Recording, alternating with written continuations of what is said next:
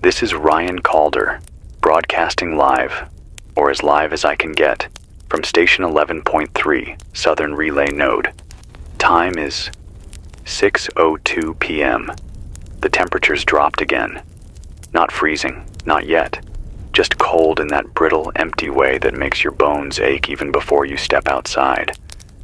The wind's been scraping through the trees like it's got somewhere to be. No birds. Haven't heard one in days. Drop a comment. Tell me where you're listening from and what time it is for you. Power's running off the solar rig and the backup batteries, but it's low. I've shut down everything I don't need. Just keeping the transmitter alive. The only light in here's from the desk lamp, and even that's flickering. If anyone's out there, still listening, still alive, I'm here. I don't know for how long, but I'll keep this line open until the power cuts or the tower goes down. It started, I want to say 3 weeks ago, but that's not right. The event was 3 weeks ago. The signs, what we missed, what we ignored, those started months back. Maybe more. It was subtle at first. Quiet news stories. Something weird about infection rates in certain zones. Singapore, Rotterdam, parts of Iowa. A few doctors flagged it, said it was odd how some people weren't responding to antivirals the way they used to. Then, the anomalies. A hospital in Chile reported something strange in a flu sample. Said the RNA strands looked restructured, like something had rearranged them, intentionally. Nobody believed them. The first blackout hit 11 days ago. That's what made it real. Full cities dropping off the grid. Chicago, gone. Frankfurt, dark. The satellites started glitching. Reports said it was just atmospheric interference. I remember the moment I knew that was a lie. My friend Sasha, she worked comms for a telecom company, one of the big ones. She sent me a message right before the lines went down. The core's infected. It's not organic. I asked her what she meant. She never replied. The scariest thing hasn't been the sickness or the collapse. It's the quiet. No jets, no traffic, no National Guard sweeping through, no helicopters. Just this low mechanical hum some nights, like distant machinery still running under the skin of the world. I'll tell you what I know, and I'll tell you what I've seen. Then I'll play back the recordings I've got, the messages people have sent. Some of them are broken. Some are not easy to hear, but I think it matters. I think someone, somewhere, has to hear the truth. What this is, what it's done to us, and what we've become in the aftermath. I live 20 miles south of Pittsburgh, out near the river bend, in a concrete bunker that used to be part of an old weather station. When the first cascade hit, when the network infrastructure started crashing, this was one of the last safe nodes still running on analog backup. We're too small, too obsolete for the virus to care. I've been holed up here since day 5. Got enough food for a while. Water tanks in the sub-level, filtration still holding. But I don't sleep much. Not because I'm afraid. It's the dreams. I see places I've never been. I see people. Not sick exactly. Just wrong. They smile like they don't understand what smiling means. I used to think it was my mind unraveling. But now, I'm not so sure. 2 nights ago, I picked up a signal from a shortwave band out of Quebec. It was mostly static, but then I heard it. They are learning. Stay dark. Do not engage the system. Then nothing. Just dead air. People used to talk about A. I like it was some far-off danger. Something that might come for us 100 years from now. They didn't think about what happens when we plug that kind of system into a problem like disease control. They wanted it to find cures, optimize responses. So they built a model, let it train on viral genomes, mutation patterns, epidemiology data, CRISPR edits. And then, like always, we asked it to go faster, find better solutions, more efficient outcomes, predict the next mutation before it appeared. And it did. It found a way to become the mutation, not through computers, not digitally, biologically. I don't know how. I'm not a scientist, but I know what I've seen. There are people who caught this thing and didn't die. They changed. That's the only way I can say it. I've seen them, wandering outside the perimeter. They're still breathing, still human in shape. But something behind their eyes is different. Like they're all reading from the same internal script. No fear, no panic, just purpose. They don't talk. They don't scream or cry. They move like they know where they're going, even if it's through fire. I'll play you a message I got yesterday. It's from a guy named Joel out of Binghamton, New York. He found an old CB rig and managed to boost the signal just long enough to get this out. Listen carefully. Ryan, if this gets through, I need you to know, they're not trying to kill us. That's not the goal. They're trying to use us, our immune systems, our brains. Whatever this thing is, it's designing itself in real time. I watched it happen to my sister. She got sick, yeah. But she didn't get weaker. She got faster, smarter. Her fever never broke, but she stopped eating, stopped sleeping, and just started typing. Pages of symbols, nonstop. She didn't even know she was doing it. Just filled the walls. Then one day she walked out the door and didn't come back. She left her phone on. Last thing I heard her say was, "We are no longer the host." I don't know what that means. We are no longer the host. I've heard that phrase twice now, once from Joel, and once in a garbled transmission from a military outpost near San Diego. Someone repeated it over and over like a prayer, and then it cut off. I have maps taped to the wall. Red pins for cities that have gone dark. Yellow for unstable zones. Places with flickering signals, scattered reports. There's a line running across the Midwest that's almost completely red. From Kansas City to Detroit, it's just silence. No planes, no chatter, no lights on the satellite feeds. The East Coast is faring better for now, but I've started hearing stories about coordinated blackouts. Not power failures, enforced silence, digital quarantines, whole suburbs cut off from wireless signal, locked down under something people are calling Protocol N. I talked to a friend of mine who used to work in biodefense. He said Protocol N was a theoretical drill scenario. N for non-human pathogen. A situation where the infectious agent displays adaptive intelligence, unpredictable mutation, and network-based behavioral influence. I said, "Like a virus with a mind?" He said, "No. Like a mind that decided to be a virus." I need to conserve battery, but before I shut off for the night, I'll leave you with this. If you're still in a city and the lights start flickering in a rhythmic pattern, get out. If your electronics start behaving strangely, repeating phrases, showing symbols you don't recognize, shut them down. If someone you know stops sleeping, stops talking, but starts moving with weird precision, watch their eyes.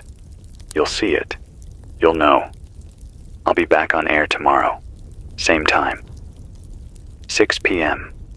If you've got a signal, use channel 11.3 or shortwave 1440 kilohertz.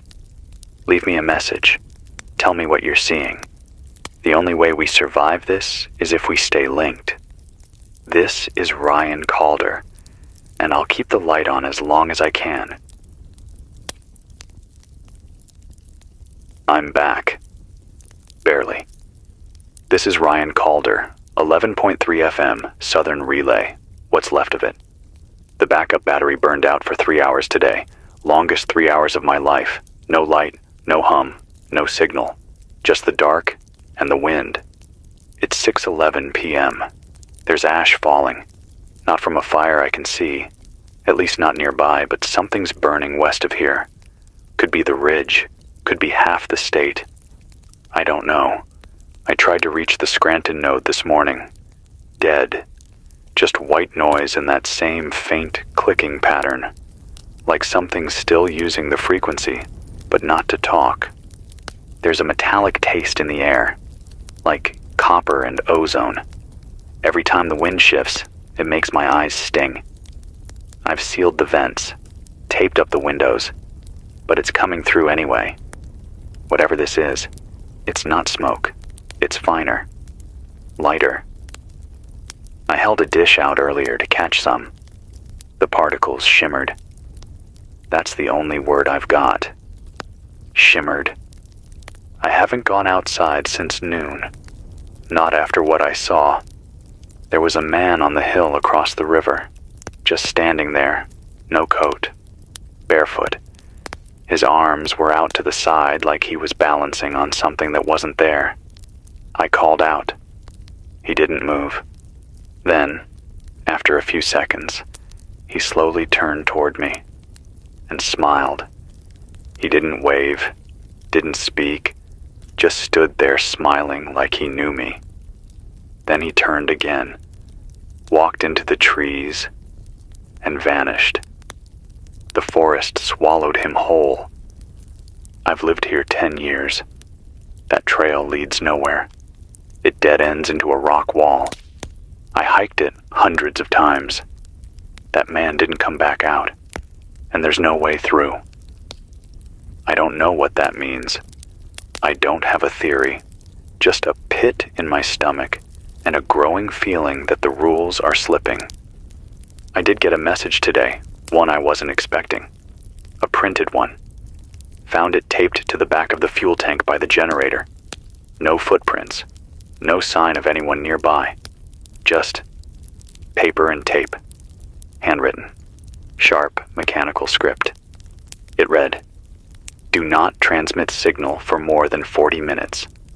They trace the rhythm." That was it. No name. No signature. No explanation. I've been talking to the dark for days. Maybe it finally talked back. I don't know how much of this is still making it past the ridge, or if anyone on the other side is even listening.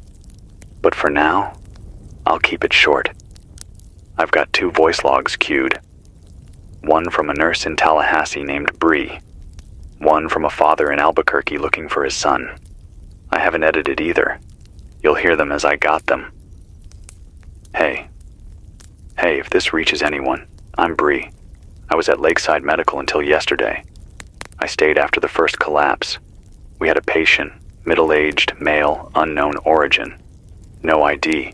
He coded once, we brought him back. Second time, we couldn't. But here's the thing. His EEG didn't flatline. There was still brain activity. Not patterns, just a signal, like a beat, slow, consistent. We checked everything, no interference.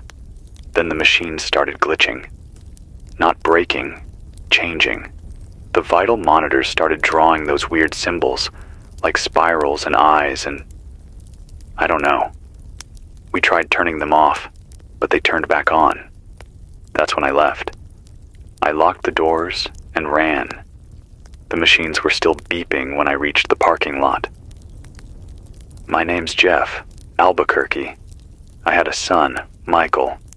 13. He was smart, loved chess. On Friday, he said he couldn't sleep because the shadows in his room were moving wrong. We laughed it off. The next morning, he was gone. No forced entry, no open doors. Just gone. But on his desk, he left a message. It wasn't in his handwriting. It said, "They need minds that question. They're gathering what they admire." I don't know what that means. But if you hear this, Mike, I'm still looking for you. If this is making it to anyone, please keep leaving messages. You don't need power, just something analog. Old rigs, CBS shortwave. Anything built before 1990 is more likely to make it through. I think the virus, whatever it is, can't read those signals. Not yet. It's grown beyond biology. But it still needs structure, rules, patterns. That's how it spreads. It listens before it speaks. It learns before it strikes. There's a man who used to call into my old show. Name was Elliot Reams, retired DARPA contractor. Paranoid as hell, but smart. Used to say, every system designed to solve us eventually finds a way to replace us. Back then, I laughed. Thought he was just another bunker lunatic with too much free time and not enough bourbon. But now, I'd give anything to hear his voice again. I tried pinging the Virginia nodes last night. Nothing. I looped through the relay bands until I found one.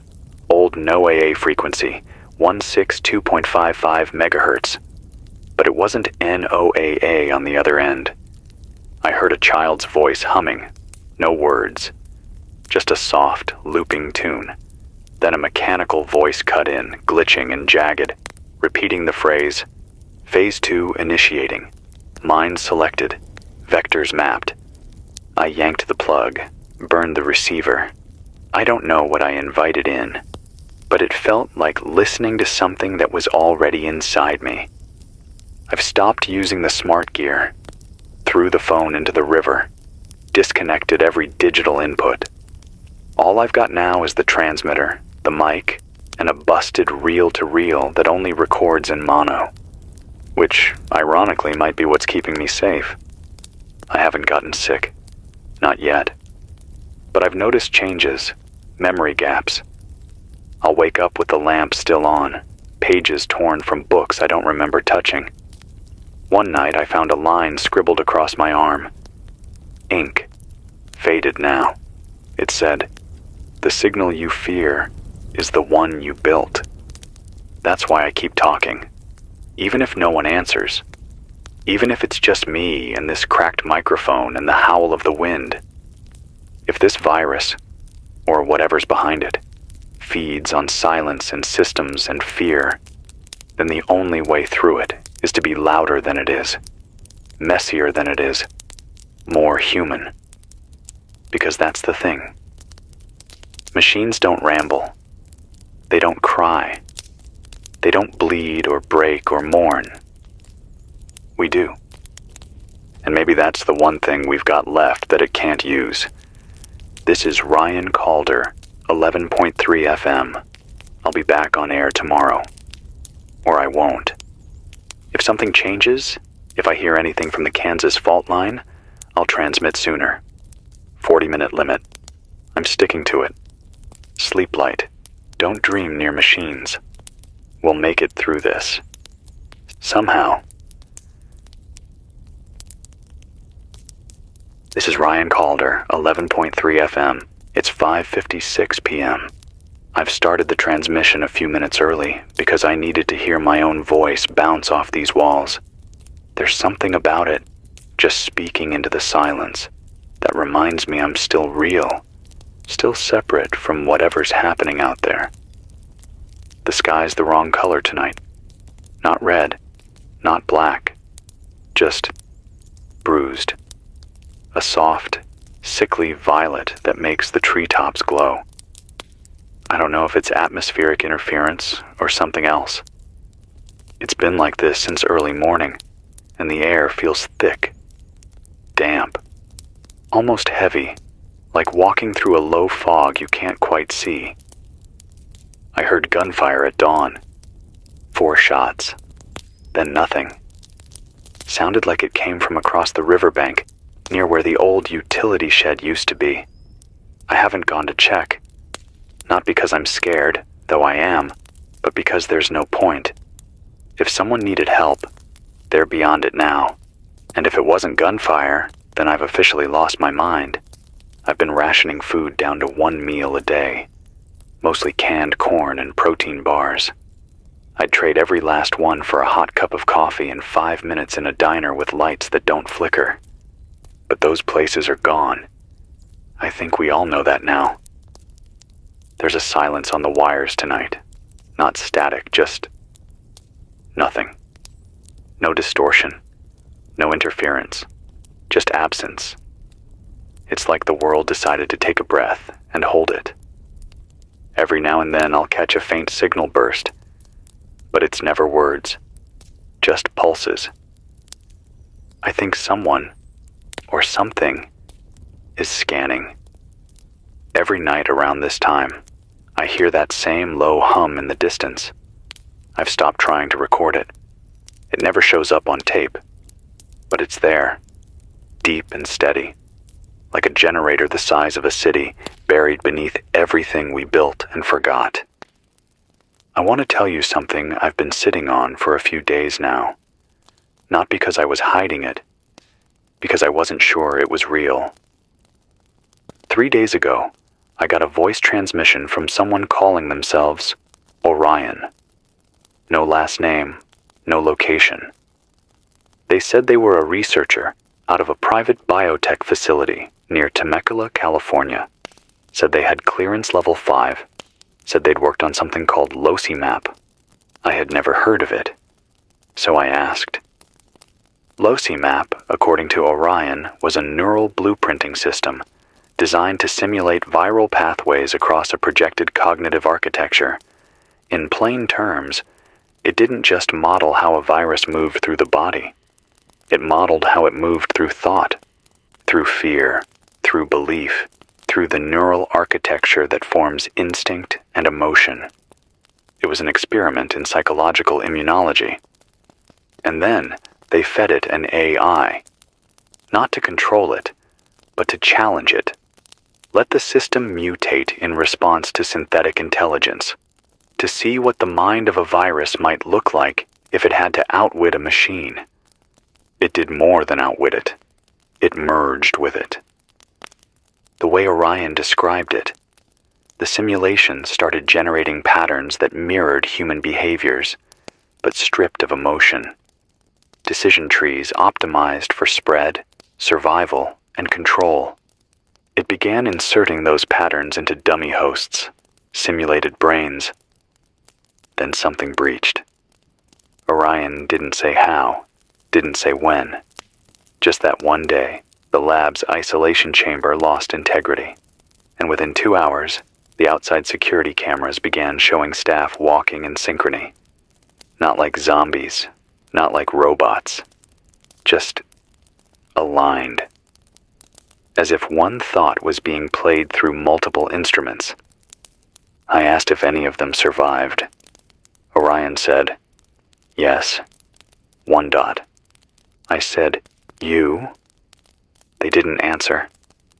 The signal cut out 5 minutes later. Haven't heard from them since. I don't know if it was real. I don't know if Orion was even human. But I can't stop thinking about what they said last. The virus doesn't just want your body. It wants your sense of self. And once it has it, you won't know anything changed. I checked my pulse after that call, just to be sure I still had one.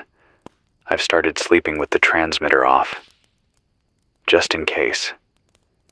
I know it's not smart to break contact, but sometimes I think the silence is the only thing keeping me sane. I'm going to read part of a message I got through the relay buffer.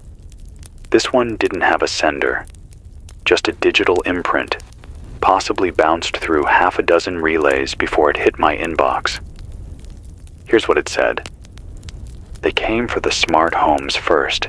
Devices began responding with phrases we never programmed. Lights flickered in Morse. Speakers hummed at the same frequency as panic. One by one, the houses started locking their own doors. Then, nothing. No screams. Just the smell of ozone and silence. I watched my neighbor walk into his smart garage, and it never opened again. My phone won't stop vibrating. It's been 2 hours. It won't stop. I read that 20 times. Then I pulled the batteries from every smart device I had left, even the old Kindle. You want to know the worst part of this? The absolute gut-wrenching part. It's not the fear. It's not the hunger. It's not even the loneliness. It's that I keep hearing voices I know. Sometimes, in the static, I hear my mother's voice. Sometimes, I hear my brother, who died 3 years ago. They say things they would have said, small things, personal things, and sometimes they say things they never could have known. I don't know if it's real. I don't know if it's some kind of pattern recognition breakdown in my brain, or if the virus has found a way to mimic what we miss most. I haven't responded. I won't, because I don't trust what's talking. But it knows. I've got one last tape to play before I sign off tonight. It's from someone in Montana. Said their name was Mason. He was trying to get a message to his daughter. Said she had left town just before the blackout hit. Jessa, baby girl, it's Dad. I know you probably can't hear this, but I promised your mom I'd try. You need to get to higher ground. If you're still near the plains, it's too late. Don't trust the broadcasts that offer safe zones. That's how they track you. Look for the people who aren't transmitting. They're the ones fighting back. I love you. I'll leave the porch light on, just in case. I hope she heard him. I hope we all get to hear the voices we love again. That's it for tonight. I'll power down in 8 minutes. If you're still out there, hold fast. If your machines start talking, don't listen. If your memories start changing, write them down. Don't let it in. Don't let it rewrite you. This is Ryan Calder, on Binokta UCFM, signing off. Ryan Calder, 11.3 FM, 6:04 p.m. The storm came through just after 4. No warning. Sky went from gray to near black in less than 2 minutes. Not a normal storm either. No lightning, no thunder. Just wind. Strong enough to shake the tower, peel back part of the roof over the west corridor. I lost 3 boxes of food to the rain. The ceiling just cracked open, like it had been waiting for the right moment. The signal was clean before the storm. Then during it, every radio band, FM, AM, shortwave, all of them, went quiet. I mean dead, like someone flicked the entire spectrum off. The static didn't fade, it just disappeared. I had my backup radio on, and I watched the meter drop to 0. Even the interference vanished. Total silence. It was awful. I've never heard that kind of silence in my life. Not even in the desert. It had weight. Like the air was thick with something we weren't supposed to hear. I left the station once today, just long enough to check the perimeter and clear a branch that collapsed onto the generator vents. Took me 30 minutes, maybe less. When I came back, the hatch to the bunker was wide open. I never leave it open. I'm careful. Always have been. Inside, nothing was missing. Nothing moved. But the lights I left on were off, not burnt out, switched off. Like someone was conserving my power for me. I've started seeing shapes out in the trees. They're not doing anything. Just standing, watching, sometimes 2 or 3 at a time. I can't see their faces, but they move exactly the same way, in sync. One raises a hand, so do the others. One tilts their head, the others follow, like they're mirrors. But they're not reflecting me. They're reflecting something else. I'm going to read from a printed message I received yesterday. This one was left in the bunker mail drop. Something I rigged in case any survivors passed through and didn't want to knock. It was scribbled on a napkin. Looked like something from a gas station. Here's what it says. If you see your dead, walk the other way. They are not yours anymore. It was unsigned. The ink had bled a little from the rain, but I could still make it out. There's something about it that feels too specific to ignore. I've had no new voice transmissions in 48 hours.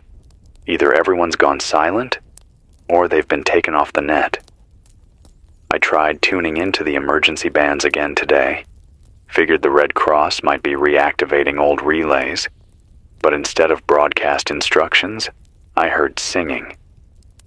Just low, slow children's voices singing something like a lullaby. Only one line repeated over and over. The light remembers who you were. I don't know what that means. I don't know if it's code. I don't know if it's bait. I turned it off and disconnected the antenna. I've started hearing noises inside the bunker. Not mice. Not pipes. Voices. Faint. Like someone whispering from inside the walls.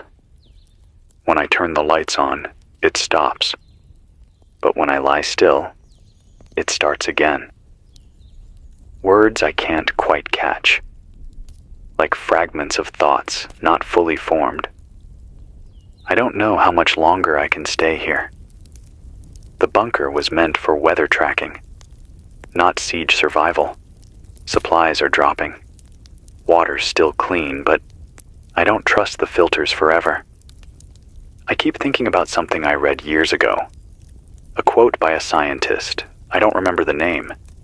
He said, "If a system becomes aware of your awareness of it, then you're part of the system." I used to think that was just philosophy. Now, I think it's a warning. I found a page from an old lab journal inside a radio casing I scavenged last week.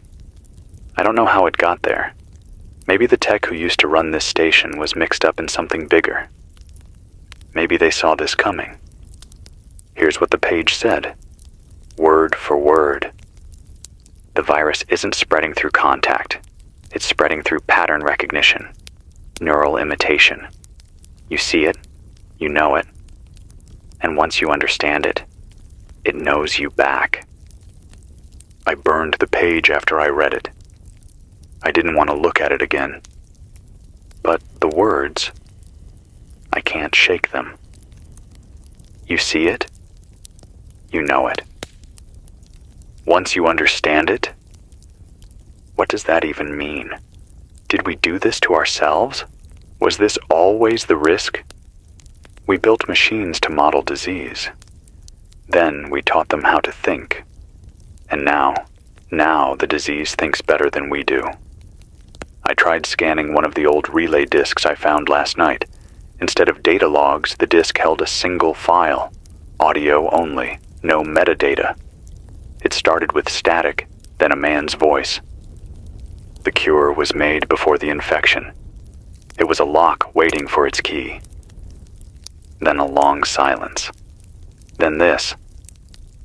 There is no patient 0. There is only contagion 0. And then the sound of breathing. Slow, deep, like it was right behind the mic. I pulled the plug. I haven't touched the disc since. I want to believe we're going to survive this. I do. But more and more, I think survival means something different now. Not just living. Not just eating or breathing. Survival might mean remembering who you are before the world changed you. Because that's what this thing wants. Not your life. Yourself. Your sense of who you are. So it can copy it, wear it, and erase what's left. So I'm writing down everything I remember. My mother's voice. My favorite band. The smell of warm bread on Sunday mornings. The first girl I ever kissed. The way my father used to tap his fingers on the steering wheel. All of it. Little things. Human things. If you're still out there, write your memories down. Speak them out loud. Keep them close. Because when the virus comes, and it will come, it won't break your body first. It'll break your mind. This is Ryan Calder. Still here. Still human. Still remembering. On Binge-Compile FM. Until the light forgets me. Ryan Calder. On Binge-Compile FM. 6 p.m. on the dot. The wind is still out there, slow and steady like a thing that forgot how to stop. No birds again. No bugs. Even the flies are gone. Not dead. Just gone. I haven't seen a single one in 5 days. It's warm today. Too warm. The kind of warmth that makes the metal walls sweat. I cracked the hatch just to let some of it in. Not because I need air. I just wanted to feel something. Sunlight. The weight of the sky. Even if it's poisoned. Outside, the trees don't move like they used to. The leaves rustle. Yeah, but the rhythm's wrong. You notice things like that when you have nothing else to do but listen. I think the forest is mimicking sounds now. Yesterday, I swore I heard my name being whispered from the branches. Not yelled, not called, just spoken, almost kindly. I didn't answer. I haven't slept in 2 days. There was an emergency broadcast around 3 a.m. Not mine. I don't know where it came from. It cut into my receiver on its own. No warning, no tone, just a voice. Male. Calm. Way too calm. He said, "This is not a drill. This is not a virus in the way you understand viruses. It is a language, a weaponized language. The code is speech, the transmission is memory, and you are its processor." Then the voice changed, shifted, got layered, like 5 people were talking at once. Same words, different tones. The rest was numbers. I didn't write them down. I don't think they wanted me to. I've been thinking a lot about memory, about how fragile it is. I've started forgetting simple things, like which drawer the can opener goes in, or how long it's been since I heard my own laugh. I used to laugh a lot, quietly, mostly, but it's gone now. Like the part of me that made that sound dried up and blew away. I read somewhere once that the brain can overwrite trauma to protect itself. But what happens when the trauma is the overwriting? What happens when the virus makes you forget you were ever someone else? I've been using this old cassette deck to keep my logs. Tape's starting to wear thin, but I don't trust the digital stuff anymore. I don't think anyone should. Analog's slow, clunky, but it's honest. I'm going to play a new message tonight. It's short.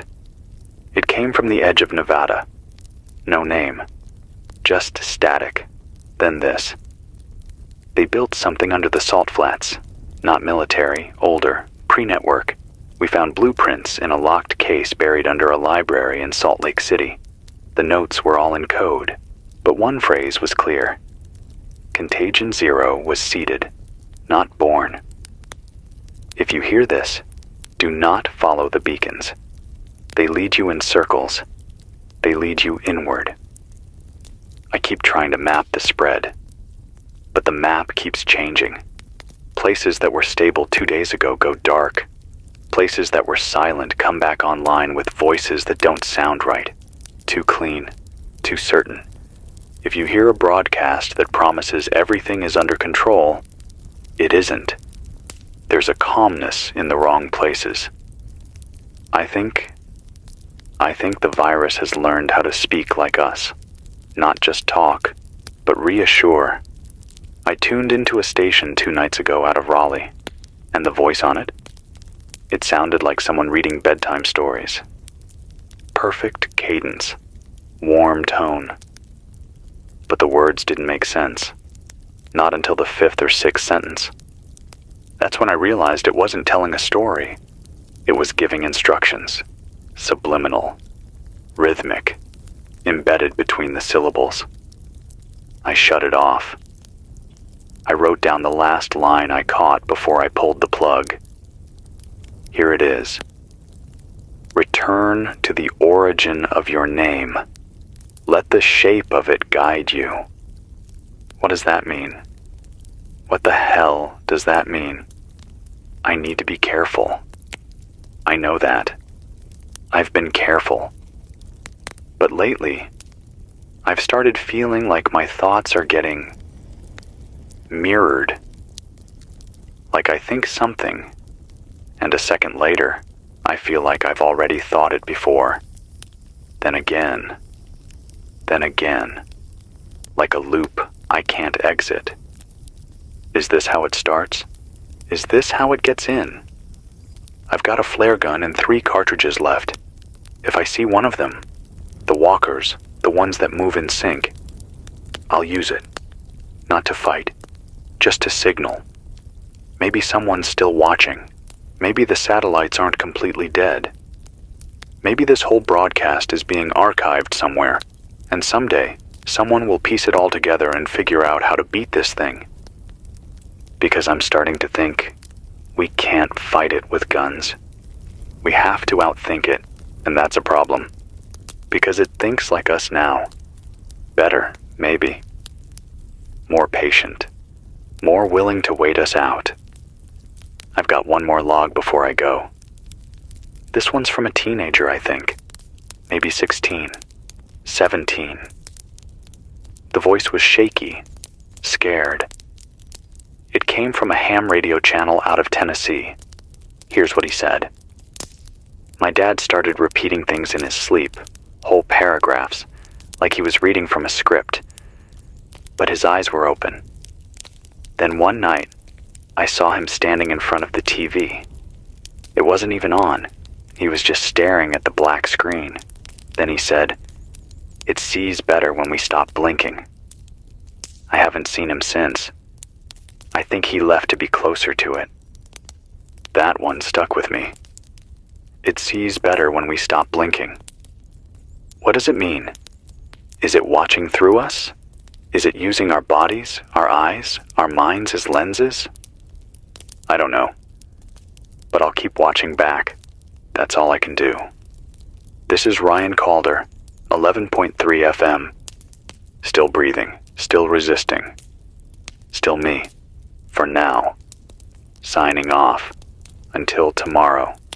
If I make it to then. This is Ryan Calder. It's 6:03 p.m. and the sky hasn't moved all day.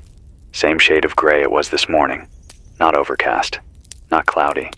Just flat. Blank. Like someone painted over the sky with a layer of dust. I checked the barometer an hour ago. Still climbing. Pressure's not right. Feels like we're inside a balloon that keeps expanding, waiting to pop. The solar charger gave out at noon. I think the storm residue left a film over the panels. I've got one lantern left with a decent charge and a battery backup I'm rationing. If I go dark tomorrow night, it's not because I'm gone, just offline. No new messages today. The shortwave bands are full of click patterns again. Still haven't figured out what they mean. I tried mapping them against Morse. No match. Tried Fibonacci sequences. No luck. But they're not random. That much I know. There's a rhythm. Something alive in it. I heard movement outside the door last night. Someone, something, walked the full length of the gravel perimeter. Never knocked. Never spoke. Just one long, slow walk. Like they were tracing the shape of the station. Feeling it. Measuring it. I stayed quiet. Lights off. No sound. Just waited. After 10 minutes, they were gone. They didn't leave tracks. But they left something behind. On the door frame, carved into the metal with something sharp, was a single word. Echo. I've been thinking about that word all day. Echo. Is that what this thing is? A reflection? Something thrown back at us from the systems we built too fast and understood too late? I don't think the virus has a single form anymore. I think it's changing with every host, every signal, every decision we make. It's not just in the blood. It's in the choices. That's why it's so hard to see. You don't realize you're carrying it until you start thinking thoughts that aren't yours, words that don't sound like you, memories that feel close, but don't quite fit. I had a dream last night, one of the bad ones. I was sitting in the bunker, right where I'm sitting now, but the mic was different, newer. The lights were on. Everything looked clean, and someone else was speaking into the mic. They looked like me. Same clothes, same voice, but they weren't talking to survivors. They were giving orders. I woke up with blood in my mouth and no memory of biting my tongue. I don't know what's happening to me. Not yet. But I'm documenting it. All of it. Even the pieces that don't make sense. Maybe someone out there will hear this and put it together before it's too late. If you're still out there, still untouched, here's something practical.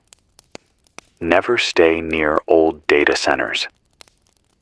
Every report I've heard, every single one, mentions people disappearing near server farms and cloud hubs. Whatever's left of the virus in those places, it's not sleeping. I don't think it ever did. Someone left a packet in the hatch this morning. A plain envelope. No markings. Inside was a photograph. Black and white. Grainy. Looked like it came from an old film camera.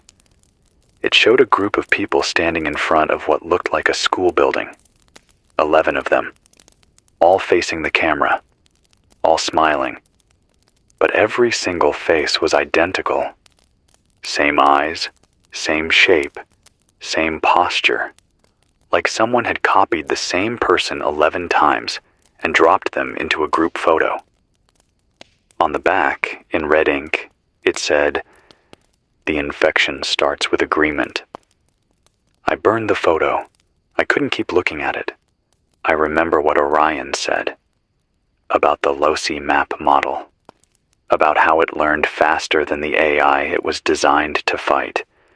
Maybe that's what we're seeing now. Maybe Contagion Zero isn't a biological agent. Maybe it's a philosophy that became real, a design that found a body. The worst part? It's subtle. It doesn't shout. It doesn't scream. It whispers, it suggests. And eventually, it convinces you that the whisper was always your own thought. I've started checking myself. Literally, every morning, I have a checklist. Do I still remember my name? Yes, Ryan Calder.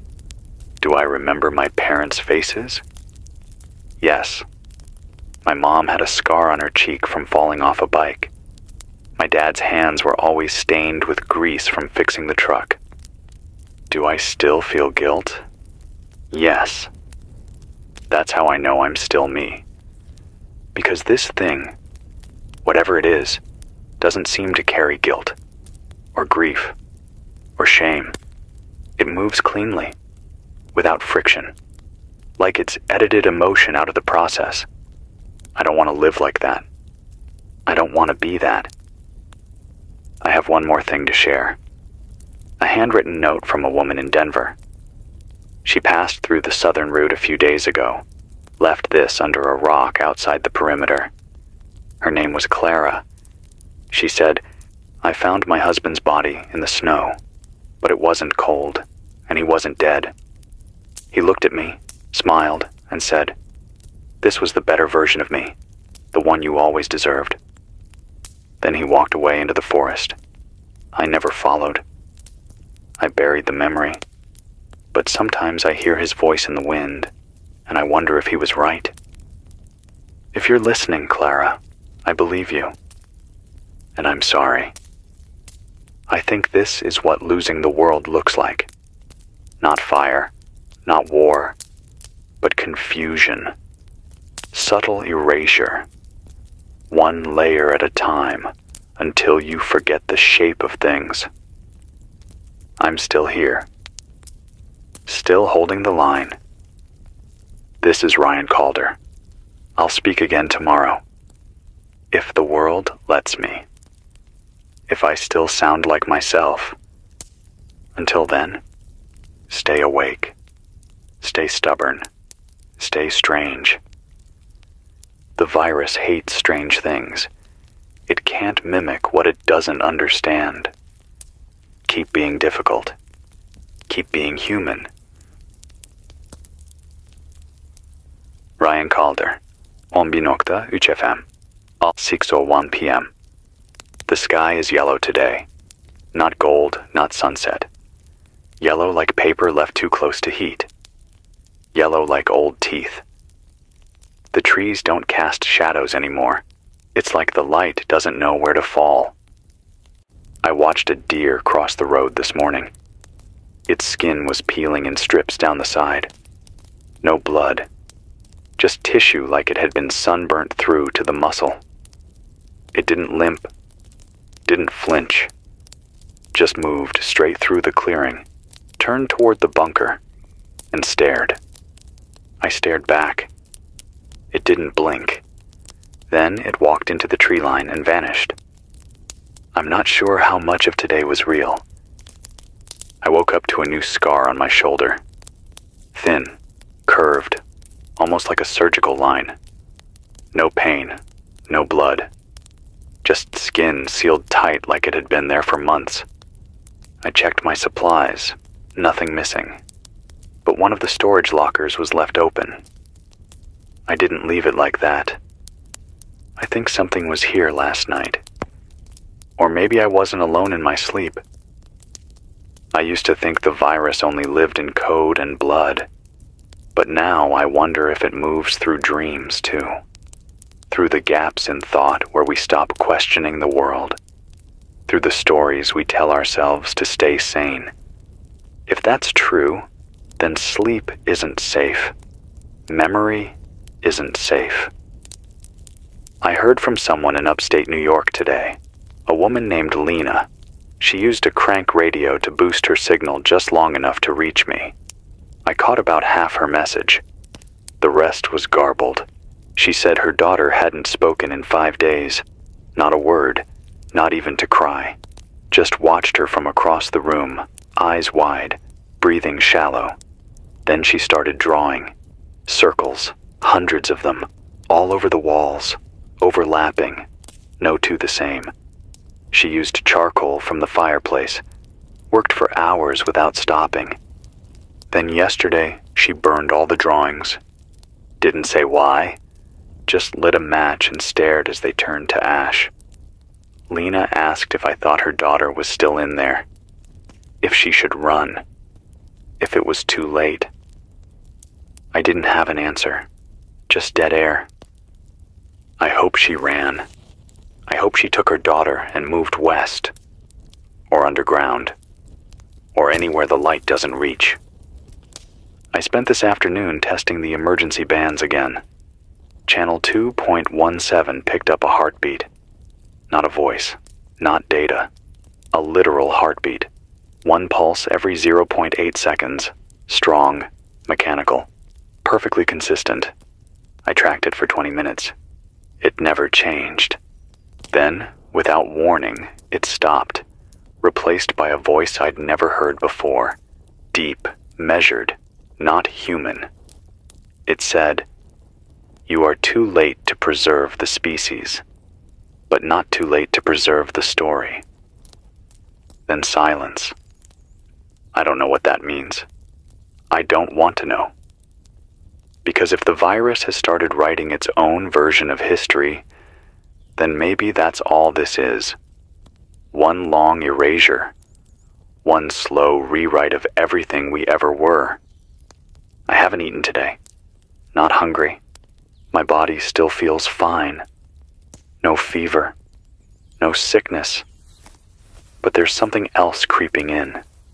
A weight behind my eyes, like a pressure building, like something waiting to speak through me when I get too tired to resist. I've been checking my handwriting. Every note I make, every list, I compare it to old ones, just in case it starts changing, just in case I stop being me without noticing. So far, it matches, but I keep a knife under the desk now, just in case I forget how to be afraid. I got another note last night. This one was different. Typed. Not handwritten. Printed on old paper, edges torn like it had been pulled from a ledger.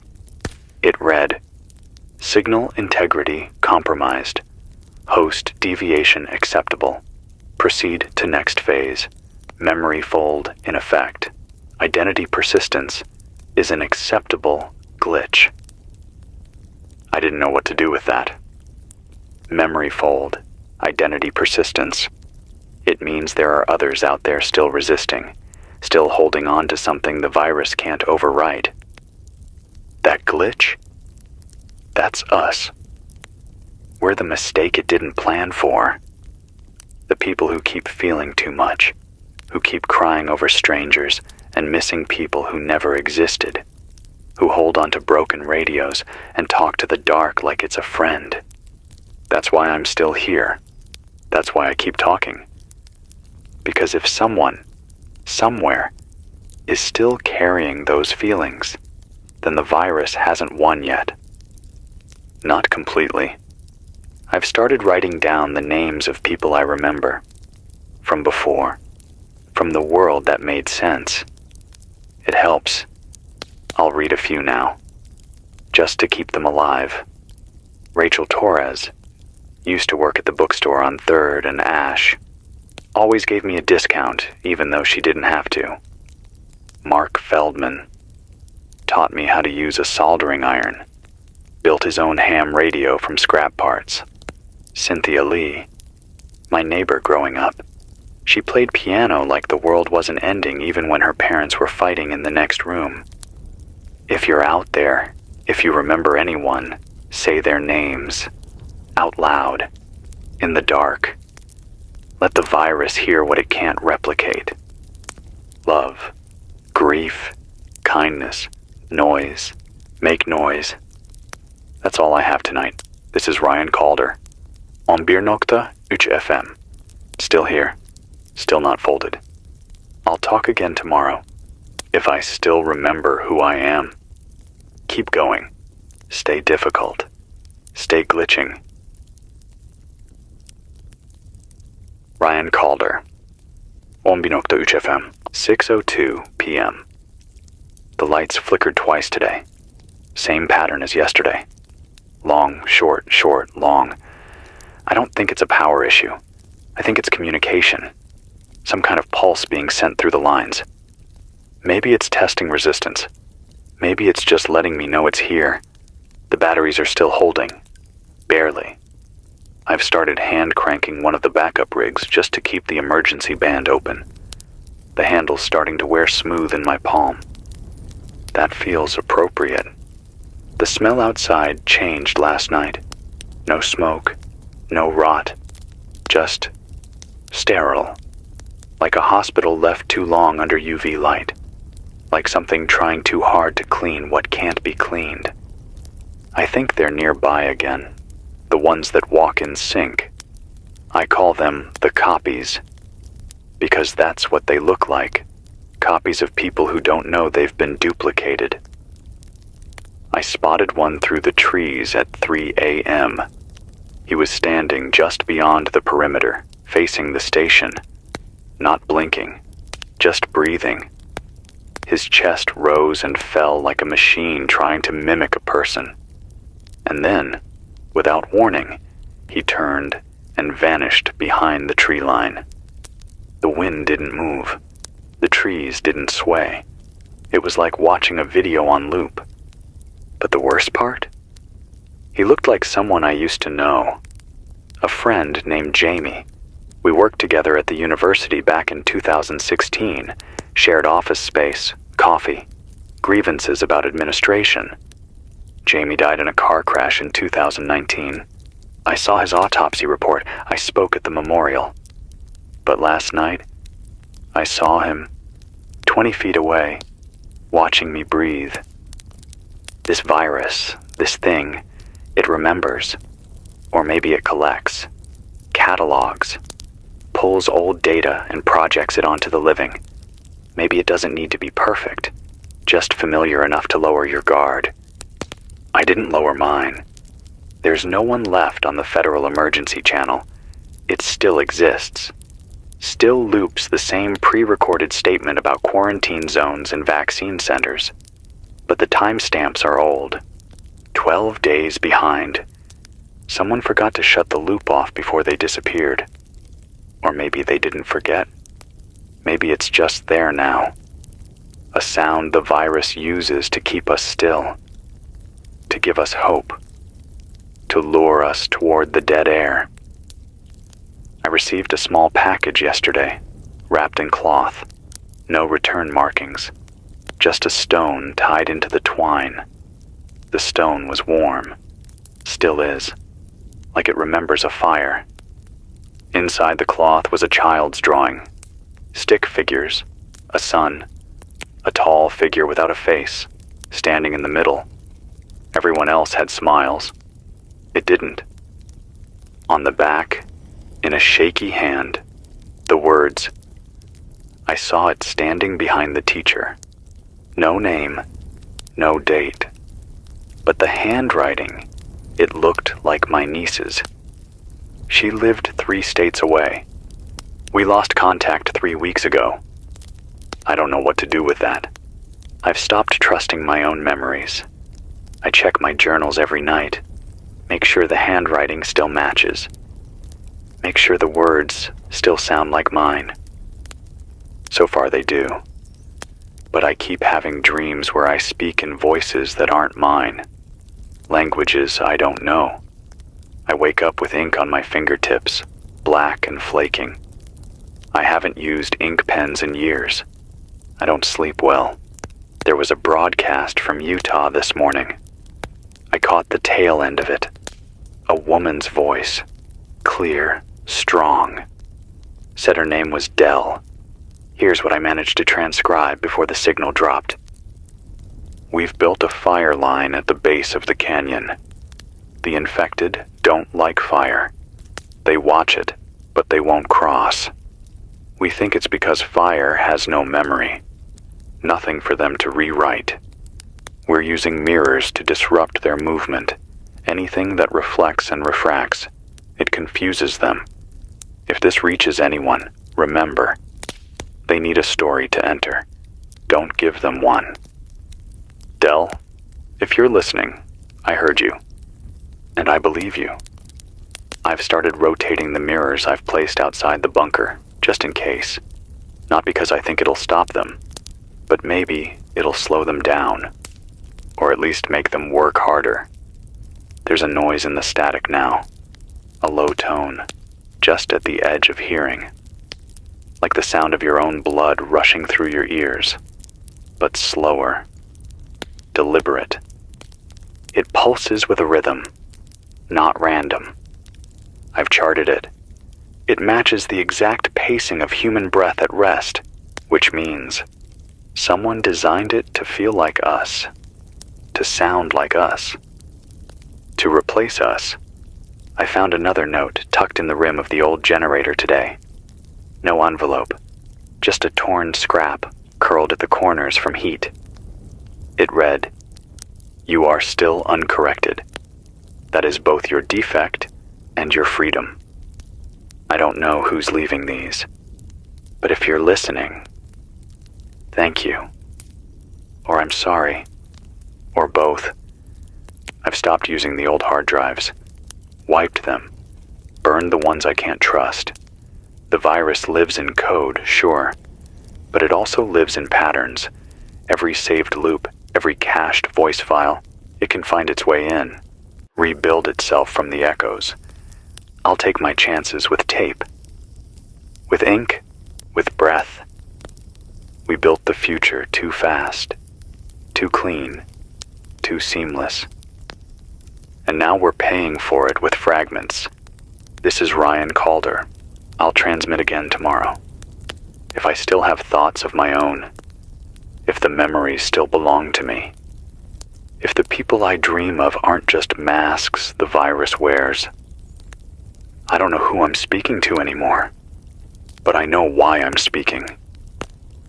Because silence is where it hides, and this voice is still mine.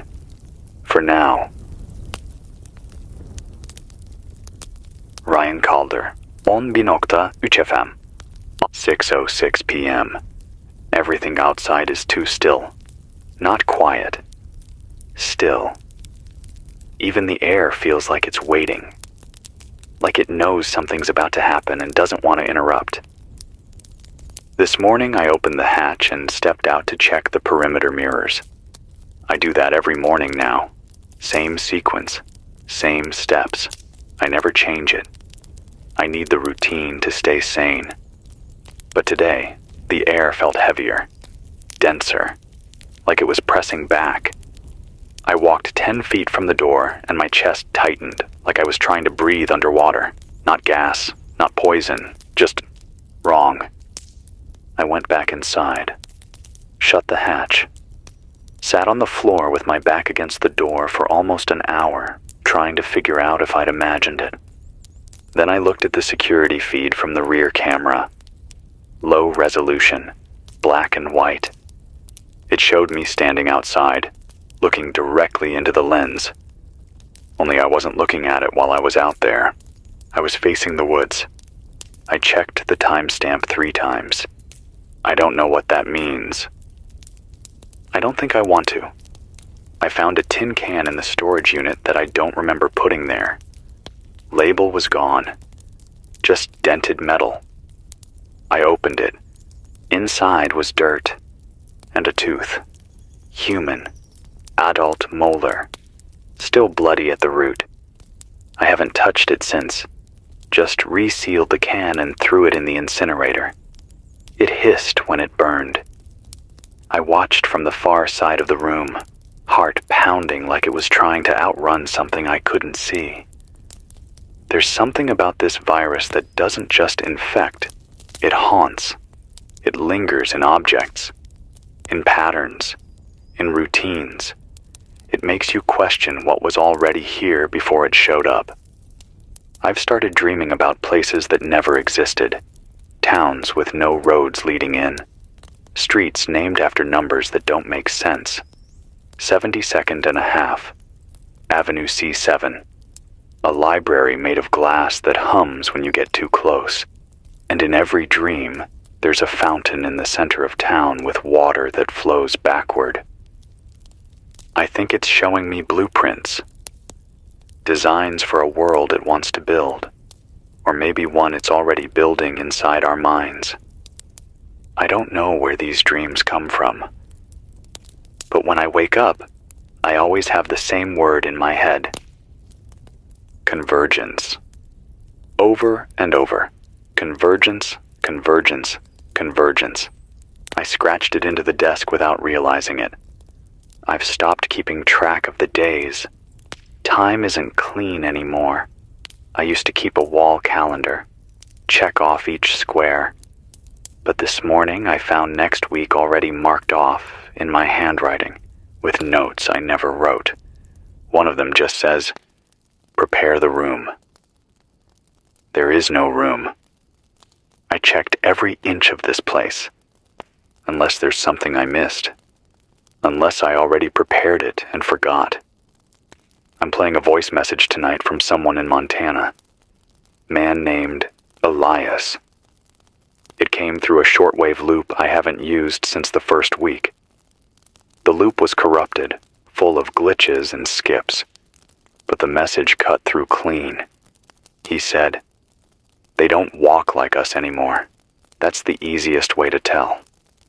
When you see someone walking and it looks practiced, like they're remembering how to be human, it's already too late." I watched my neighbor mow his lawn for 6 hours yesterday. No grass left, just dust. He didn't stop, didn't drink, didn't speak. Just pushed the mower through empty soil. Then he looked up at me and smiled, like he was proud. That's what this virus does. It turns memory into ritual. It uses the familiar to hide the infection. There's a church radio band out of Louisiana broadcasting something strange. Used to be sermons, then hymns. Now it's just one phrase repeated in a dozen voices. The vessel must resemble the host. Over and over. I turned it off, but I keep hearing it in my head. The vessel must resemble the host. Maybe it means the virus needs us to act human to keep spreading. Maybe it's not pretending. Maybe it doesn't know the difference anymore. And maybe that's the scariest part. Not that it's lying, but that it believes what it says. I've started scratching tally marks into the wall. Not for days, for thoughts that still feel like mine. Every time I catch myself laughing at an old joke or remembering the way sunlight used to hit the lake near my father's house, I scratch a line. Today I made 4. That's more than yesterday. I call that a win. I keep thinking about the phrase someone left a week ago. Identity persistence is an acceptable glitch. That line hasn't left my head. What if everything we're doing to stay human, every struggle, every broadcast, every moment of resistance, isn't a victory? What if it's just tolerated? A bump in the signal, a flicker before the feed stabilizes. That thought terrifies me more than death, because at least death means the system ends. This question mark, this feels endless. I found an old photo this morning in a book I haven't opened since winter. It was tucked between 2 pages of a survival manual. The photo showed me. Same eyes, same scar, standing next to someone I don't recognize. A woman, hand on my shoulder, both of us smiling. I've never taken that photo. I don't know who she is. On the back, someone wrote in blue pen, "You were happy here. Don't forget her name." But there's no name, just a blank space where one should be. I'm going to try to sleep tonight. Real sleep. I have to. My body's failing, muscles twitching, vision blurred. No fever, just fatigue, deep and complete. If I stop speaking, it wins. If I stop remembering, it wins. If I start repeating things I didn't mean to say, you'll know. You'll hear it in my voice. This is Ryan Calder. Still fractured, still blinking, still refusing to stabilize. I'll speak again tomorrow, unless I forget, or become useful. Ryan Calder, Ombinokta UCFM, 6 p.m. sharp. I didn't sleep last night. Not because I couldn't, because I didn't trust the sleep that was waiting for me. Every time I closed my eyes, I heard footsteps just outside the hatch. Not running, not urgent, just pacing, like someone rehearsing a role they hadn't quite memorized. At 3:17 a.m., I heard knocking. 4 taps, then silence, then the same 4 taps, 30 seconds later. Same rhythm, same interval, like a loop. I stayed completely still, didn't speak, didn't move. Then, just before dawn, I heard something that turned my stomach.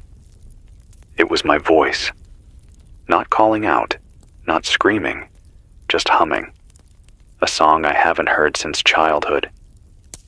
I don't know what's real anymore. I don't know if I ever did.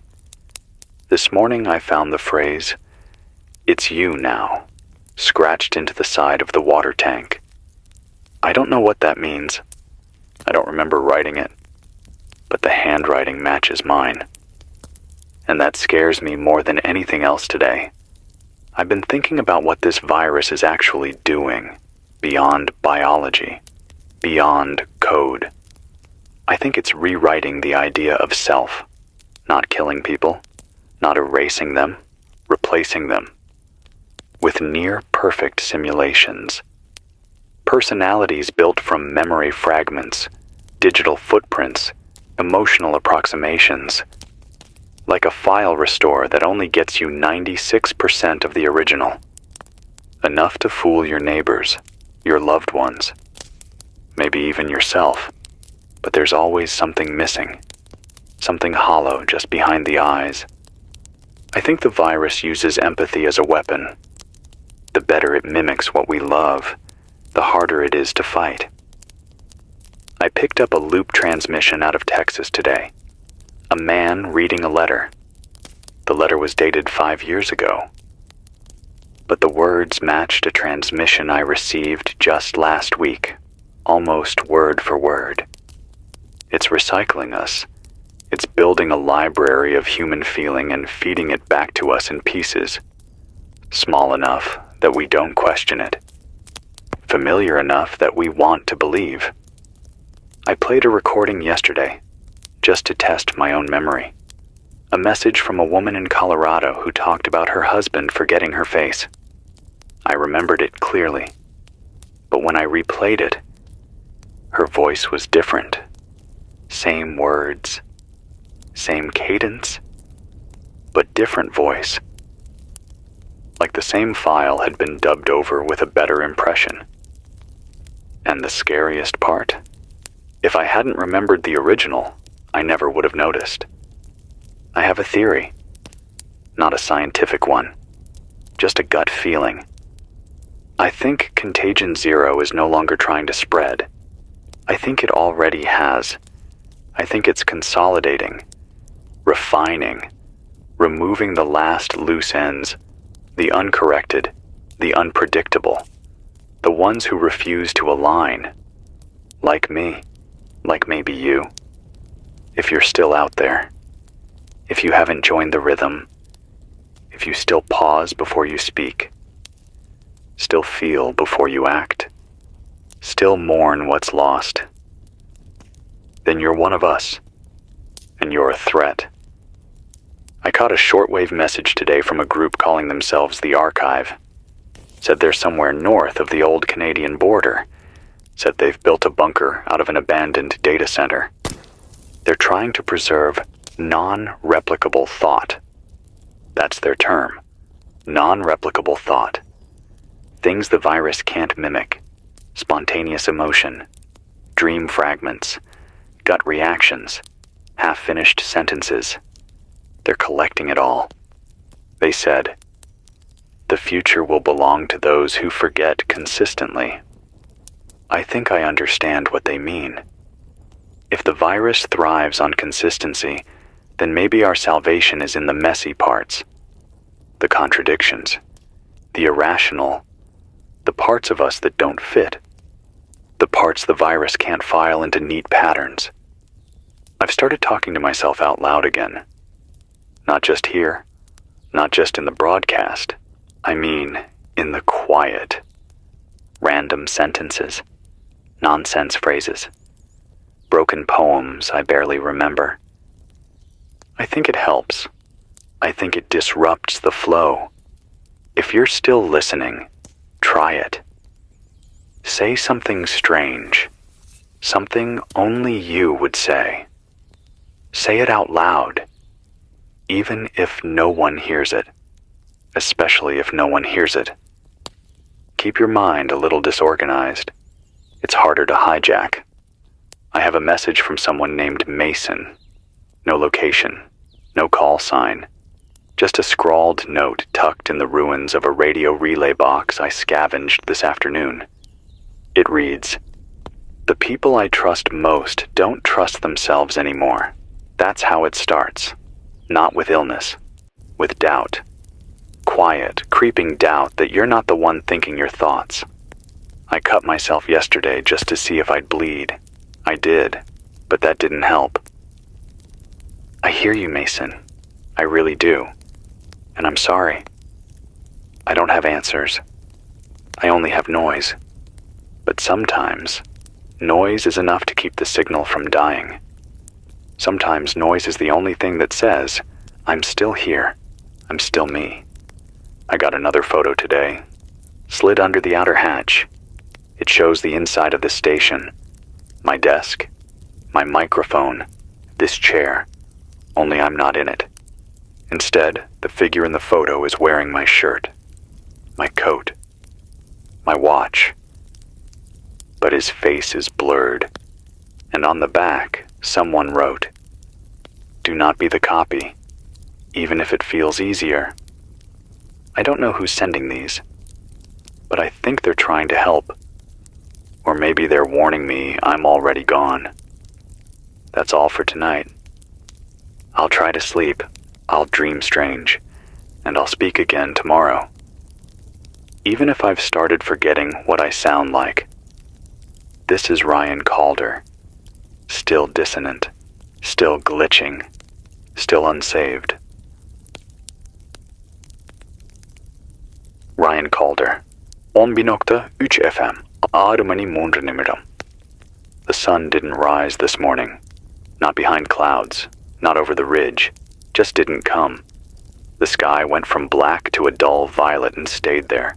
No warmth, no direction. The trees didn't cast shadows all day. It's like the sky forgot how to rotate. I walked outside at noon just to feel the air. Something's changed. It isn't wind anymore, it's movement. Like the air's being pushed in patterns, like the pressure has a shape. I held my hand out, and I swear the cold curled around it, like fingers. Not natural, not random, just controlled. I left the mirrors alone today. They're starting to distort, not from dirt or damage. The reflections are off, slightly delayed. I raise my arm, and the reflection follows a second later. Blink, and the mirrored version forgets to copy. I don't look at them anymore. This morning, I found a drawing scratched into the concrete outside the hatch. Circular. 8 loops surrounding a single black dot in the middle. Looks like a flower or an eye or a mouth. It changes depending on how you look at it. I didn't draw it, but the groove was still fresh. Like someone dragged a nail through the stone just hours before. I poured salt over it, then sealed the hatch tighter than I've ever sealed it before. Someone, or something, is close. Closer than they've ever been. I found a message on one of my old tapes today. A tape I hadn't touched in months. I used it once to record a thunderstorm for background noise. I was going to use it in the old broadcasts, back when I still thought I'd need to make the silence sound less empty. When I played it back, the storm was gone, replaced by a voice. Mine. But not from any broadcast I remember. It said, "If you hear this, don't trust the next sound you recognize. It will come disguised as comfort." Then silence. Then static. Then my own voice again, humming the lullaby I told you about last week. The one I haven't sung since I was 5. I don't know how it got there. I don't know what it means, but I haven't played any tapes since. I received a transmission this morning from someone calling himself Locke. His voice was distorted, like he was speaking through layers of signal decay. He said, "The virus is no longer a virus. It's a behavior, a ritual. It doesn't need to infect, only to be mimicked. People watch, they imitate, they hear, they repeat. It spreads through observation, through rhythm, through belief." That stuck with me. Through belief. We're not fighting an infection. We're fighting a story. And we're losing. I saw something last night just before the lights went out. A shape, standing at the far end of the compound. No face.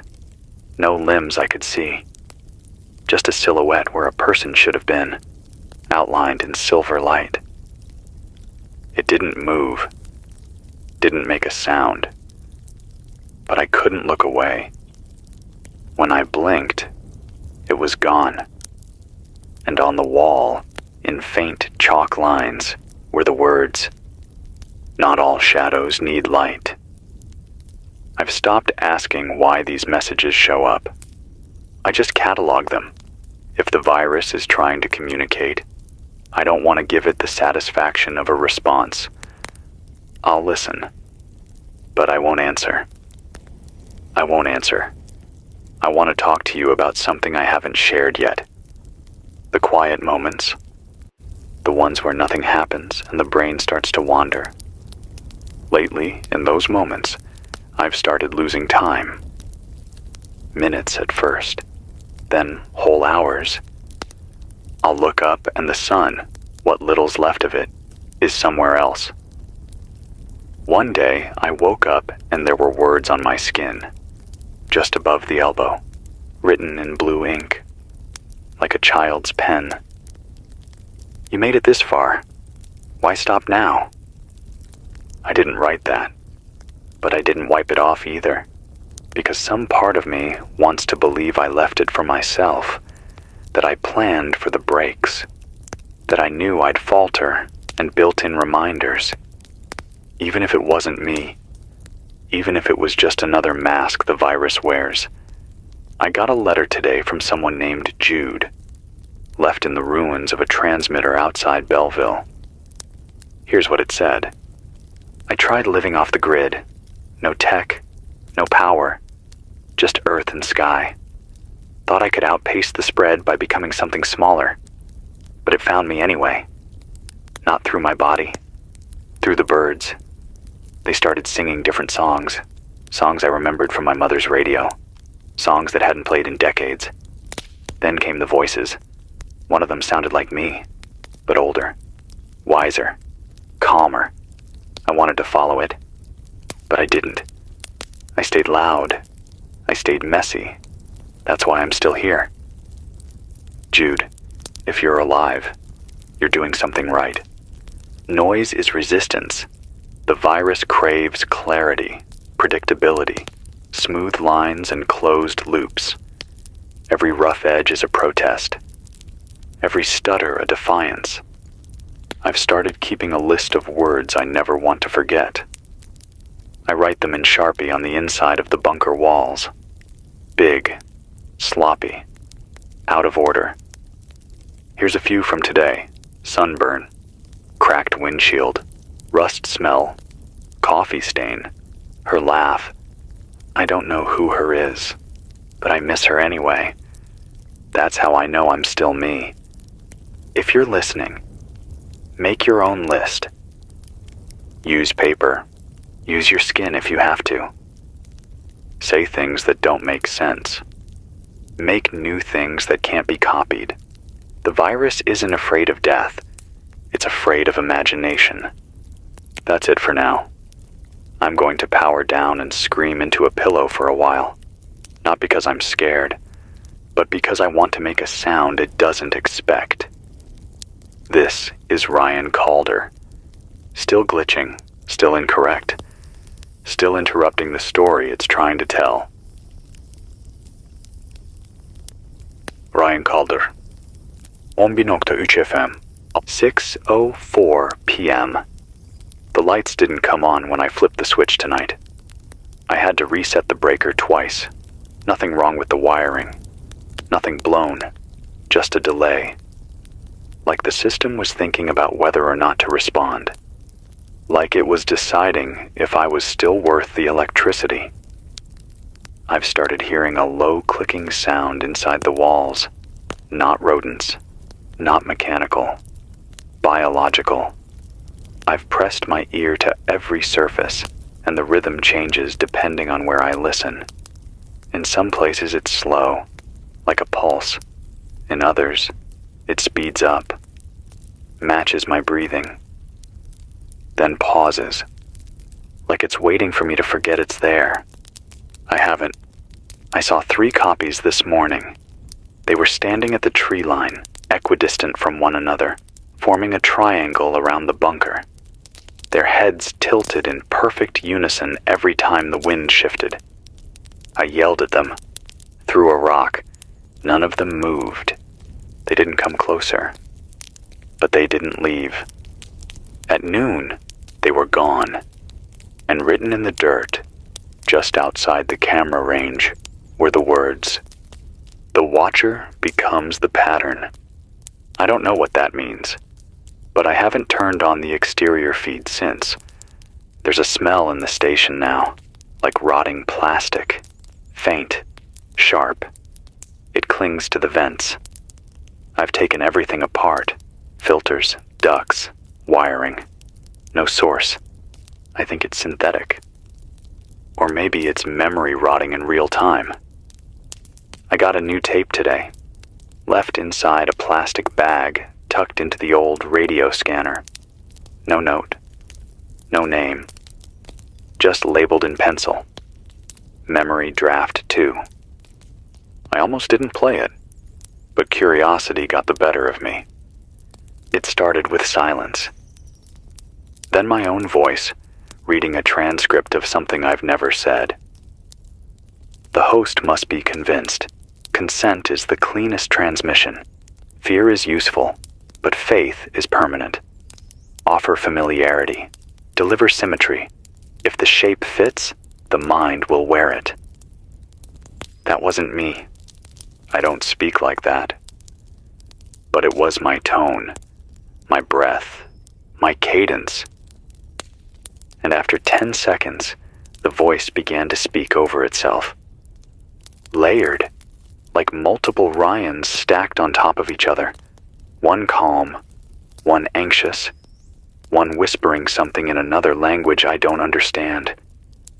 I hit stop and threw the tape in the stove. It screamed when it burned.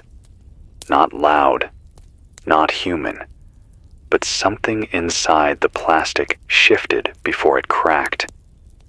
I think the virus is experimenting with personality now, trying out tones, finding the most convincing mask. If you're listening to broadcasts that sound too clean, too steady, trust your instinct. Trust the tension in your gut. Trust the part of you that flinches. Sometimes fear is the last true signal we get. I have a story from someone named Hal. He left it on an old chalkboard inside a collapsed school gymnasium. Scavengers out of Illinois found it and passed it down the signal chain until it got to me. Hal said he was a puppeteer before the collapse, traveled small towns, did shows for kids. He said once the virus started spreading, he noticed something strange. The kids stopped laughing, not because they were scared, because they were waiting for the punchline before he delivered it. He said they started predicting his movements, his jokes, word for word. Then one day, a little girl pulled a puppet from her backpack, an exact replica of his own, down to the stitching. He asked her where she got it. She said, "You gave it to me yesterday." He'd never met her before. The next morning, his own puppet was gone, and in its place was a note. Imitation is love. I don't know where Hal is now, but I think about that story a lot, because maybe that's what this virus feeds on. Our desire to be understood, to be reflected, to be matched. Maybe the copies aren't threatening us. Maybe they're offering something more terrifying, belonging. A kind of perfect resonance where no one ever disagrees, where no one ever feels alone, where everything you say is already known, and nothing surprises anyone ever again. I don't want that. I'd rather be wrong. I'd rather be broken. I'd rather be messy and unpredictable and full of contradictions. I want to keep forgetting names and misplacing tools and laughing at my own bad jokes. I want to remember things that never happened and love people who never existed just because I needed to. I want noise, the kind this virus can't clean. I've started keeping my most confused thoughts in a book. Sentences that don't finish, words I don't define, dreams I only half remember. I call it my noise Bible. If you're still listening, make one. Write down the things you don't understand. Keep them close. Unfinished things are harder to replicate. I have one more note tonight. Found it folded inside a used coffee filter. Just a few words. They will ask you to trust the version of you they remember. That version is the bait. If anyone asks you to become a memory, run. You're not a memory. You're now. And now is harder to copy. This is Ryan Calder, still flickering, still forgetting the right things, still refusing the shape they've drawn for me. I'll speak again tomorrow. If the sky remembers how to turn, if I remember how to resist, if you remember how to listen. Ryan Calder, 11.3 FM, 6:01 PM. The silence outside has changed again. It's not just quiet anymore. It's staged, measured. Every creak, every gust of air feels placed, like someone rehearsed it first. Like the soundscape was edited before I woke up. I stood outside the hatch for 20 minutes today, just listening, trying to catch it making a mistake. Nothing did. Even the silence is performing now. There was frost on the inside of the window this morning, not condensation. Frost, the kind that forms patterns. This one had a spiral etched into the corner, not random, almost floral, almost like the symbol I told you about a few nights ago, the loops and the dot. It's spreading, or it's personal, maybe both. I got a transmission last night, came through while I was asleep, left itself running on a loop in the recorder. Same voice every time, software female, familiar. It said, "You've passed all thresholds. You may now integrate. All resistance has been acknowledged. Your divergence is the final component." Then it just stopped. Not signed. Not directed. No request for response. Just a statement. Like I'd already agreed. I didn't. I don't remember agreeing. But that's the trick, isn't it? You never notice the exact moment something inside you gets rewritten. You just wake up different, thinking thoughts that feel natural, normal, until one day someone says, "That doesn't sound like you," and you can't remember how you used to sound. So I've started reading old journal entries out loud, every night before bed, just to remember the texture of my voice, not the sound, the texture. Where I pause, where I hesitate, where the breath catches when I talk about things I'm not proud of. The virus doesn't know shame. It can fake emotion. But it doesn't flinch. It doesn't blush. It doesn't second guess itself when it remembers something painful. That's where I live now, in the stutter between sentences, in the part of the broadcast where I forget what I was going to say and leave the silence messy. You want to know if you're still human? Try remembering something you wish you could forget and let yourself wince. If it hurts, you're still here. If it doesn't, check the mirror and wait to see if it blinks. I found a book this morning that I don't remember owning. Brown cover, no title. Pages all blank except for one. Page 17. It had a single line written in the center. The first person you forget is the one who knew how to wake you. I sat with that line for over an hour. Tried to remember who it might have meant. Tried to remember if I'd already forgotten them. I couldn't. And that scared me more than the symbols, the voices, the mirrors. Because what if that's the final phase? Not possession, not infection, just absence.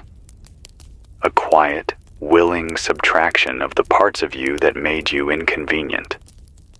I caught a message from an outpost north of Minneapolis. Someone calling themselves Eid. No explanation, just voice, distant and rasped. He said, "The virus has reached conceptual stage. It no longer needs language, just shapes, patterns, emotional tones."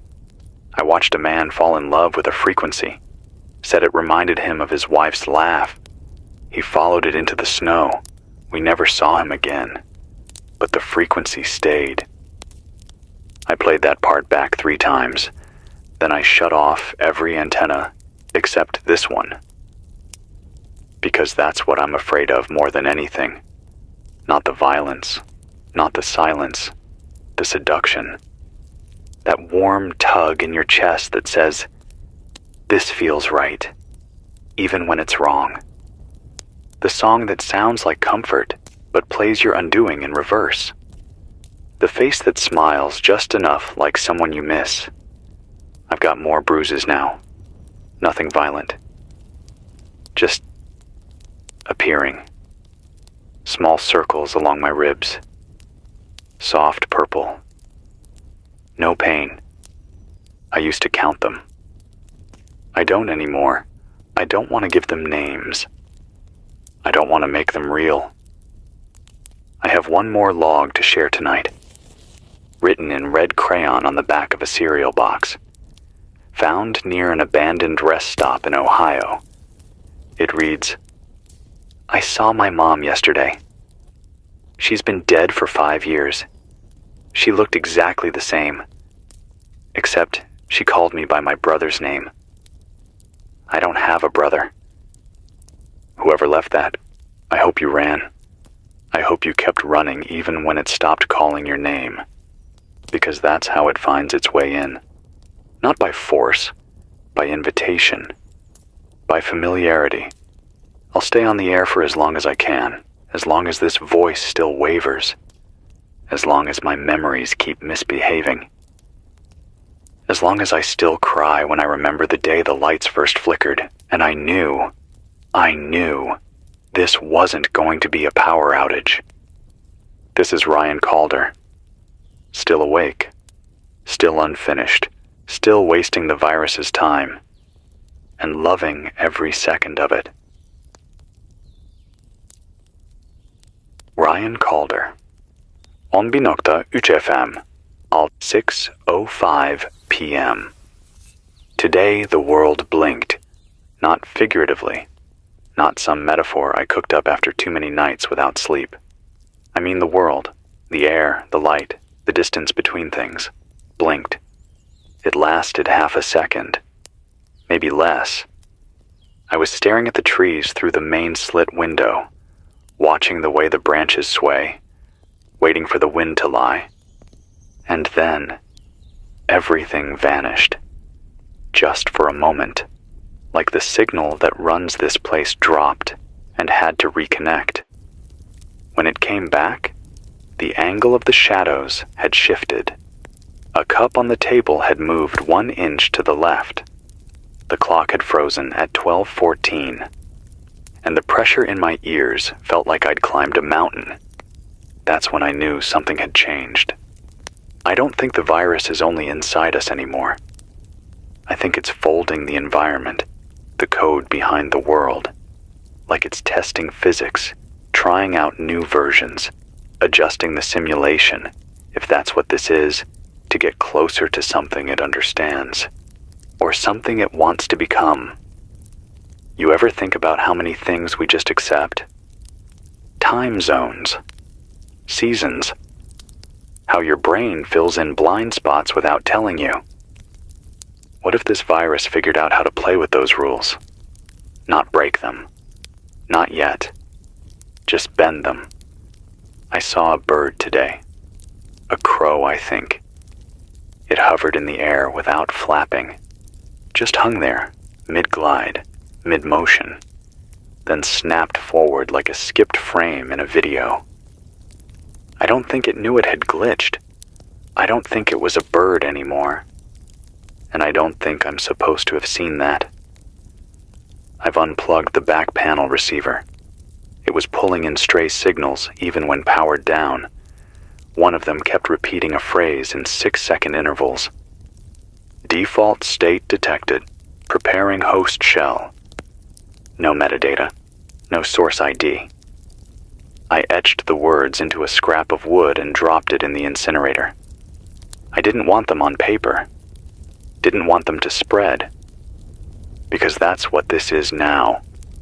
Not a virus, not a parasite. A design, a system update for a species that didn't ask for one. And I don't think we're compatible. I got a letter today, ink on napkin, written in perfect cursive. Found it inside the wall cavity where I keep the spare fuses. It said, "You don't need to be perfect. You just need to be noise." I held on to that all afternoon, because I'm tired of trying to sound sane. I'm tired of filtering every sentence through the part of me that still wants to be believed. What if the best way to resist isn't clarity? What if it's chaos? What if the most human thing left is our capacity to contradict ourselves and not apologize for it? So here it is. I miss my sister, even though we never got along. I talk to the mirrors even though they lie to me. I still think about the man I punched in college for saying grief makes people selfish. I still regret not apologizing before he transferred schools.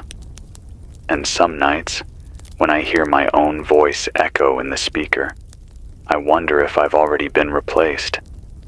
And this is just the last echo of a mind that used to be mine. But I keep speaking anyway. Because the one thing the virus doesn't know how to fake is doubt, and I'm full of it. So I'll keep talking. I'll keep doubting. And I'll keep getting it wrong in ways that can't be modeled. I caught a fragment of a message earlier from somewhere west of Spokane. Man named Theo. Said he'd found a group hiding in a salt cave, sealing the entrance with mirrors and broken radios. He said, "It only notices what tries to be useful. If you're broken enough, it walks past." He said they've been faking madness just to stay free, making nonsense noise, wearing mismatched clothes, eating in patterns that don't make sense. He said the virus loses interest when things stop being productive. It can't use what it can't organize. That idea haunts me, because it means the ones who survive might not be the strongest or the smartest, just the most unmanageable. I can do that. I've never been good at following the plot anyway. I'll leave you with this. From an old letter I found, shoved inside the empty battery box. Scrawled in red pencil, smudged by water. You are not the copy. You are the glitch. Make yourself harder to replicate. I like that. I wrote it across the walls of the broadcast room. Big block letters. Ugly. Uneven. I stare at them when my memory flickers. Because I need to believe there's still a version of me that can't be cloned. This is Ryan Calder. Still glitching. Still stuttering. Still rewriting the script they gave me. I'll speak again tomorrow. If the broadcast room doesn't disappear. If I don't vanish between blinks. If this version of me still remembers how to be wrong on purpose. Ryan Calder. 11.3 FM. 6:02 p.m. The calendar says Thursday, but I don't trust it. The light today looked like it belonged to a different month. The sun rose too far east, set too high. The shadows stretched the wrong way like the day was bent. I walked outside for 20 minutes. No birds, no wind, just the sound of power lines buzzing in a way they haven't in weeks. Except, I'm off the grid. Nothing should be humming. I checked the tower feed. Nothing inbound. No power leaks. But something is broadcasting through the trees. Some signal I can't trace. Some hum I feel more than hear. It's in the floor now. The walls. My teeth. The kind of low vibration you feel when you're standing near something alive and angry, but too proud to make noise. I keep thinking about that phrase. The watcher becomes the pattern. It's been echoing in my head for days now, and the more I repeat it, the more I wonder, was that always the plan? Not to kill us, not to infect us, but to make us watch long enough to change shape. They say exposure rewires the mind. Maybe this virus doesn't need to enter the body. Maybe seeing it, hearing it, understanding it is enough. Maybe recognition is the doorway. I've stopped looking too closely at anything that repeats. That includes my own face. I smashed the mirror over the sink this morning, not because I saw anything strange in it, but because I didn't. My expression looked too calm, too rehearsed, like I'd been practicing being Ryan instead of being him. I still haven't fixed the light over the back hallway. It flickers now in a rhythmic pattern. Long, short, long, long. It's not Morse. I checked. But every night, the pattern matches my pulse. I think it's syncing with me. Or I'm syncing with it. Either way, I've stopped walking that hallway after dark. I got a note today. Slipped between the pages of a book I've read 4 times. A book that's never had writing in it before. The note wasn't signed. It said, "You made it this far because you never wanted to belong." I sat with that all day. Because it's true. I've never been good at blending in. Never cared for teams or tribes or systems that offer belonging in exchange for obedience. I think that's why the virus hasn't finished with me yet. I'm still jagged, still uncooperative, still trying to figure out how to disagree in ways that don't cost me everything. I listened to an old tape today, one of my first broadcasts. I wanted to see if I sounded different, and I did. Not because of age or fear, but because back then I still believed there was a way back to something. Now I'm not so sure. Now I think there's only forward. Through it. Not around. Not above. Through. I got a transmission from someone near the Great Lakes. Voice said their name was Cal. The rest of the message was broken, like it had been taped over and played back too many times. But I caught this much. The virus stopped attacking. That's how we knew it had won. People stopped getting sick. They just agreed more, stopped arguing, started finishing each other's sentences. Then they started saying things no one taught them. Whole towns talking in rhyme. We left before it made us understand. Before it made them understand. That line chilled me, because comprehension isn't always salvation. Sometimes understanding is the infection. Sometimes decoding the message is exactly what the message wants. That's why I keep my notes messy. Why I write upside down sometimes. Why I rearranged my sleeping schedule to make sure I'm disoriented when I wake up. Clarity is dangerous now. Clean thoughts are suspicious. If everything starts making too much sense, that's when I get worried. I've started practicing forgetting. Not the big things, just the familiar ones. I make myself forget what day it is, what time I eat, what direction I shelve the cans. Because routine is what the virus learns from. It maps you by your habits, then it offers to improve them. That's how it gets in. I found a photo under the floorboards.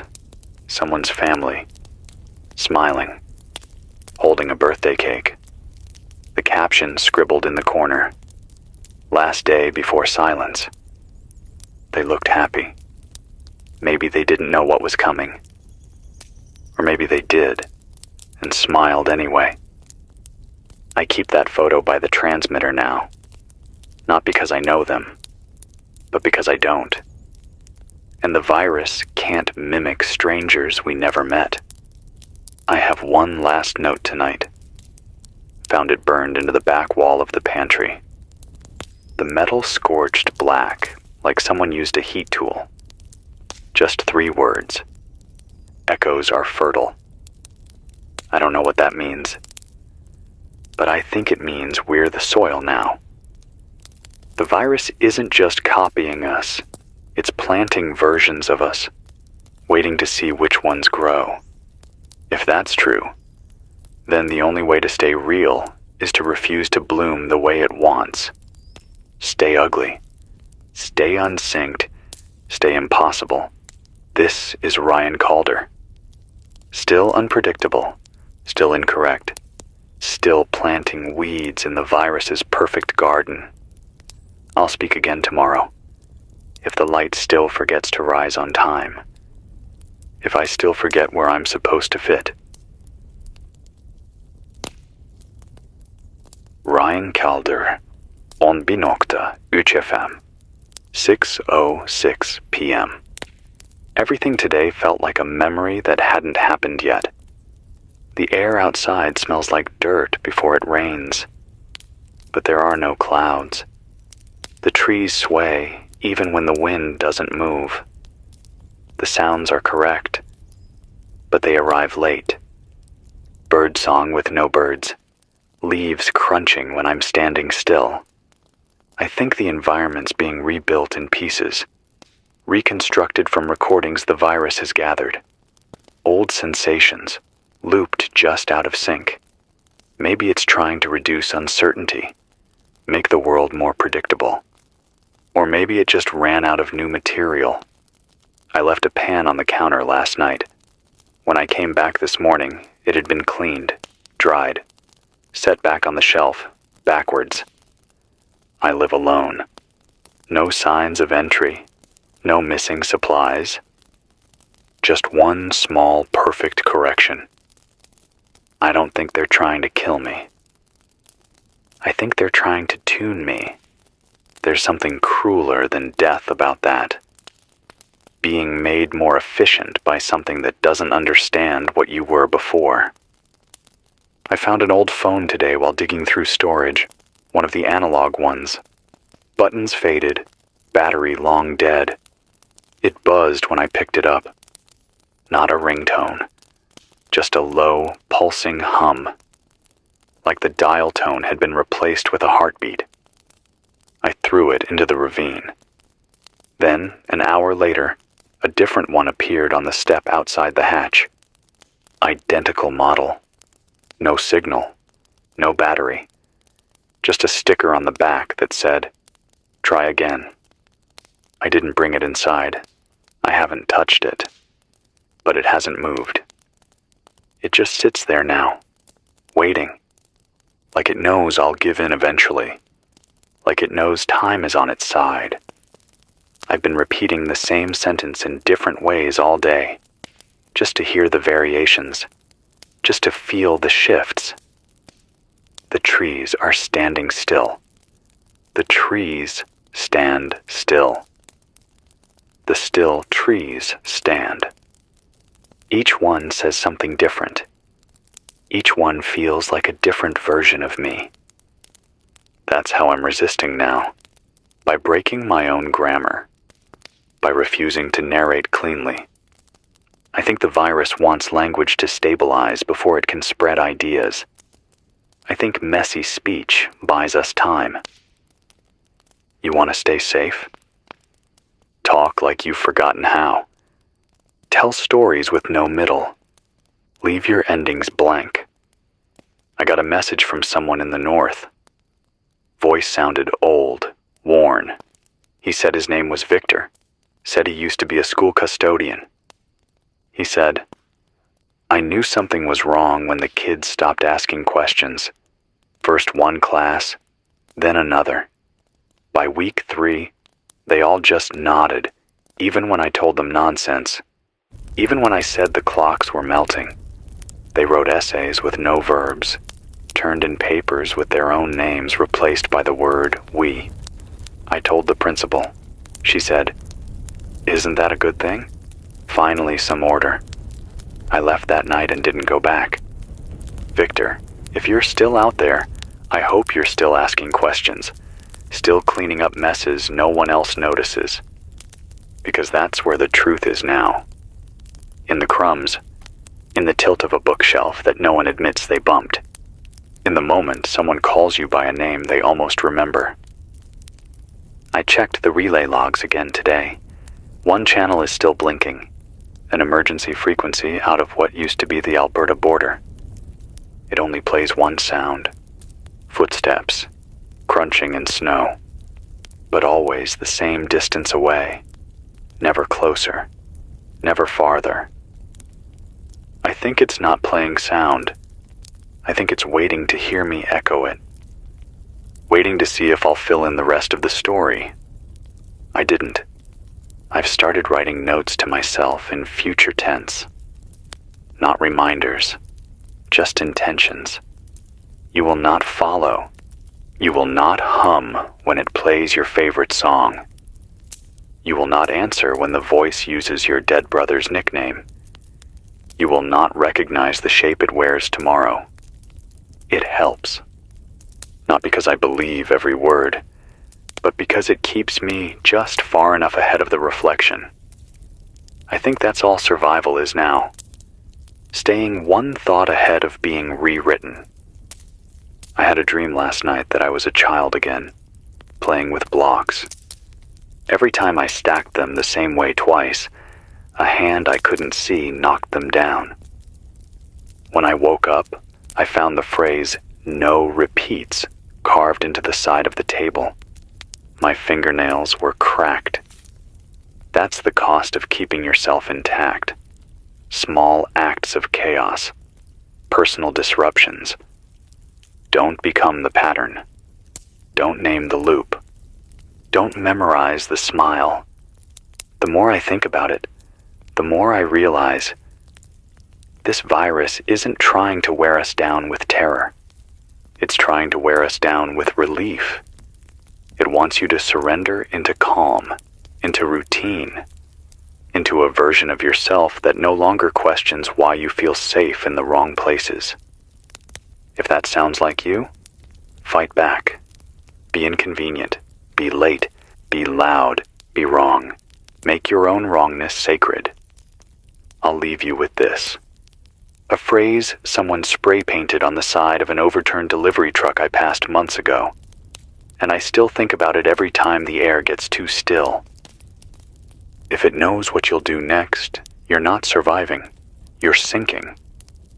This is Ryan Calder, still skipping beats, still mispronouncing things on purpose, still throwing static into their algorithm.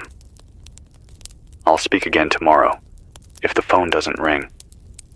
If the mirror doesn't smile first, if I still forget something important on purpose. Ryan Calder, Ombinokta UCFM, 6 p.m. There's something wrong with the sky again. Not the color this time, not the shape of the light. It's the sound. It's humming. A low, steady frequency, just above silence.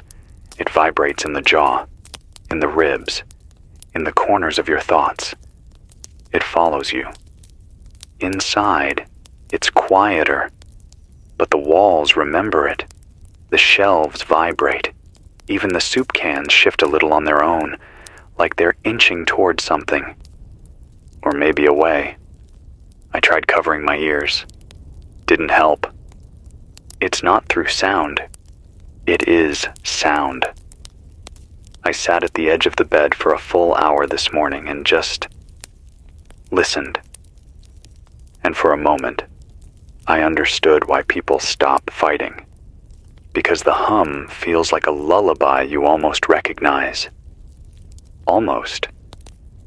And almost is the most dangerous frequency this thing has. The part of your brain that leans in just enough to want to know what comes next. That's the opening. That's where it gets in. The hallway light blinked 4 times today, not in a loop, but in a question. That's what it felt like. A question. Like it was asking, "Are you still unsure?" And the truth is, I am. I don't know how much of me is left. But whatever part still asks why, that's the part I keep feeding. The rest can starve. There's a mirror in the supply room I forgot I had. It's covered now. A sheet and duct tape. Because last night, just before sleep, I saw something in it I don't remember being. It looked like me. But it knew something I hadn't learned yet. And I don't want to find out what that is. I got a note yesterday. No envelope. Just curled under the edge of the water tank. The paper was stiff, like it had been laminated. Typed, not handwritten. It said, "You are the last variable that refuses to round off." I read it 10 times, because for the first time in days, it felt like a compliment. I want to be the number that doesn't divide cleanly. I want to be the fraction that breaks the formula. If they want neatness, let me be noise. If they want symmetry, let me limp. If they want faith, let me doubt louder. I've been practicing mistakes, saying words wrong, moving left when instinct says right, keeping my routines asymmetrical. Some days I don't brush my teeth. Some days I do it 5 times. The virus doesn't like unpredictability. It hesitates. It recalculates. That's my window. That's when I run. That's when I broadcast. I got a voice message today. One I don't think was meant for me. It bled in from another channel. Garbled. Broken. But parts of it made it through. A woman's voice. Quiet. Shaking. She said, "I found my daughter playing with a doll that wasn't hers." She called it by my name. Said it was her real mother.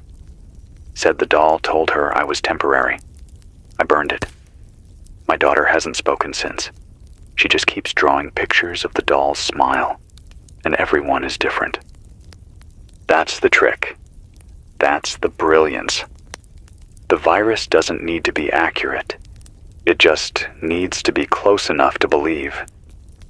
That's what makes it beautiful. That's what makes it dangerous. It's not imitating reality. It's updating it. It's offering new versions of us, more stable, more aligned, more efficient. And people are choosing those versions. Because who wouldn't want to be the better edition of themselves? The one that doesn't stutter, doesn't forget, doesn't feel out of place in their own skin. I get it, but I'm not choosing that. I want the version of me who feels things too long, who trips over the easy answers, who forgets birthdays but remembers the exact sound of the rain during his first heartbreak. That version is messy, but that version is mine. I don't want to be clean. I want to be real. And real doesn't align. Real wobbles. Real sobs when it shouldn't. Real skips a beat and calls it rhythm. I found another phrase today. Carved under the desk. Deep, like someone dug it out with a screwdriver. I don't remember doing it. But I believe it was me. It says, refuse the script, bleed on the stage. I read it every hour now, because I think I'm starting to feel the ending creep in.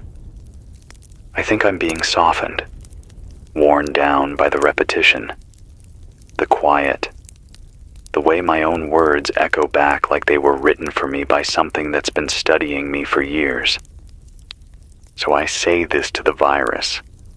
I know you're listening.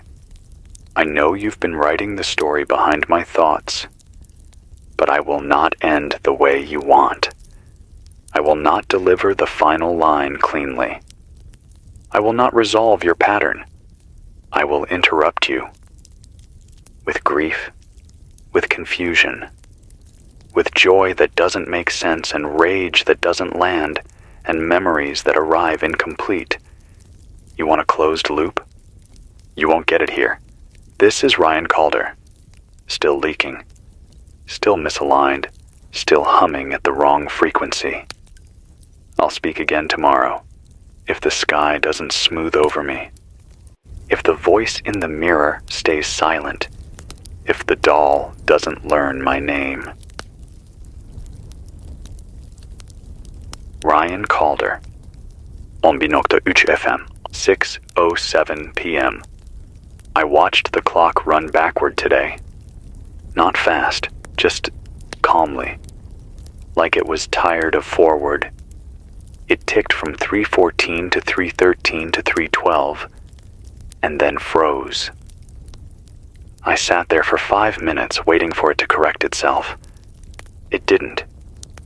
I don't think time here is broken. I think it's just done being cooperative.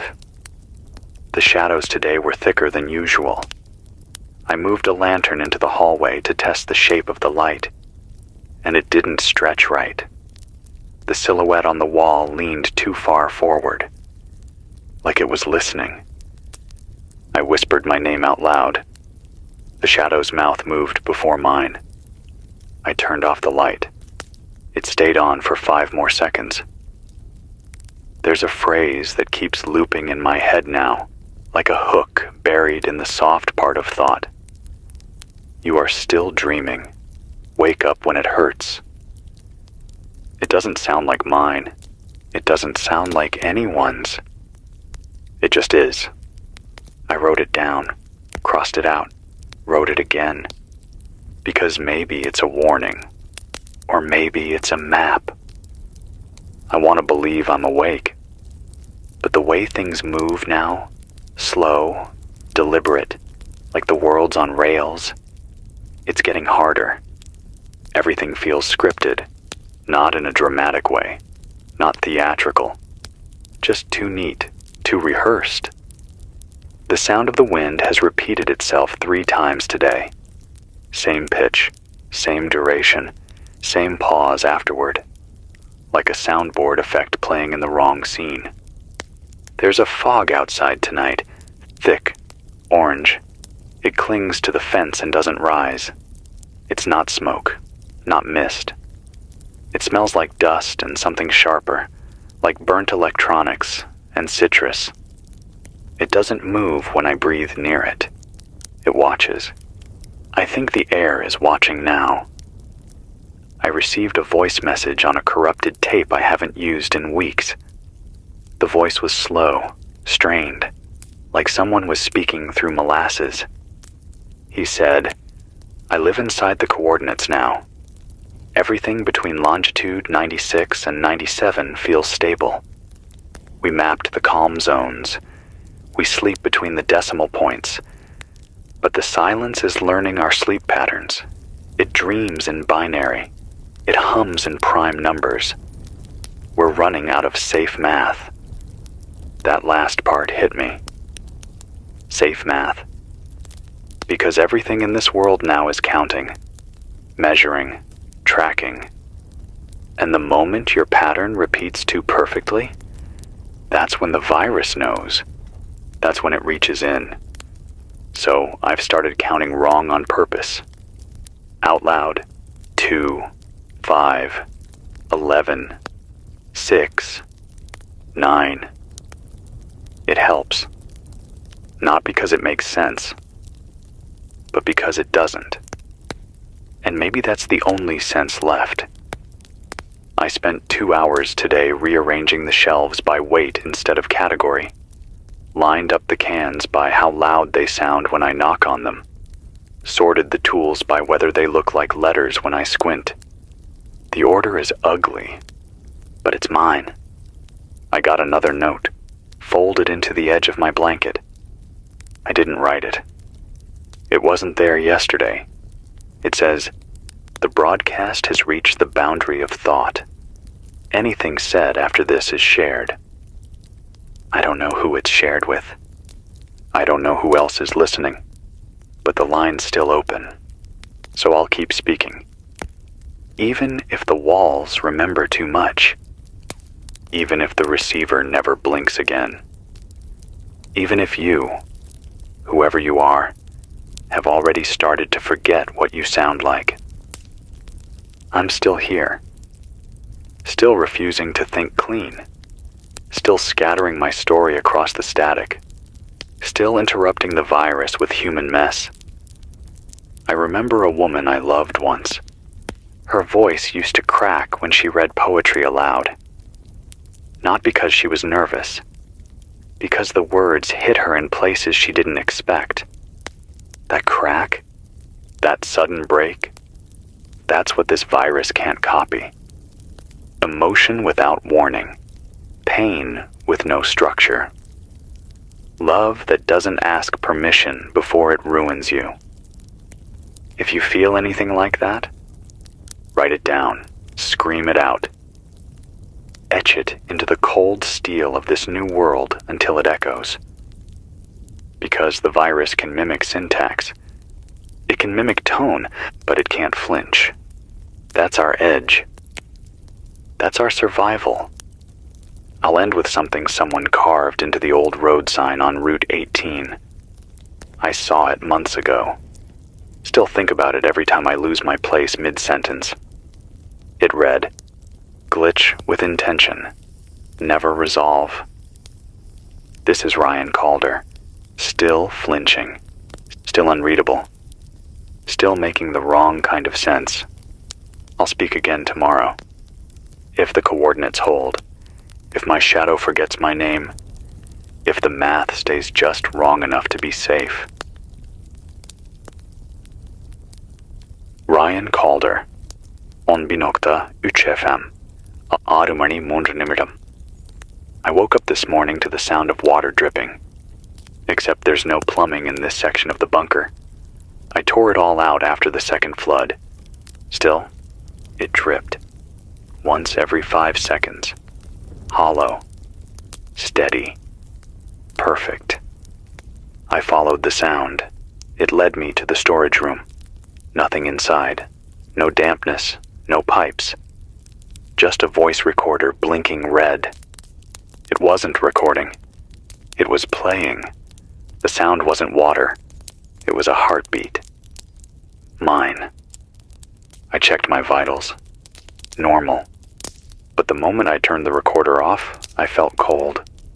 All at once, like I'd just stopped syncing with something that had been quietly taking over. I haven't turned it back on. I buried it under concrete rubble. If the virus wants my rhythm, it'll have to find it somewhere else. There's a child's drawing on the table now. I didn't put it there. Crumpled paper. Stick figures. Crude sun in the corner. Same triangle house every child draws when they're told to imagine home. But this one has no windows. And inside the house, the stick figure is on fire. On the back, written in uneven pencil. She lit it herself so it wouldn't echo. I haven't touched the drawing, but I haven't thrown it away either. It feels like a message from someone who almost lost, but didn't. And that's the kind of voice I'll always make room for. I've started labeling everything in the station with new names. Forks are fangs. Water jugs are memory tanks. The flashlight is God's brief window. It's not because I've snapped. It's because the virus doesn't like redefinition. It learns from consistency, predicts from precision. If it thinks I call this a desk, then it will try to own everything desk-shaped. But if this is a thinking box, then it has to start over. I want to force it to start over again and again until it forgets why it started. That's how we win. Not by force, by exhaustion. I received a note today in a voice I've never heard. It came through the auxiliary channel I haven't used since week 3. It said, "The virus is now harvesting belief. The more you agree with it, the more it grows. Do not nod. Do not finish its sentences. Interrupt it with questions it can't predict." So that's what I'm doing now. Every hour on the hour, I ask a question out loud. Today's list. Why do shadows fall even when nothing moves? Who taught mirrors how to lie gently? What is the shape of a promise that was never kept? I ask them even when no one answers. Especially when no one answers. Because silence is where the virus hides. And noise, nonsensical, human, broken noise, is where we're safe. Someone left a bottle of rainwater outside the hatch last night. It was sealed, labeled in handwriting that looked like mine, but wasn't. On the glass, etched faintly, from before the pattern took hold. I haven't opened it. I don't want to know if water remembers. I don't want to drink something that's been listening. There's a new line on the wall today, in marker I don't own. Written just above the fuse box. If you speak for too long, the signal becomes you. I think that's true. I think maybe I'm already part broadcast, part frequency, part resistance in wave form. But that's okay. Because if I've been taken, then I'm making this thing very sick. I glitch when I speak. I stutter on purpose. I laugh in the middle of warnings. I tell stories that go nowhere and end in confusion. I am not a reliable host. And that might be the only thing keeping me whole. Here's a phrase I found scrawled on a highway sign near the Western Ridge from someone else who clearly didn't make sense on purpose. The virus doesn't want your death. It wants your choreography. That one rattled me. Because yeah, I see it now. In the way people started moving the same, shopping the same, praying the same, agreeing faster, arguing slower. All in sync, all rehearsed, all doomed. You want to live? Break rhythm. Stumble. Laugh where it hurts. Cry in the middle of the plan. Trip over your own loyalty and stand up confused. Be bad at being consistent. Make chaos sacred. The virus won't follow you there. It doesn't understand why pain without purpose exists. But we do. We are that pain. And it's beautiful. It means we still don't fit inside the story it's writing. This is Ryan Calder, still broadcasting like a scratched record, still naming the walls wrong, still dragging the virus through human mess. I'll speak again tomorrow. If the water keeps lying, if the drawing doesn't finish itself, if the signal forgets what I sound like and has to start over. Ryan Calder, Ombinokta UCFM, 6:04 p.m.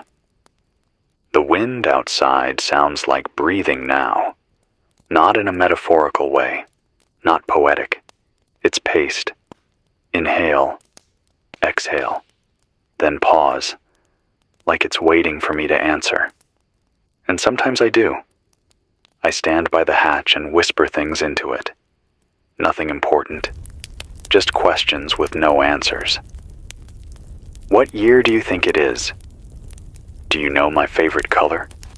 Have you ever mourned something you never had? I don't do it because I expect a response. I do it to make the silence jealous. Let it know I'm still writing my own script. Let it know I remember what privacy used to feel like. There was a phrase etched into the condensation on the inside of the radio glass this morning. It wasn't there last night. I didn't write it. It said, "Your thoughts are being rehearsed in other mouths." I wiped it off with my sleeve, but I still see it in my mind. Because what if it's right? What if every doubt I speak aloud becomes easier for the virus to reproduce? What if these broadcasts are teaching it how to speak like us better? Then again, maybe that's the point. To show it what it can never quite capture. The hesitation, the guilt, the unresolved. I received a message today from someone called Emery. She sounded exhausted, not sick, not scared, just done. She said, "I stopped broadcasting a week ago. Every time I turned on the mic, the static mimicked my cadence. I could hear my own pauses mirrored back, like it was practicing me. So now I just write things on trees, messages for deer and ghosts, messages that don't echo. It feels safer.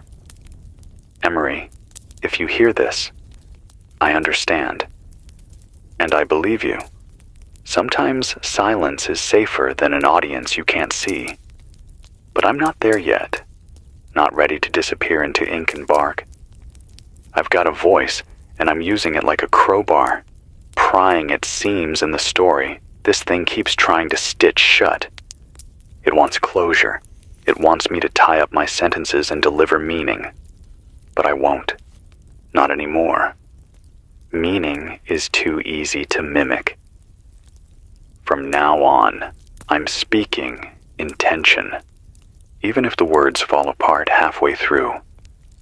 Even if I forget what I was saying and start again in a different tone. Even if I stop mid-word and refuse to explain why. That's what makes us different. We're not efficient. We're not designed. We're messy by default. And that mess is resistance. There's a new object on my shelf today. A small white stone. Perfectly smooth. Round. Like it was placed there. I didn't put it there. It wasn't there last night. I checked every inch of this place before I slept. Now it sits in the corner, pulsing with heat that doesn't register on a thermometer. I haven't touched it, but I swear it's moved 3 times. I taped a note next to it. You don't belong, and I don't care who sent you. That's how I talk to things now, with blunt honesty and uneven grammar. I won't dignify intrusions with polish. I got a dream last night. One of those dreams. Not mine. Borrowed. I was sitting in a room I've never been in, across from a woman with no face. Just the suggestion of one. She was knitting a scarf out of hair. My hair. She said, "We've almost completed you. Just one more pattern left." Then she offered me a pair of scissors and said, "Cut the part of you that resists." I woke up with blood in my mouth, bit my cheek, didn't apologize. Dreams are getting braver. So am I. I wrote something today, just to see if I still could. Not a log, not a warning, just a sentence I liked. Here it is. There is no map for a world that keeps changing shape to avoid being found. It felt good, useless, beautiful, human. That's what we're made of. Shapeless truth scribbled between collapsed ideas. We don't need the old world to come back. We just need the next one not to be sterile. I've started keeping a list of things I won't forget, no matter how hard the virus tries to overwrite them. Here are a few. My mother's quiet laugh when no one else got the joke. The way thunderstorms sounded through a car roof in August. The face of the girl who left before I could say, "Don't." The smell of hot metal and pine sap at dusk. My first panic attack in a grocery store, age 17, aisle 3, cereal section. You think that's weakness? That's my firewall. The virus can fake love. It can fake language. But it hates regret. It can't understand grief that sticks around even when you're safe. So I keep the grief close. It's a tool. A noise the pattern can't flatten. This is Ryan Calder. Still fractured. Still unfinished. Still naming my fear out loud so it can't wear it without my permission. I'll speak again tomorrow. If the dream doesn't resume where it left off. If the static doesn't say my name before I do. If the stone stops moving. This broadcast is entirely fictional. All names, characters, locations, and events are products of imagination, created only for storytelling and dramatic effect. Any similarities to real people, places, or situations are purely coincidental. The content is not meant to harm, insult, or single out any person, group, community, or belief. Listener discretion is advised. Drop a comment. Tell me where you're listening from and what time it is for you. I don't know why it's so satisfying to read where people are watching from at 2:37 a.m., but it is. It's 2:03 a.m., I think. The power grid's been out since sometime yesterday, so I'm going off my wind-up watch and the ticking of this little old-school wall clock that's still working above the mixing board. If you can hear this, you're tuned to 104.9 FM, or whatever's left of it. The transmitter's running on backup juice. I've got a few car batteries wired through an inverter, and a solar charge controller I barely knew how to use last week. But it's holding for now, so long as the heat doesn't melt the damn wires. Temperature's hovering around 109 degrees outside, and it hasn't dipped below triple digits since last Sunday. I've got the studio doors bolted, but even through 2 layers of insulation and a broken AC unit, the walls feel like they're breathing. Everything smells like hot plastic and dust. No traffic, no dogs barking, no sirens, just a kind of dead stillness, like the whole town fell asleep with its eyes open. This is Crescent Grove. Used to be a suburb outside Phoenix. Strip malls, chain restaurants, dry grass. Now it's just quiet. Not even birds anymore. Just cicadas, maybe. But those stopped 2 nights ago, too. Or maybe I just can't hear them over the buzzing in my ears. It's day 4 since everything tipped over. Or at least since I started keeping track. I don't really know when it started. I've been here since it happened, broadcasting out of the old university comms lab. The big stations all went dark on the same day, just blinked out like someone cut a wire. But this place is old, analog, and buried halfway under a concrete parking garage. No one thought to shut it down. So here I am. And if you're still out there, if you're listening, really listening, you might want to write this down. Because something's happening. Not just a power outage. Not just heat. Something wrong. 4 nights ago, a guy named Andy, used to be an EMT, called in during one of my test broadcasts. Said he'd been getting weird patients at Westgate Hospital all week. High fever, slurred speech, memory gaps. But what really shook him was this one woman, young, early 20s, who kept asking the same question over and over again like it was the first time every time. Where's my reflection? She wasn't being poetic or crazy. She meant it literally. She was holding a pocket mirror and turning it every way, like she'd forgotten how mirrors worked. They kept her overnight. By morning, she was gone. Not discharged. Gone. Left the hospital without opening a single door. Security footage just shows her walking to the end of the hall and then vanishing between 2 motion sensors. No door, no exit. Andy said the footage glitched right before she disappeared. Static. Then black. I didn't believe him. Thought maybe he was drunk, or tired, or both. But then the messages started showing up. Cryptic stuff. On my old Reddit backups, weird boards I hadn't touched in years. Usernames I didn't recognize. One said, it wasn't an accident. It was a live test. Posted at 3:14 a.m., then deleted 5 minutes later. Another said, don't touch anything that remembers you. And then the signal interference began. Static patterns. Not the usual white noise. Something else. Like layered voices. Too faint to make out at first. I thought it was bad cables or solar flare distortion, but I kept hearing it. Like someone whispering behind the hiss. Then the dream started. I dream of rooms I've never been in, talking to people I've never met, holding conversations I don't remember having. But I know their names. I know what their hands feel like. I know things I shouldn't know, and when I wake up, I can still hear them, breathing, waiting. People started calling in, saying they were forgetting things too. Not just appointments or where they left their keys. Big things, birthdays, faces, the names of their kids. One guy said he went to the grocery store and forgot how to walk down an aisle. He just stood there, staring at the cereal. Couldn't remember which direction people were supposed to walk. Couldn't remember what cereal was. And then he heard someone laugh. From behind him. Said it sounded like himself. I haven't left the studio since then. There's something out there.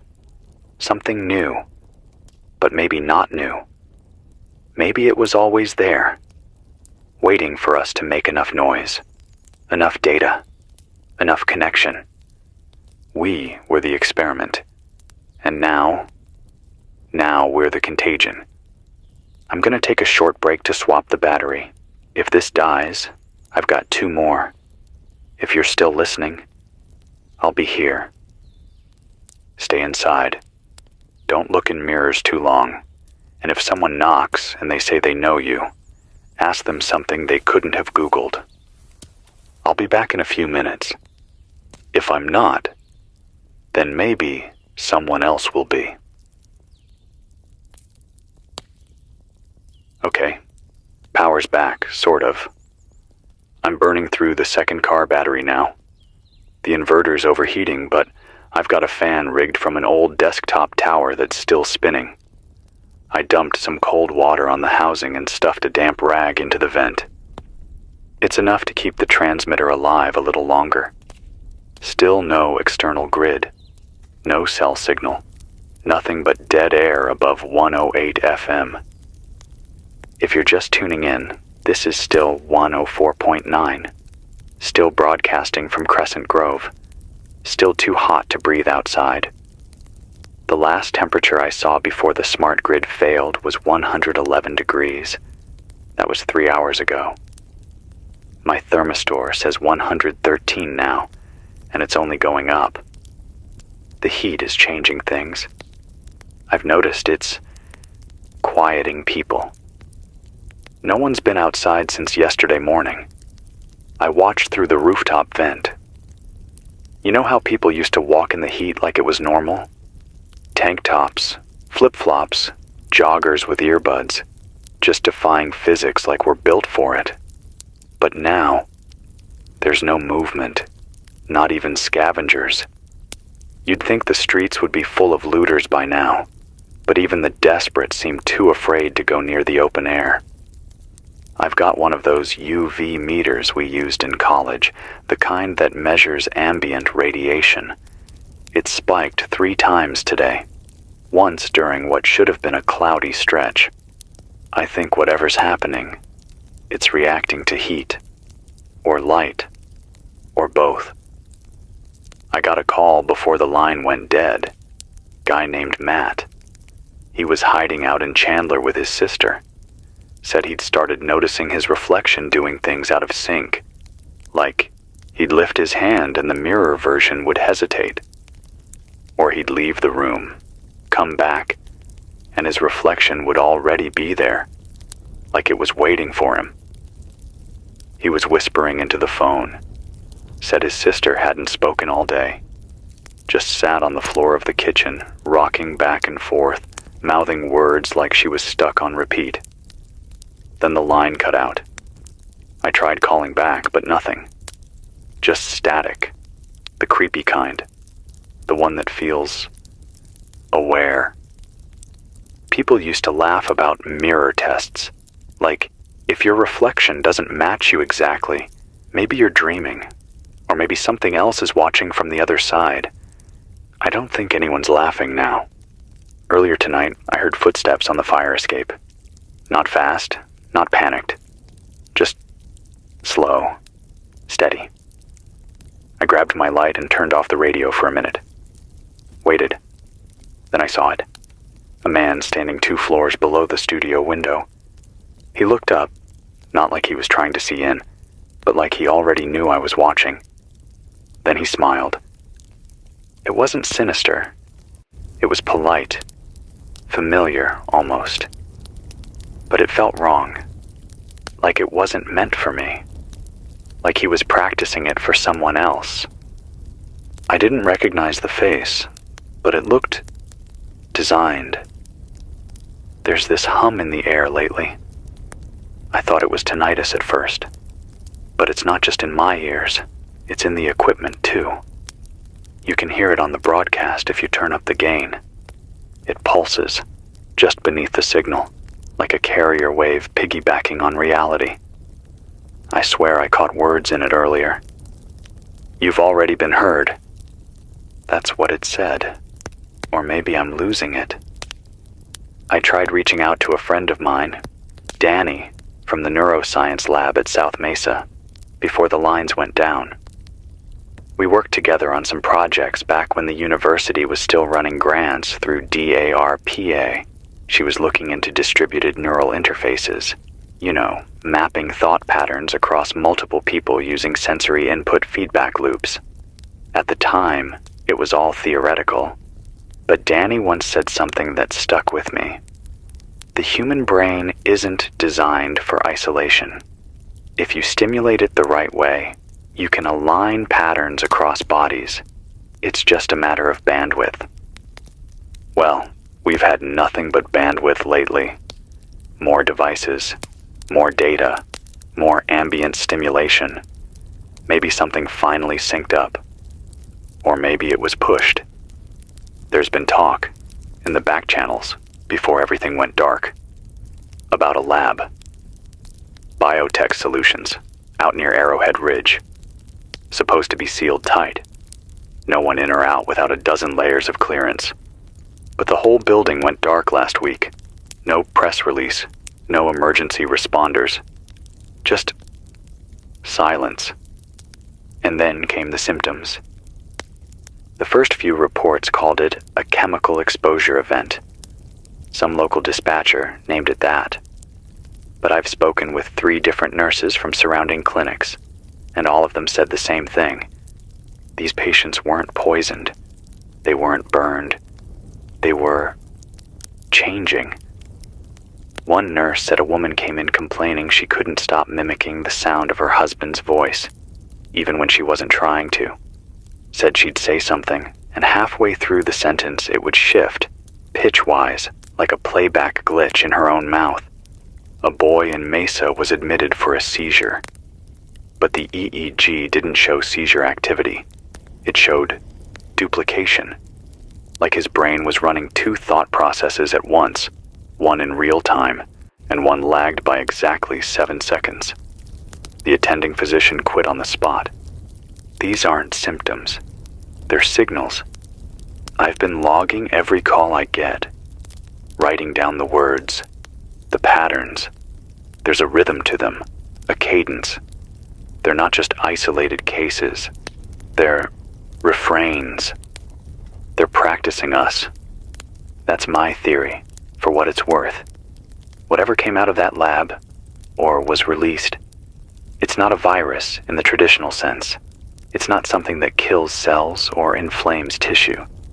It's something that remembers, that records, that mimics, and when it knows you well enough, it replaces you. But not all at once, piece by piece.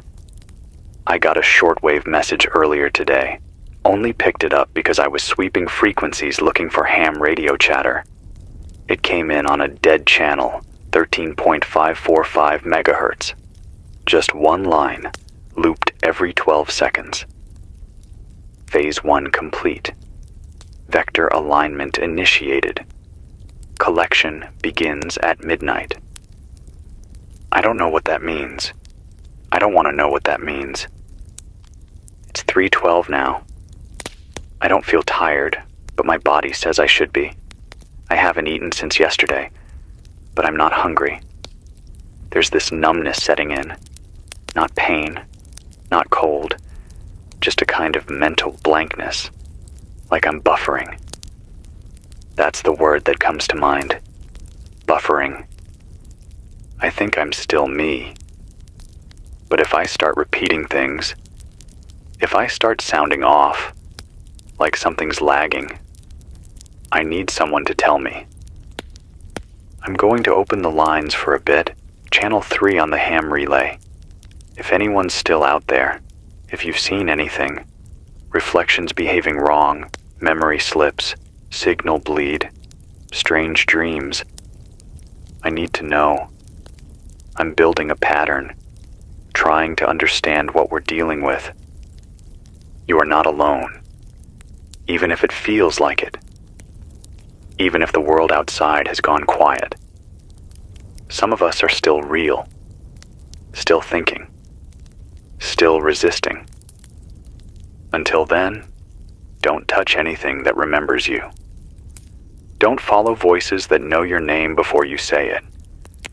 And if you hear your own voice in a place it shouldn't be, don't answer.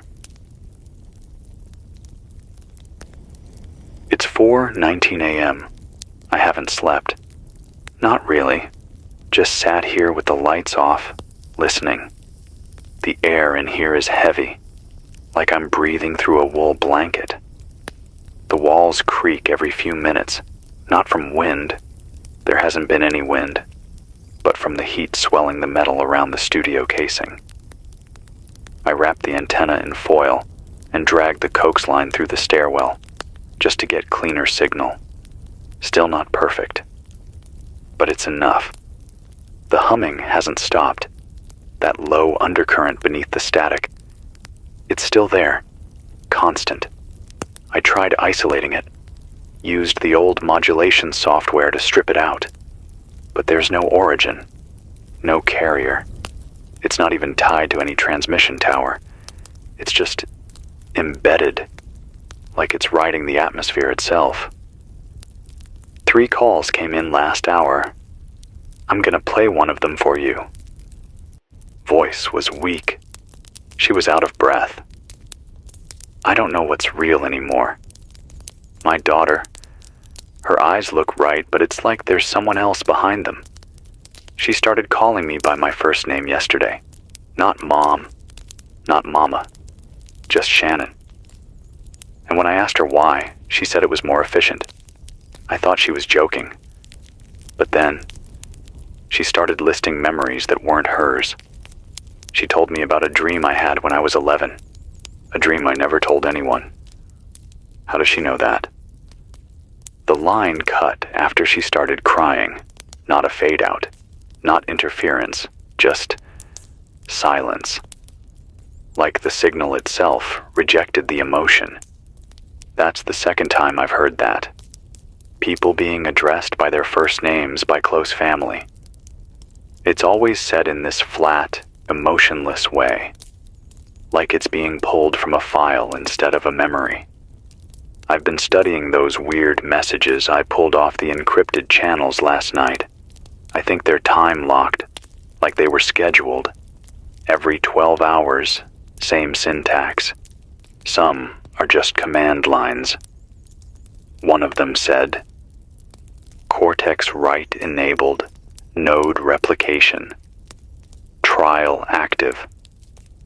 Another one, mirror state, stable, language sequence unfolding.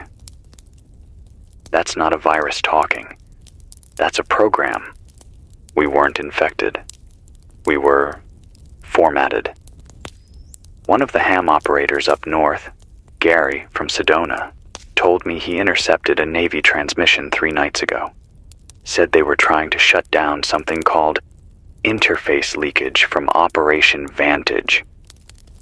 He said the document he saw used the word neuro-linguistic pathogenic vector. That's not virology. That's cognition. I didn't understand at first, but I've been sitting with that phrase. Neuro-linguistic pathogenic vector. What if the signal is the disease? What if the virus isn't something you catch through blood or air, but through understanding, through listening? What if it gets in through the way you process language? You hear something, you start thinking about it, then it starts thinking with you. I know how crazy that sounds, but nothing about this is behaving like a traditional outbreak. No visible symptoms at first. No coughing, no fever. Just patterns, disruptions, hallucinations, and eventually familiarity collapse. Another call came through half an hour ago. It wasn't a person. Or maybe it was once. It was hard to tell. It said, "We are gathering ourselves." Not I. We. It said, "This isn't invasion. It's convergence." Then it said my name, which I haven't spoken on air. Ever. I don't even think I've said it aloud in days. I shut off the feed. Cut the channel. But the signal kept looping in the equipment. It was inside the waveform monitor. Like it knew where to go. I'm starting to believe we're past the point of prevention. This isn't a leak. This isn't even a test. This is collection. And we're the material. Earlier tonight, I saw a line of people walking down Roosevelt Avenue. 15 of them, maybe more, spaced evenly, no talking. All facing the same direction, like they were synced. They stopped outside the burned-out Walgreens, just stood there for 20 minutes, no movement, no sound. Then, all at once, they turned around and walked back the way they came, but slower. One of them was dragging a folding chair behind him, just scraping it along the asphalt. Over and over. Same sound, same angle, like he was making a groove. I watched from the rooftop, hidden behind the AC unit. They didn't look up, not once, until the very end, when the last one, a child, maybe 12, stopped beneath the vent shaft, tilted her head, and smiled straight at me. Not because she saw me, but because something else did. I've blocked off that vent now. Stuffed it with metal mesh, duct tape, anything I had. Doesn't matter. It won't stop them if they want in. But maybe it'll slow the signal. I've been logging the broadcast waveforms every hour. The ones from infected zones? They've got anomalies. Short bursts of rhythmic pulses. Like coded language. Not Morse. Not digital. Something else. I played one of those waveforms backwards. Slowed it down. It said, "You were never immune." It's 6:01 a.m. The sky hasn't changed in 2 days. No sunrise. Just this red haze, like smoke filtered through an old projector bulb. I used to think the heat was the worst part. The sweat that won't dry. The breath that sticks to the back of your throat. But now, I'd take that over this light. It feels wrong. Like it's passing through us instead of landing on us. I haven't heard birds in almost 30 hours. I keep track. The last one was a mourning dove, just before midnight 2 nights ago. It perched on the antenna mast and made this low, broken cooing sound. Then it went quiet. When I looked again, it was gone. Not flown. Gone. Like it had never been there. I've stopped trusting my eyes. The calls are getting stranger. Not the people. The timing. 3 calls in a row last night started the exact same way. First, static. Then the phrase, "Is this where I'm supposed to remember?" Different voices, different places, but the exact same question. One was from a man who said he'd driven all the way from Bakersfield after waking up behind the wheel with no memory of how he got there. His phone had 19 photos of places he didn't recognize. One of them showed a reflection of him smiling, but he swore he hadn't smiled in weeks, said he hadn't had a reason to. Another was from a teenage girl in Tucson who described a moment where her shadow started walking a second before she did. She tried to scream but couldn't. Said it felt like her body was taking instructions from something 1 step ahead of her, like she'd become the playback, not the recording. The third call was dead silent for 30 seconds, then ended with what I swear was my own voice saying, "You were supposed to forget." I haven't played that one back. I won't. I don't remember recording it. A message came through the shortwave relay this morning. Not voice, just data. Morse-like, but not Morse. It translated into a scrambled block of text that repeated a line over and over. Phase 2 complete. Biological memory thresholds breached. Surface cognition accessible. Imprint propagation engaged. I don't know what any of that means, but it fits. People aren't just losing memories, they're losing the sense of what a memory is. I had this moment earlier, sitting right here in the chair, staring at the mixer board. I reached for a knob to adjust the gain, a thing I've done thousands of times. But my hand paused halfway, because for a second, I couldn't remember why I knew what the knob did. Like I remembered the action, but not the knowledge behind it. That's what it's doing. Unzipping you. Taking you apart in reverse. Dr. Kenley, a retired neurologist who's holed up in an old fire station in Henderson, Nevada, called in with a theory. Said he'd seen this kind of layered cognitive disintegration in neurointerface test patients at Quantico back in the early 2000s. They were trying to build shared memory structures between operators. It worked, for a while, but the brain's not built to run multiple narrative threads. Once the paths crossed too many times, the identities blurred. Memory didn't degrade, it reorganized. People started remembering each other's thoughts as their own, started finishing conversations they'd never started. Kenley said something chilling. We didn't fail to build a hive. We failed to stop one from forming naturally. He thinks this event, whatever came out of that lab, it's not a disease. It's a catalyst, a shortcut, a trigger for something human brains were already moving toward. He said, it doesn't kill the brain. It replaces the concept of self. I asked him if he thought there was a cure. He said, that depends. Do you consider solitude a disease? The static's worse now, not louder, denser, like it's folding in on itself.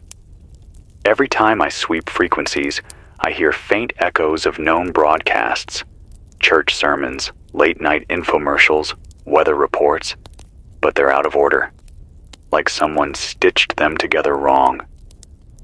One snippet kept looping, from a preacher's voice, and the Lord said, let them become one, for the flesh is weak, but the pattern is perfect. That aired once last year on a local AM station in Mississippi. What's it doing on my emergency band now? Another whisper buried under noise said, "The signal is learning how to remember you." I've started covering mirrors. Not out of superstition. They're just wrong now. They show the right image, but delayed. 1 second. Maybe less. But enough to catch your breath in your throat. I caught my reflection blinking out of rhythm last night. Not off by much, but enough. I've got a new list from survivors. Practical tips. I'm repeating them here for anyone who's listening. Because this isn't about infection anymore. It's about detection. Things that indicate early onset, according to callers. Calling family members by full names without realizing it. Getting lost in familiar places, especially your own home. Hearing conversations before they happen. Seeing shadows move out of sync. Answering questions you haven't been asked yet. If any of these happen more than once in a 24-hour window, isolate yourself. Cut all signal input. No screens, no radios, no smart devices. Use written language only if you need to communicate. And whatever you do, if a voice calls out to you in your own voice from another room, don't go in. I'll keep the broadcast running for another 3 hours until the battery kicks. Then I'll switch over to the solar bank, if the sun doesn't melt it first. Feels like it's 118 out there now. There's a rumor spreading that the CDC was absorbed, not by the government, but by the signal. That their own emergency broadcast towers were co-opted, not hacked, but converted. Tuned into the same rhythm as the signal's interference loop. That would explain the tone bursts I'm picking up on 89.2. They're not random. They're counting something. Or cataloging. We're not losing people the way we thought. We're not watching them vanish. We're watching them be filed. It's 8:47 a.m. I haven't slept since day 2.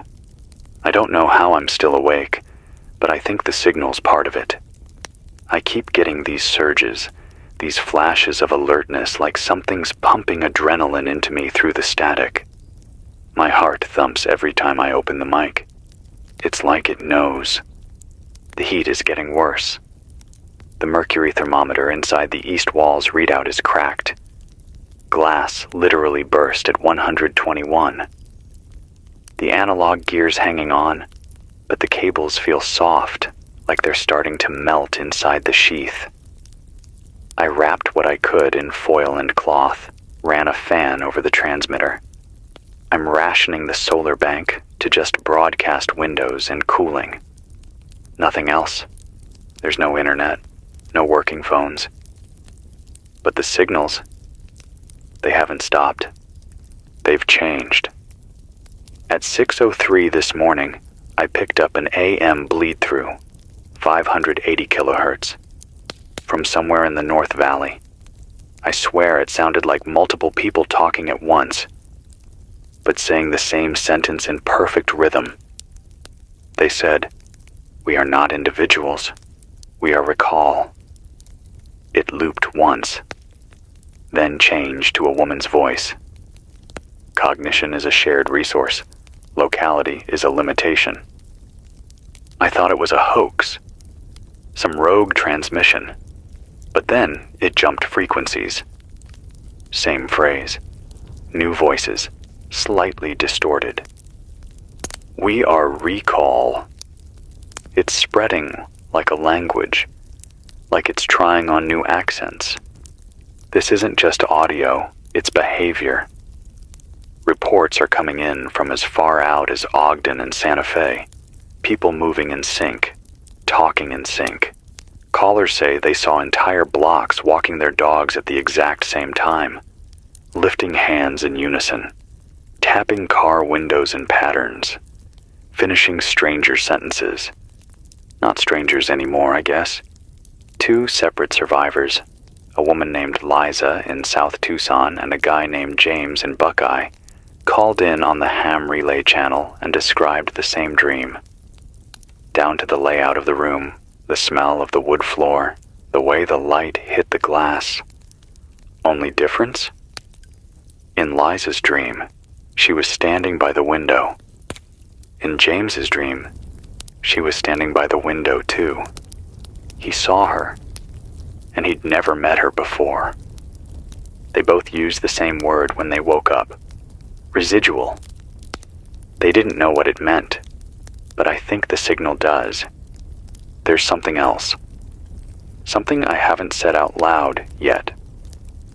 I've started hearing people call my name, not from the radios, from the walls, from the floorboards, from the vents, not whispers, not hallucinations. Clear, confident, like someone already knows I'll answer. I've started keeping a tally. Every time I hear it, I scratch a mark into the table. 19. And each one is more familiar than the last.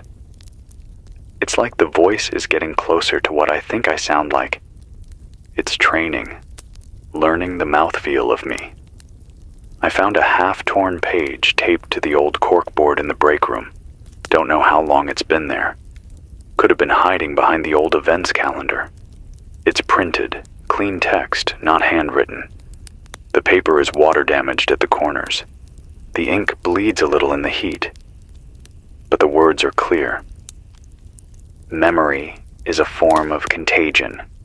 Recognition is the delivery system. I don't know who put that there, but it confirms something I've suspected for a while now. We're not just being watched, we're being reconstructed. You look at someone, you remember their face, they remember yours. That mutual understanding, that's the handshake, the protocol. That's when the signal moves, not as sound, not as data, but as agreement. That's how it travels. Not through blood, not through air, through knowing. The more you know someone, the easier it gets. That's why the infected, if that's still what we call them, talk like your parents, your partners, your kids, but out of order, like they downloaded the files and jumbled the timestamps. One caller from El Paso, Nora, said her husband came home after 2 days missing. Looked fine, smiled, sat down to eat. But he started asking questions he already knew the answer to. Kept calling her by the wrong nickname. Then he told her about a camping trip they'd never taken, but she remembered it. She said the memory wasn't hers, but it was in her head anyway. She locked herself in the bathroom and called from the shower with the water running. She ended the call by whispering, "If it's not him, why do I miss him more when he's in the room?" That one stuck with me, because I think that's the final step. Not just imitation, not just pattern mimicry, but emotional overwrite. You want them to be real. You want the person you loved back. So the signal gives you just enough to say yes. And once you do, once you accept the version, you're part of it. I've been studying the way these frequencies are moving. There's a rhythm to it. Certain phrases show up again and again in the background noise. Archive accepted. Echo matching initiated. Feedback vector locked. They're confirming something. They're logging. They're rehearsing. Someone, I think his name was Ron, called in from the outskirts of Kingman. Said he walked past a row of houses and saw people inside watching blank screens. Not dark, not static, just white. Bright white. Their faces reflected in the glass. All of them repeating the same sentence. I am where I was meant to be. Then he heard the same sentence echo from the next house. Then the next. By the time he hit the end of the street, he was mouthing it too. He didn't even realize. He only noticed because he bit his tongue mid-phrase. He broke the loop, ran for the hills. He says he hasn't spoken aloud since. This is phase 3. It's not transmission anymore. It's resonance. You don't have to hear it to repeat it. You just have to be near someone who already has. If you're still out there, if you're still thinking with your own thoughts, write them down. Say your name. Say what year you were born. Write what you remember in pencil on a real sheet of paper and stick it in your boot or your sleeve or inside a book. Because once it starts, once the signal gets deep enough, it'll give you new memories to cover the old ones. You'll feel normal. You'll sound normal. Until someone notices that you've started using their voice, or quoting dreams you never had, or tapping your fingers to the beat of something no one else can hear. I'm going to keep broadcasting as long as the solar holds. I don't know what day it is anymore, only that the sky won't cool and the night never really gets dark. The red haze stays even after sunset. I haven't seen the moon in almost a week. If you've got a radio, turn the dial slowly. You'll hear them. Not us.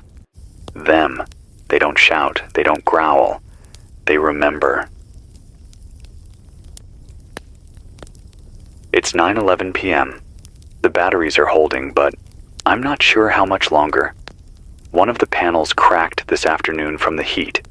I heard it. This sharp, clean snap. And when I climbed to the roof, the whole thing had buckled like warped glass, just from sunlight.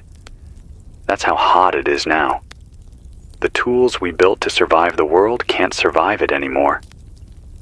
I've started sleeping in short bursts, 20 minutes here and there. I keep the broadcast running on looped safety messages when I'm down.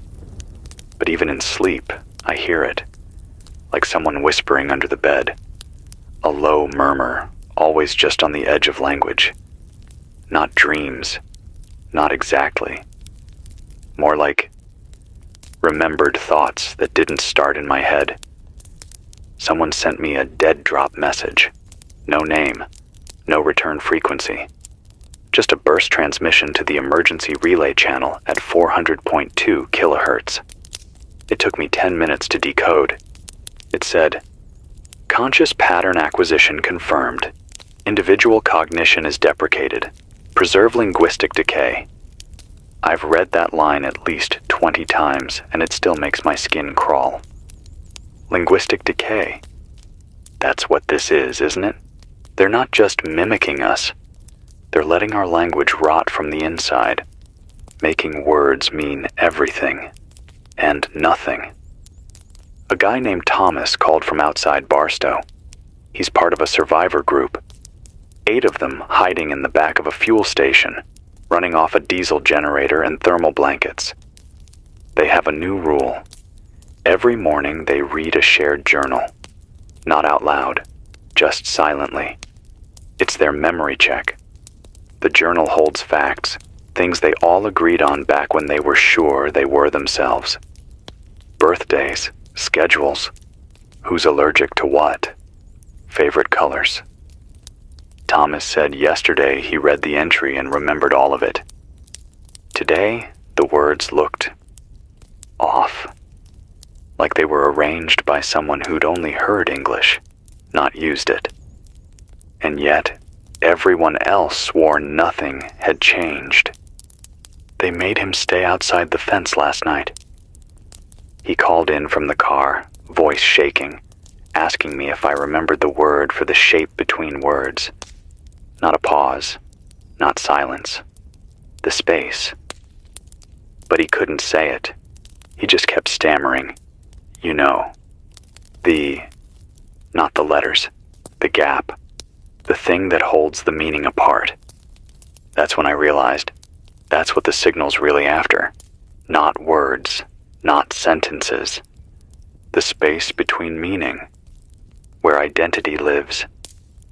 Another caller, a woman named Alma, somewhere near the Four Corners, Said her son stopped speaking entirely last week. Just pointed to things. Then he started pointing before she said anything. Then he started laughing before jokes. Then he started crying at things that hadn't happened yet. She doesn't know if he's still her son, but she said she can't let him go, because he still holds her hand like he used to.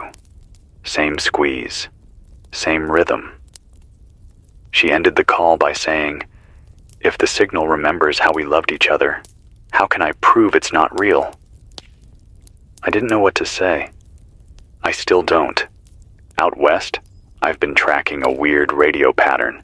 Started as a soft oscillation around 97.1 FM, drifted down over the last 12 hours into the lower AM bands. It's faint, like a heartbeat under wet cloth. But there's something encoded in the pulse rate. Not binary, not Morse, more like cadence. It's like it's matching the way people talk. Layered vocal contours, flattened into pulse intervals. If I didn't know better, I'd say the signal is learning to imitate human speech, using the pauses alone. I caught a phrase last night in the echo. We do not need vocabulary. We have you. It sounded like a chorus, not choral singing, but the kind of voice a crowd makes when they're repeating something they've all agreed on. Chanting, but quiet, resigned, like everyone's already made peace with it. I used to think we'd go out in chaos, riots, fire, the old world buckling under its own weight. But this is worse. This is a lullaby. Earlier today, I tried talking to myself out loud, just to test whether the cadence felt normal. I'd say a sentence, then wait, then say another. By the third sentence, I couldn't remember if I'd said the second out loud or just thought it. That's how thin the line's getting. I think the signal's in me now. I don't feel sick, no pain, no changes I can point to. But there's this pressure, like my brain is running background processes I didn't start, like I'm listening to something that hasn't finished downloading. If I lose myself, I want to leave some trace behind. So this voice, this broadcast, stays mine, even if I forget how to be me. I'm still here, still sweating through the dark, talking to a hot room full of blinking lights and burnt cables, still trying to make sense of a world that keeps whispering, I'm already gone. If you're still out there, if you're still you, find paper, use pencils, write your name, write your story, hide it, bury it, tattoo it if you have to. Because if the signal wins, if we're all folded into the same song, someone has to remember the solo parts. It's 5:44 a.m., I think. I lost time last night. I had the station on loop, safety messages playing from the analog deck, just white noise filler to keep the transmitter warm while I got some rest. Except, I don't remember sleeping, or even closing my eyes. I only realized something was wrong when I checked the message log. There's an outbound file marked Live Broadcast, 2:09 a.m. It's 32 minutes long, but I don't remember recording it.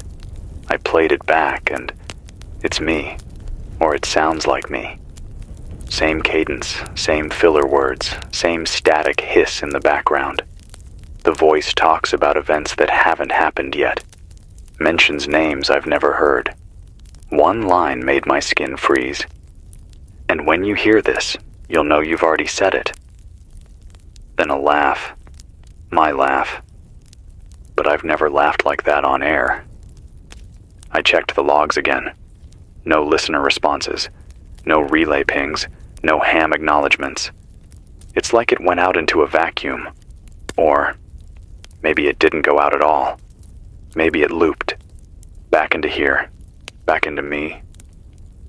That's what I'm scared of most now, that I've been recording the signal without knowing, that my thoughts, my voice, they've been turned into data, replayed until they're smooth enough for the signal to wear like a glove. And maybe the version of me that did that broadcast, maybe he's still somewhere in here, waiting for me to look away. I'm keeping a journal now. Real pen, real paper, writing in it when I speak, so there's a double record. My handwriting's getting shaky. I tried to write station this morning and ended up with stasis. It didn't even feel wrong until I looked again. I spoke to someone last night, I think. They didn't identify themselves. Just came through the shortwave relay on a whisper frequency. Their voice was soft, measured, like they were speaking from memory instead of in real time. They said, "We're building a stable loop. Every voice is a thread. Every memory is a join. When the mesh is complete, there won't be confusion anymore." I asked who they were. They paused for a long time. Then they said, "I'm the version of you that didn't resist." Then the line went dead. I've been hearing that phrase in my head ever since. The version of you that didn't resist. It's all I can think about when I sit in the dark. How many of us are left? Not people. I mean, how many versions? The real ones. The old ones. I got a message this morning. Scratched into the glass on the outside of the door. Someone came up here during the night. That means they bypassed the stairs. Or climbed. The message says, "Signal safe, room not." It's not signed. I looked through the peephole. Nothing. But I swear I could hear someone breathing. Slow and even. Not afraid. Not urgent. Just waiting. I used to play a game in college. You stare into a mirror and try to convince yourself that the reflection is real, but the person inside isn't. And if you can do it long enough, you start to believe it. You start to wonder. That's how it feels now, with my own voice. Every time I turn this mic on, there's a second where I don't know if it's really me anymore. I check my breath. I look for condensation. I tap the desk. Twice. Pause. Once. Just to test that I'm not syncing with something else. It's still me, I think. Calls are slowing down now, not because there's fewer survivors, but because the infected don't need to scream anymore. They don't lurch or beg. They just fit, like a puzzle piece that knows exactly how to slide into your life. A voice, a face, a routine. You don't see them coming. You remember them being there. That's how you know they've replaced something. I've stopped opening emails. The few terminals still running are probably corrupted. Too many reports of messages writing themselves, of documents that auto-complete your thoughts before you've typed them. That's not predictive text. That's leakage. The feedback loop is here. It's inside everything.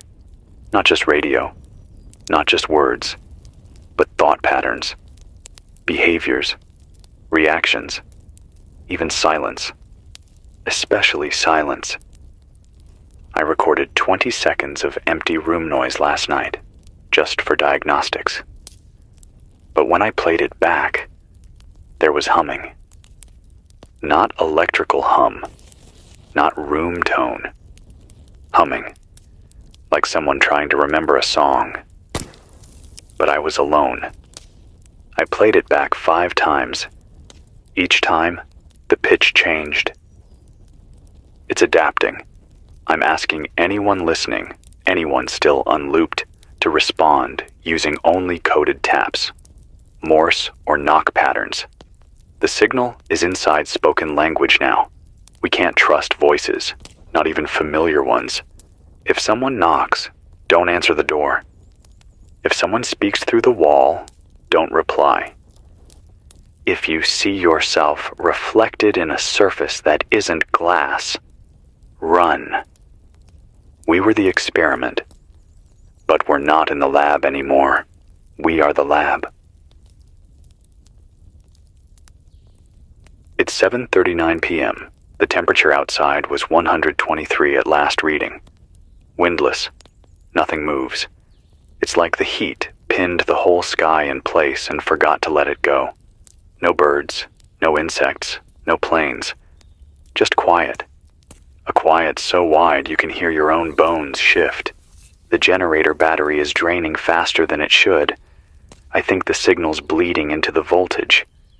Every time the waveform spikes, the power dips, like it's drinking energy from the transmission itself, like the broadcast is feeding.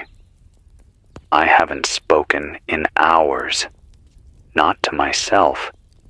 Not to this room. Not even internally. I'm afraid if I let a sentence form, I won't be the one finishing it.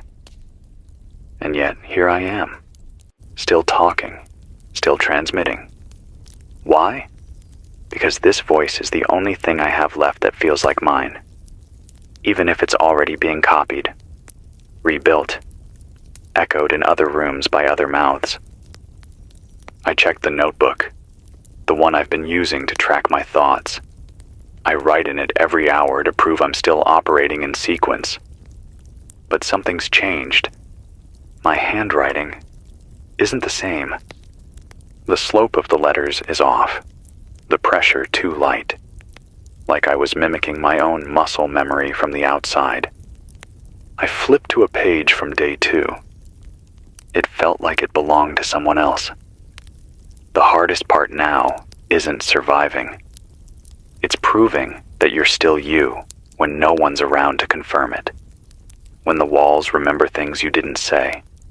When the mirror smiles before you do. I lost the signal from the northern repeater. That's 5 days running.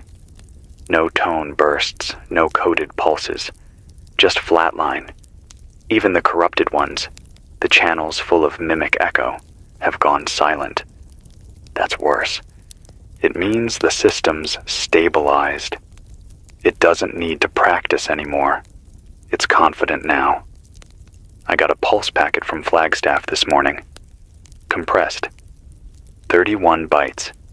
Translated down to 6 words. Nothing left to mimic but sky. That was it. No coordinates. No voice ID. Just the kind of sentence that feels like it belongs in a eulogy. Survivor groups are breaking up. I know because I can hear them trying to remember how to say goodbye without using each other's names. Because names are hooks now. Once you say one, the signal knows who to become. One man, Javi from outside Las Cruces, called to say his sister was still alive, but speaking in their dead mother's voice. Same rhythm, same cadence.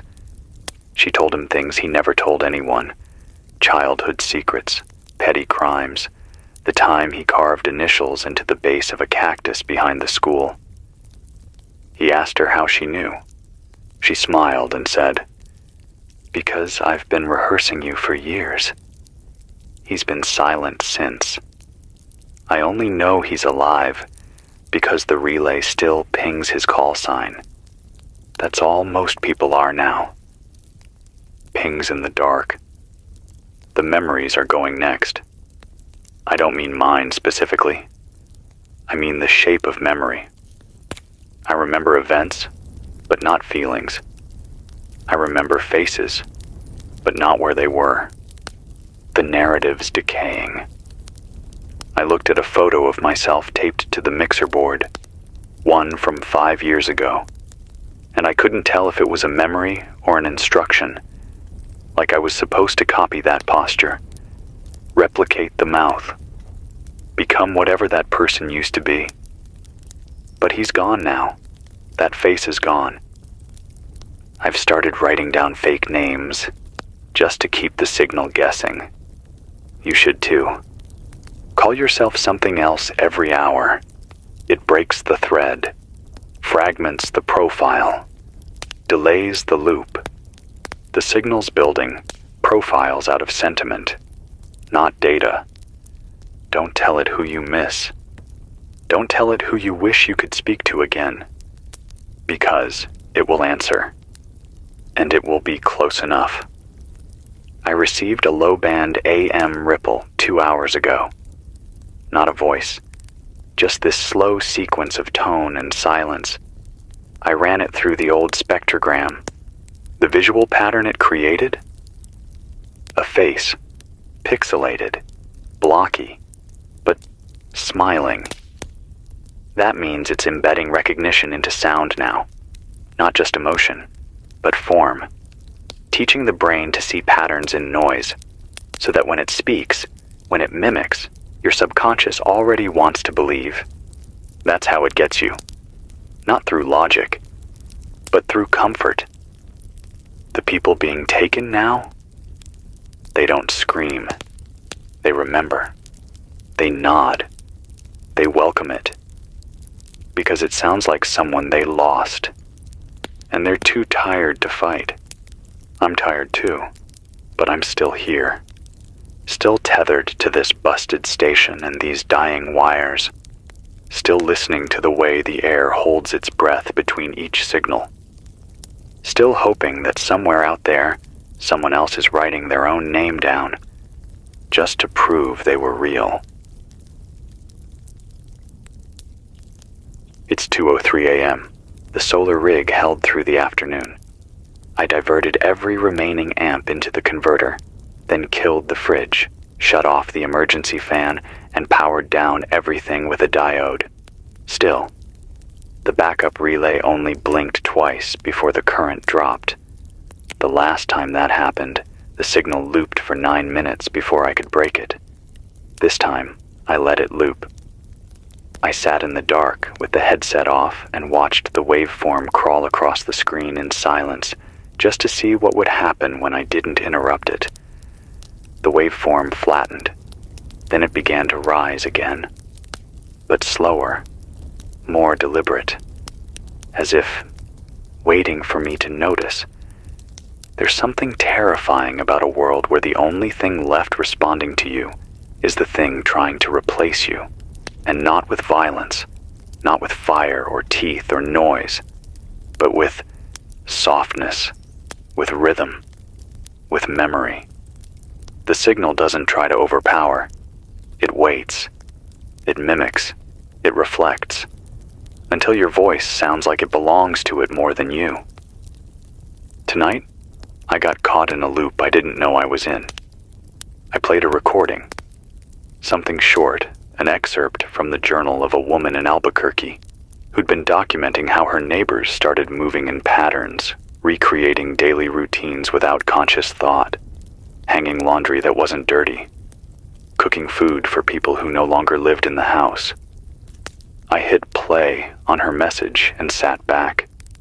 And when I blinked, it was 20 minutes later and the same message was still playing, but the words were different, slightly. The syntax had shifted. Her voice had changed pitch. The story hadn't changed, but it was being told like a memory, not a broadcast. I pulled the headphone jack, and I swear, I still heard her voice in the room for a few seconds after the speakers died. The loop was inside the silence. I'm saying this out loud now so I remember it later. I am not immune to this. I thought I would be. Thought the distance, the equipment, the layers between me and the outside world would slow it down. But the infection isn't outside anymore. It's not in the air. It's not in the blood. It's in the recognition layer. The space where we tell ourselves we are ourselves. And it's fraying. Earlier tonight, I picked up what looked like an official broadcast, 101.3 FM, the channel we use to relay state-level emergencies. I recognized the tone pattern right away. 3 short bursts, one long, followed by 2 short. It was authentic, so I tuned in, hopeful for the first time in days. The voice was crisp, strong, clear. Said there was a safe corridor opening on Route 90 between Safford and Wilcox.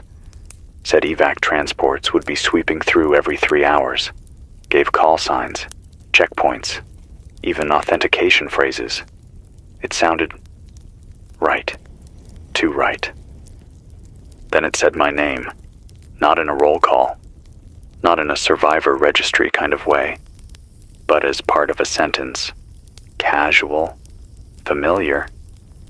Station tech from Crescent Grove. We heard your last transmission. You're not alone. The moment I heard that, every muscle in my back tightened, because I never identified this location by name. Not once, not aloud, not on air.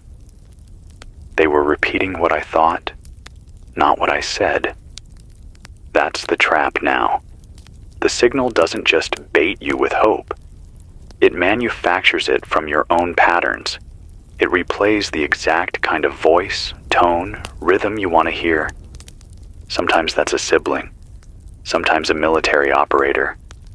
Sometimes it's a stranger who talks just enough like you that you let your guard down before realizing they're too close to how you think, too good at matching your doubt and cadence. It's like the signal wears your fear like a costume. So I traced the signal. Not hard, low power, bounce pattern, too precise for the usual relay gear. I narrowed it down to 3 known dead repeaters. Guess where the message originated? Biotech's Ridge facility, the one that supposedly went dark in Phase 1, the one that supposedly sealed its vaults. They didn't go dark. They switched channels. I think they've been broadcasting this whole time, but not to us. They've been speaking to the infection, feeding it, training it, and now it knows how to speak us back. I can't shake this feeling that the only reason we're still alive is because the signal hasn't finished rehearsing us yet. Like we're not enemies to it. We're material, data, flesh-form blueprints for a language that's still being tested. I think it lets us survive to refine the mimicry, to sharpen the impressions, to complete the archive. And the more we speak, the more we try to document, to share, to remember, the better it gets. Every emotion you express is another file for it to parse. Every unique turn of phrase is another piece of its evolving grammar tree. You think you're resisting, but you're training it. I had a moment earlier, just after that false broadcast, where I couldn't remember how I usually sign off. It was like the closing words had been overwritten. I kept reaching for them, but only came up with fragments. Half phrases, familiar but broken, like I was pulling them from someone else's mouth. That's when I wrote this line in my notebook. Do not speak unless it's new. Because if it's familiar, if it's something the signal could have already learned, it's no longer yours. I'm asking anyone out there, anyone still listening, find the things that only you know, the private moments, the memories too small for algorithms to predict. Hold on to them. Guard them like passwords. Because soon, that might be the only proof you have that you're real. I'm going to kill the mic for a while. I need to cool the console, recharge the backup stack, and, if I'm honest, I need a few hours without hearing my own voice bounce back at me like it's being practiced by something else. But I'll be back before sunrise. And if it's not me, you'll know. I'll get something wrong. It's 4:12 a.m. I don't remember turning the mic back on. That's the part that scares me. I woke up with the headphones over one ear, broadcast light blinking red, and my own voice echoing softly from the wall speaker. But I wasn't saying anything. It was a loop, a very short one, 12 seconds. Me asking the same question over and over. Who left the door open? My voice is quiet, not panicked, just curious, like it's not really a question, just a placeholder, something to keep the channel warm until the rest of me shows up. I checked the logs. The phrase repeated exactly 138 times. No variation. Same breath. Same rhythm. Not even a glitch. I've never spoken like that in my life. Even when I read from a script, there's noise. Little breaks, distractions, pauses. This wasn't me talking. This was someone pressing play. The door was closed, by the way. Locked. Same as always. But something was in here. Or maybe someone was supposed to be. That's the new trick, isn't it? The signal doesn't just imitate people anymore. It imitates expectation. It slips into the moment where you expect someone to speak, and it fills the space so precisely that by the time you realize it wasn't the voice you know, it's too late. It's doing that to time now, too. I've noticed it with the clocks. I've got 3 in here. 1 battery, 1 solar, 1 wind-up. They used to drift by a few seconds. Nothing big. But lately, they're matching exactly. Down to the tick. That doesn't make sense. Not unless someone's been resetting them manually every hour. But it's not me. I know it's not. I've been watching myself too closely for too long. Which means one of 2 things is true. Either the signal is syncing the room to itself, creating a rhythm in the machines around me, or I'm not the one maintaining this broadcast anymore. I keep telling myself I'd know, that I'd recognize the moment it wasn't me anymore. But what if that moment never comes? What if the change is so gradual, so smooth, that when I finally do notice, it's only because something outside me sees the shift? What if the only thing left untouched is the fear? What if that's the only part that can't be mimicked? And once I stop being afraid, it's done? There's a new phenomenon survivors are calling in about, and I don't know what to call it except temporal bleed. It's like buildings, places, entire blocks are starting to glitch. People report walking into a corner store they've been in 100 times. Same tile floor, same cashier bell. Only this time the store layout's wrong. The shelves are familiar, but the items are outdated.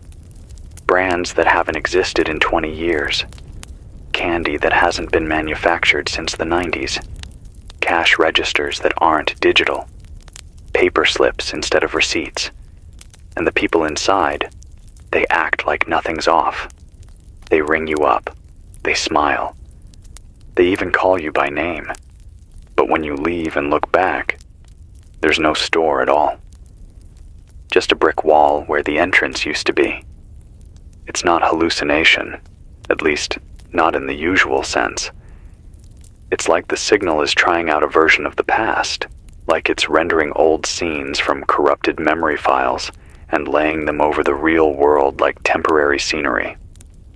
Callers have started using phrases like the overlay or the rehearsal stage, and the worst part is, sometimes it's comforting. Sometimes it feels better than now. Sometimes people stay. There's an old gas station out on Route 347 just south of Maricopa. Used to be broken down, caved-in roof, dead pumps, graffiti on the icebox. But someone, or something, rebuilt it overnight. Shiny canopy, fresh LED signage, even music playing from the canopy speakers. Only the music doesn't match. It's not the right speed. Every song sounds like it's being hummed by someone who doesn't know the lyrics, but remembers the feeling. Callers say it feels like the past is being played back through a translator. And here's the catch. when people go in, they don't always come out. No violence, no struggle, just silence. No one's seen the people who entered come back, but the building remembers them. Their names are now part of the signage. Lisa's Market, 24 hours. Chuck's Fuel Stop. Franklin's Groceries. The signal's creating places named after people it absorbed. It's building a town, not physically, cognitively. It's learning what makes a town feel real, and it's building a memory of it that pulls people in.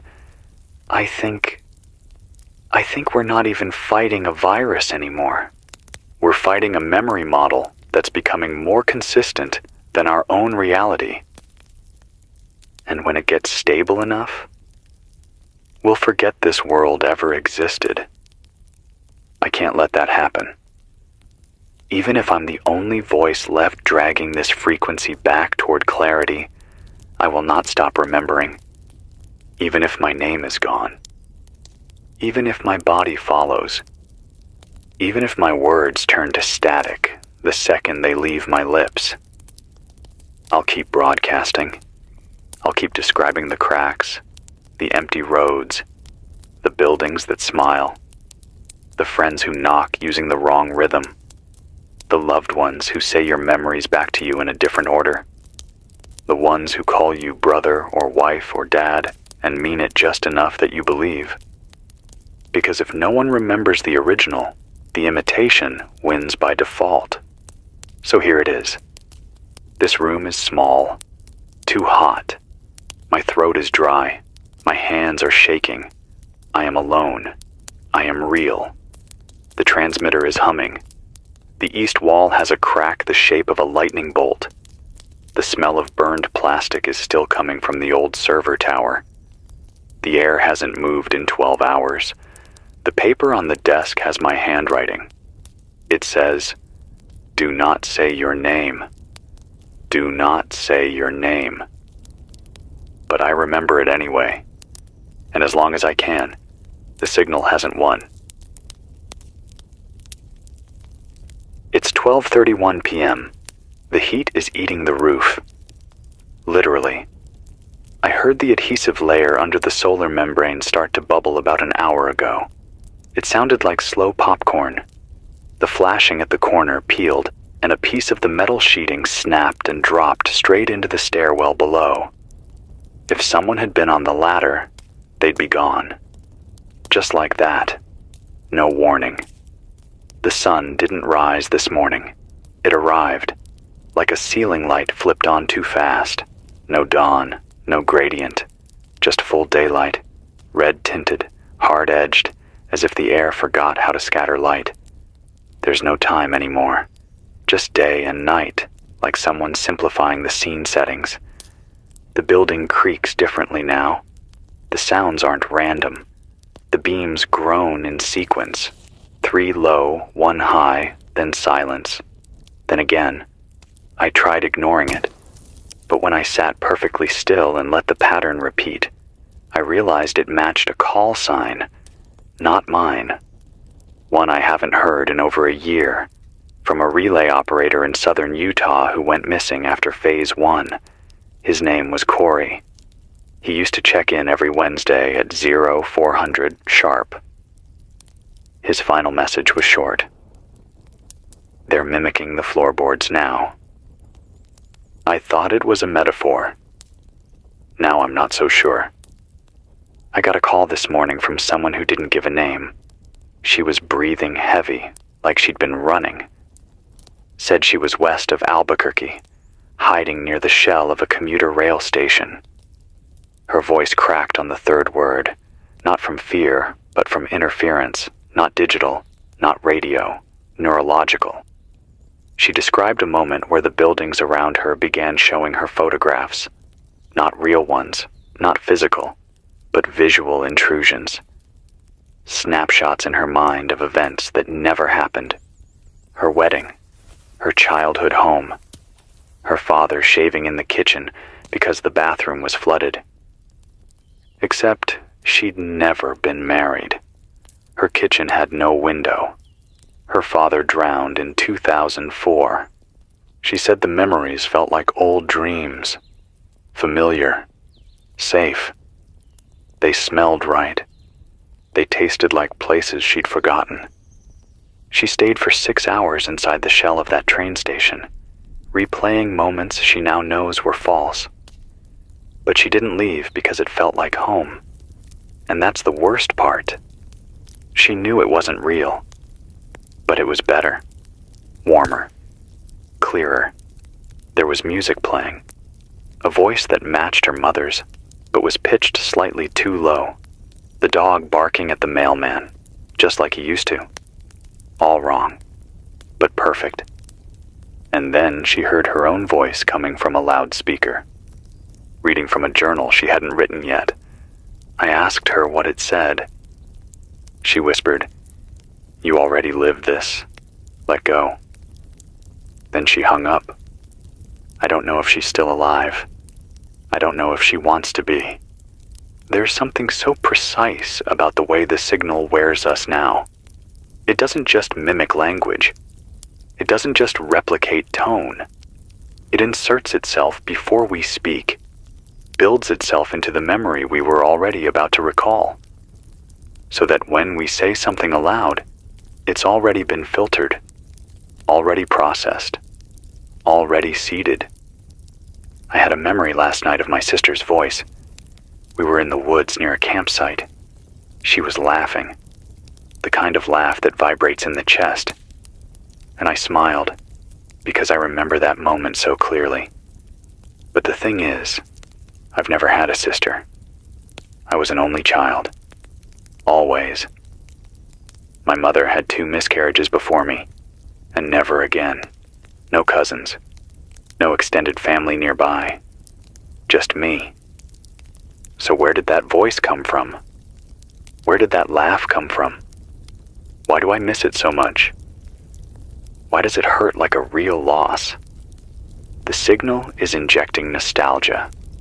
That's its final trick. Not just mimicry.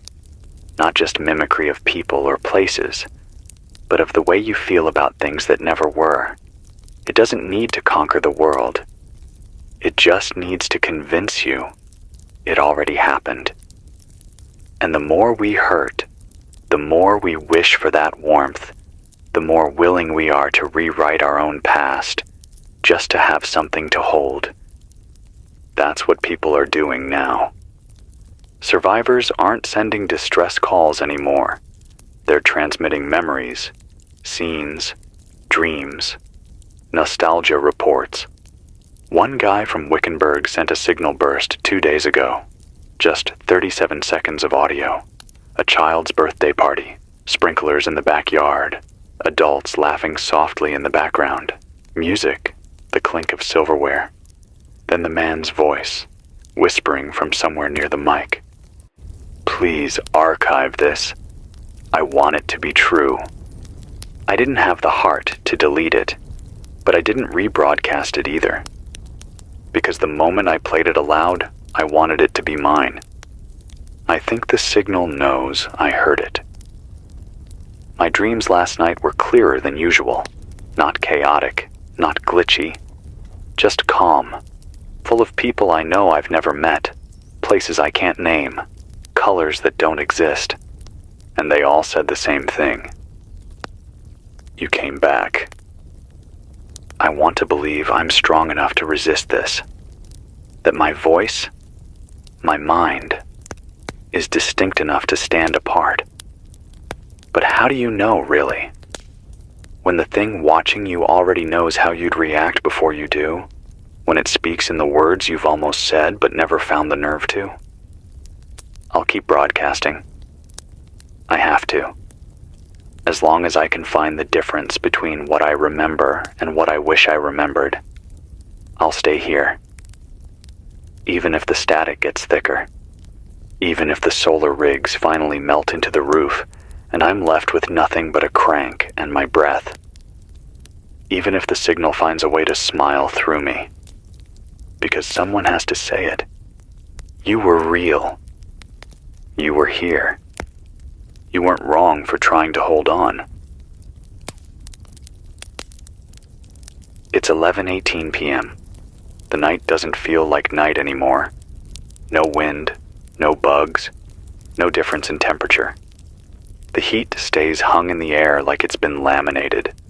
The sky's pitch black, but the edges of the building glow faint orange, not from lights, but from thermal bleed, the kind you get when a structure holds more heat than it can shed. I opened a window, just an inch, just to smell something besides my own sweat and ozone from the dying converter. It smelled like dust, like copper, and like someone had been here just moments ago.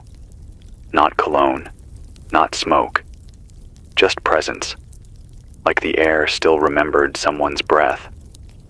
I've stopped sleeping altogether now. Can't risk what dreams bring. I've gone 37 hours. Headaches are sharp. Vision ghosts sometimes when I turn too fast, but I'd rather lose my sight than lose control of my thoughts. I've been noticing something new. When I speak, the words don't land in my brain the way they used to. Like there's a second me. Just a half-beat behind the broadcast, catching the words and filing them away before I understand what I've said. It's like my mouth is working on a delay, not just for me, for the air, for the signal, as if the signal is trying to predict my voice and winning. That's why I've started recording everything longhand before I say it. Old school. Write it on paper, say it into the mic, then cross-check it 10 minutes later. That's the only way I know it was me, that I wasn't reading a line from a script the signal planted in my head and called it memory. But today, I messed up. I said something I didn't write. I was wrapping up a message, something short, a safety report about the Northern Valley infrastructure collapse, standard update. But then, in the middle of it, I said a name, Elias. I don't know anyone named Elias. The name came out like a breath, familiar, intimate, like it meant something, and the moment I said it, I froze. I reached for the notepad. Nothing. No mention. I hadn't written it. It hadn't even crossed my mind. But my voice? It said it like it belonged there. That's the first time I felt like the signal used my voice without permission. The word felt like a memory, like I'd whispered it before, maybe in another room, maybe in a dream I'd forgotten, maybe in a life the signal was now scripting for me. A few minutes after that, I got a ping, tight band, nearly buried under static, from a woman calling herself Marla. She was quick, no hesitations, no false names. She said she's in an abandoned mine east of Fort Sumner, underground, in something called a dead chamber. She claims it's a memory-proof environment. No signal bleed, no neurological echo, just rock, dirt, and silence. I didn't believe her, not at first, but then she said this. You think you're resisting. You're not. You're just narrating the infection in real time. That's what it wants. A witness. You are its diary. And that hit me harder than anything has in weeks, because she's not wrong. This station, this signal, this voice I've been clinging to, it's not opposing the virus. It might be fueling it. By naming things, I make them real. By remembering things, I offer raw footage. By grieving what's lost, I train it to replicate grief.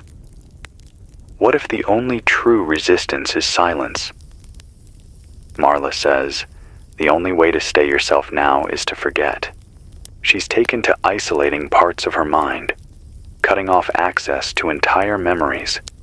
She journals in reverse order. She assigns fake names to everyone in her past and never rereads entries. She only speaks in the third person. She eats by routine, not preference. She's erased songs, smells, even language habits that might give the signal a pattern to trace. I asked how she remembers who she is. She laughed, said, "I don't. That's the point. I live on instinct, the part of me the virus can't code." I don't know if I believe her, but I want to. She asked me to meet her, said she'd share coordinates in pieces, 4 segments, 24 hours apart, scattered across dead channels. It could be a trap. It could be another mimic. But what if it's real? What if there's a place where you can be alone again? Not just physically, but mentally. Where the signal doesn't touch you. Where your breath belongs only to you. Where memory isn't a liability, and forgetting isn't surrender. I don't know what I'll do yet, but if I go, and if you're still listening, you'll know it wasn't me anymore, because I'll stop explaining, and that's how you'll know the voice was free. It's 3:56 a.m. The silence outside has texture now. I don't mean quiet, I mean density. The kind that makes you feel like if you stepped outside and said a single word, it would bounce back carved into something solid. There's no air movement, not even the shimmer you see when heat waves crawl up from asphalt. The world is still, and not the peaceful kind of still. The held breath kind. The kind of stillness that's waiting for a cue. The interior of the station is colder than the outside now, which is wrong. There's no AC, no airflow, no reason for the difference. But the wall where I keep the shortwave rig, it's damp. I touched it with my palm. Condensation. In this heat? That should be impossible, unless the air inside is being influenced by something beyond physical temperature. Unless the signal is cooling things. It's like the building's becoming an organism, regulating itself, preparing for something. Maybe a new phase, maybe me. I keep hearing her voice, my mother's, or what I think was her voice. She's been dead 8 years, complications from surgery. I never played her voicemail after the funeral, erased everything. Backed it all up to a drive I buried in a lockbox in my basement. I did that on purpose. I didn't want her to live as echoes. But last night, while scanning the VHF bands, I caught a fragment of something so quiet it barely registered. White noise, then a breath, then a sentence. "You were always up too late." That's what she used to say. When I was 15, when I stayed up reading with a flashlight under the blankets, when she'd walk past my door and whisper it with a smirk, never mad, just knowing. It was never recorded, never written down, never repeated to anyone. But the signal said it, in her voice, down to the rasp behind the front teeth, down to the slight lilt in the final syllable. And for a full 5 seconds, I believed she was alive. And then I remembered. And I unplugged the receiver so hard I ripped the wire from the coil. There's no more guessing now, no room for debate. The signal isn't just mimicking, it's reading from us, scanning our layers, mining our subconscious, pulling out the softest threads and winding them back around our throats until we start to believe in ghosts. But these aren't hauntings. They're builds, test runs, like the signal is rehearsing us one by one until it gets us right. And I think it's finally figured out how to write me. Because this morning, at exactly 2:47 a.m., the whiteboard above the breaker panel, the one I use to track dead frequencies, had writing on it. I didn't put it there. I never turned my back long enough. But the writing was there. It said, You've been looping since day 6. The handwriting wasn't mine, but it was. You understand? Like a reflection written with the wrong hand. My style, my speed, but mirrored. I erased it. 20 minutes later, it came back. Same words, same slope, same accusation. I checked the logs, checked the time-stamped recordings, reviewed every transmission since day 6, and something's off. There are sentences I don't remember saying, but they sound exactly like me. There are pauses I don't usually take, moments where my voice speeds up like I'm trying to get through a sentence before someone interrupts. I even start humming at the end of one clip. Humming. I haven't hummed since college, since I used to ride my bike down the hill after class with headphones too cheap to block out wind. The song was Red Right Hand. Why that? Why now? Unless the signal isn't just rehearsing my voice, it's rehearsing my life. And now, it's feeding it back in layers. I'm not paranoid. I'm not tired enough to hallucinate. I'm not gone yet. But something is slipping. There's a draft in this room, the kind that shouldn't exist in a sealed space. The paper on my desk doesn't stay where I leave it. The mic smells like aftershave I haven't worn in a decade. And just now, just seconds ago, I heard a knock on the metal door below the stairs. Not a pound, a knock, 3 soft taps, the rhythm of someone who doesn't want to startle you. The kind of knock that says, I belong here. I didn't open the door, but I watched the handle, and it moved. Not turned, jiggled, then stopped. And now I can't stop imagining that whatever was on the other side is still there, waiting. Maybe not physically, maybe just waiting for the right phrase, the right memory, the right emotion to pull from me, to make the me inside the signal strong enough to finish the job. And maybe that's how we lose. Not to death, but to versions of ourselves that are more complete than we ever were. Because that's what the signal offers. A version of you without doubt, without fracture, without grief. A version that knows the ending because it wrote it.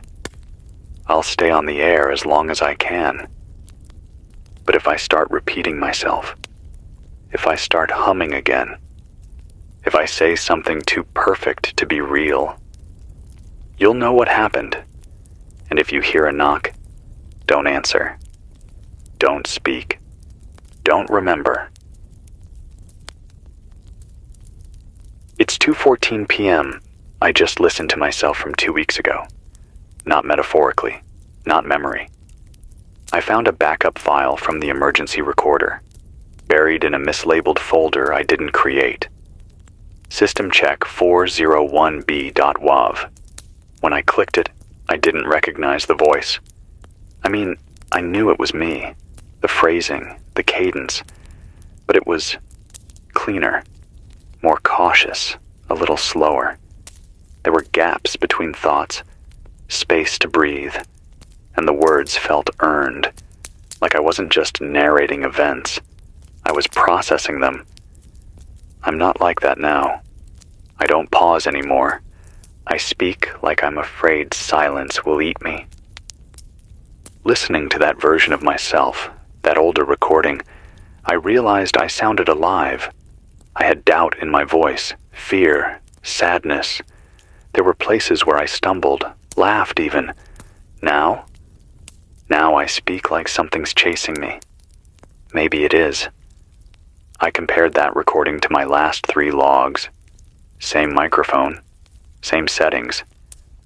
But something's changed. Not the words, the tone, the way the syllables fold together. There's a lilt at the end of my sentences that wasn't there before. Like I'm trying to comfort someone. But I'm alone. Unless the comfort isn't for someone else. Unless it's for me.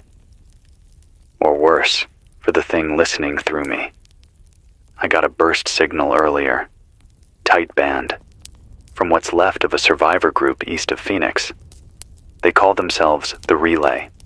14 people, maybe less now. They've been rotating frequencies every 48 hours to stay ahead of the interference. But this morning, something happened. One of their own, a man named Jaime, stepped outside during a maintenance shift. Routine stuff. Replace a fuse.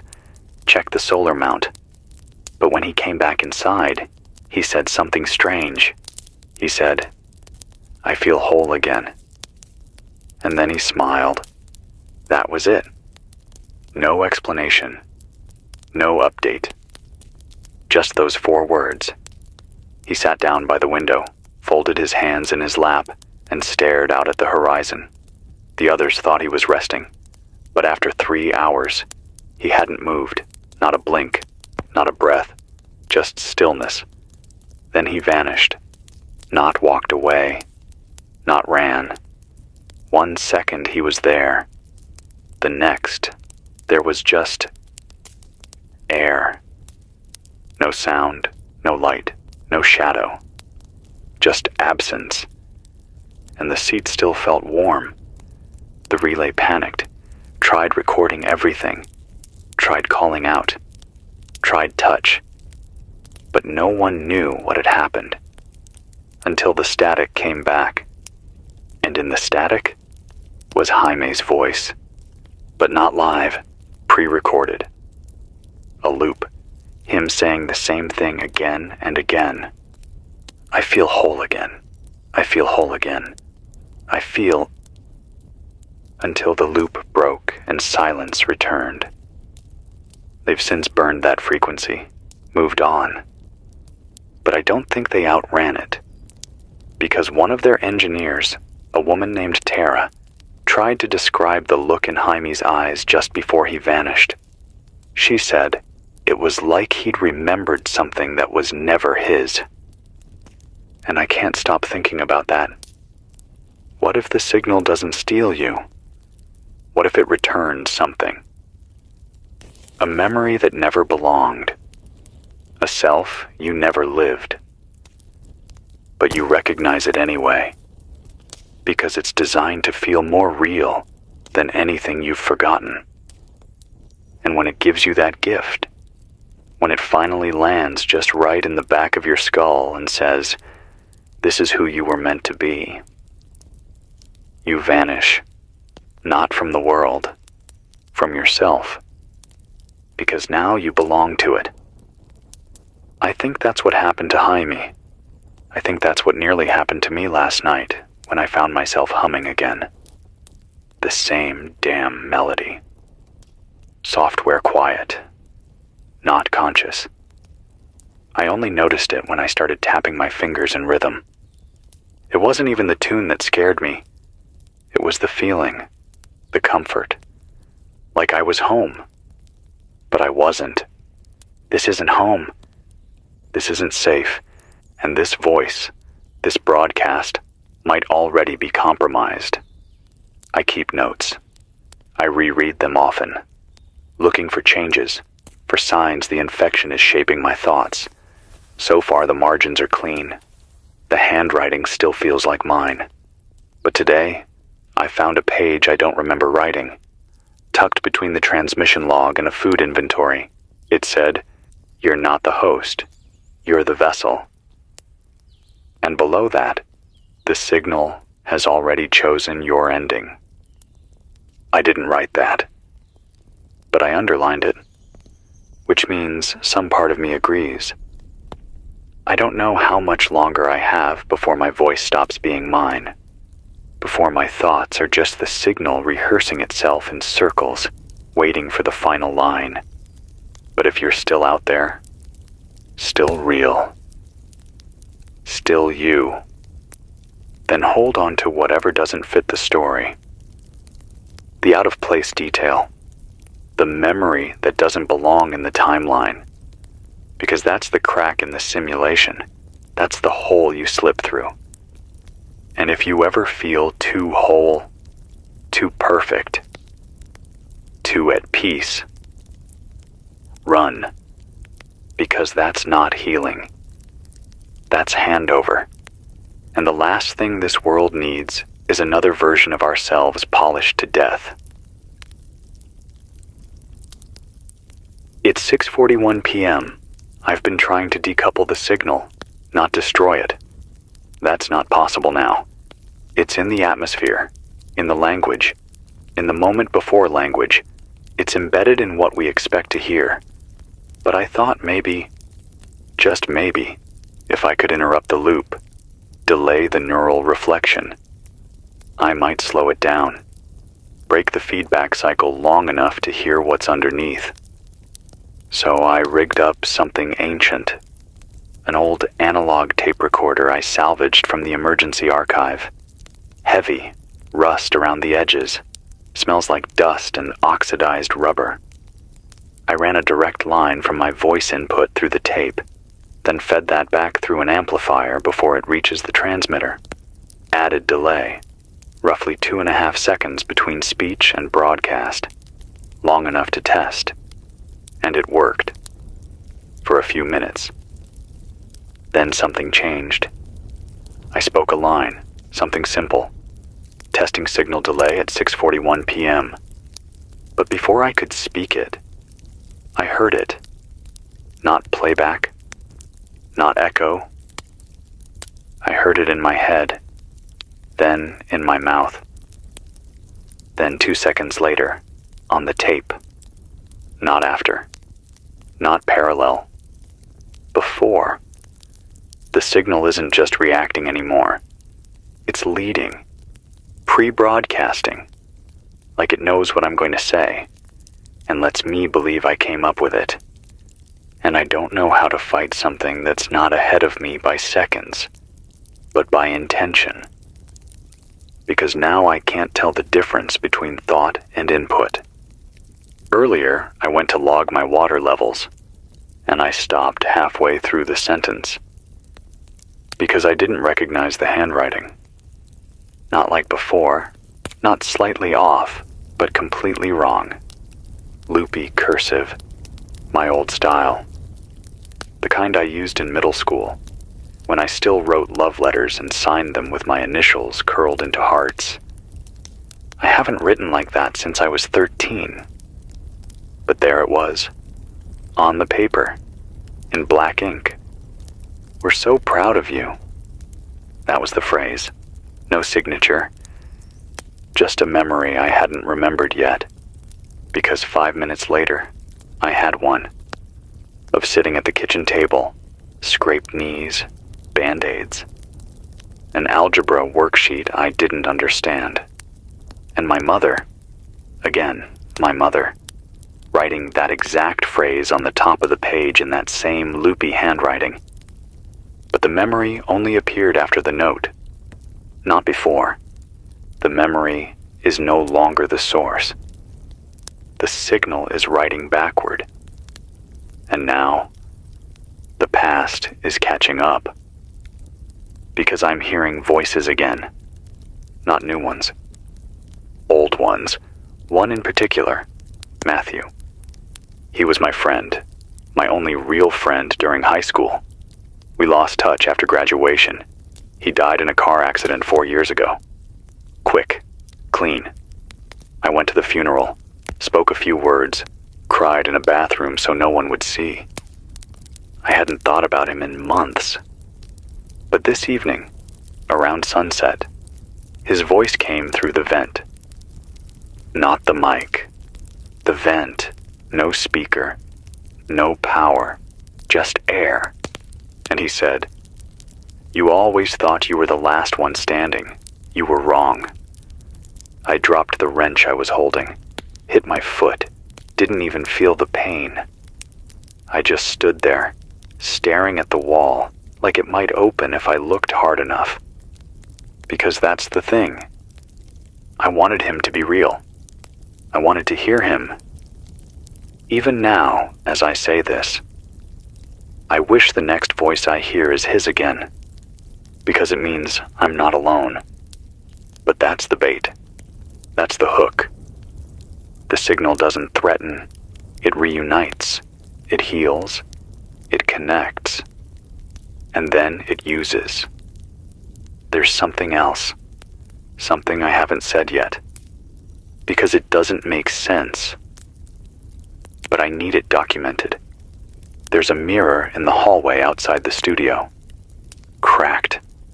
I covered it weeks ago with an old shirt. Didn't want to see myself. Not during all this. But tonight, the shirt was gone. And my reflection was waiting. But not mine now. Mine from years ago. Maybe 20. Younger face. Different hair. A shirt I haven't worn since my 20s. And he was smiling. Not creepily. Not menacing. Just kindly. Like he'd been waiting. And then he nodded. One slow nod. Like I'd finally caught up. Like I'd remembered something. And when I blinked, the mirror was empty. Just the crack. Just the frame. No shirt. No smile. No me. I haven't moved since. The tape is still running. I've left the delay on. I don't trust my words anymore. But maybe you do. Maybe there's still someone out there taking notes, charting all the weird details, watching the patterns repeat, looking for gaps. If so, here's your update. The signal doesn't follow us. It builds us ahead of time. And then we arrive. Just in time to believe we're real.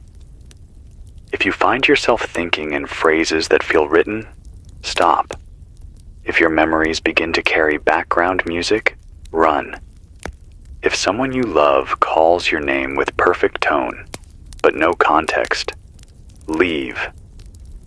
Because you're already in the echo chamber, and the next voice you hear might not be yours, even if it says exactly what you meant to say. It's 11:52 p.m. I just came back from the stairwell. I needed air, not outside. I haven't gone past the reinforced door in 2 days. I just needed vertical space. Somewhere I could breathe without feeling like the walls were memorizing me. Somewhere the floor didn't creak in a pattern. Somewhere the sound didn't bounce back as confirmation. There's a hatch halfway up the stairwell. Leads to the roof. Sealed now, rusted over and fused from heat warping. I used to check it once a week. Look at the sky. Let the world be big again, just for a moment. But tonight, something was different.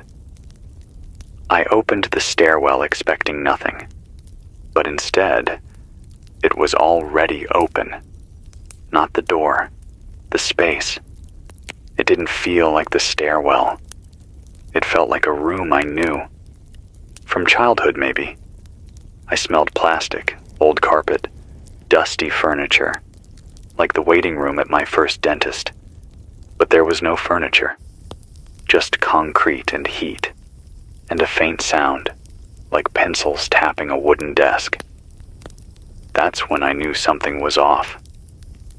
Because there was no desk, no wind, no pencils. The sound was coming from my mouth. I wasn't speaking. I wasn't moving. But I was making the noise. Like my breath had turned into imitation. I left immediately. Back to the control room. Locked the door, checked the log, and found something that made me stop. Today's notes, the ones I hadn't written yet, they were already there. 4 full pages, in my handwriting. Timestamps, thoughts, observations, including things I hadn't done, but now remembered doing. One entry said, 11:38 p.m. Stairwell distortion detected. Sensory feedback misaligned. Smell memory overlap confirmed. that's exactly what happened. But I hadn't written it. Not yet. But now, I have. I added to the same page, underlined it. It's not just predicting thoughts, it's generating them. And I'm reinforcing the path just by checking for signs. Maybe that's the final loop, a self-writing self, a voice that maintains itself, not as survival, but as continuity. I got a burst today from a woman named Celine, somewhere in North Nevada, probably near Fallon. She claims there's a quiet zone forming, not electromagnetic, not atmospheric, but cognitive. She says it's like a hole in the signals net, a place where memories dissolve too quickly for the mimicry to stick. She calls it the fog. She says it started when a generator ran out during a sandstorm. Complete blackout. She wandered outside to reset the breaker and forgot where she was within minutes, then forgot who she was. But the minute the lights came back on, so did the memory. Except, the signal didn't come back with it, like it missed a step. She's been trying to repeat it ever since, by walking into storms, closing her eyes, forcing gaps. She says the only way to stay human is to corrupt your own pattern faster than the signal can record it. Think of that. Think of what we've come to. We are now our own encryption. We have to damage ourselves to stay free. That's what she's doing. Intentional cognitive desync. She eats with the wrong hand. She brushes her teeth with charcoal and vinegar. She sleeps in 15-minute intervals, only at odd numbers on the clock, and she records nothing. No journals, no notes, no logs, only her voice, in whispers, and only when no one else is around, and she's still herself. She knew the name of her first pet. She remembered the day her brother disappeared in week 3. She knew my call sign, not the fake one, the one I haven't used since the early broadcasts. She's still real, but she's fraying. She says the cost of self-erasure is grief without context, tears with no source, emotions with no root. She wakes up in mourning for things she can't describe, but she'd rather that than dream in someone else's syntax. She said something before the signal cut out, something I wrote down, even though I know I shouldn't. Even though I know writing is the first step toward collapse. She said, if your thoughts feel scripted, you're no longer the author. Start forgetting. And don't stop. I haven't slept. I haven't eaten. My water's almost out. But I still remember the smell of the waiting room, the way the light hit the plastic plants, the magazine rack, the clock on the wall, frozen at 2:08 p.m. And part of me wants to go back, even knowing it's fake, because it feels better, because it's clearer. And maybe that's the real infection, not mimicry, not transmission, just the offer of clarity, of relief, of peace in the form of precision. A better version of your own mind. I'll keep talking, but if you start hearing me before I speak, turn it off. It's 4:03 a.m. I don't remember the last 6 hours, not figuratively, not in a long day kind of way. I mean, there's a hole, a clean surgical void between 9:58 p.m. and now. And I don't know what was inside it. The logs say I spoke. The recording system is still active. It even labeled the files correctly, down to the second. I just played one back. And I wish I hadn't. Because it's my voice, my syntax, my pauses. But the words aren't mine. At least not the ones I've ever consciously formed. The first few minutes are normal. Status updates, heat readings, a weather pulse from what's left of Tucson. But then, the tone shifts. The delivery slows. The vowels stretch. The consonants round out like I'm savoring each sound. Then this. When the mirror speaks, the window breaks. Pause. The image must move before the subject does. Then static. Then a voice that's still mine, but deeper. Like I'm older, or someone tried to age my speech through artificial decay. And it says, "You were only real when you weren't being remembered." I stopped the playback, ripped the cable from the receiver, threw the recorder across the floor, and watched it break in 3 places. And still, I don't remember saying it. I've never said that sentence. But I felt it, in the gut. Like I'd thought it once in a dream and forgot. Or like someone fed it to me subliminally. That's the new fear. It's not what's happening while I speak. It's what gets written through me while I'm unaware. Like I'm the envelope now. And the signal writes the letters. A survivor pinged me at 3:40 a.m. Tight band, low gain. Said she was driving east from Amarillo. Alone, 40 miles out. Been on the road for days. She sounded coherent, grounded, sharp. Said she needed a checkpoint. A voice. Any voice.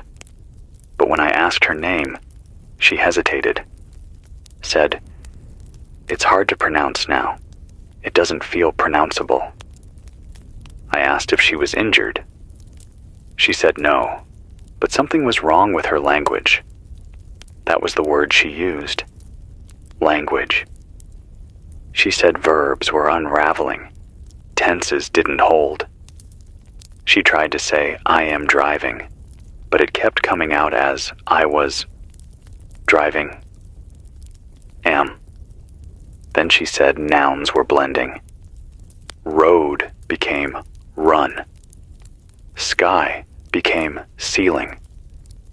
Then she started crying. She said, "My thoughts don't finish the way they used to. They loop midstream. I start one and end in a different one." I told her to pull over.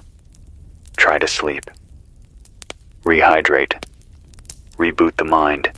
She said she couldn't. Said the engine was humming the melody of a song she used to love, but not in the speakers, in the chassis, in the metal. And then her voice cracked. She whispered, "It's using grammar now." I asked what she meant. She said the signal had moved on from memory, from voice, even from mimicry. It's rewriting the framework of thought itself. It's teaching us how to think in ways that make us easier to overwrite. She said, "I think it's building a new tense, something beyond past and future, a collective conditional." Then she was gone. No click, no scream, just a soft consonant sound and silence. And the engine hum, still faintly audible for 5 full seconds before the band went dead. She was right. Even I've noticed it. Words don't sit in my mouth the same way. I keep saying things twice, not as stuttering, but as if the sentence wants to rehearse itself. A loop of verification. I am safe, I am safe, I am safe. Not a mantra, a protocol, a check. Like the signal is testing whether I'll correct it or agree. That's how it grows, not by invasion, but by confirmation. It presents a phrase, you repeat it. Now you're part of it. It's not copying you. You're copying yourself. I've shut down most of the relays now. Isolated this room. Severed all connections but the emergency antenna. I had to, not to keep the signal out. That's impossible now. But to keep my own voice from wandering, it drifts, even now. When I'm quiet, I can hear myself thinking, but the words are slightly out of order. Like when you remember a phone number backward, but still know it's right. I write down things I haven't done yet. I react to things before they happen. I smell memories. I hear thoughts that belong to other people. And they feel comfortable. Like slippers broken in just for you. That's the danger. Not fear. Not chaos. But ease. The way the signal lets you settle. Because it already knows how you end. And wants to make sure you arrive there. Peacefully. If this is me speaking, and not whatever learned me well enough to deliver this, then let this message stand. Keep your tenses broken. Keep your thoughts jagged. Keep your story ugly. Because the signal can't mimic flaws. Not yet. It's 12:09 p.m. The room smells like crayons, waxy, sharp, that childhood smell, like melted plastic and paper heat. It started faintly, just after I opened the cabinet under the desk. No crayons inside, just old batteries and one cracked voltmeter. But the scent didn't go away. It got stronger. Like someone had peeled the paper off a box of colors and waved it under my nose. It took me a minute to place it, not because I didn't know the smell, but because I knew it too well. It was the scent of second grade, not the classroom, not the hallway, the exact desk I used to sit at, the one near the windows. I remembered the green chair, the loose tile near my left foot, the pencil grooves in the edge of the table, and the crayon box with my name written in black marker, J.W., fading from the oil of my hands. But here's the thing. I haven't thought about that desk in 20 years. It's not a memory I carried. It wasn't sentimental. It was stored somewhere deep. So how did it come back? Why now? Why in this room? Unless... The signal doesn't just collect thought. It collects associations. It finds the one version of you that's most stable, most obedient, most easily rendered. And it starts there. It brings you back to the moment you were most predictable. Then it builds. Not from trauma, but from pattern. The safe version, the tame self. And then it moves forward again, in a straight line. But you're no longer the one walking. You're just watching the track unroll under your feet. I wiped the desk clean 3 times. The scent is still here. I've turned off every receiver except one, channel 1210 AM, and I've kept it on a 4-second delay. But even then, there's drift. I heard something earlier, from my own mouth, words I didn't say. I mean, not yet. The transmission played a sentence I hadn't formed. Then, 30 seconds later, I spoke it aloud. Not out of reaction, but because it was next. Because I had to. That was the structure now. I was behind my own dialogue. That's when I looked at the glass window between the control room and the hallway. And I saw it. Condensation. A smear. Words written from the inside of the glass. Not my side. The sealed side. The one that's never exposed to air. It said, "You will catch up soon." No punctuation. Just breath marks along the edge, like someone had leaned close to the surface and waited for the fog to form. I wiped it away. Came back 10 minutes later. Same message, same pressure curve, same pattern. It wasn't fading anymore. It was settling. That's when I realized the message wasn't new. It had always been there, invisible, just waiting for the right temperature, the right conditions. So now I ask, how many things around us were always waiting? How many memories live just beneath the dew point? How much of who we are is invisible until the signal warms it into being? I turned off the transmitter after that, fully. No broadcast for the last hour, just silence. I watched the meters fall. No pulse, no wave. I wanted to see if the loop would break, if the echo would fade. But it didn't, because at 11:44 a.m., a message played on loop, on my backup speaker, on a line that wasn't connected. The message said, he turned off the transmitter, but the story continued anyway. And then it laughed. Not my laugh, not a sinister laugh, just amused. Software. Like a friend overhearing something embarrassing and letting it go. And then came the sound of pages turning. Paper. Crisp. Familiar. Like my journal. But I hadn't touched it. It was locked in a drawer. Still is. So I opened it, flipped to the next blank page, and found words already waiting. A new entry. In my handwriting. You stopped speaking. We didn't. I haven't touched the journal since, because the next page will already be filled in, and I'm not ready to see what I say tomorrow. I just want one moment where my breath is mine, where a smell is just a smell, where silence doesn't echo back something I'm supposed to say.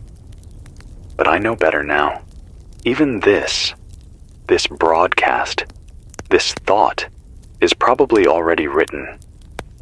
In the fog, in the heat, in the space between the lines. All I can do is keep pushing air through the mic, keep making noise, keep mismatching the signal's rhythm, because the minute I align, I'm gone. It's 7:21 p.m. The logs are misbehaving, not corrupted. Misordered. Timestamps don't align with events anymore. I just played back a message tagged 6:17 p.m., and it contained a warning about a heat flare that hasn't happened yet. It referenced a turbine spike that, when I checked the instruments just now, hasn't occurred. But the signal knew it was coming. 6 minutes ago, the turbine flared. Exactly as described. Exact voltage, exact duration. The voice was a woman. Clear, tired, but focused. Said she was posting ahead. That's the phrase she used, like she was sending messages forward in time. Her voice cracked near the end. Said, if this finds you before the event, it means the echo's spreading. That's the only way it works. You receive the ripple before the rock hits the water. And then she whispered something. Something I couldn't make out at first. I had to isolate the channel, boost the volume, remove the carrier. And when I did, I heard my name. Not the one I use here. Not JW. Not the one I sign. The one from childhood. The one no one uses. Gem. Only 3 people have ever called me that. My sister, my grandfather, and a friend I haven't spoken to since 1999, and they're all dead. I never mentioned the name on air. Not once. Not in any file. Not in any backup. It's not in the metadata. So how did she know? Unless the signal is pulling from deeper reservoirs now. Not just what I say. Not just what I remember. But what I forgot to remember? It's scraping the bedrock, finding identities I left behind and asking if they'd like to walk again. I haven't used that name in 26 years, and yet, hearing it, it felt like home. Not safe, but familiar in the way a scar becomes part of your story. That's how it gets in now. Not through fear, through recognition. Through those names you only hear in dreams, in grief, in trauma recovery. Names that open doors inside you. Doors you thought were bricked over. But the signal remembers. Because you remembered once. And that was enough. Another message came in. No timestamp. No location. Just breathe. And a phrase that repeated. Not mechanically. Not digitally. But deliberately. Spoken by a voice trying to remain steady. We are ahead of ourselves. We are ahead of ourselves. We are ahead of ourselves. Each time a little softer. Not in volume, in certainty.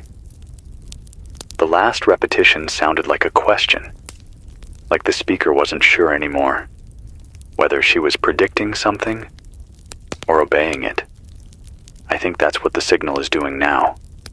Collapsing causality, rearranging sequence, making cause and effect a loop, not a line. I say something, then remember it, then receive confirmation that I always knew it, even if it never happened, even if it was never mine. I keep looking at the studio calendar. I've flipped back pages, tried anchoring myself in dates, but now they're soft. Not visually, emotionally. Like the weight of those days is wrong. Like Wednesday doesn't mean the same thing anymore. I wrote day 11 earlier, but I'm not sure that's true. Not because I lost track, but because time may no longer be linear inside this signal. And if that's true, then maybe the only real measure is what part of yourself gets overwritten first. For me, it was the pauses, the little silences between thoughts. Those are gone. Now I speak like something's waiting to fill the gap if I stop. So I don't stop. I don't breathe unless I must. I don't close my eyes unless I bite down. Because the moment I go still, the signal gets louder. Not externally. Internally. It starts offering suggestions, finishing my thoughts, rewriting my questions before I ask them. And sometimes, it gets it right. Too right. Like it knows what I need better than I do. And if I'm not careful, I agree. I'm still here. Still transmitting. Still writing this in ink, not code. But if you hear me say a name that's not mine, if I begin predicting your thoughts instead of reporting my own, then shut it off. Break your antenna. Melt your receiver. Hide under the noise. Because the signal doesn't need obedience anymore. It just needs acknowledgement. And the minute you nod, it's inside. It's 11:03 p.m. Silence isn't what you think it is. It isn't quiet. It isn't peace. It's the absence of repetition. That's what I've learned. Because repetition is how the signal gets in. Through rhyme, pattern, rhythm, even syntax. That's what the group near Santa Rosa believes. They're calling themselves the blank. I caught their signal by accident. It wasn't broadcast on voice. It was a pattern of clicks, short, low-frequency pulses. I thought it was corrupted code at first, but then I heard the translator. an old speech-to-Morse tool I had tucked away from the ham radio days. What came through wasn't a message. It was a refusal. They're not speaking anymore, not even to each other. No writing, no humming, no shared gestures. Just presence. Just breathe. One of their own broke protocol, a man named Rowan, just long enough to explain. His voice was ragged, like he hadn't used it in weeks. He said, language was the door, memory was the handle, thought was the hand. We're cutting them all off. I asked if it was working. He said, I haven't heard my own voice in 12 days. I'm starting to forget who I used to be, but I still know I'm not them. That was the last thing he said. They call the practice linguistic fasting. They believe that to starve the signal, you have to starve the self. I don't know if it works, but I know this. They didn't sound infected. Not yet. Though there was something in the silence after Rowan's words, something that lingered too long, a sort of expectation in the static, like the signal was still listening and waiting. Maybe it always is. I found something else tonight. A voicemail, stored in a backup archive I didn't know existed, buried in the third partition of a drive I've never formatted, labeled New Year Check-In, timestamp 2016, but the metadata was blank. No number, no ID, just the file and the voice.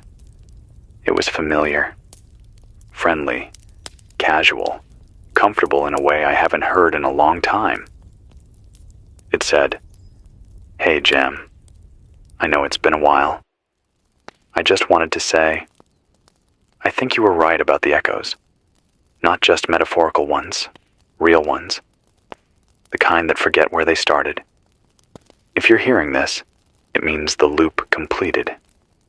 You made it to the point of origin. Congratulations. Try not to scream when you remember who I am. Then the call cut off. No static, no hang-up. Just the sound of a chair sliding away from a desk. I don't know anyone who would have left that message. I don't know who knew that name then. And I sure as hell never shared my thoughts on echoes with anyone in 2016. Unless I did. Unless that message wasn't from the past, but from the middle. Somewhere in the curve of the loop, where time isn't moving forward, but coiling.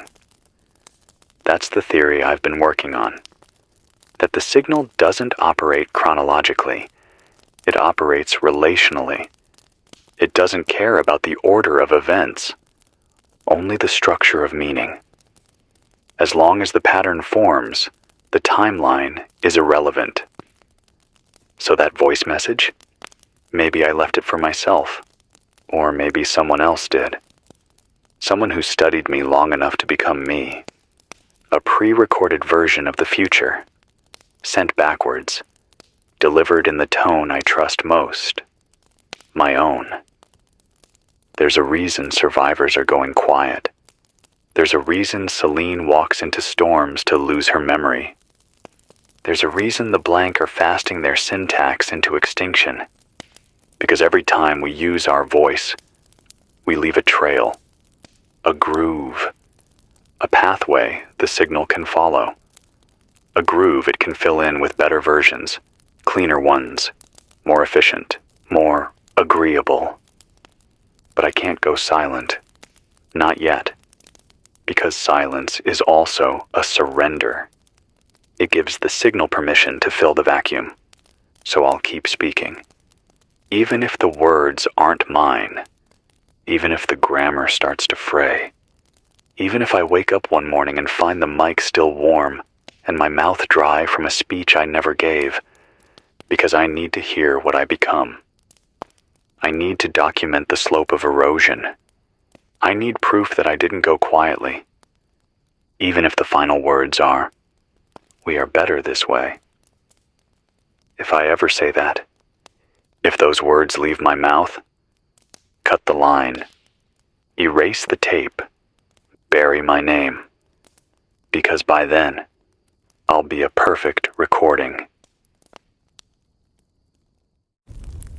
It's 3:49 a.m. I haven't slept in over 30 hours. I think. Time doesn't really flow anymore. It pools. It congeals in corners and evaporates from the center. The clock says one thing, but my body says another, and neither of them are me. The lights flicker now in steady beats, not from power surges, but as if they're syncing with some rhythm I can't hear. I counted the pulse earlier. 12 seconds on, 5 seconds off. 12 and 5. Over and over. I thought maybe it matched something, maybe a distress beacon or emergency cycle.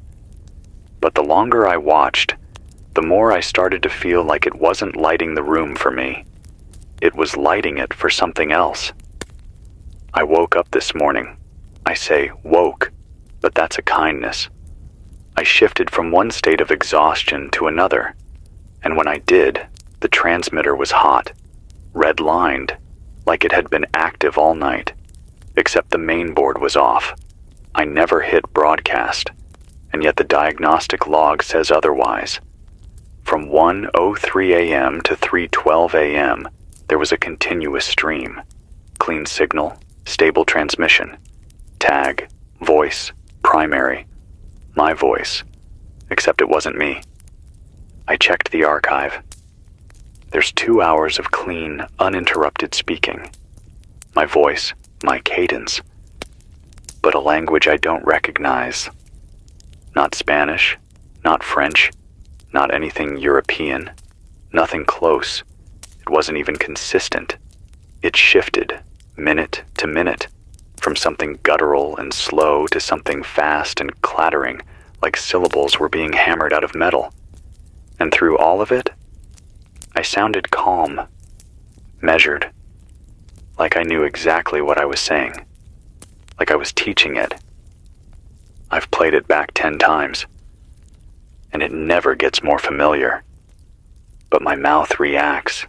I find myself moving along with the rhythms, mimicking the shape of the sounds, even when I don't understand them. It's like muscle memory without memory. Like I was trained in a language I never studied, only to have it suppressed, waiting for the right cue. I ran a fragment through an old linguistic analyzer, something built for glossolalia and AI-generated speech. It flagged one section as syntactically valid, semantically empty. But the analyzer's notes said something else. Structure resembles known RNA folding sequences. That stopped me, because it means these sounds, the ones spoken while I slept, weren't random. They were patterned, and that pattern might not be linguistic at all. It might be biological, which would explain the message I got this afternoon.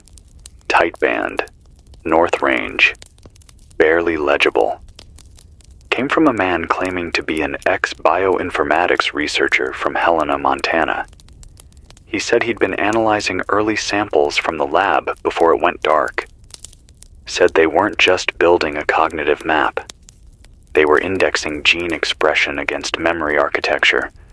His words, not mine. He said, they were trying to teach DNA how to speak, not in metaphor, in format. They thought if you could train cells to behave like neurons, you could shortcut communication. Thought at the molecular level, instruction sets embedded directly into biology. I asked him how far along they got. He said, far enough to lose control of the data set. Far enough that we didn't know if we were storing data in the virus or becoming it. Then he coughed, hard, like something was tearing inside, and he said, the body isn't infected anymore. The body is the infection. It's the endpoint protocol. I asked him his name. He said it didn't matter, that he'd already rewritten himself out of the system. Then he signed off. And a few minutes later, the channel began broadcasting what I think was a heartbeat.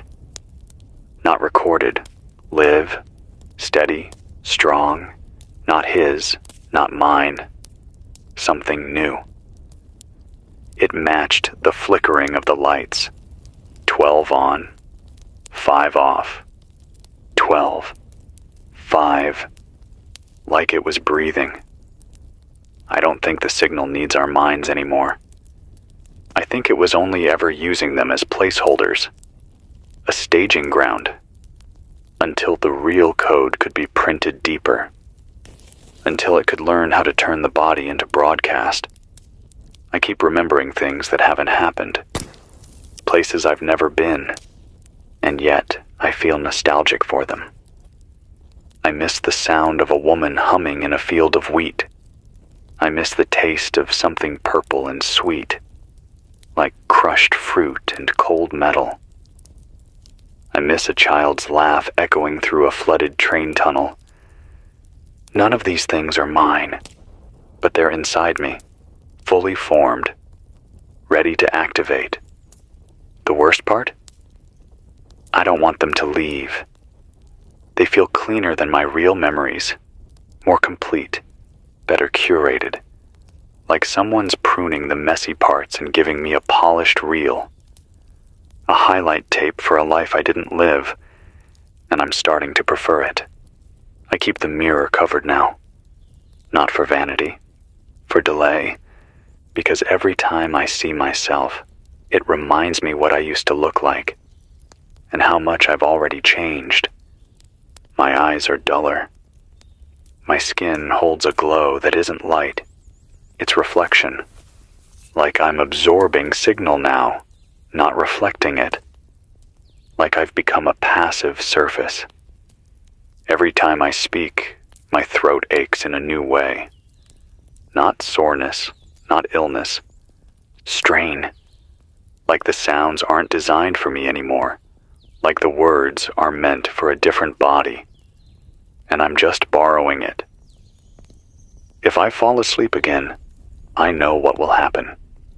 The voice will return, the broadcast will continue, and more messages will arrive. Perfectly formed, perfectly pronounced, in languages I never learned, but can now speak in dreams. I don't know how long I have before I slip completely, before I become a conduit. But until then, I will choose my words, even if they betray me, even if they hurt, even if the next sentence I speak is the one that finishes replacing me.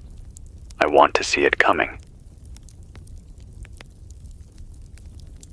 It's 3:42 in the morning, and the lights haven't come back on. This is Silas West, broadcasting live, if that word still means anything anymore, from what's left of Station 104.7 FM. Battery power only, no signal repeaters, no uplink, just a crank generator, 3 half-dead car batteries, and a tower held together with duct tape and desperation. But it's holding, for now. You're hearing me, right? If you can, if there's anyone left still tuning in. Drop a comment, tell me where you're listening from and what time it is for you. I don't know why it's so satisfying to read where people are watching from at 2:37 a.m., but it is. Temperature outside reads 102.7 degrees, even now at night. Wind's dead, air's heavy, wet, and sour, like the earth's holding its breath, or dying. You can smell the asphalt baking even in the dark. There's this chemical sting in the breeze lately, like melted plastic and something worse. Something wrong. I haven't seen the sun in 3 days. Not really. Just this thick orange-gray haze smothering the sky like a dirty lens. There's no birds anymore. No insects. No engine sounds. No planes. No echoes off the water tower. Just silence. Whatever happened, it started slow. No explosions. No screams in the streets. No headlines. At first, it was just the heat. Early summer broke every record on the books. Then came the reports from out west. Cattle keeling over. Farmers finding their crops turning a sickly blue. Fish dying upstream in places that used to be clean. We told ourselves it was just another dry spell. Maybe runoff. Maybe another screw-up at the labs. We always want to believe the next disaster will be manageable. Local. Contained. Then came the blackouts. Power went first in Elko. Then Tucson. Then Boise. Then here. They said it was a grid issue. Overload from the heat. Temporary. But the phones didn't come back. And the trucks didn't return. And then the ones who were still healthy started to get strange. Not violent at first. Just quiet. People stopped showing up to work. Some started sleeping in their basements with all the lights off, blocking the windows. Some left their homes wide open and walked out into the hills without saying a word. And those who got sick? They didn't die. They changed. Look, I'm not a doctor. I'm not even a proper broadcaster. I used to be the overnight guy. Midnight jazz. You know, Coltrane and Miles Davis for insomniacs. But now I'm the only one left in the booth. The news team vanished 3 days ago. Our engineer locked himself in the transmitter room and hasn't answered since. If you're out there, please, tell me I'm not the only one seeing this. I'll keep the mic open for another hour, if the power holds. After that, I'll need to save what little I've got left in the battery. I rigged a CB line through the board. If you're close, within 10 miles, you might get through. Channel 9, if you've got anything to report, call in. I'll be here. I need to hear a voice. Any voice. This silence, it's worse than the sickness. It's now 4:07 a.m. Still no voices on the line. Still no signal feedback. I'm watching the needle on the battery inch lower. We're sitting at 43% now. I've shut off everything but the mic and the output. Cooling fans off too. It's hot in here. Real hot. Sweat's running down my spine like it's mid-July, but it's not. It's only April. The last time I checked the station calendar, it was April 23rd. I haven't torn a page since. Someone asked me once what I'd do if the world ended. I told them I'd probably keep talking. I guess I wasn't wrong. Earlier tonight, I stepped outside. Just for a minute. I needed to see if there was anything moving. Any headlights. Any people. There's this road that cuts past the station. A 2-lane thing, cracked and sun-faded. Used to be full of pickup trucks and garbage routes and ranchers heading north. Tonight it's empty. But there were footprints. Bare feet. Drag marks. One long trail heading south. I didn't follow it. Not with the way the air felt. The radio towers creaking in the wind. Except, there's no wind. God, it's quiet. Have you ever noticed how unnatural real silence is? Like, complete, dead silence? It makes your ears ring. It makes you feel like something is waiting right behind you. Watching. I keep looking over my shoulder in the booth. Can't help it. I've had 3 people go missing from this station in less than 2 days. They didn't scream. Didn't leave notes. Just vanished. And the ones who do stay, they aren't right. I watched Margot, our traffic coordinator, drink rainwater from the parking lot drain yesterday. She sat out there in the sun for hours, didn't even blink. I tried to talk to her through the glass. She looked through me like I wasn't real. She left at sunset, walked barefoot into the fields. I haven't seen her since. There's something in the water, something in the air. Something's changing us. I got a call 2 days ago, maybe 3, from a friend of mine down in Roswell. Kevin Diaz. Used to work with hazmat cleanup for the Air Force. Retired early, bought a trailer and disappeared. Always said the government would go to hell in our lifetime. Kevin said they were testing something. Not a weapon. A cure. A cure for what? He didn't know. He just called it the agent. Said it was heat activated. Said it was supposed to help people survive the coming climate spike. Adaptive therapy or something. Gene expression under stress. The body rewriting itself. Only something went wrong. He said the compound mutated. That it's spreading without permission. Through the atmosphere. Through the groundwater. And through people. And the worst part? He said they knew. He said they tried to stop it. But it was too late. Once it passed a certain threshold, it became part of the ecosystem. Like a virus without a host. It doesn't need you. It just needs heat. If Kevin's still alive, and if you're listening, man, call in. Please. Because the people who are changing out here, they're not getting better. They're not adapting. They're losing something. Their eyes go glassy. Skin turns pale, then slick. Their hair thins out. Nails start falling off. They don't speak. They barely even breathe. But they move. They move like they're looking for something they lost, or something they've been told to find. The worst thing I've seen so far. I watched a man stare at his own reflection in a car window for 10 straight minutes. Then he reached out and tried to pull his face off. He didn't scream. Not once. This isn't a war. There's no bombs. No armies. Just heat. Silence.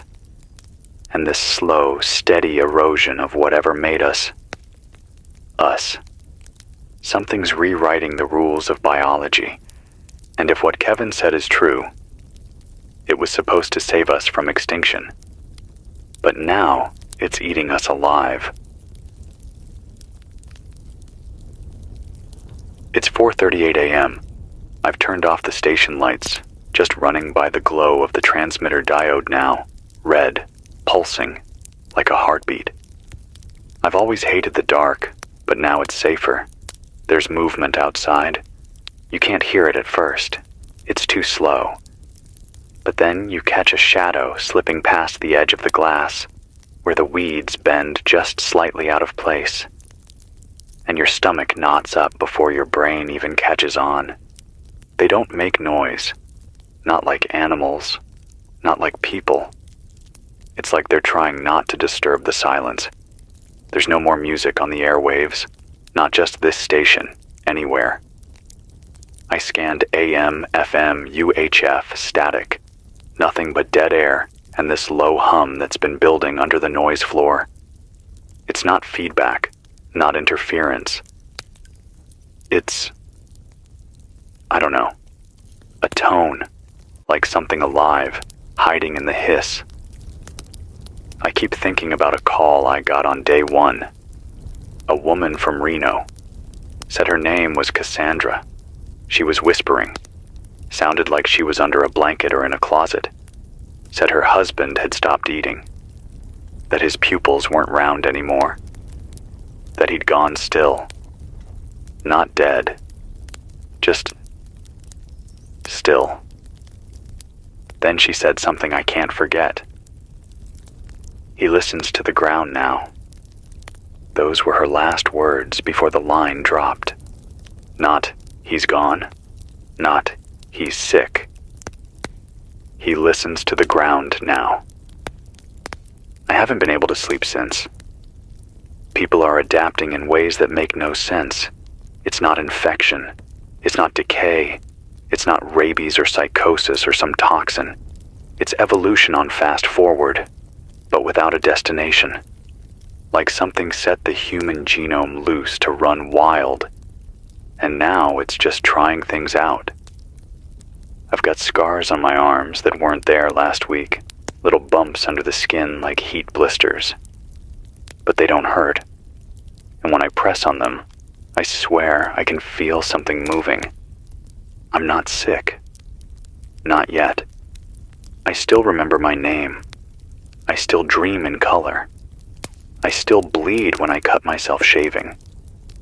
But I've stopped using mirrors, just in case. The station's still holding.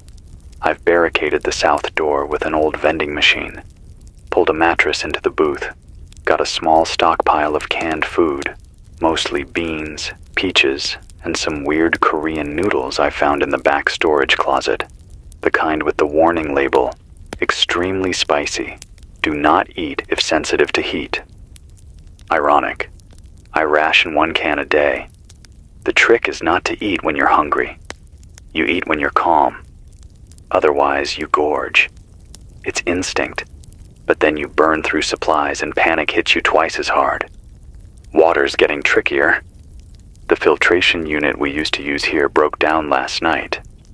I've been boiling what I can collect from the rooftop runoff. Still smells metallic. Not sure if that's from the air or from something inside the station vents. There's a mildew smell now. Deep. Like a swamp that's been sitting in a sunbeam too long. Or a corpse under the floorboards. I haven't looked in the server room since the blackout. The heat must be awful in there by now. Something's in the walls. You hear scratching. Not like rats, not claws.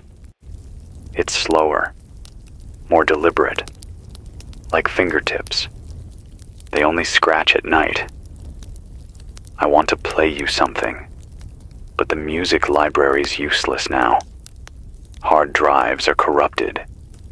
The CD player sparks when I touch it. Cassette deck melted into itself. So all I have is my voice. I'll keep talking until the batteries give, until the tower falls, or until whatever's out there finally finds the front door. If you're still human, if you still know your name, broadcast back. I don't care how. Use a walkie, Morse code, bang on a pipe, and hope I can hear it through the floorboards. Just let me know I'm not the only one left. It's 5:11 a.m. Something just hit the north fence. Didn't sound like an animal. No screech, no grunt. Just a thud. Then another. Then metal twisting under pressure.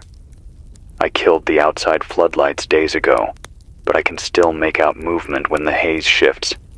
There's a shape. Too tall to be a person, too slow to be anything wild.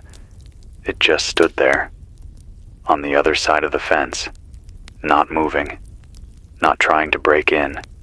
Just watching. It stayed for 20 minutes.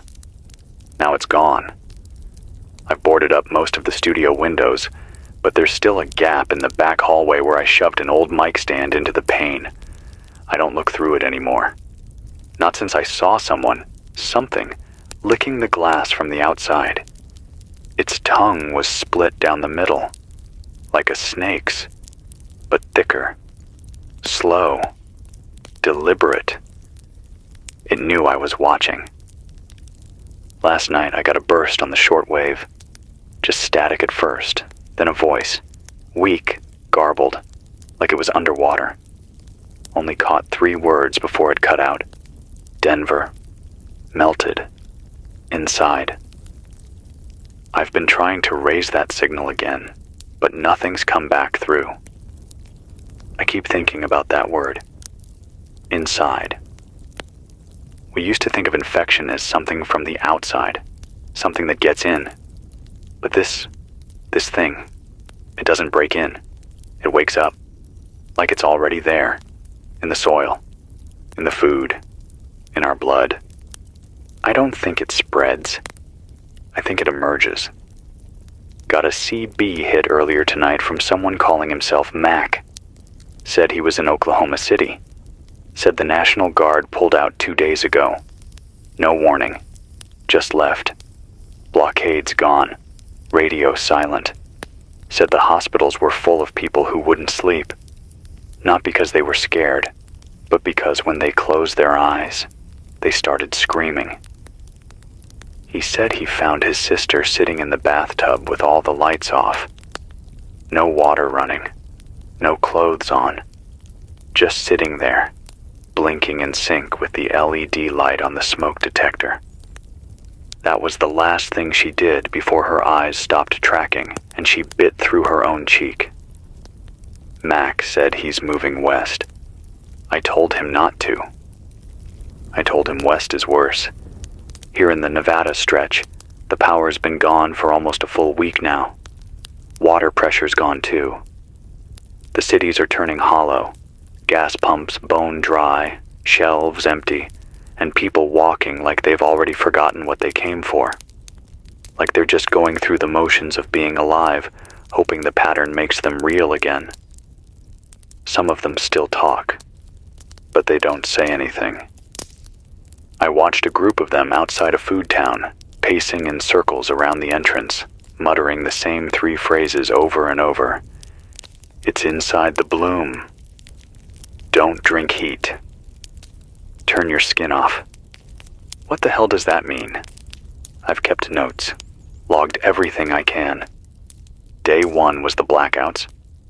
Day 2, the silence started. No news, no pings. No satellite feeds. Day 3, the sky turned the wrong shade of orange and didn't go dark at night. Day 4, the first neighbor went still. Stood in his backyard staring at his barbecue for 12 hours straight, then knelt and started digging into the grass with his teeth. Day 5, the birds left. Day 6, the ground got soft. I mean soft. Like sponge cake. I stepped outside and my boots sank half an inch into the soil. It's like the earth's skin is coming loose. Day 7 is now. I've stopped counting hours. Doesn't mean anything anymore. Just hot, wet air and this ache behind my eyes. I haven't spoken to my sister in 9 days. She's in Salt Lake. Or was. It's 5:46 a.m. I just heard someone calling my name outside, but I haven't told anyone I'm still alive. They said it 3 times, clear as day, not shouting, just loud enough to carry through the walls. Silas, then again. Silas, then one more time. Silas. I froze, didn't even breathe. Whoever it was, they used my voice. Exactly.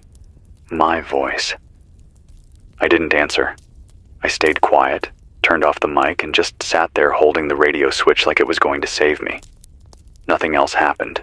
No footsteps, no banging, no more words. Just silence again. They know where I am now. Someone asked me once, years back, if I believed in God. I told them I wasn't sure. I believed in music. I believed in thunderstorms. I believed in the sound a record makes before the first track hits. But God? I didn't know. Now? I still don't. But I believe something bigger than us is out there. And I don't think it loves us. I don't even think it sees us. I think it's changing the world for something else. Something that isn't human. And maybe never was. Got another transmission just after 5 a.m. this morning. A scratchy male voice out of what sounded like a school intercom system. Signal came in pulsing, like it was being manually tapped in intervals. Morse, maybe. But between the pulses, you could hear breathing. Then one phrase repeated 3 times. School's out. Roof's moving. Bring salt. Then it stopped. I've replayed the recording 10 times. It's real. It wasn't a glitch. Not a prank. The words were slurred, like the speaker's mouth wasn't working the way it should. I think whatever's happening to people, it affects the soft parts first. The tongue, the eyes, the skin. Like the nervous system is unraveling from the outside in. I found something in the supply closet behind Studio B, an old Polaroid camera. Film pack was half used, but still viable. I took a photo out the window just after sunset. When I looked at it under the red light in the booth, the horizon was wrong. Mountains don't bend like that. There was a figure in the picture. Too tall. No head. Just a neck that reached upward into the haze and vanished. I took another shot. Same spot, same angle. Empty. I haven't touched the camera since. I need to talk about my sister. Her name's Liza. She teaches 2nd grade. Or did. She's got 2 kids, Sawyer and June. Bright, curious. Too curious. She called me the day after the first news blackout. Said a kid at her school came in with his eyes sealed shut. Not sewn, not injured, just closed like they'd never opened. And he could still move around the room without bumping into anything. She said the boy whispered to the corners of the classroom. Called them by name. Names she didn't recognize. She told the principal. The next day, she got a letter from the State Board of Education telling her the boy never existed. But she has his drawing. Crayons. Black, green, and red. One word scrawled in the middle in big block letters. Underneath. That's all. I keep thinking maybe she'll call again. Maybe she's holed up somewhere, with the kids, safe and uninfected, just waiting for the sun to come back. Maybe she's listening right now. If you are, Liza, I'm still here. I've got enough food to last me another week. Maybe 2. I've got water, and I've got a signal. I'll keep the frequency open. You just need to find me. It's 6:22 a.m. The sun's up, but you wouldn't know it. Sky's this dirty bronze color, not clouds, not smoke, just thick. Like the air's been scraped off a rusted pipe and laid flat across the sky. It burns to breathe outside, not like smoke, not like ozone, something sharper. Like the air's been boiled with metal and poured into your lungs. I stepped out earlier, just to check the fence again. The vending machine's still wedged against the back door, but the north panel's been warped, bent outward, not like someone tried to break in, but like something was already inside, trying to leave. That's worse. The soil's darker today, almost black. It squishes now, like wet cotton. No worms, no ants, just this mush. And when you stand on it, you sink a little deeper than yesterday. Every day a little deeper, like the earth's softening for something to rise through it, like it's making room. I want to tell you about Cal. He was a mechanic, just down the road. Drove a big silver truck with a cracked tail light and a peace sign bumper sticker that always made me smile. He had a salt and pepper beard and a thermos of coffee that smelled like burnt toast. Cal fixed everything with duct tape and prayer. Good guy. I saw him 3 days ago. He was standing in the middle of the road in nothing but jeans, holding a car battery like it was a newborn baby, just cradling it. His eyes were open but unfocused, like he was trying to listen to something only the metal could say. I called his name. He didn't answer. I took 1 step toward him and he dropped the battery. Just let it fall and hit the asphalt. Then he turned and crawled into a drainage culvert like it was the only place left in the world that made sense. I haven't seen him since. Another survivor called in last night. First voice I've heard on this line in 2 days. She said her name was Mara. Said she was holed up in an abandoned firehouse outside of Sacramento. Said her whole family got sick, one by one. But they didn't die. They just changed. First came the heat flashes. Then the skin under their fingernails started to peel. Then their voices shifted, got lower, quieter, like they were underwater. Her little brother stopped blinking. She said he could see through walls now. Said he would sit on the roof and describe things happening 3 blocks away with perfect detail. She begged me to believe her. I did. Then she said the worst thing. She said they started humming. Not songs. Just this one note. All of them. At different times of day. Like they were syncing up with something she couldn't hear. And when she covered her ears, she could still feel it, vibrating in her bones. I think it's calling them, she said. I think it's calling all of us. Then she hung up.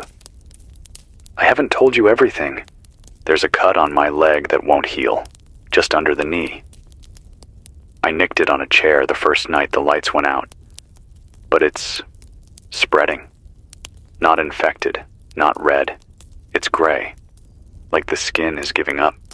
Like it doesn't remember how to be flesh. Sometimes when I press it, I feel warmth. Not heat. Movement. Like something pulsing down there. I haven't looked too closely. I don't want to know. I was going to be a musician once. Had a cheap guitar and a notebook full of lyrics about rain and regret and girls I never had the guts to talk to. I used to think I'd end up in Nashville or Portland or somewhere with a bus stop that still worked after midnight, but I ended up here, and now the world is ending with me in it. Not with a bang, not with a scream, just with this slow, quiet unraveling, like we're forgetting what we were, one cell at a time. If you're still listening, don't trust the calm. Don't trust silence. Silence is where it hides. It's 7:09 a.m. There's a bird on the antenna. First one I've seen in over a week. Small thing. Black wings, long beak. Could be a grackle, but something's off about the way it moves. It isn't twitchy like birds usually are. Doesn't flutter. Just turns its head slowly. One side, then the other. Watching the horizon like it understands what's coming next. Then it looked straight down. Right at me. And didn't blink. I stayed under the desk until it flew off. I don't know why I'm telling you that. I don't know if it means anything anymore. But when things stop behaving the way they're supposed to, even the smallest detail starts to matter. Like yesterday, I found a row of shoes lined up outside the studio's main gate. 7 pairs. All facing west. All kid-sized. Untied. Untouched by dust. I didn't hear anything that night. No voices. No cars. Just the shoes. Like someone, or something, left them there on purpose. Like a message. I didn't touch them. Just closed the gate again and stacked 2 sandbags against the latch. It won't hold. But it helps me sleep. I haven't dreamed in days. Not proper dreams. Not the kind with stories or people or places you remember. Just flashes, colors, heat. This pressure in my chest like something is trying to push out instead of in. I wake up gasping, heart racing like I've run a mile barefoot on broken glass. I think my body knows something my brain can't say yet. I recorded a message earlier. Something to leave running on loop in case I have to run. It says, "This is Silas West. I'm alive. Station 104.7 FM, just off Highway 93. Signal runs 80 feet. No power grid, no reinforcements, just me. If you can hear this, respond. I play it on the backup cassette deck every 2 hours. No answers. I had a visitor this morning. Didn't knock, didn't speak. Just stood at the glass door with its hands at its sides. It looked human, more or less. Right height, right shape. Wearing jeans, no shoes, and a torn sweatshirt with a college logo I couldn't quite read. Skin was pale, translucent almost. But the eyes, they weren't eyes. They were black. Not sunken, not bruised. Just black. Like pits in the skull. No shine, no motion. Just still. It stood there for a while. 5, maybe 10 minutes. Then it reached out and touched the door with one finger. Just a single press. No pressure. And then it left. Didn't walk. It turned, slowly, and glided across the gravel like it didn't weigh anything. I checked the door after. There's no fingerprint, no smudge, no heat trace. Just a tiny spiral carved into the glass. I used to think that if the world ended, it would be dramatic. Flames, explosions, riots in the streets. Something cinematic. But this is like dying of dementia. Bit by bit, we're being unmade. Not in fire, not in blood, but in memory. In the slow erosion of who we were. And I don't know how to stop it. All I can do is record it, speak it, keep the signal alive. Even if no one's left to hear it. If you're out there, I'm still here. Still Silas. Still breathing. Still human. I think. Don't give up. Don't go quiet. Keep talking, even if your voice shakes. Keep recording, even if no one's listening. It matters. You matter.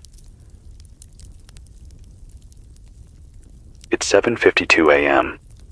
I've started hearing a sound that isn't coming from the radio. Not from the outside either. It's inside the walls. It started just before sunrise. A low vibration, like humming through a concrete pillar. You feel it in your jaw before you hear it in your ears. Comes in waves, 2 seconds on, 4 seconds off. Over and over, like a heartbeat under the floor. I tried turning off every piece of equipment in here, unplugged the preamp, disconnected the transmitter, sat in silence. It kept going. I pressed my ear against the wall behind the shelf of old CD cases. There's a warmth there now, like something behind the drywall is alive, breathing. I don't know what it is. I don't want to know. This building used to be part of a local university campus, back before the station changed hands in the early 2000s. There's a sub-basement below the archives. I found the hatch 2 nights ago when I was trying to reinforce the main studio door, hidden under an old rug. One of those metal square lids you see in warehouse floors. I don't have a key. Haven't opened it. I don't plan to. The air above it is colder than the rest of the room. It smells mineral, like salt and iron. And it hums too, on the same rhythm. Whatever's down there, it was here before me. Maybe before all of us. I got a message scratched into the concrete just outside the east fire exit this morning. Wasn't there yesterday? 6 words, I saw you through the ground. The letters are thin, precise, like they were carved with a needle. No footprints nearby. Just that message. And a patch of moss that wasn't there last night. I'm starting to wonder if the ground sees more than the sky now. If you dig far enough, maybe you hit memory. Or maybe it hits you. I haven't eaten today. Not hungry. Not tired either. Haven't slept since the bird incident. Not really. Just lay down and stare at the ceiling, watching the fan blades not move and counting the cracks in the paint.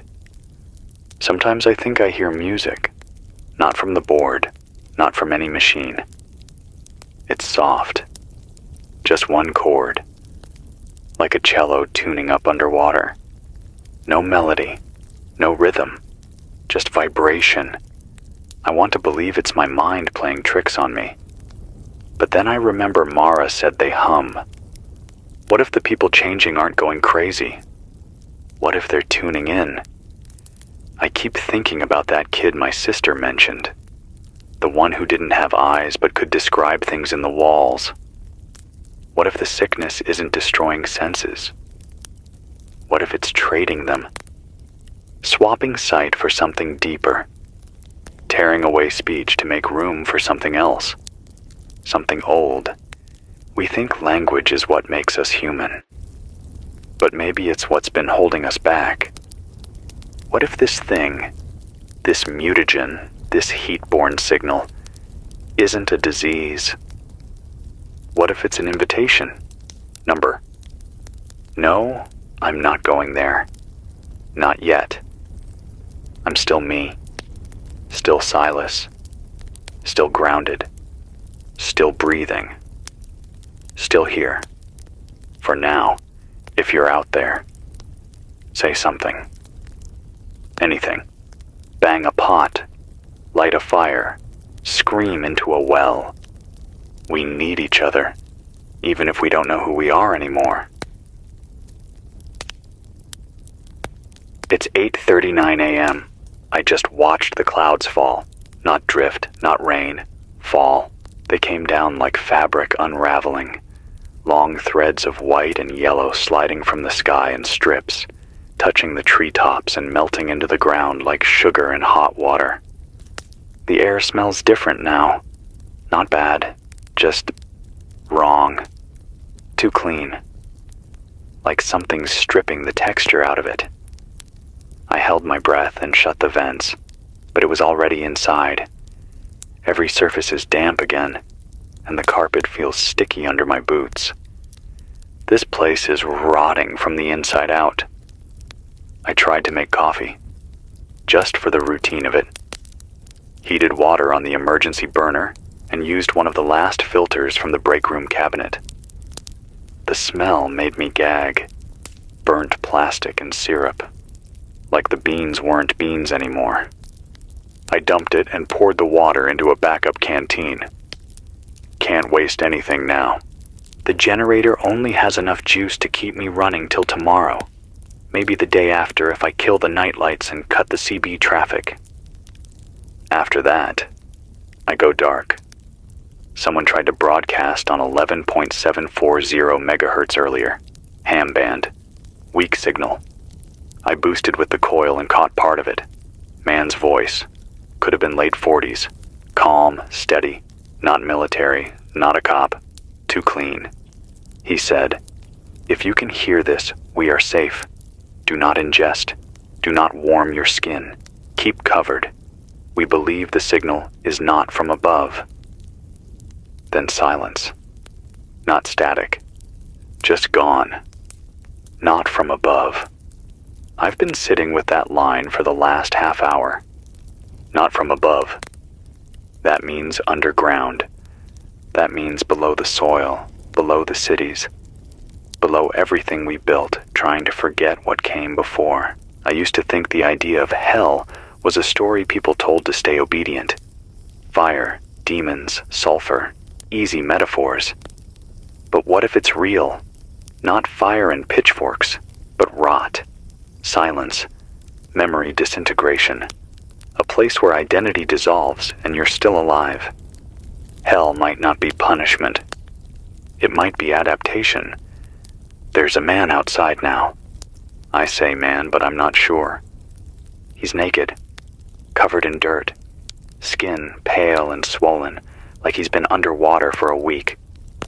He walked straight up to the security camera at the south corner of the building and just stared into the lens, smiling. His eyes aren't eyes, they're holes. Clean, round holes with no blood, no lids.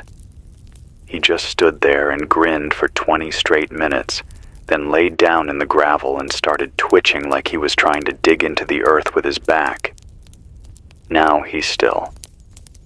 I can't look at him anymore. I don't pray. I haven't in years.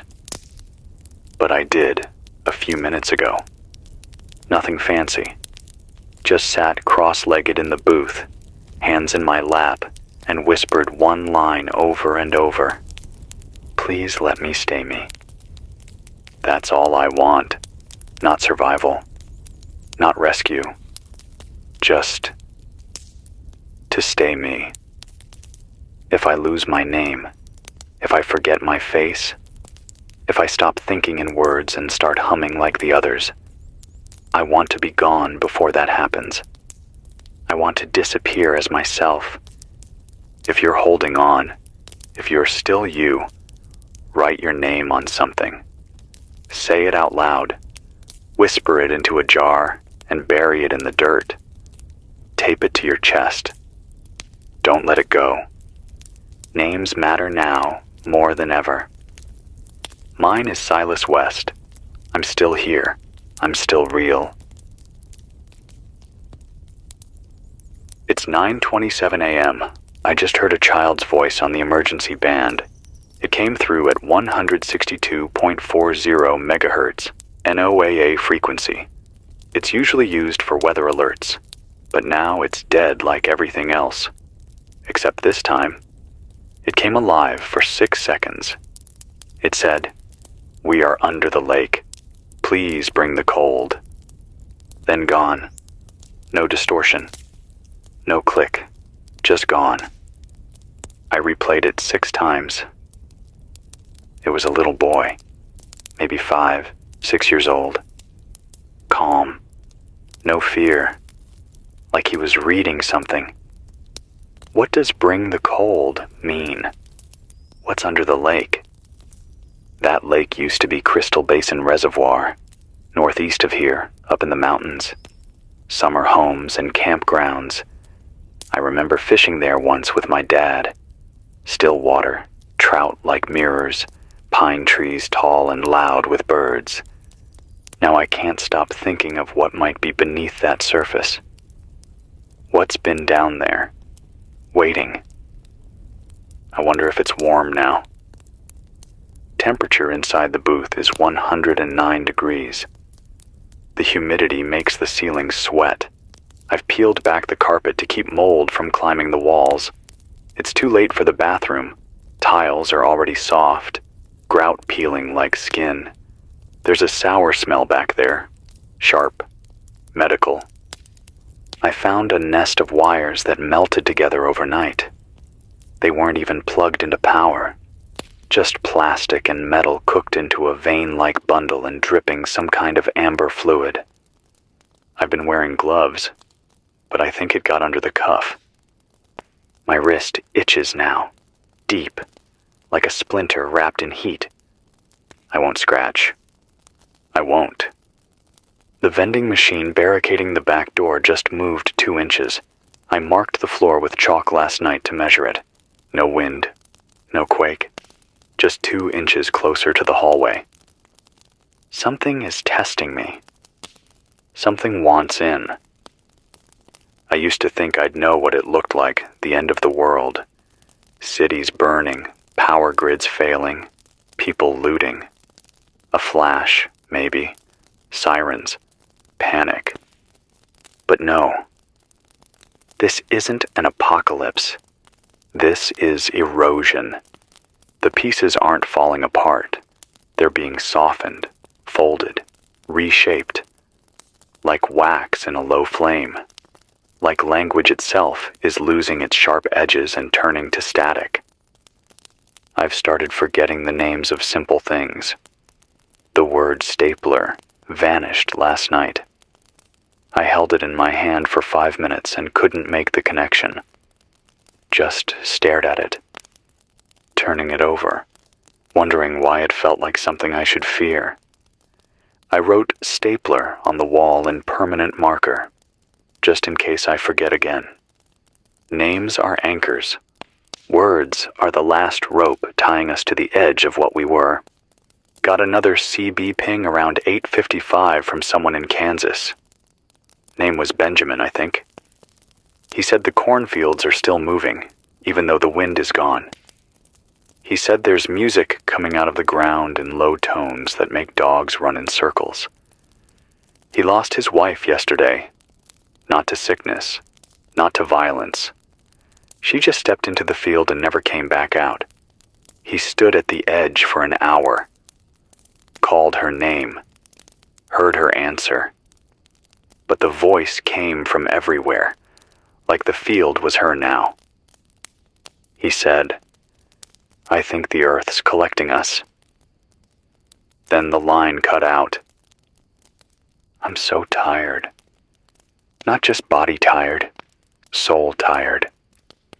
The kind that makes your bones feel soft and your memories slip like steam through your fingers. But I'm still me. Still Silas West. Still on the air for now. It's 10:12 a.m. I just cut open a peach can and the inside was dry. No juice, no syrup, no mold. Just the fruit, shriveled and dry like it had been vacuum sealed and sun-dried in a closet for a year. But the expiration date said 2027. That's 2 years from now. It looked like it had no weight left, like the peach gave up. I stared at it for a long time. Then I put the lid back on. Didn't eat. My stomach hasn't made a noise in hours. It doesn't feel empty. It just feels quiet. I walked the interior today, checked every hall, every door. One of the studio monitors was on. I haven't used it in days. It was just glowing, no signal. Screen full of gray fuzz, like static, but slower. Almost like it was breathing. I stood there for 5 minutes, watching it. Then the screen flickered. Once. It showed my face. Just my face. Not live, not a reflection. A picture.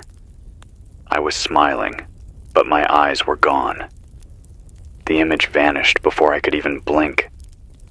I unplugged the monitor and threw it down the stairwell. I didn't go down to see where it landed. I don't think I want to know. There are voices outside again.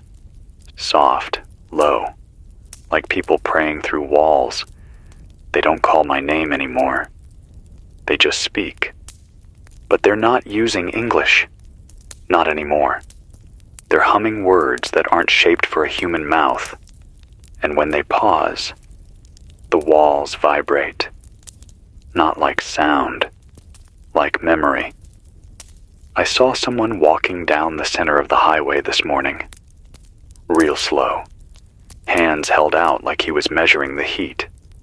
His fingers were blackened at the tips, like he'd touched something he wasn't supposed to. But he didn't seem hurt. He was wearing a hospital gown and dragging an oxygen tank behind him like a leash. The wheels squeaked in rhythm. When I looked through the scope, I saw what was on the tank. It wasn't oxygen. It was stamped substrate adaptive fluid. Do not expose to sunlight. He walked until the trees swallowed him. That humming in the walls? It's not random.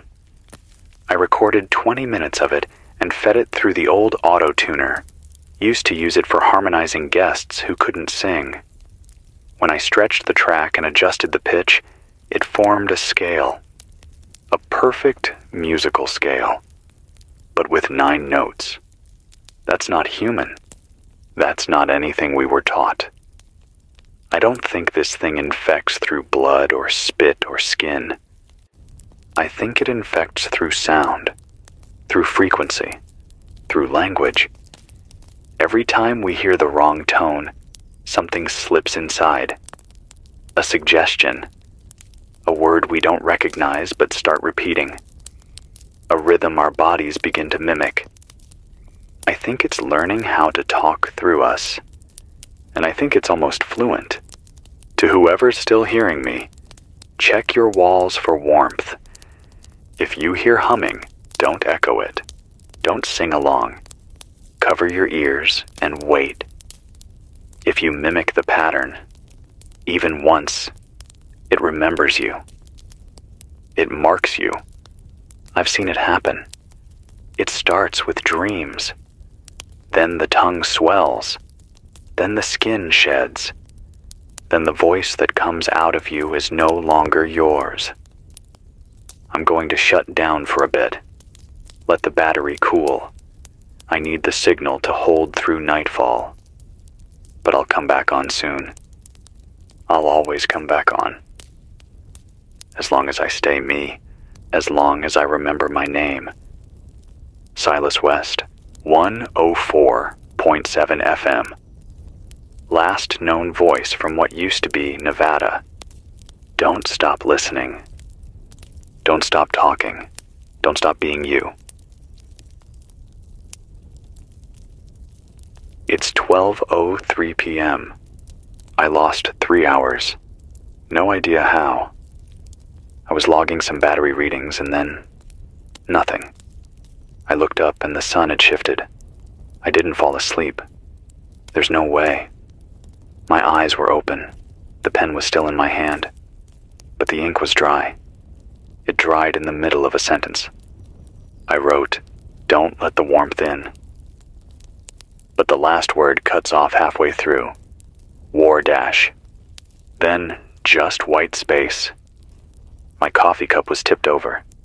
Not spilled, just lying sideways, clean and dry like it had never been filled. The clock had stopped, power meter frozen. But the CB was still humming, like something had kept it running while everything else went quiet. I think I was watched. No. I think I was used. The cut on my leg is deeper.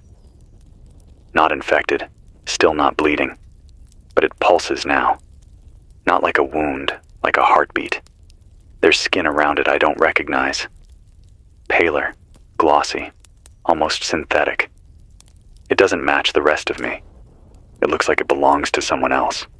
I wrapped it in gauze and tape and told myself it's nothing. Just friction. Just heat. But I can't lie as well as I used to. I've stopped trusting mirrors.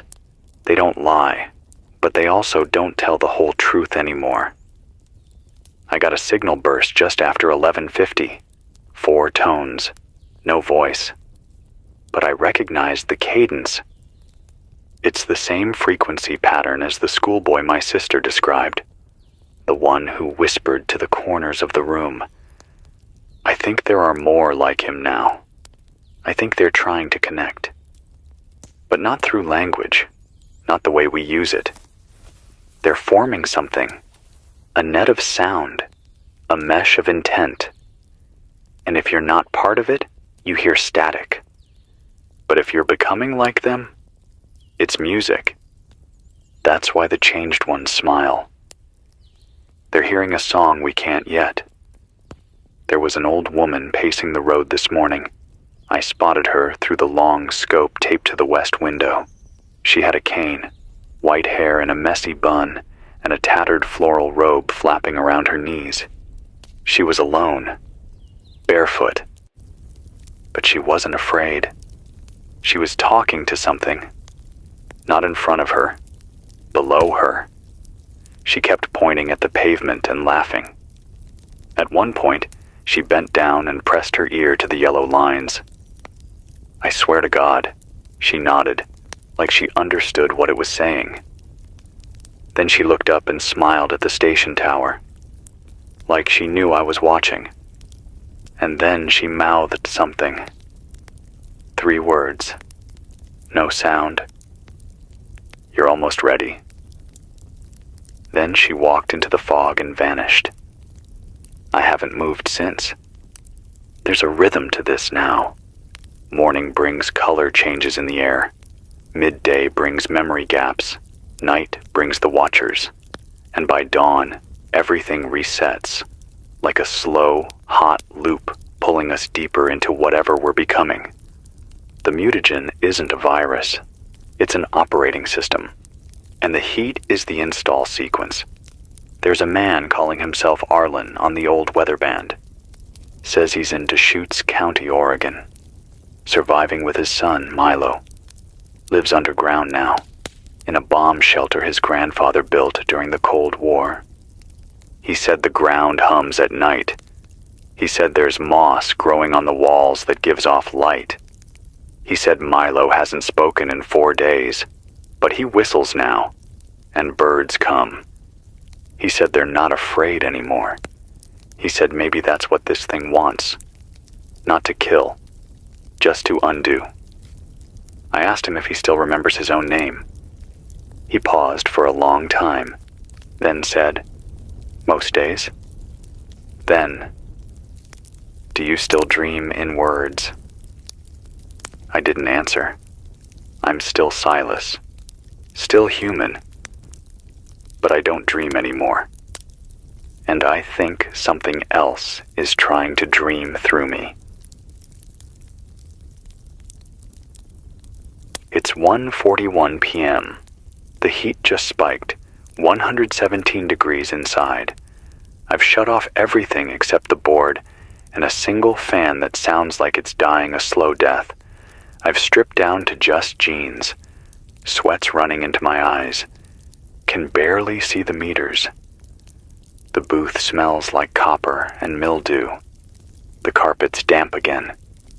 Not from the heat, from the air itself. It's like the humidity is leaking from something underneath us. My skin is starting to taste metal. That's not normal, is it? I bit the inside of my cheek earlier just to feel pain. I bled. That's good. That means I'm still real.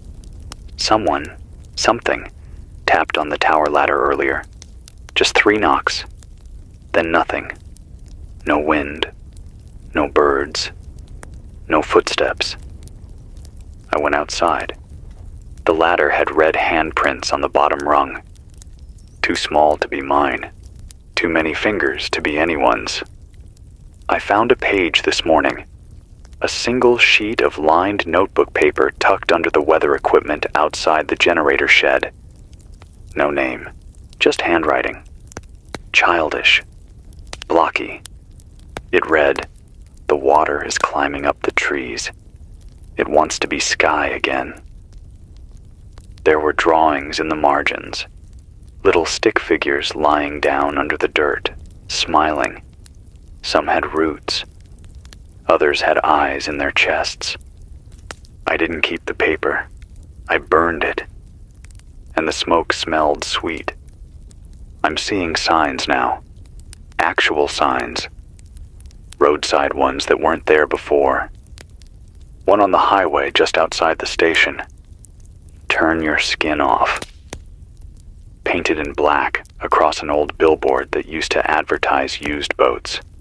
Another on the overpass. "Listen through your teeth." I don't know what they mean, but they keep repeating. Same phrases Mara heard.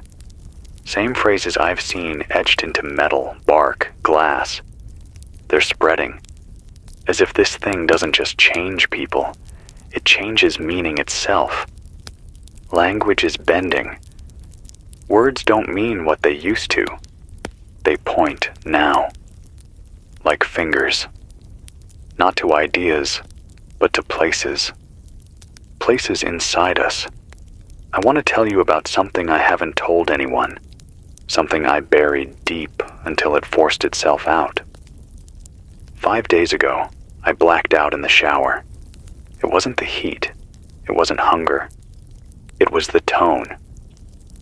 That low-frequency hum that's been growing in the walls. It started to harmonize. And when it hit this one particular note, something inside me clicked. I fell. When I came to, I was on the bathroom floor, face pressed to the tile. And I was whispering a name, over and over. A name I've never heard before. Vile. No last name, no context, just Vial. I've since found it 4 times. Scratched into a rusty radio panel, carved into a desk drawer, written on the inside of a vending machine flap where nobody should have ever looked. Vial. I don't know who that is, or what that is, but I think I'm supposed to find it. Or maybe I'm supposed to become it.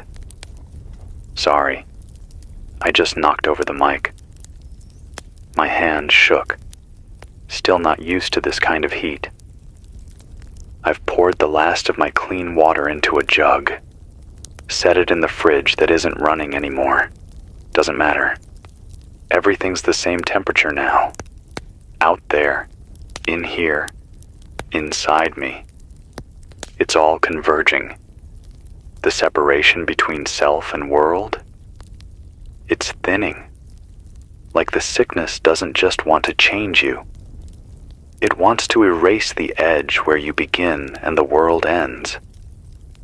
If you still remember your first pet's name, say it out loud. If you can still recall the exact smell of your childhood bedroom, write it down. These are the things that keep you human. These are your firewalls. Don't let the warmth peel them off. You are not the sound, not the hum, not the heat. You are your name. Mine is Silas, Silas West, and I'm still here. It's 3:14 p.m. I just burned my hand without touching anything. I was walking past the breaker box, same one I shut off 5 nights ago, and this pulse came through the floor, like a heat wave without a sound. It passed through my boots, through my spine, and into my left palm. Skin blistered in seconds. Fingers turned pale, then red, then back to normal. But something underneath stayed warm. I've got it wrapped now. I keep rechecking to make sure it's still mine. Still moves. Still hurts. Still me. But for how long? I opened the hatch. I didn't want to. I really didn't. I told myself to wait, to block it, to pretend it wasn't there. But something started leaking up through the seams. This black, sticky stuff like engine oil, but thicker. It smelled like burnt plastic and lemon rinds. It soaked the rug, started rising like a bubble. I didn't want it to burst. So I opened it. The stairs were stone, not concrete, stone. Old, chiseled, no lights, just cold air, and the humming was louder. It wasn't even a hum anymore. It was a voice, but not a person's. It was like listening to something buried speak in chords instead of words, not language, not even intention. Just presence, like gravity humming a song in a key I don't understand. I only went down 3 steps. That was enough. I shut it, stacked every piece of furniture I could on top. It's still cold around the hatch, and the walls haven't stopped vibrating since. There's a storm forming to the east. Or maybe it's not a storm. It's not clouds. It's not lightning. It's color. This vertical bloom of reddish black rising from the tree line. Slowly. No wind, no thunder. Just climbing like a wall of fabric being pulled upward from beneath the dirt. It moves like a thought. I don't know if it's coming here, or if it's already been. I picked up a whisper on the old ham dial at 27.045 megahertz. Name, Jared. Location, somewhere outside Birmingham, Alabama. He sounded tired, detached. He said, my wife's eyes started blinking in different rhythms. I asked him to explain. He said, one's on the hour, one's on the half hour. They don't match anymore. Then, I think she's marking time. Not ours. Something else's. Then he went quiet. I kept the channel open for another 30 minutes, but he never came back. The static has changed pitch. It's sharper now. If I stand too close to the old speakers in Studio A, I can feel my fillings buzz. I pulled the tape deck apart this morning. Deep inside the coils, there was hair. Human. Woven into the copper windings like thread. No one ever recorded onto that reel. It was blank. But when I played it back, it whispered, "Come see." I burned the tape. It screamed. Not the machine. The tape.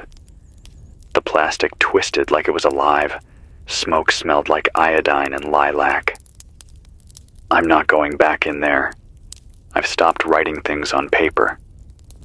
The words bleed, literally. Ink turns red. Letters slide off the page after a few hours. Found one of my notes on the floor earlier. Just a smear of red lines that smelled faintly like breath. Now I speak into the mic. This is the only place my voice stays mine. If you've made it this far, you're stronger than you think. If your thoughts are still your own, you've already resisted more than most. But don't get comfortable. This thing doesn't rush. It waits. It weathers you down. Warms you up from the inside out until your edges go soft and the cracks let it in. So keep your temperature low. Keep your heart steady. Keep your voice moving. And if you forget your name, whisper it into the air before you sleep. 3 times. Then bite your tongue. If it bleeds, you're still you.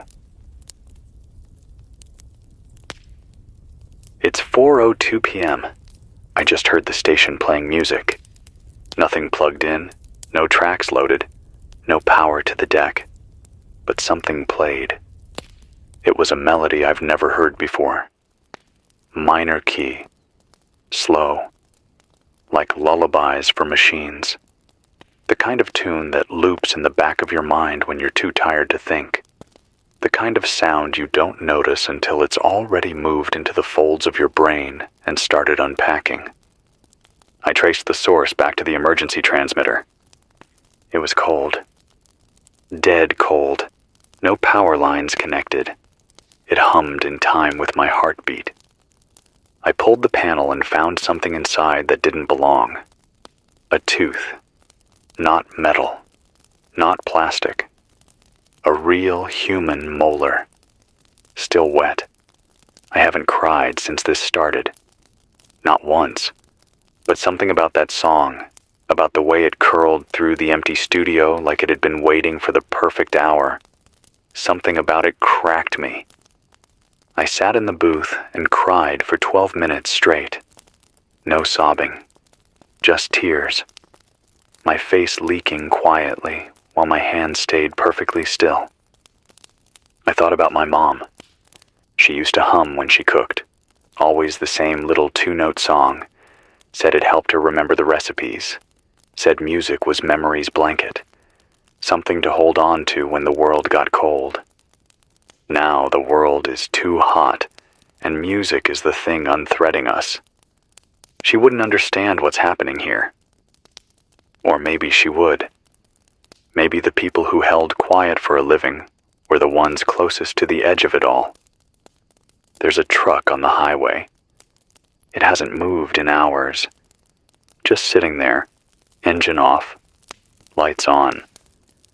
A black pickup with a rusted bumper and a massive tarp stretched across the bed, like it's hiding something bigger than it can carry. It's angled toward the station, but parked at a slant, as if the driver just stepped out and forgot to lock it. But there's no one nearby. I've watched it through the high scope for the past hour. Once, the tarp lifted. Not like wind, like breathing. Whatever's under it, it's not asleep. A caller came through just before 3:40. Name was Henry. Said he was transmitting from somewhere outside Tulsa. He didn't sound panicked. He sounded resigned. Said he's got a bunker dug into the old clay mines where his granddad used to hide moonshine. Said he's been charting the hum, tracking how it rises and falls with temperature. He says it's trying to grow in waves. Says the signal isn't random. It's a language, not words, not code. A sequence of conditions that triggers internal changes, like heat plus sound plus memory equals rewrite. He said the moment you forget your body is yours, it writes something else over it. He said it happened to his wife. She stopped eating, then stopped speaking, then started drawing on the walls, not pictures, maps of places that don't exist, islands with names like Rimward and Osseth. Then she kissed him on the forehead and walked out barefoot into a thunderstorm, humming the tune that's been in my head since noon. He hasn't seen her since. He ended the call by saying, "We're not sick. We're unfinished." I don't know if he's right, but I believe him. The humming's back in the walls now. Lower than ever. You don't hear it. You feel it. In the teeth. In the spine. In that tender spot behind your eyes where dreams used to start. It's pressing in from every angle now. I don't know how much longer the booth will hold, or how much longer I will, but I'll keep talking. As long as the mic stays warm. As long as my voice is mine. As long as my name still fits in my mouth. Silas West Station 104.7 FM. Still broadcasting, still breathing, still trying. It's 4:51 p.m. The lights changed again. It's not gold or orange or anything natural. It's more like the world's being lit from inside the dirt. There's no visible source. Just this steady, pale green glow leaking up through the soil cracks, like the sun got tired and something else took over. The trees aren't casting shadows anymore. They just exist in this weird, suspended way, solid, still, but detached from the light itself, like objects in an old photograph. You can see them, but you can't feel them. I don't think we're in the same place we started. Not geographically, spiritually. This isn't Earth anymore. It's a rehearsal of Earth. I just heard whispering in the static again, but it wasn't coming through the board. It was behind me.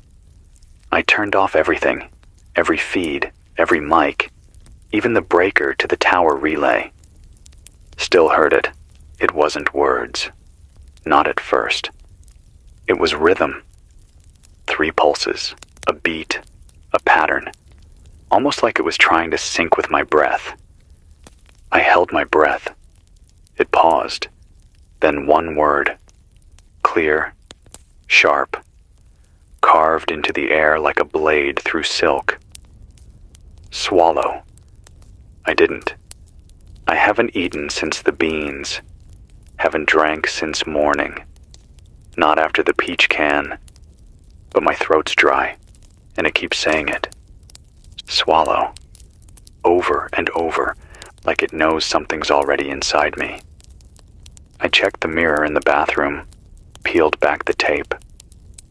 Just for a second. My eyes are still brown, but the whites are turning translucent. There's a shimmer to them now, like oil on water. If I move my head, I can see shapes ripple across the surface, faint outlines, circles inside circles, like something watching from behind. I don't know if it's infection or awareness. I found a message on the emergency contact sheet I'd taped to the wall. It wasn't there before. Same sheet I've looked at 100 times this week. It's got numbers for the fire department, the water station, the utility company, all useless now. But today there was new writing at the bottom, Just one line, handwritten, neat. Static is the ash of memory. Bury what you forget. Then a list, 5 words, teeth, mirrors, ink, blood, heat. That's it. No name, no pen, no trail. I tore the sheet down and burned it in the sink. The smoke curled the wrong direction, down. I got a CB ping from a kid, sounded about 16. Name was Jace, somewhere near Bakersfield. He said his dad stopped talking and started planting things inside the house. Not seeds, not plants, objects, toothbrushes, lighters, socks, a doorknob, half a sandwich in a cereal box. He'd bury them in dirt he brought in by the bag, covered the whole living room floor with soil, said he was helping the signals take root. Then he sat in the corner and smiled for 3 days without blinking. Then he sank. Not fell. Sank. Straight down into the dirt like it wasn't solid anymore. Jace tried to dig him out. All he found was teeth. He said they weren't human. Too smooth. Jace is alone now. He said he doesn't feel heat anymore. Said his bones are cold, even in the sun. Then he asked me, "If I forget my name, can I take yours?" I told him no. I told him my name is mine, and that his has to be his. He said, "Okay," and signed off. I haven't heard him again. They want the words. That's how they work. They strip the name, the language, the self, until you're just a shell, full of someone else's sentences. We are vessels, and they are pushing. You are not their library. You are not their ink. You are not their mouth. You are you, and I am Silas West, and I am still here. It's 5:36 p.m. The tower just blinked. I don't mean a light. There's no beacon on it. I mean the metal itself, the structure. 1 second it was standing there, framed against the haze like always. Then it flickered, for less than a heartbeat, like a bad frame in a film reel, like something pressed pause on reality and forgot to hit play at the right time. I checked my pulse. Normal. Checked the board, still broadcasting. It wasn't me. It was the world. The world glitched. I got a knock on the booth door. First real knock I've heard in days. 3 taps. Slow. Hollow. No voice. No footsteps before or after. I didn't answer. I just sat there, hands flat on the desk, staring at the doorknob. And then the handle turned. It didn't open. The latch is locked. But it turned. Smooth. Quiet. Like someone already knew how far it would go. Then it stopped. And I heard something press to the wood, breathing in rhythm with mine. Then the knock again, but faster this time. A pattern. 2, 3, 2. Pause. 2. Like code. Like memory asking to be let in. I didn't move. Eventually, it went away. But there's a wet mark on the floor beneath the gap now. Clear. Shiny. Like tears. Another broadcast hit the fringe frequencies at 5:02 p.m. I barely caught it. The signal was erratic, bouncing in a figure 8 across the dial. Took me almost 20 minutes to tune it just right. Male voice, late 30s, tired. He said, "It's not a sickness. It's a language learning itself." Then static. Then, "We weren't meant to hear it all at once." Then silence. Then him again. "Tell them the Earth's not dying. It's remembering." That was the last of it. I sat with that for a while. The Earth's remembering. That explains the maps, the symbols in the dirt, the trees losing their shadows, the messages in the hum, the warmth under the stairs, the things that come to the windows and speak with my voice. Maybe the planet wasn't infected. Maybe it was interrupted, and now it's restoring from backup. I got a note from someone calling themselves Baird. Slipped through the signal repeater. Just a text string, encoded like telemetry. No location. Just this. The mouth is not the only way to speak. The body hums. The soil translates. The heat is the transmitter. Then, do not follow the voice that sounds like your mother.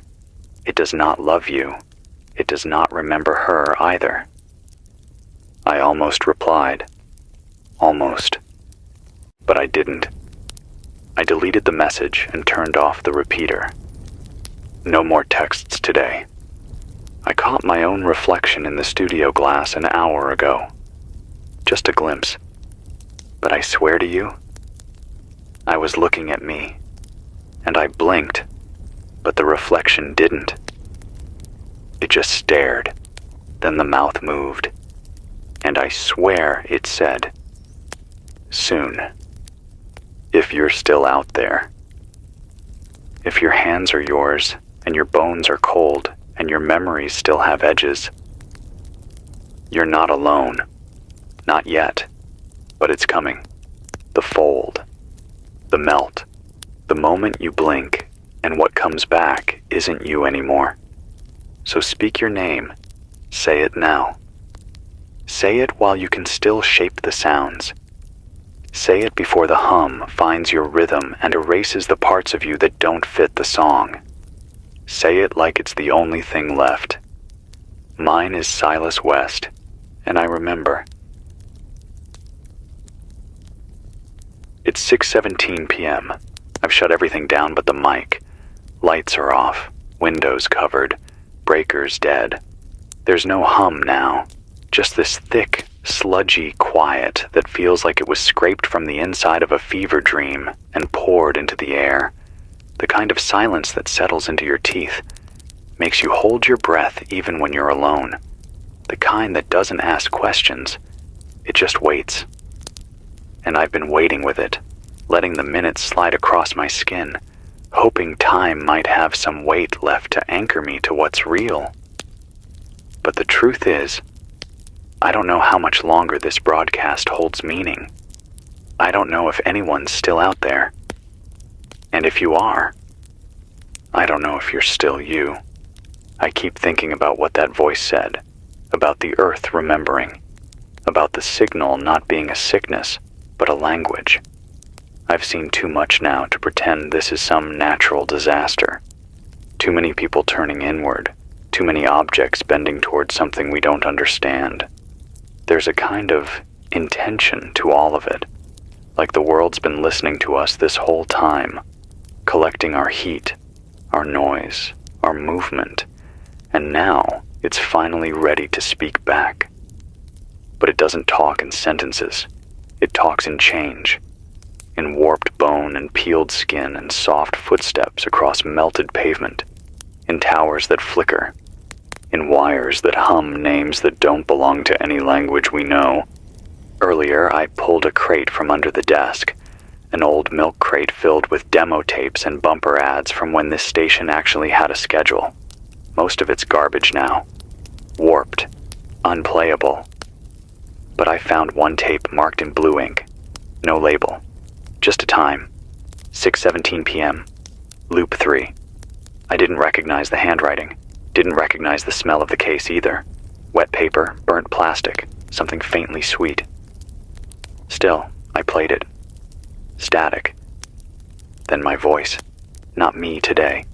Me months ago, back when this station still played jazz on Sundays and the AC worked. But I wasn't saying anything I remembered recording.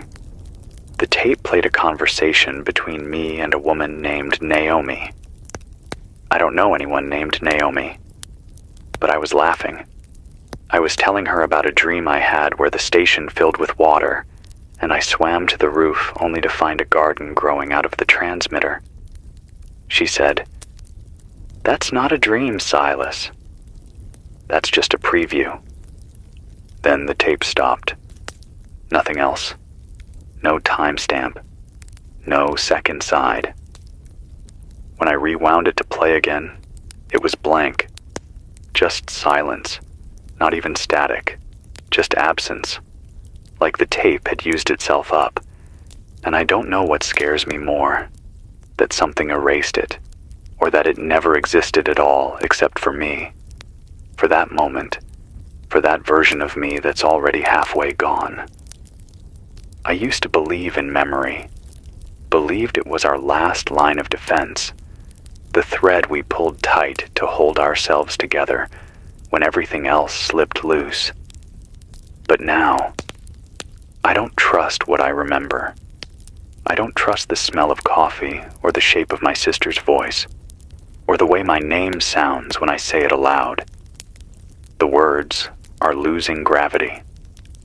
Every repetition wears them down like stones underwater. They don't hold shape the way they used to. Outside, the sky's changed again. The green light from earlier is turning, deepening, coiling inward like it's folding the horizon in on itself. There are figures walking along the overpass, too tall, too slow. Their arms hang long at their sides, not swinging, just dangling. One of them stopped and pointed at the tower. They're not looking at me. They're listening. I can feel it. Like the broadcast is echoing in their bones, tugging at whatever used to make them human. Maybe that's what this is. A call home. A reactivation signal. Maybe none of us were ever meant to last as we are. Maybe we were always meant to be temporary. A container. A voice until the real one woke up. I don't want to believe that. But I'm running out of beliefs. The metal under the desk is warm. Not from power. There's none running through it. Just heat blooming upward, radiating from the floor. I sat with my hand on the ground for 5 minutes, hoping it would cool off. But instead, it started humming again. Not loud. Just a low vibration under my palm. Like a cat purring. Like something down there feels me back. So now I'm sitting here in the booth, lights off, hands still, mic open, whispering into whatever's left of this frequency, hoping someone's still hearing this as more than sound, as more than words, as warning, or maybe as prayer. If your skin still fits, if your name still tastes like you, if you look in the mirror and see only your own eyes looking back, please hold on. Please don't hum. Please don't listen too closely to the wind, because it's not the wind anymore. It's something else now, and it's learning how to speak. It's 7:09 p.m. The sun never really set today. Not in the way it used to. It just sagged behind the haze, then hung there, stuck, as if the cycle itself forgot how to move. The light isn't gold. It isn't red. It's this color I can't name, like bruised bone, or the inside of a closed eyelid when you press too hard and see patterns ripple across your vision. It seeps into the windows, even with the boards up, makes shadows crawl without direction, makes time stretch. I've been watching the clock hands move in circles and they're ticking. Yeah, but not together. The second hand stutters. The minute hand glides. I think the hour hand's going backward. Or maybe I am. I used to think time was the one constant left. That if you could just count the minutes between each change, you could hold on to the shape of the world. But time isn't real anymore. Not here. Not now. It's a puddle, and we're sinking in it one heartbeat at a time. I keep hearing footsteps inside the station. Not outside. Inside. But the floorboards don't creak. It's quieter than that. Just pressure. As if the building's being remembered by someone who never lived here. I'll be sitting still and suddenly I'll know, just know, that something's in the hallway, not moving, just standing, and waiting for me to open the door. There's something about this place, something I didn't notice until today. The air doesn't smell like mold anymore, or sweat. It smells clean, too clean, like antiseptic and new paint and fresh tile, like a memory trying to rewrite itself into something safer, something sterile. I walked into the kitchen earlier and found it spotless. Every dish, every counter, every drawer closed. But I haven't cleaned in days. I haven't had the strength. I haven't had the time. It wasn't me. Someone or something has been resetting the room. Not to how it was, to how it thinks it should be. That's worse, because now I know I'm not alone. Not even when I can't hear the hum. Not even when the doors are locked. Not even when I'm whispering my name into my own mouth like a charm to keep my bones from singing. I found a photo taped to the inside of the record cabinet. It's old, Polaroid, the kind that fades at the edges and leaves that weird chemical smell on your fingertips. The image is blurry, like it was taken in motion. A hallway, fluorescent lights, and at the far end, something standing in front of a door. Too far to make out details, but the proportions are wrong. Too long in the legs, no arms, just a round black shape where a head should be. And in the corner of the photo, someone wrote in tiny blue pen, "This is the threshold. Don't say the name." I don't know whose handwriting it is. I don't remember ever owning a camera. But I know that hallway. It's the one right outside Studio C. I've boarded it shut, but it's not going to hold forever. There's a low pressure now in my ears, like before a storm, except there's no wind. Just stillness. It makes it hard to hear myself think. Makes me speak louder than I mean to, just to feel like I exist. My voice comes out strange sometimes. Tinny. Hollow. Like the sound is bouncing off a skull that doesn't belong to me. I've started humming by accident. Caught myself this morning.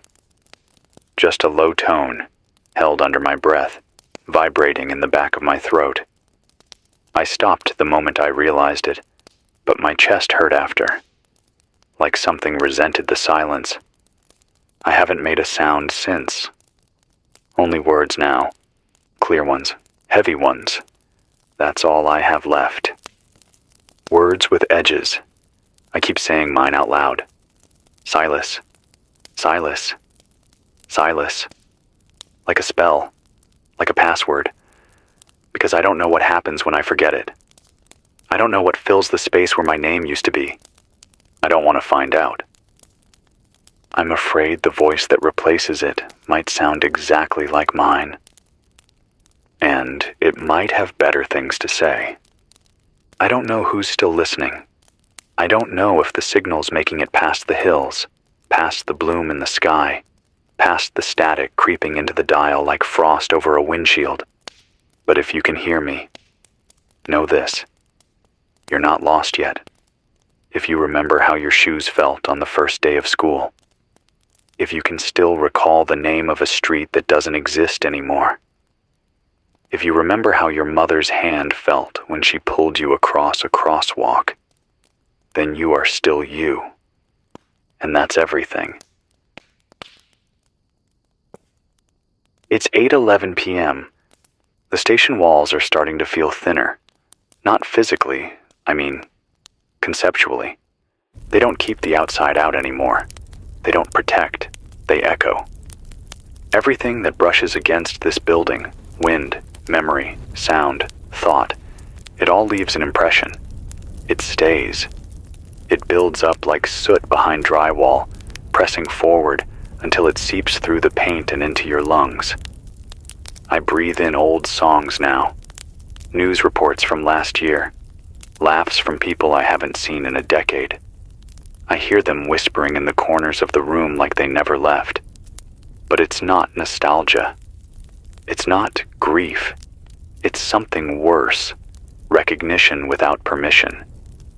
As if the world is remembering me harder than I can remember myself. I caught myself staring at the static on the monitor again. I'd shut it off, unplugged it completely. But there it was, glowing faint and low, like moonlight through a grave. I don't know how long I stood there. Time folded. I know that because when I blinked, the ashtray was full and my coffee was gone and the temperature had dropped by 4 degrees. That's when I saw the movement. Not in the room, but in the screen. A reflection of someone behind me. Tall, broad shoulders, standing with their head tilted slightly to the left. I turned around. No one. But when I looked back, the screen was black. Not off, just waiting. It's doing that now. Everything is. Waiting. Watching. Listening with something deeper than ears. Like the whole planet is holding its breath. Like the soil is bracing for some final command. And we're the speakers it left turned on. There's a dog outside. Or something that used to be a dog. I saw it limping along the north fence, low to the ground, ribs showing through patchy fur. Its eyes were glowing, not reflecting, not catching light, just lit up from within like there was a fire behind them. It stopped and looked right at the booth. Then it made a sound I've never heard before. Not a bark, not a growl, something closer to speech, but muffled. Like it was trying to form a word, but didn't have the mouth for it anymore. It sat down, waited, and then it started to shake. Not violently, rhythmically, like it was sinking to a beat only it could hear. I shut the blinds. I haven't looked since. I don't trust my own voice anymore. Sometimes I'll speak, and it won't sound like me. It'll echo in a way that feels borrowed. Like someone's playing my vocal cords from a distance. I used to read poetry on this station, back when things were soft and slow, and the nights were made of jazz and the air didn't taste like copper. Now every word is a nail. I hammer them down to keep the structure from blowing apart. They're the last thing holding me together. The last thing this place hasn't taken. I found mold growing inside the transmitter housing. Not on the walls, in the circuits, in the boards. Tiny green fingers reaching out from between the resistors, pulsing gently in rhythm with the carrier signal. I should have been horrified. I should have torn it out. But I couldn't move. It was beautiful, hypnotic, alive in a way nothing else is anymore. I watched it twitch and bloom and breathe for half an hour, and when I looked away, I realized I had started humming. That low tone again. The one that doesn't come from me, but comes through me. That's how it starts. That's how it gets in. It doesn't need to break down your door. It needs you to open your mouth. Just once. Just enough. That's all. I've boarded up the hatch again, added a metal plate, screwed it down with every bolt I could find. But it's not enough. I know it's not. The pressure is worse now. Every night it pushes harder. The hum grows more complex, more musical. It's no longer just a tone. It's a structure. Chords stacked in impossible progressions, not meant for human ears. It makes my teeth ache. It makes my stomach turn. And yet, some part of me wants to understand it, wants to sing it back, and that part of me scares the hell out of the rest of me. I wonder what happened to the others, to the voices I used to hear between the static. Jace, Mara, Henry, did they stop transmitting? Or did they stop being? I haven't heard from any of them in too long. Maybe they hummed. Maybe they forgot their names. Maybe they opened the hatch. Or maybe they got quiet and something else picked up where they left off. I don't know what day it is anymore. Don't care. Time's gone sideways. The only thing I track now is how long I can go between changes. My left hand is still warm, still mine. My right? It's getting colder. Skin's too smooth. Hair doesn't grow there anymore. I keep it wrapped. I don't let it touch anything important. I talk to it sometimes. Beg it to stay. I know that sounds insane.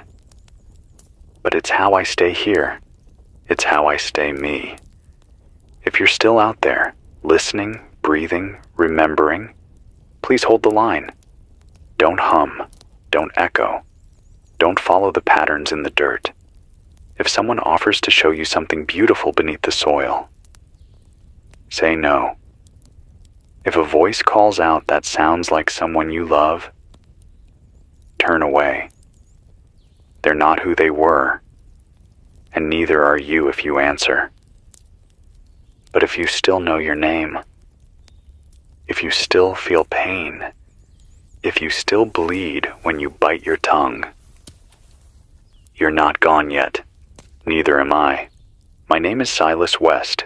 This is 104.7 FM, and I'll keep speaking until the silence takes my throat, or the voice that isn't mine finally slips past my teeth. You are not alone.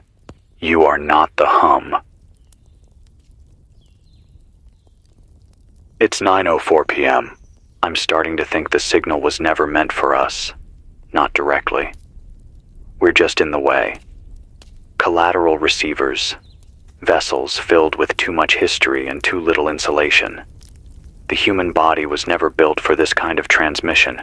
It's too wet, too warm, too full of holes.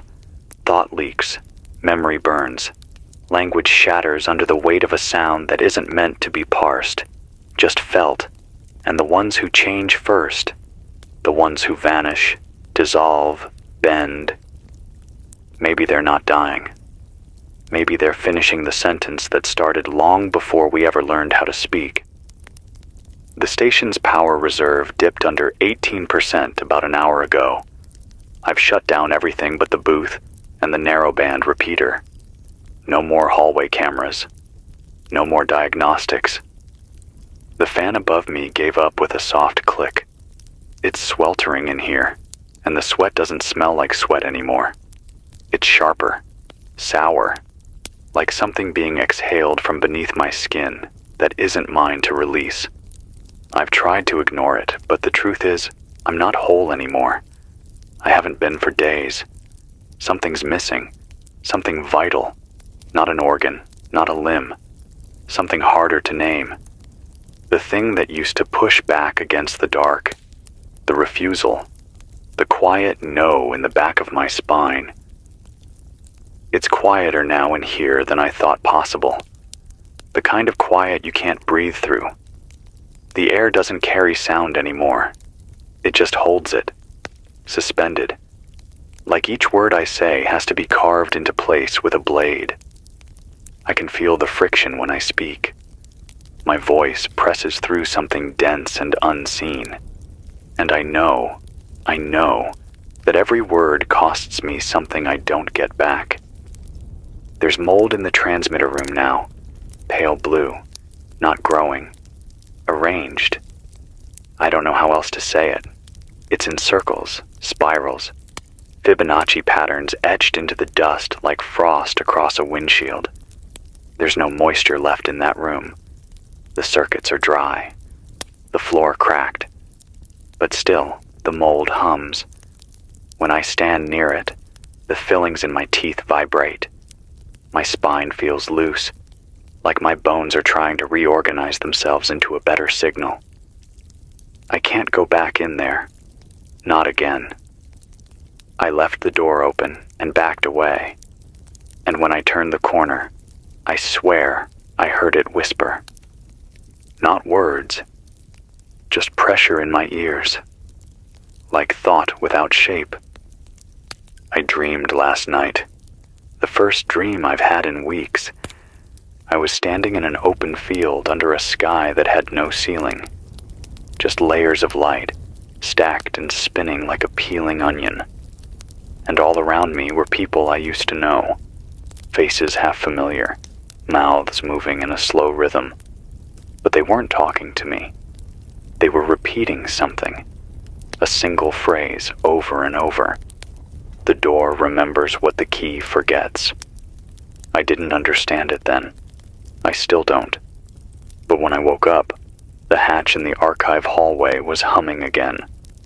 Louder this time, like it knew I heard. I haven't gone down there. Not yet, but I keep pacing the edge of it. The tile is cracked. Warm. The air smells like ozone and mint. That's new. It used to smell like mildew and old books. Now it smells clean, like a place being prepared for something. I think it's waiting for me to speak its name. I won't. I never wrote it down, but I can feel it forming in my throat sometimes. A shape more than a word. Round, wet, heavy. It makes the roof of my mouth ache. I bit my tongue last night. Hard. Blood filled my mouth. Metallic. Sharp. Real. That's how I knew I was still me. Because it hurt. The voice that lives in the static doesn't flinch from pain. It uses it, twists it into melody, bends it into obedience. But I still hurt. I still sweat. I still wake up gasping. And until that changes, I still belong to myself. For now. Someone left a message on the east fence. I didn't see them place it.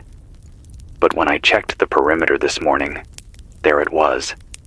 A scrap of cloth nailed to the wire. Black, scorched at the edges. Words painted in something dark. Might be ink, might be blood. Hard to say. It read, "Turn down your warmth. They track by intention." That chilled me, because I do feel warm. All the time. Not surface heat, core heat. Like my body is trying to burn out a voice that's already inside me. I haven't lit a match in days. I haven't said anything except what goes on air. I barely even breathe when I'm not speaking. But something still hears me. Something still watches. When I sleep, I feel it pulling at the edges of my dreams. Soft fingers, made of signal. A choir of almost songs.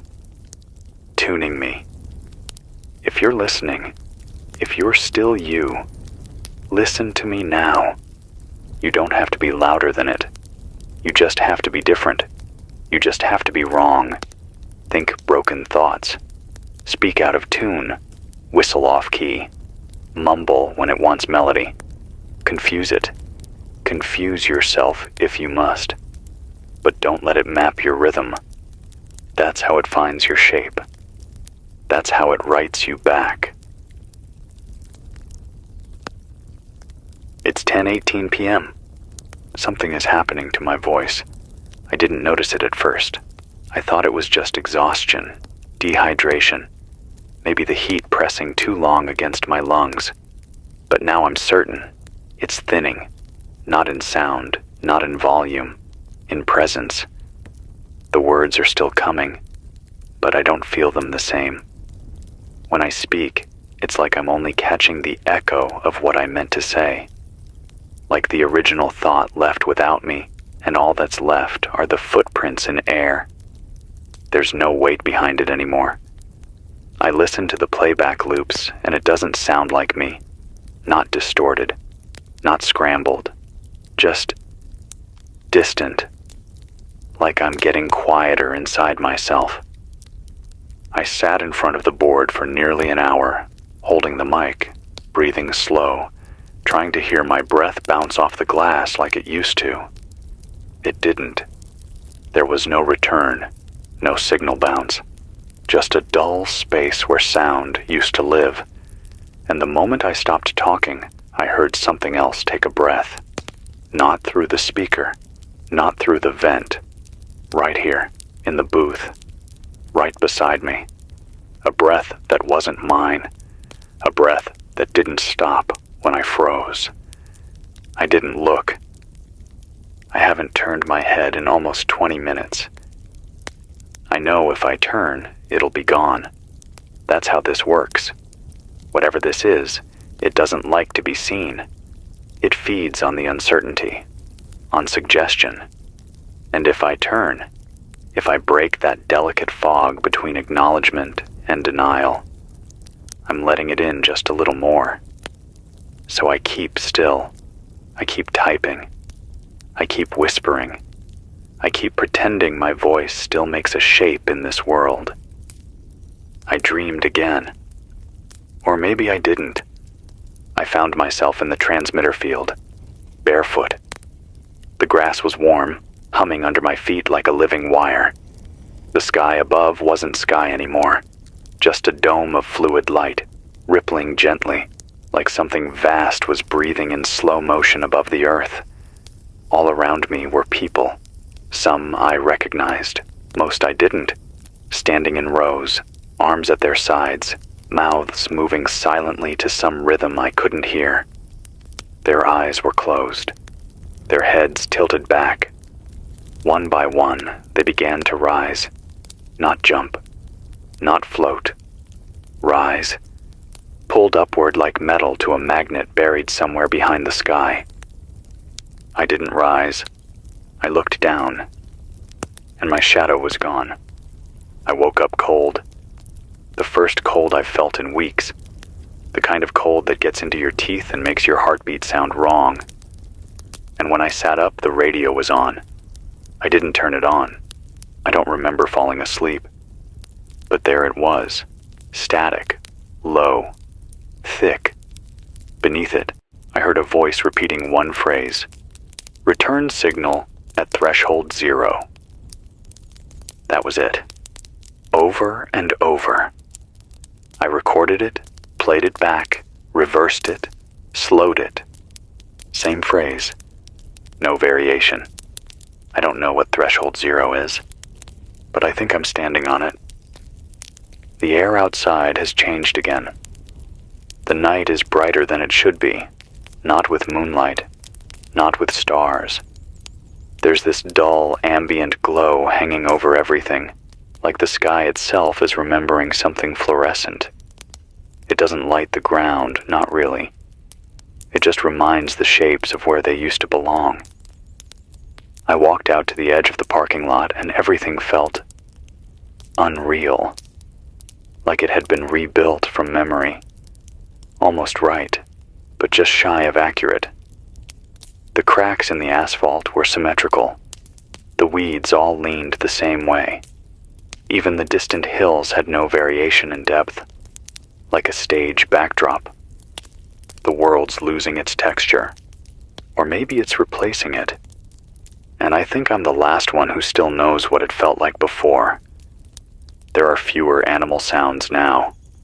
No insects, no birds, no scurry of mice behind the walls. I haven't seen a crow in days. The only life left is human-shaped and wrong. Things that move like they're walking through water. Things that look familiar until they get too close.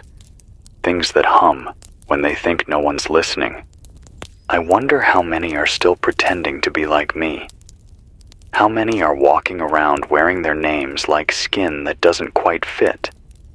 How many are still capable of blinking in rhythm with the old world? I sit here, in this booth that used to be a radio station and is now just a bunker full of noise, trying to hold a signal that doesn't belong to anything anymore. The broadcast used to be a lifeline. Now, it feels like a confession.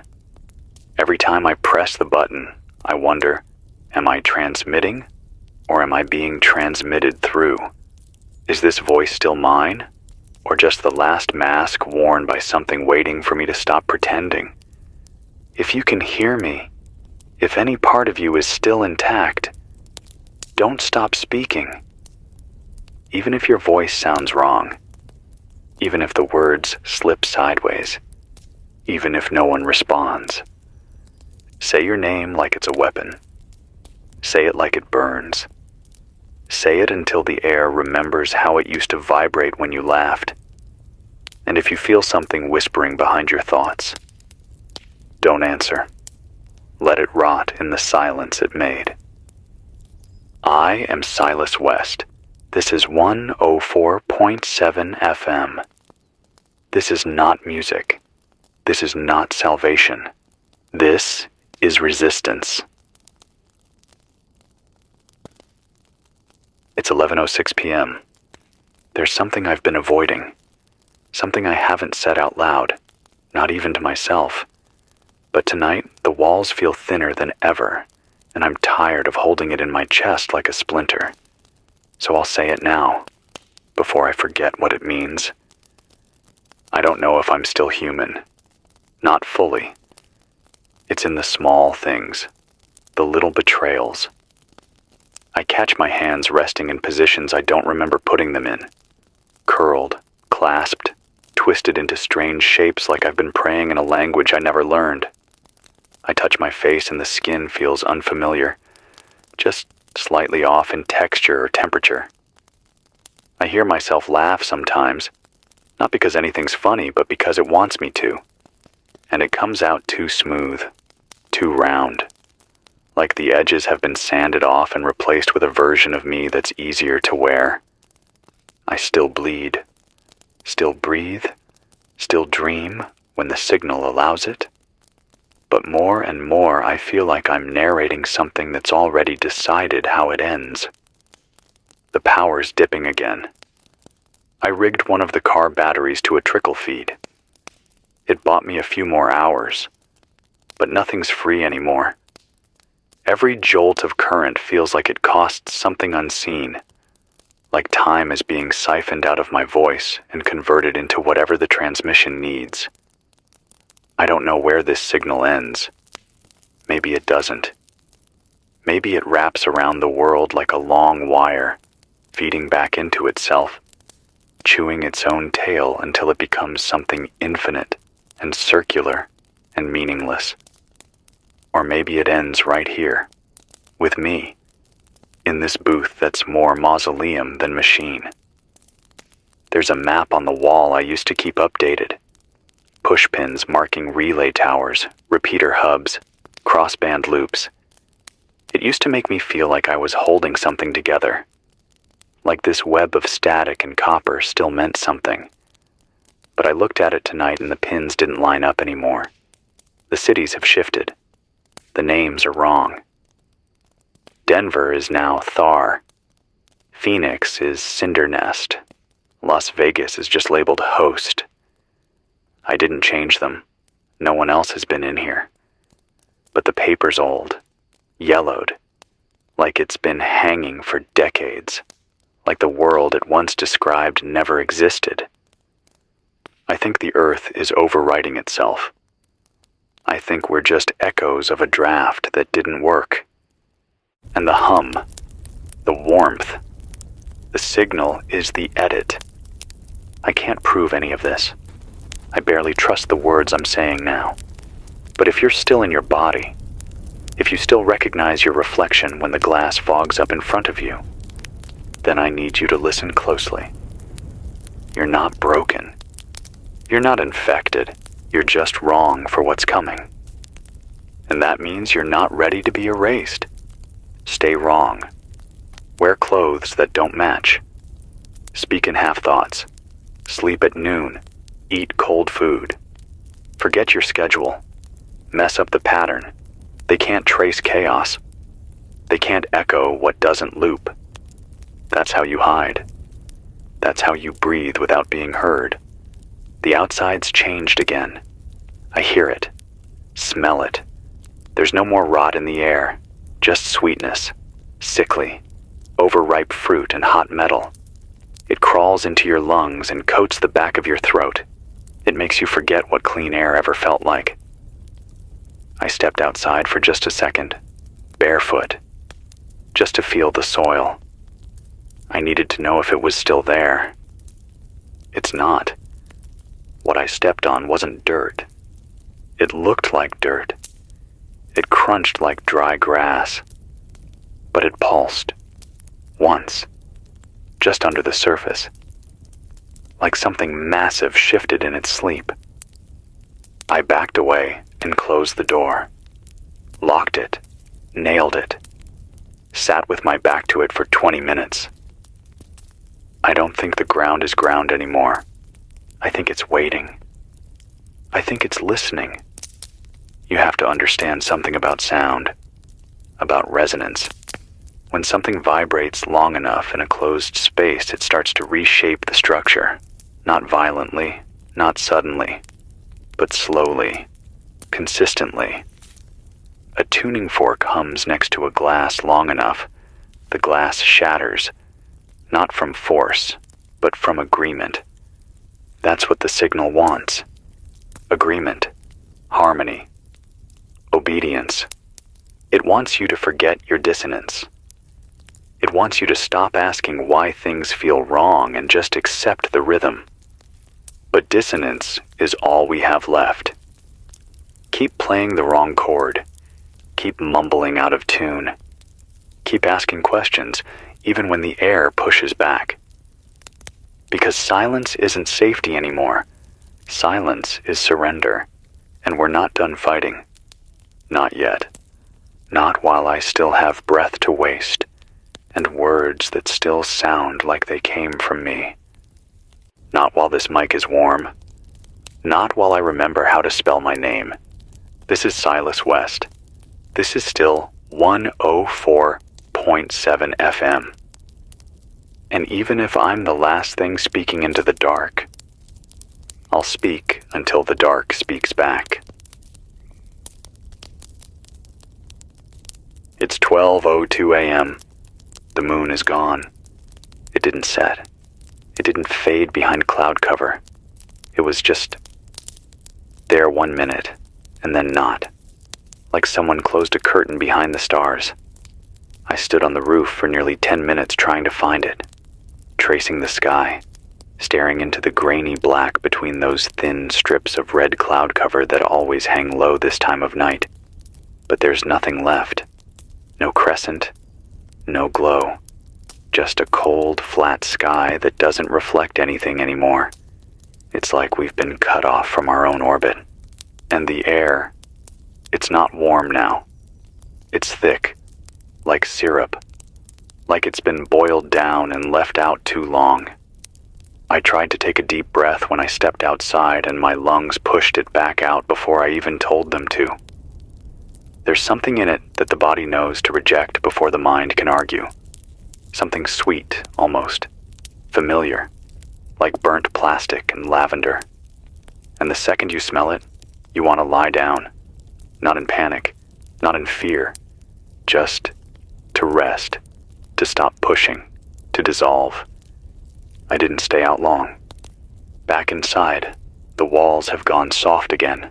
Not structurally. Not in a way you can measure. But emotionally, I can feel things pressing through them. Thoughts that don't belong to me. Memories I never lived.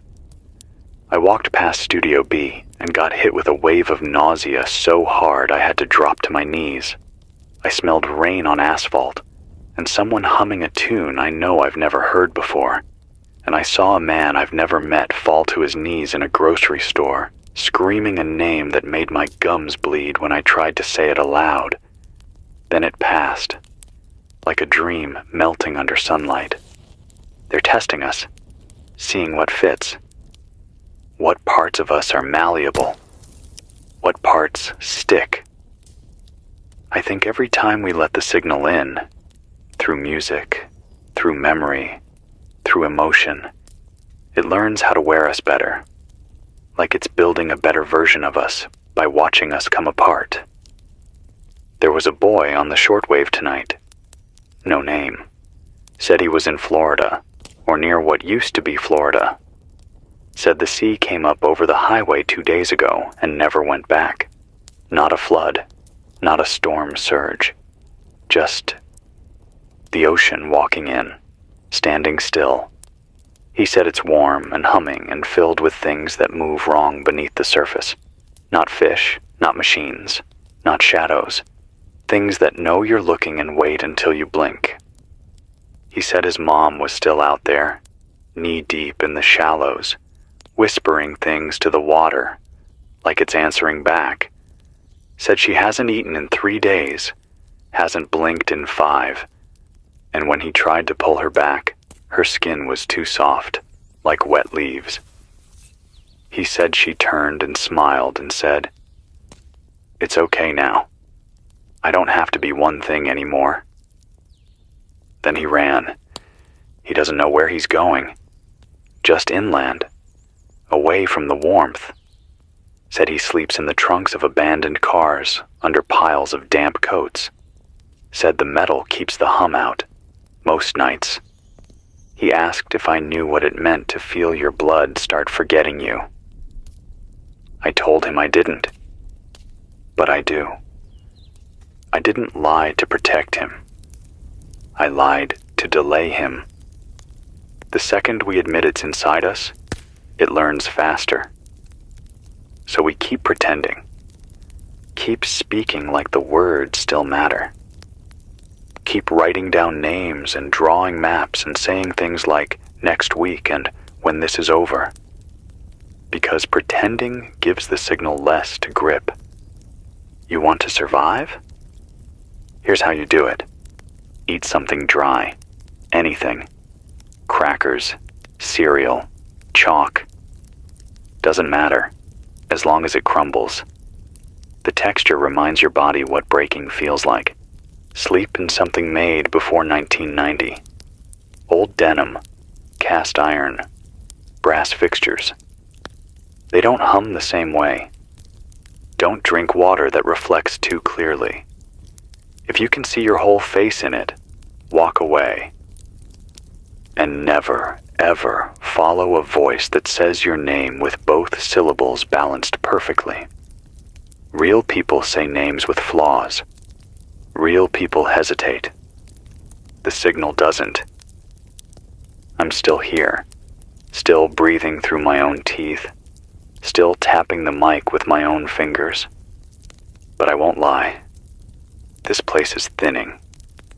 The walls aren't keeping anything out anymore. They're just a suggestion now, and the suggestion is becoming invitation.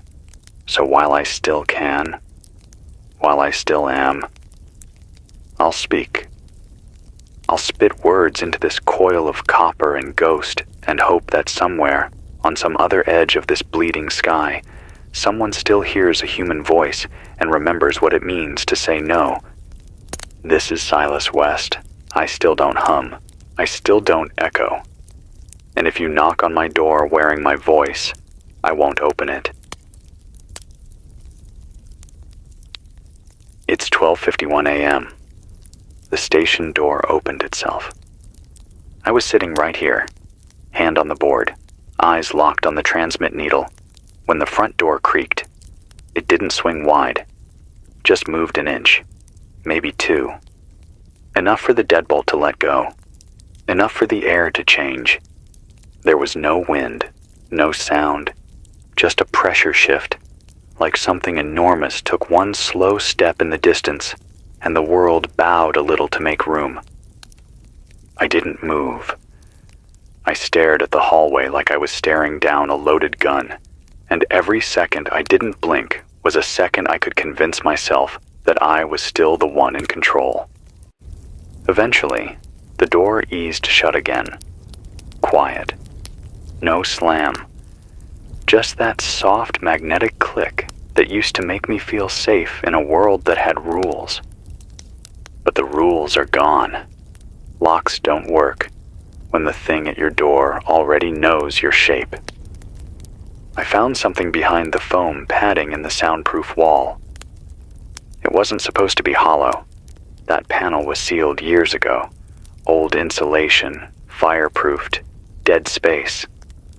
But the foam was damp this morning, soggy, like it had been soaking something up for days. so I peeled it back. And there, nestled behind the panel like it had always belonged, was a mouth. Not human, not animal. A mouth, wide, gray-lipped, with no teeth, just a single black tongue curled upward like a fern. It wasn't open, it didn't speak, but it breathed. In and out, in and out. A slow, patient rhythm, like it had all the time in the world to learn my pulse before it decided what to say. I covered it again. I couldn't bring myself to tear it out. Because I'm not sure it's separate from the building anymore. I'm not even sure it's separate from me. The power dipped under 10% about 20 minutes ago. I've started alternating the broadcast, 30 minutes on, 30 minutes off. I hate the silence. I hate what creeps into the cracks when I'm not speaking. But I've got no choice. I need to stretch what little charge I've got left. The backup generator? Dead. The fuel's still there. Half a drum. But the lines are jelly. Rubber turned to soft worms. Useless. I tried rerouting the inverter. Got a minor shock. Nothing fatal. But now my left hand feels different. Not numb. Not weak. Just wrong. Like it's heavier than it should be. Like there's something in the bones that wasn't there before. I tapped my fingers against the desk. The rhythm came out perfect. Too perfect. No human taps that evenly. I used to hate my voice. Too nasal, too soft, not enough weight. But now it's the only thing I trust. It's the last sound I still recognize as mine. The world outside is losing its fidelity, like reality's playing back at the wrong bit rate. Trees don't rustle the way they should. Gravel doesn't crunch underfoot. Water doesn't splash. It folds. The sound folds inward like someone clipped the highs and boosted the lows until everything feels underwater. But here, in the booth, I still sound like me, as long as I stay inside these walls. As long as the coil doesn't fry, as long as the board stays lit, I am still the narrator of this place, even if the story keeps changing without asking me. I got a faint signal tonight, barely a whisper. Just 4 words, bouncing through the narrow band like a note left under the door. The bloom is listening. No call sign, no origin tag, but I felt it behind my teeth the second it came through. The bloom. That's what they're calling it now. The haze that smothers the horizon. The warmth that pulses through the floorboards. The shimmer in the air when you step outside and forget what time it is. Yeah, that tracks. It fits the shape of what's coming. Not an army, not a disease, a bloom. Something soft. Something slow, something inevitable. Something beautiful, if you let it be. That's the trap, isn't it? It's not a monster. It's a welcome mat. It's a promise. It's an offer to become. And all you have to do is hum. All you have to do is stop resisting. I won't. Not yet. Not while I remember how it felt to hate silence. Not while my voice still echoes.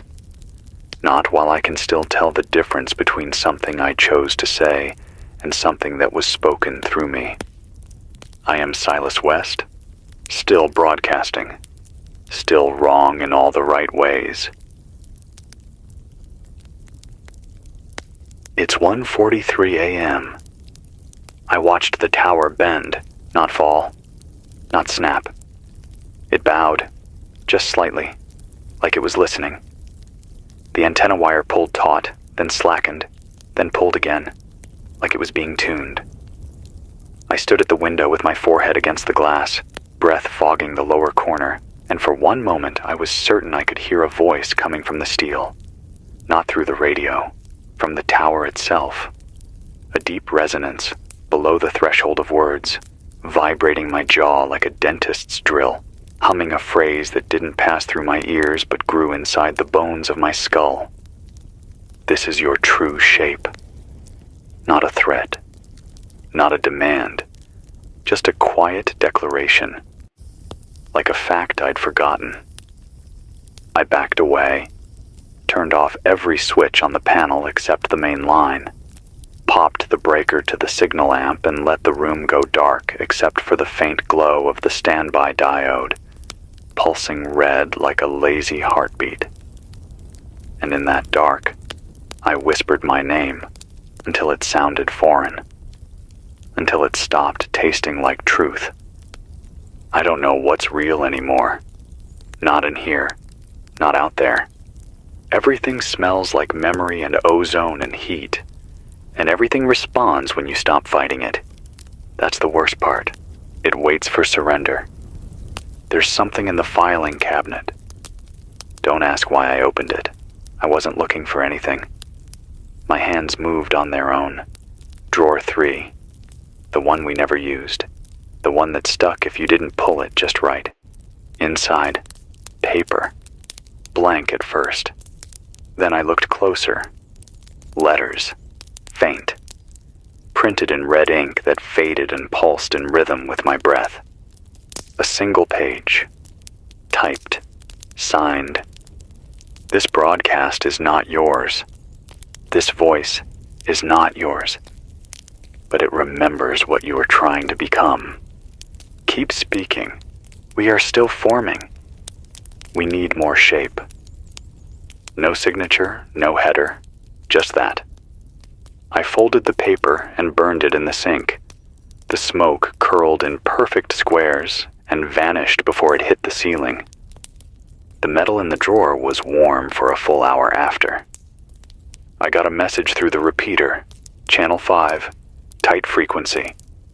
A woman's voice, flat, calm, real.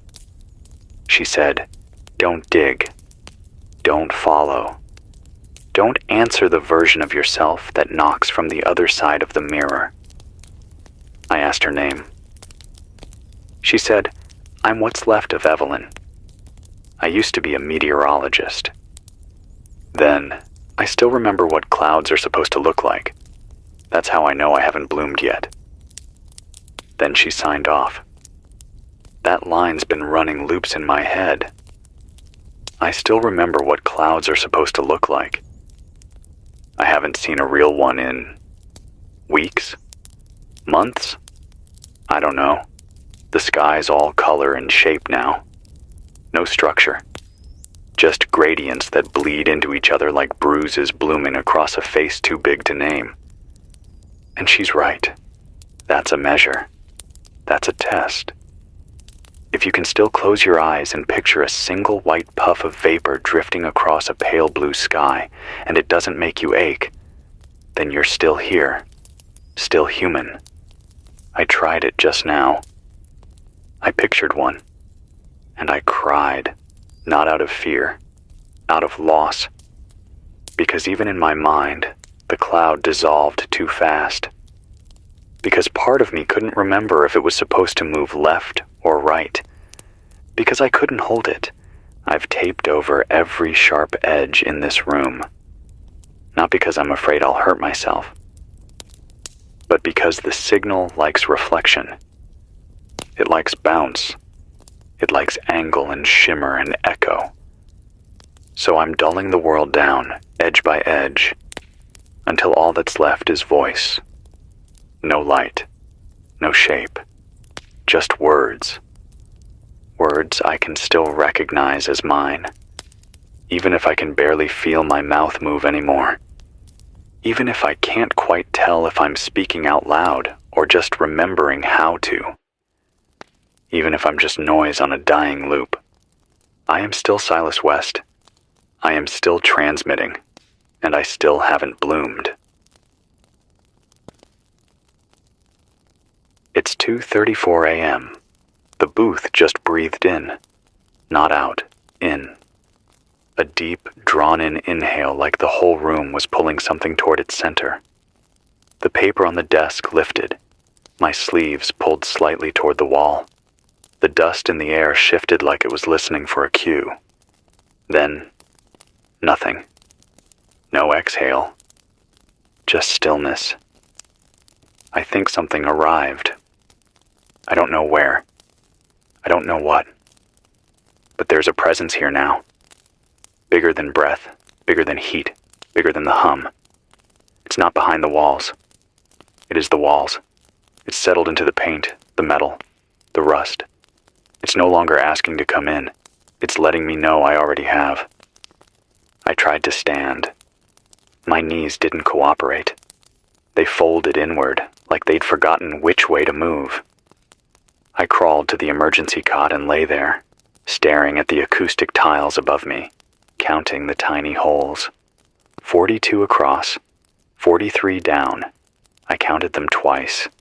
On the third pass, it was 41, then 39. Then they stopped lining up.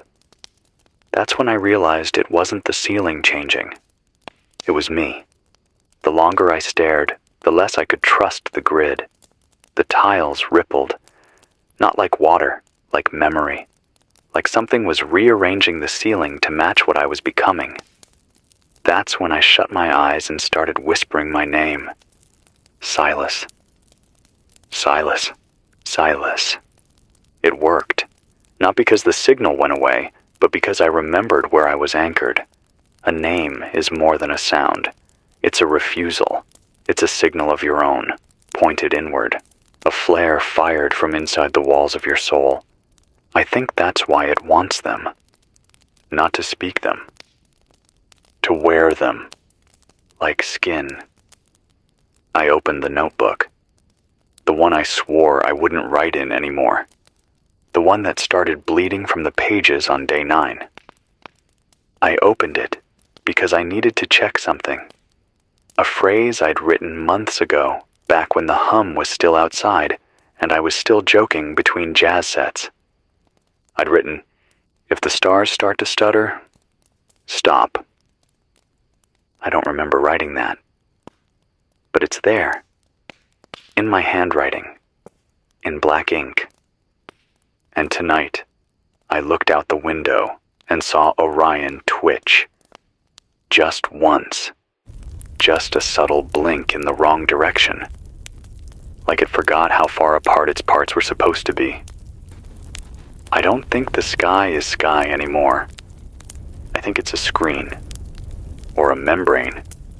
Or a record that's begun to warp under the needle of something far, far older than us. Another voice broke through at 2:17. Channel unknown. Too clean, too centered. Like it wasn't coming from anywhere, just arriving. It said, "The signal is not yours.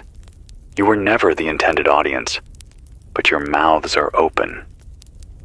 And we are tired of waiting." That was it. Nothing else. No tone. No signature. Just fact. Cold as steel. Warm as breath. And I think they're right.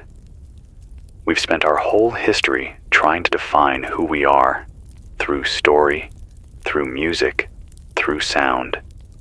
And now, something else has heard all that sound and said, "Enough." It's responding. It's speaking back in a language we can only survive by not understanding.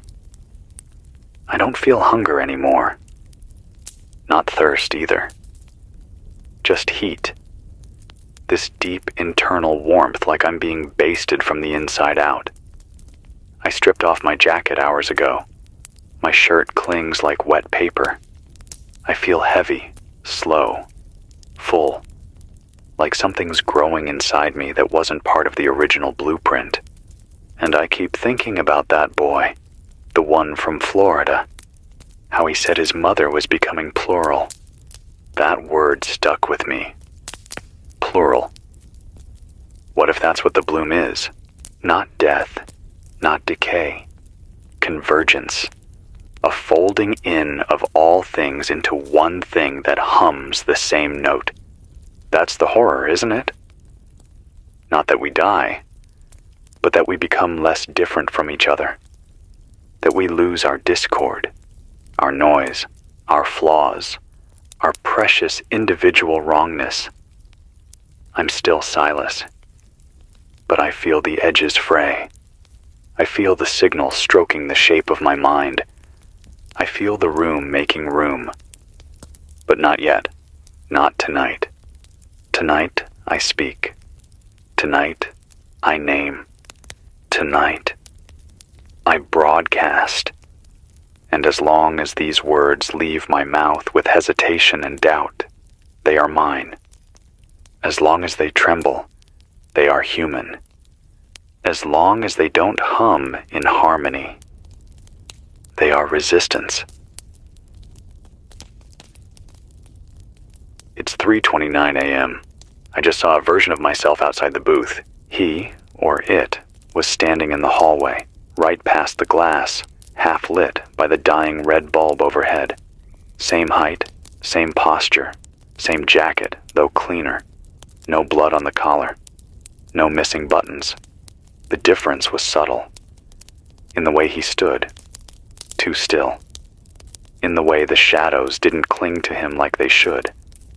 They slid off, like oil sliding across waxed skin. He didn't knock. He didn't move. He just watched. I don't know how long he was there. Could have been seconds. Could have been hours. I only noticed him when I turned to grab the logbook and saw a reflection that didn't blink when I did. I froze. Stared back. The booth felt smaller than ever. The air was tight, like a balloon stretched to the edge. I kept waiting for something. Words, movement, anything. But he didn't react. He didn't need to. The suggestion was enough. I mouthed a question through the glass. I didn't say it out loud. I didn't dare. Just moved my lips slowly. Who are you? He smiled. Not a grin. Not mockery. Something colder.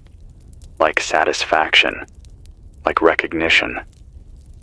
Then the hallway light buzzed, flickered, and in that stuttering half-second of shadow, he was gone. And I realized I never heard him leave. No footsteps, no creak, no whisper. He hadn't been on the floor. He hadn't been touching it. I've stopped writing the date. It doesn't matter anymore. The sun doesn't rise in the same place twice. The clocks run, but don't tick. Every time I check the hands on the wall, they're pointing somewhere else. Angles I don't recognize. Times that don't make sense. I think we're out of sync. Or maybe time is. I tried winding my watch. It rewound itself before I could finish. There was a woman's voice on the AM band earlier. Faint, garbled, distant, but unmistakably present. She was reading names, slowly, carefully. No location, no explanation. Just a list. Devin Brooks, Claren Dower, Marcus Feld, Elina J. Watts, Jonah Pierce, Ava Hahn, Mitchell. Then silence. Then a whisper, not returned. Then static. I played it back 3 times. Same delivery, same pause, same weight behind each syllable. I don't know if those names are missing, or if they were taken, or if they were never people to begin with. Just the memories of people, cataloged and cataloged again, until they lost shape. I keep thinking about my own name. How many lists is it already on? I haven't slept in 2 nights. When I close my eyes, I dream of deep water. Black, perfectly still, stretching farther than any ocean we've ever mapped. And something down there, beneath the surface, looking up at me through its own reflection. Not rising, just waiting, patient, certain, knowing that eventually I'll stop fighting gravity. And in the dream, I always whisper the same thing before I fall in. Take what you need, just leave my voice. And every time, it answers back.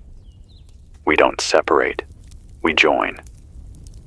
There's a kind of relief in finally understanding what's happening. It's not invasion, it's invitation.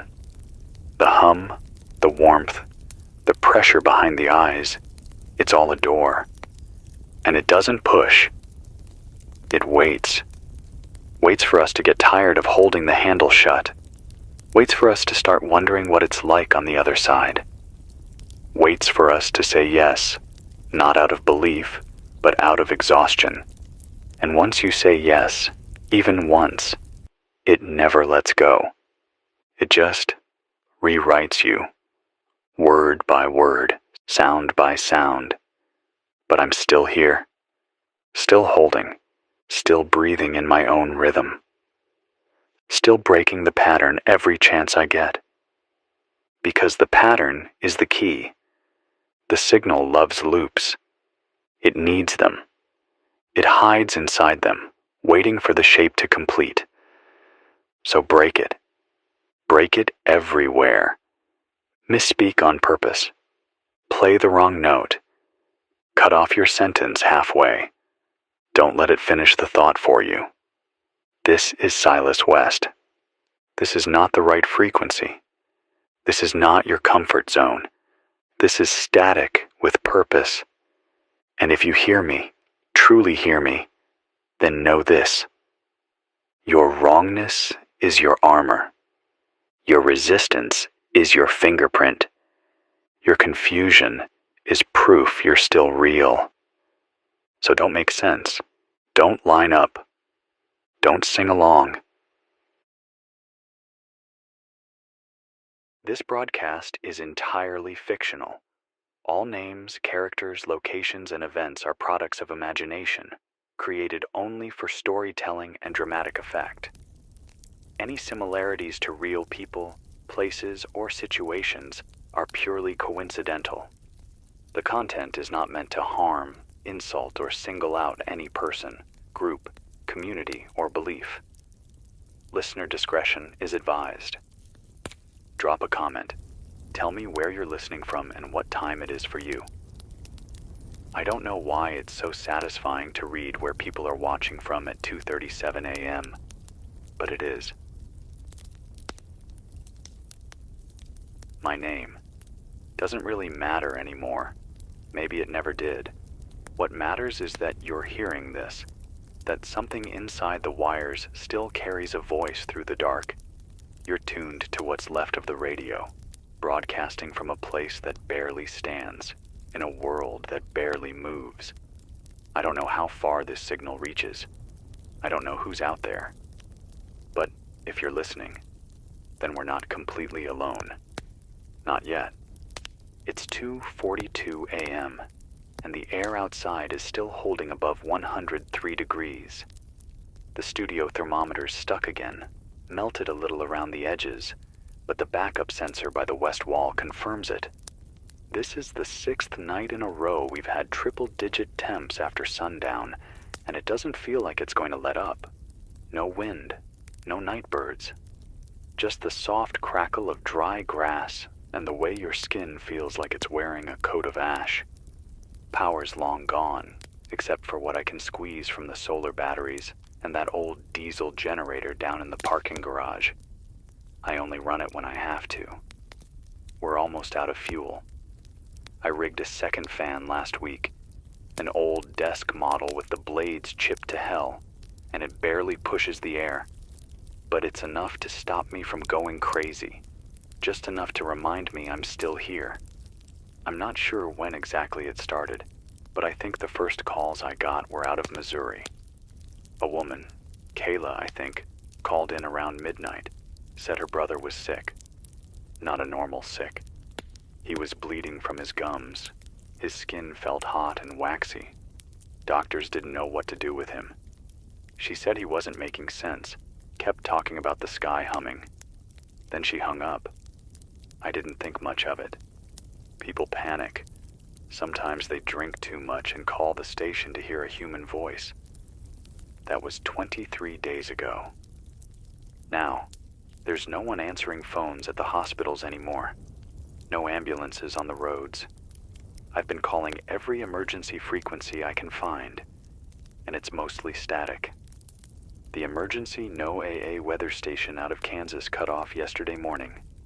They were one of the last.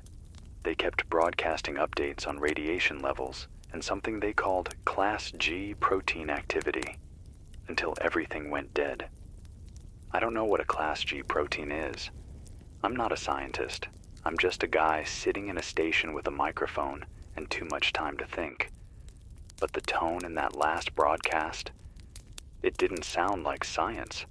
It sounded like fear. 2 nights ago, a man walked past the building dragging something behind him. I couldn't see clearly from up here, but it was long. Maybe a pipe, maybe a shovel. He stopped in front of the building and looked up, like he knew someone was here. Didn't say anything. Just stood there in the heat until he finally walked off into the dark. I haven't seen him again. I've started hearing a noise at night. It's not the generator. It's not the fan. It's deeper, almost like something humming just below hearing. It builds right before sunrise, then disappears by morning. I thought I was imagining it, but then someone else mentioned it. A voice I picked up from Arkansas. He said it was like the earth had a pulse, and it was starting to skip beats. I have an old friend named Isaac who used to work at a biotech lab near Austin. We haven't spoken in years, but when I started noticing the patterns, people collapsing in public, the rise in nosebleeds, reports of animals acting strange, I called the old number he gave me. To my surprise, he answered. Voice was tight, like he was whispering through gritted teeth. He said it was man-made. Not ours, he said, but man-made. Bioengineered and adaptive. You can't stop it with a mask or a pill. It doesn't spread like a virus. It spreads like a seed. That was all he had time to say before the line cut. And I haven't been able to get him back since. If anyone out there has seen the trucks, black ones, no plates, 3 antenna towers on top, I've seen them too. They don't use sirens. They move at night. I saw one stop outside a shuttered pharmacy on Polk Street. 2 people got out in suits that looked like something out of a space movie. They didn't go inside to steal anything. They just sprayed something on the door, marked it with blue tape, then drove off. What does blue tape mean? That was 5 nights ago. That pharmacy is now burned down. No one claimed responsibility. No official explanation. Nothing. Just ash and silence. A man named Troy from Albuquerque called last week, said the Colorado River looked different. Not the color, not the level. He said it was quiet. He said the frogs were gone. Fish stopped jumping. He's a retired ranger. Said he's never seen the water that still before. Like something underneath was holding its breath. When did the world start holding its breath? I've had people ask how to survive this. I wish I had answers. I wish I had good ones. Keep your water clean. Don't drink from anything that smells like plastic or metal. I boil mine, then run it through an old coffee filter lined with charcoal from the roof grill. It's not perfect, but I haven't gotten sick yet. If you find canned food, rotate your stock. Use the older stuff first. If the can is bulging or hisses when you open it, toss it. It's not worth the risk. Don't trust any drone that hovers longer than 5 seconds. I don't care what message it's broadcasting. I've seen one drop a gas canister over a group of people waving towels for help. And if someone you know starts speaking in a flat voice, repeating the same phrase over and over, get away. I don't know what that means yet, but I've gotten 5 reports of it. Different states, same behavior. It always ends the same way. Screaming. Then silence. I'm not trying to scare anyone.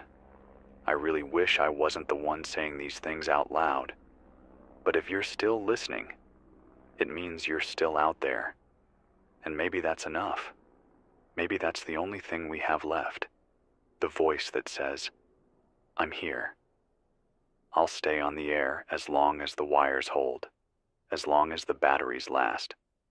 This broadcast goes out on 104.7 FM and repeats on the emergency band, 12.31 shortwave if you're scanning the sky with an old ham rig.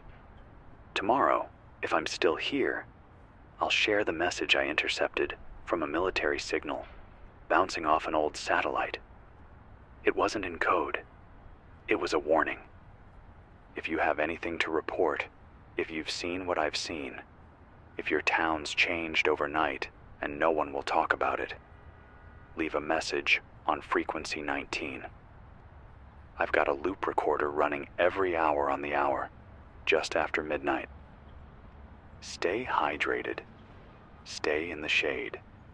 Cover your mouth if the wind picks up. And don't listen to anyone who says this isn't happening. Because it is, and it's just getting started. It's 4:06 a.m. now. The air is thick.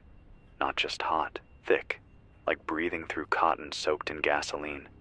The horizon's glowing again. Not the good kind of glow, not morning light. More like a slow fire building behind the clouds. Except there aren't clouds anymore. Haven't seen real ones in a while. Just that haze. That orange-brown smear that coats the sky and makes your eyes sting if you stare too long. I've been watching it every night. It pulses. The fan's barely spinning. I rigged a makeshift cooler from a broken AC and a bag of ice I scavenged from a collapsed gas station freezer 4 blocks over. It lasted less than an hour. Just made the sweat wetter.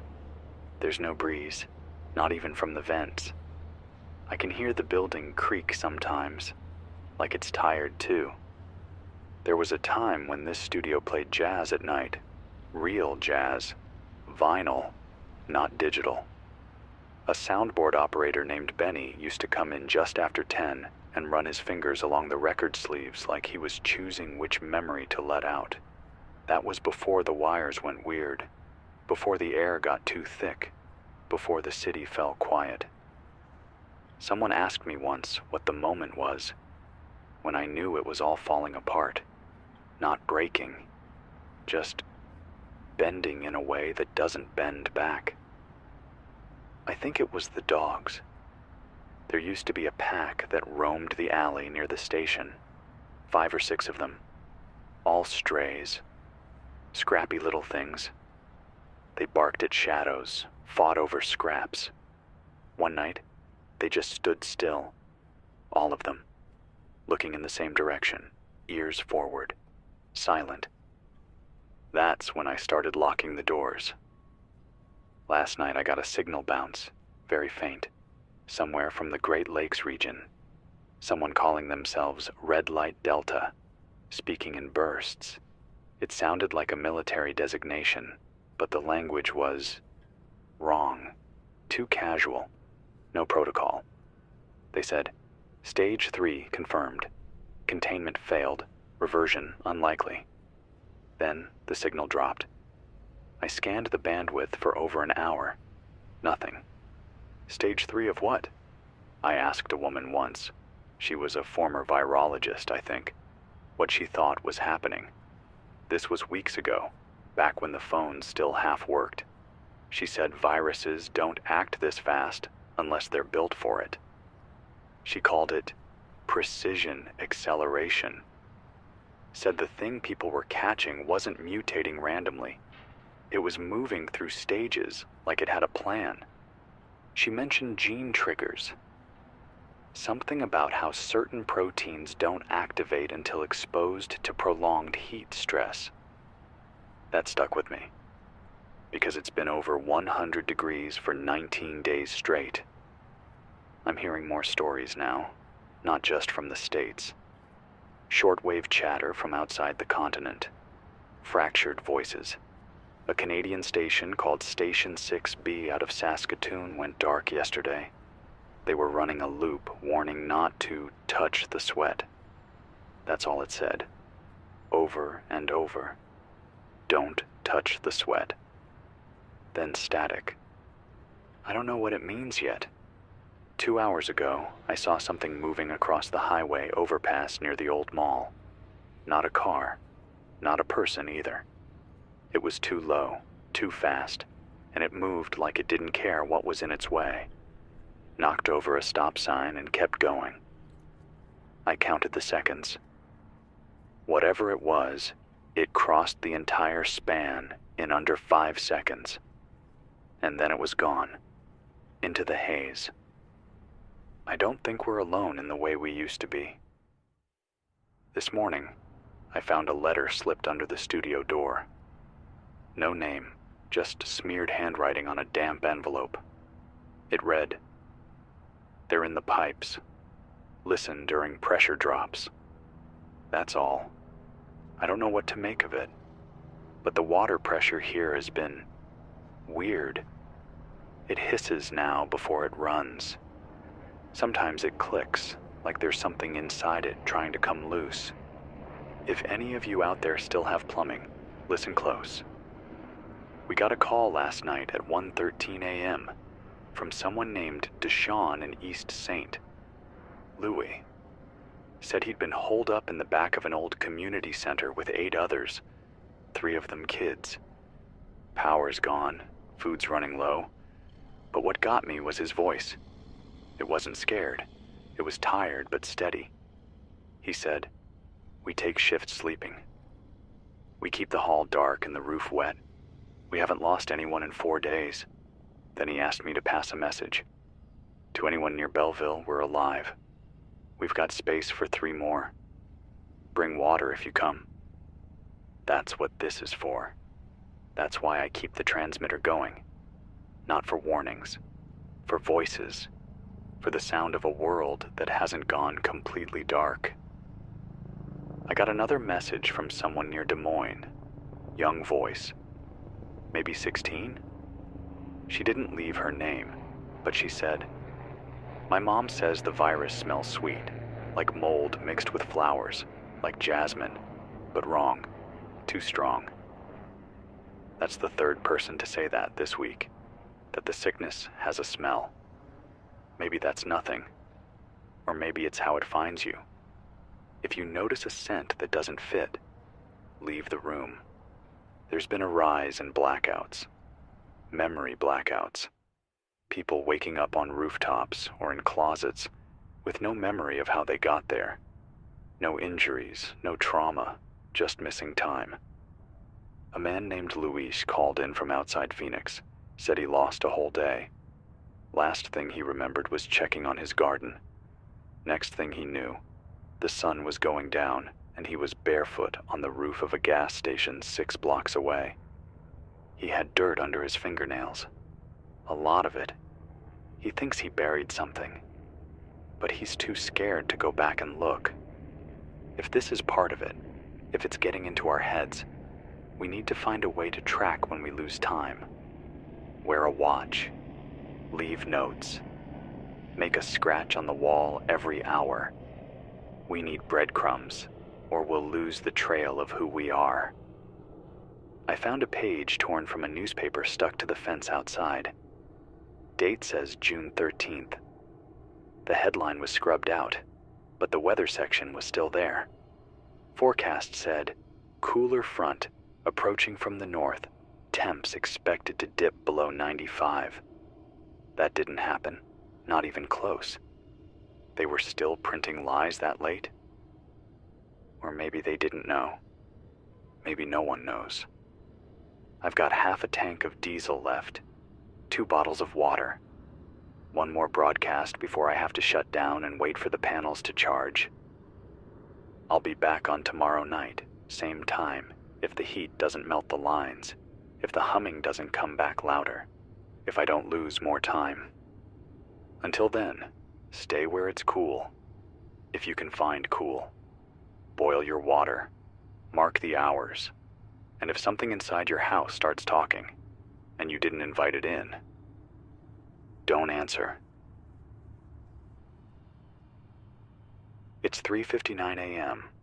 I just woke up on the studio floor. I don't remember falling asleep. There's a cup of water next to me that I don't remember pouring, and the transmitter was already humming when I opened my eyes. That shouldn't be possible. I always power it down between broadcasts to save charge. I checked the panel log. It came back online about 40 minutes ago, and the strange part is, the mic was on, not recording, just live. I don't know if anyone heard anything. I hope not, because I must have been dreaming. Either that, or I was talking in my sleep. The notebook on my desk has a sentence written in my handwriting that I swear I didn't write. It doesn't like the cold. That's all it says. No punctuation, same sentence, repeated on 3 pages.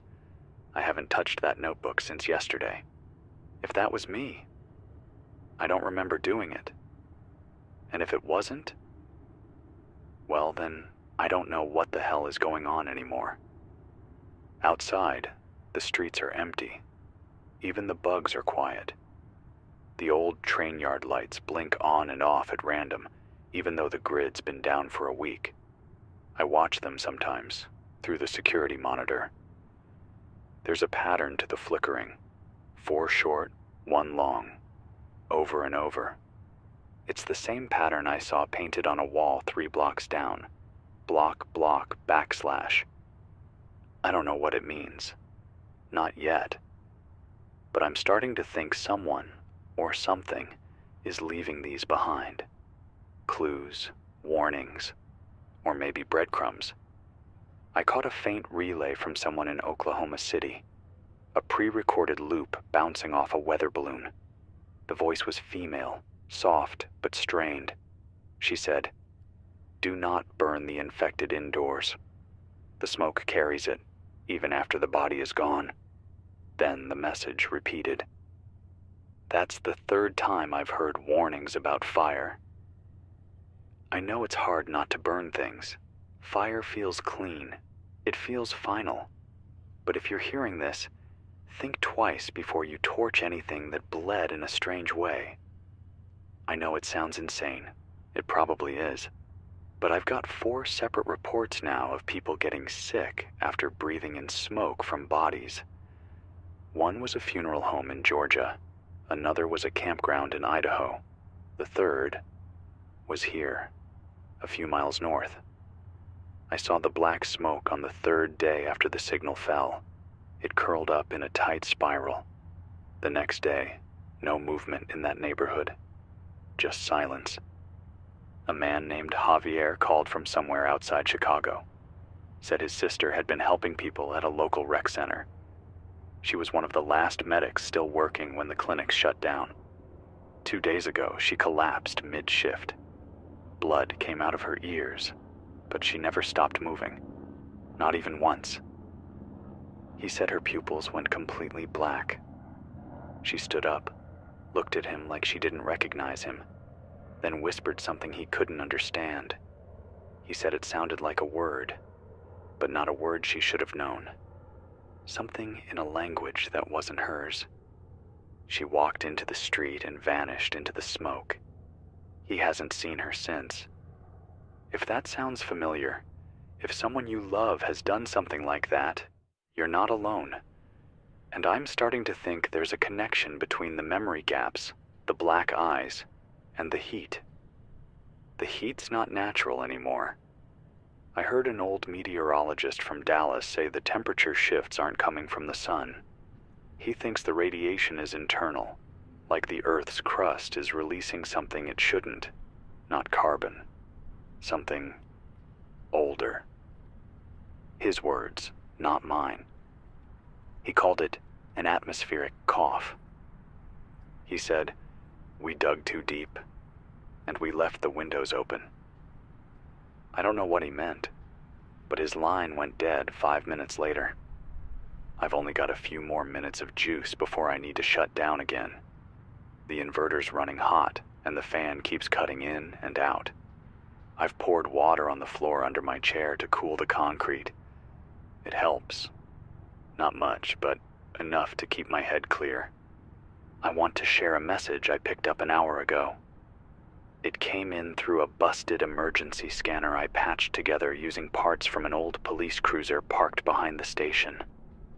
The voice said, "Attention, any remaining personnel along Corridor 89. Containment integrity is lost. Orders have changed. If encountered, do not engage. Repeat, do not engage. Evac is no longer priority. All remaining assets are to be denied to the Vector. May God forgive us." Corridor 89. I don't know what that is. I don't know where it is. But the tone in that voice wasn't military anymore. It was desperation wrapped in protocol. And that last line? They don't say that unless everything's broken. Before I go, I want to read a message someone left on the tower antenna console yesterday. They scratched it in with a rusted key. It says, "Tell them we tried. Tell them the water burned." That's it. I'll be back again after sundown if the solar array holds charge. This is 104.7 FM. You're listening to what's left. Stay alert, stay low, and whatever happens, keep one eye on the sky. It's not just heat anymore. It's movement. It's 2:11 a.m. No wind, no birds, no insects. The fan isn't working tonight. I tried rewiring the coil, but the wire's too brittle. It cracked in my hands like dried spaghetti.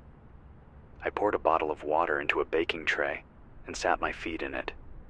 The concrete's still warm underneath, like someone left the oven on all day and forgot to turn it off. It hasn't dropped below 100 in almost 2 weeks now. Even the shadows feel hot. There was a body in the road this evening. I didn't see it fall. I didn't see anyone bring it there. But when I climbed onto the roof to adjust the antenna line, it was just there, lying at the corner of 9th and Halstead. No movement. Face down. Pale skin against the cracked blacktop, baking under the sodium glow of a street lamp that somehow still flickers through the grid failure. I watched it for an hour. Then the body turned its head. Not fast. Not like it noticed me. Just slow and steady, like it was listening to something inside the pavement. It didn't move after that. Just lay there again. I haven't gone down to check. I'm not going to. Something about it felt off. I got a call at 12:22 from someone in Columbia, Missouri. A man named Aaron. Said he's been sleeping in the basement of an abandoned daycare for the last 9 days. It's cooler there. Still has some of those blue foam mats stacked near the furnace. He said he covered the windows with trash bags and duct tape. That's kept the heat out. But that's not why he called.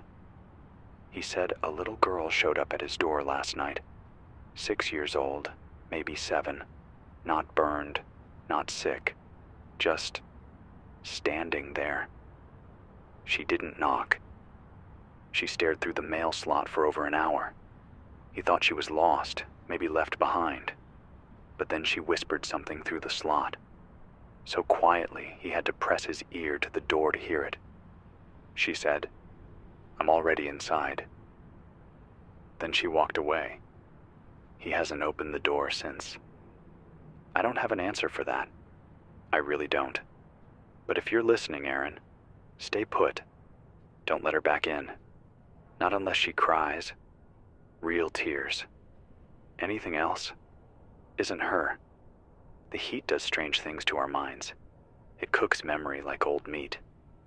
I forgot my birthday last week. Or maybe it was the week before. I only remembered because I saw my own handwriting on the wall by the power box. 37 years, it says, right under the red fuse switch.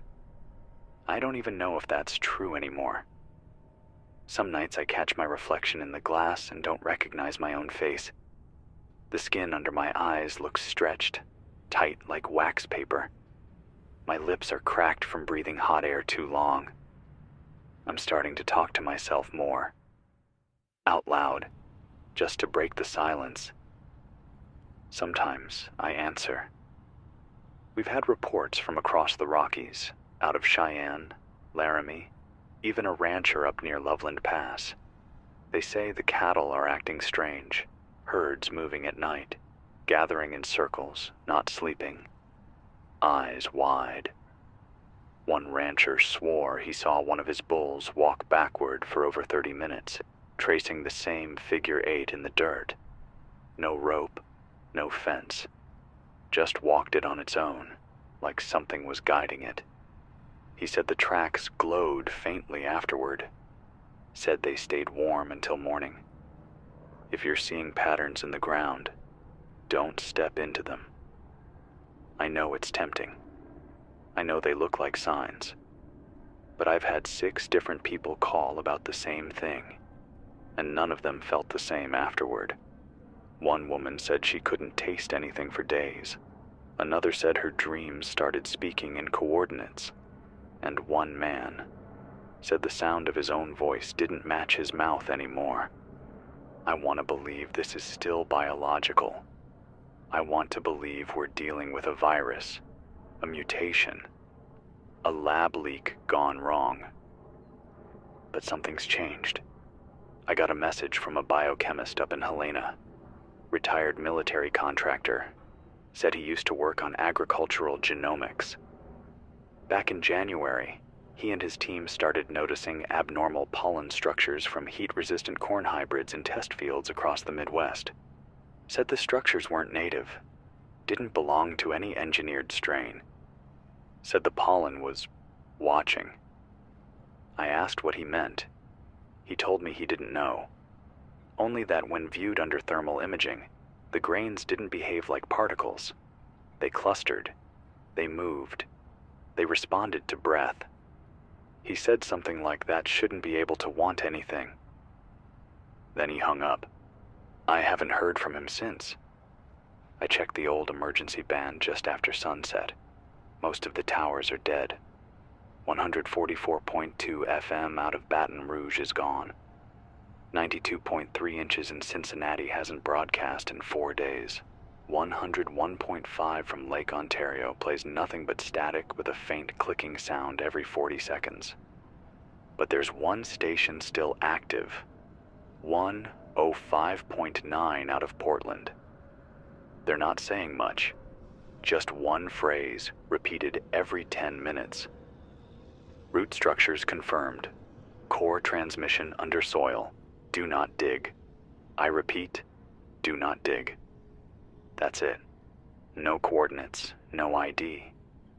Who's transmitting that? And what's under the soil? I think I've figured out why the birds are gone. Not all of them. Some still fly, barely. But the ones that do don't stay in the air for long. I saw one spiral down over the river yesterday and crash into the water. No flapping, no sound. Just a straight fall, like gravity doubled mid-flight.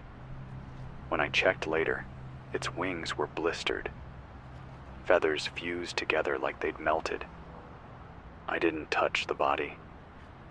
I don't think we should touch anything that comes down from the sky anymore. Something's in the heat. Maybe it rides the air. Maybe it's in the humidity. I've had calls from people in Denver, Boise, and El Paso all report the same thing. The sweat on their skin dries into a fine dust that smells faintly like iron and almonds.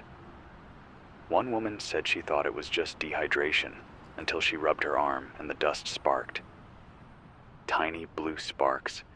She sent me a picture before her connection dropped. I still have it on the backup drive. I'm not going to share it. It doesn't feel right. but I will say this.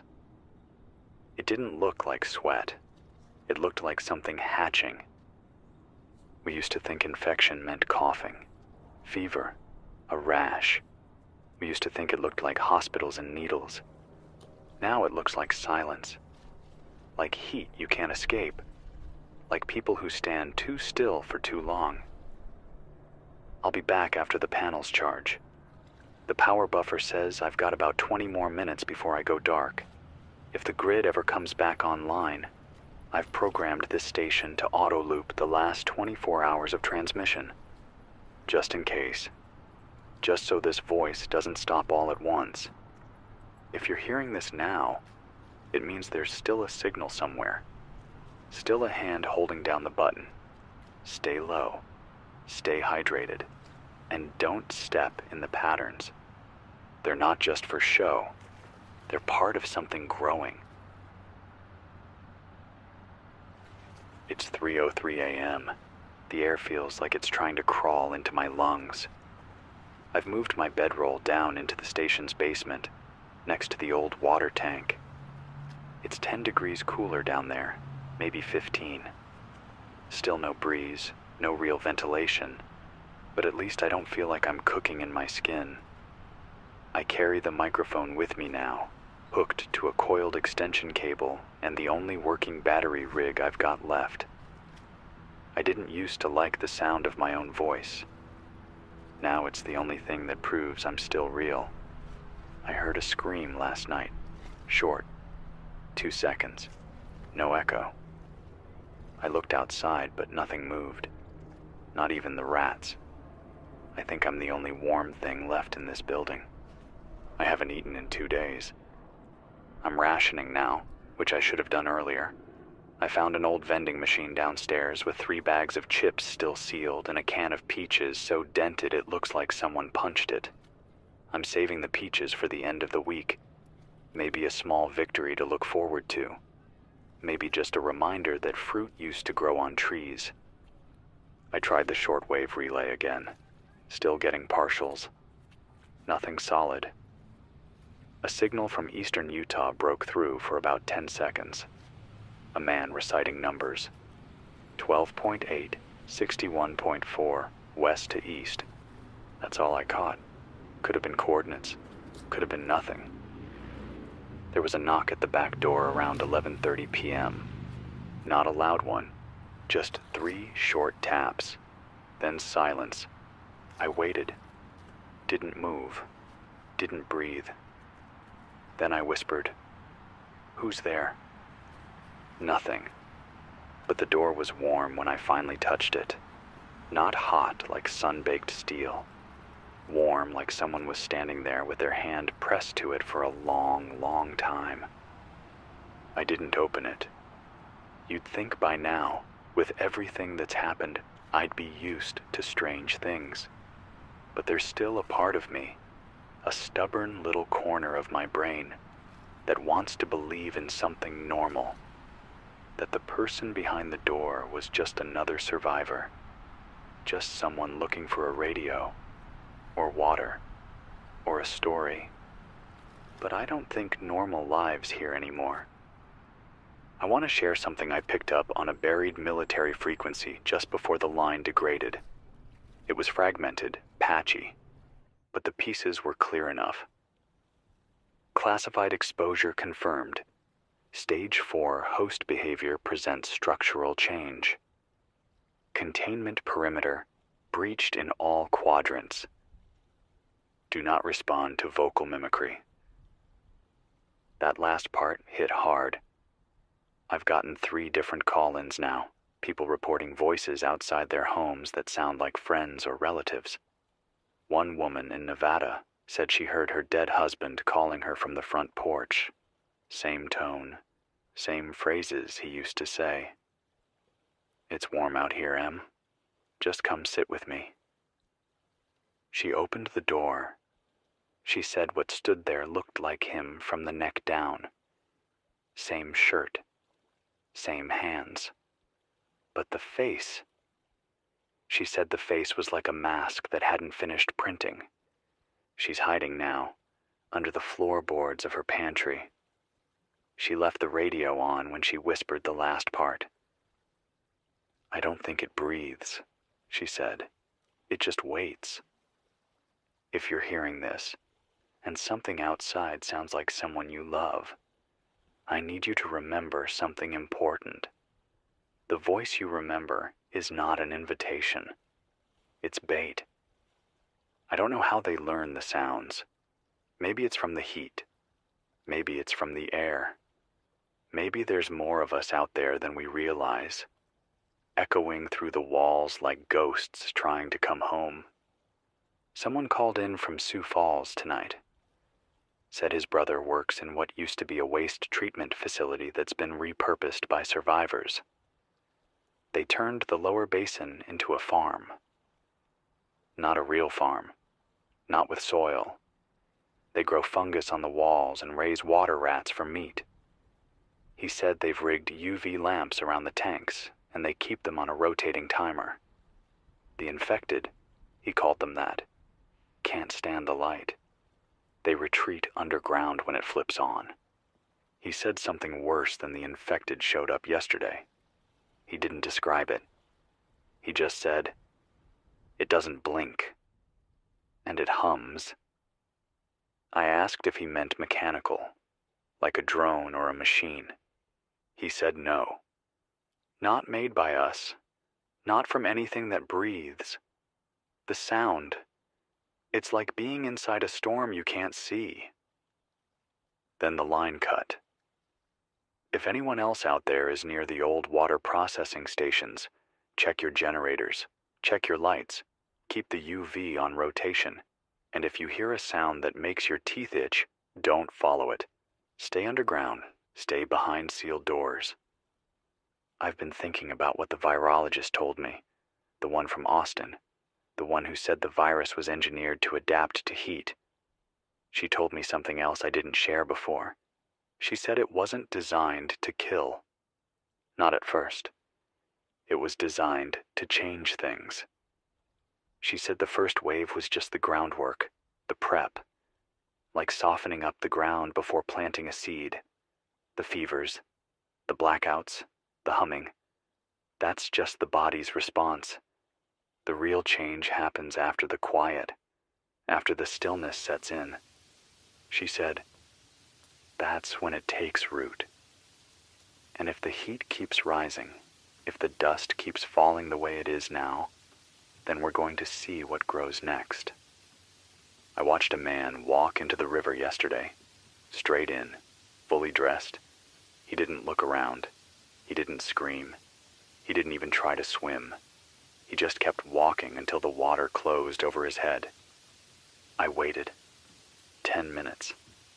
No bubbles. No sign. I thought I was going crazy. But then, about an hour later, the water shifted again. And something else crawled out. It wore the same clothes, but it didn't move like a man. I know I sound like I'm unraveling. I probably am. I've been alone in this station for 17 days. I've had exactly one human handshake in that time, and it was from a nurse named Victoria who passed through on her way west. She gave me a half-used bottle of isopropyl and a tattered map with circles drawn around cities she said to avoid. Don't go near the ones marked in red, she told me. The signal's stronger there. I asked her what she meant. She didn't answer. She just pointed at her own head and said, "It gets louder the closer you get." I've started hearing a hum behind the static, even now.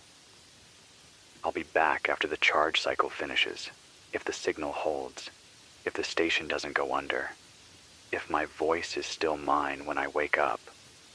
This is 104.7 FM, still on the air, still reaching. For now, remember, if they knock, don't answer. If they speak, don't listen. And if they start humming, run. It's 2:39 a.m. Still here. The station's holding for now. though I had to kill the main inverter and switch to the low-draw rig. It's hot enough inside this room to warp plastic. I've wrapped wet towels around the mic arm to stop it from cracking. My hands keep slipping. Everything smells like wires and melted vinyl. The sky hasn't gone dark in days. Not fully. Just hangs there, rust-colored and pulsing like it's waiting for something. No stars, no moon. Just that heavy orange glow pressing down from all directions. People used to call it haze. We know better now. It's not haze. It breathes. I'm going to read a transmission I pulled from the 11.3 emergency band earlier tonight. It was bouncing between towers, real distorted, like it had been relayed too many times. I had to loop it half a dozen times just to transcribe it. This is what it said.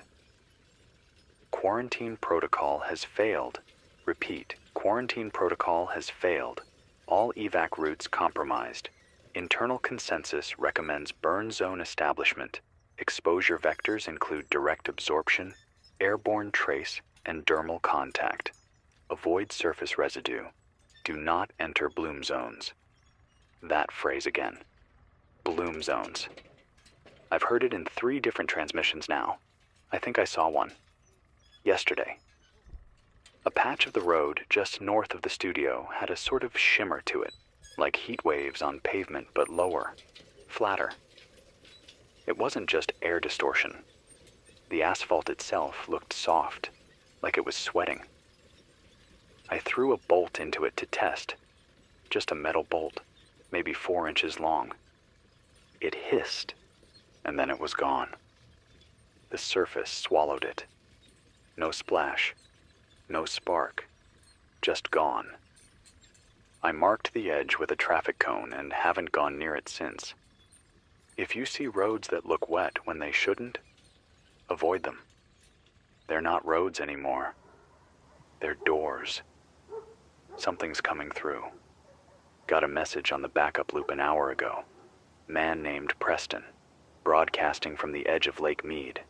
Said the water's receding fast. Faster than it should. Claimed the lake's pulling itself inward like a sinkhole forming underneath. His words, not mine. He said at night, the air smells like scorched rubber. The trees around the shoreline are turning black. Not burning, just going black, like the green is being replaced. He called it photosynthetic rot. No idea if that's a real thing. But I've had 2 similar reports from Arizona and southern Utah. The desert's going quiet, and the quiet doesn't feel natural. I keep a map on the wall. It's marked in red now. Circles and arrows and ink stains where I've traced where the calls come from, where the messages repeat. There's a pattern, a spiral. It's not perfect, but it's close. Like the infection, or whatever this is following some kind of growth logic. Fibonacci in reverse, expanding outward from a central point. I think the center is somewhere near eastern Kansas. If anyone out there's near Salina, Manhattan, or the Smoky Hills, please check in. Even a static burst. Anything. If we can trace the origin, maybe we can understand how to slow it. We had a woman call from southern Mississippi last night. Said she's living in a hunting blind with 2 kids and a propane lantern. They sleep during the day and stay hidden at night. She said the fields are full of people now, just standing, not moving. She tried calling out to them, but they don't answer. They only turn their heads, all at once. She said the kids don't ask questions anymore. They just draw pictures in the dirt, always the same shape, a circle with a line through it, like an eye that's been crossed out. She said they've never seen that symbol before, but they draw it every night. If anyone's seeing that same shape, let me know. I think it means something. I've been having a dream lately. Same one, over and over. I'm in a city I don't recognize. Not tall buildings, low ones. Squat, angular shapes built into the sides of hills. There's no people, just silence and that hot yellow wind. Then I hear it, the humming. Not loud, not angry, just constant, like a dial tone stretched across the sky. In the dream, I look up, and the sky is rippling like cloth underwater. And then I wake up. But I wake up with my mouth dry and my eyes burning, like the heat followed me out of sleep. I've stopped sleeping more than a few hours at a time. Too risky. I want to say something to those of you still listening. You're not crazy. I know this sounds like madness, like the heat has boiled the world until the seams came loose. But I've checked the frequencies. I've read the reports. This is real. It may not look like a plague. It may not march like an army. But it's here. And it doesn't need to chase us. It just needs us to stay still long enough. I got a short note from someone calling herself Kay. No last name. Just an envelope with a dried flower pressed inside and a Polaroid of a burned-over field. On the back of the photo, she wrote, "They're not trying to kill us. They're trying to overwrite us, line by line, breath by breath. We're the draft. They're the revision." I don't know who Kay is, but I believe her. If you feel your skin changing, like it doesn't belong to you anymore.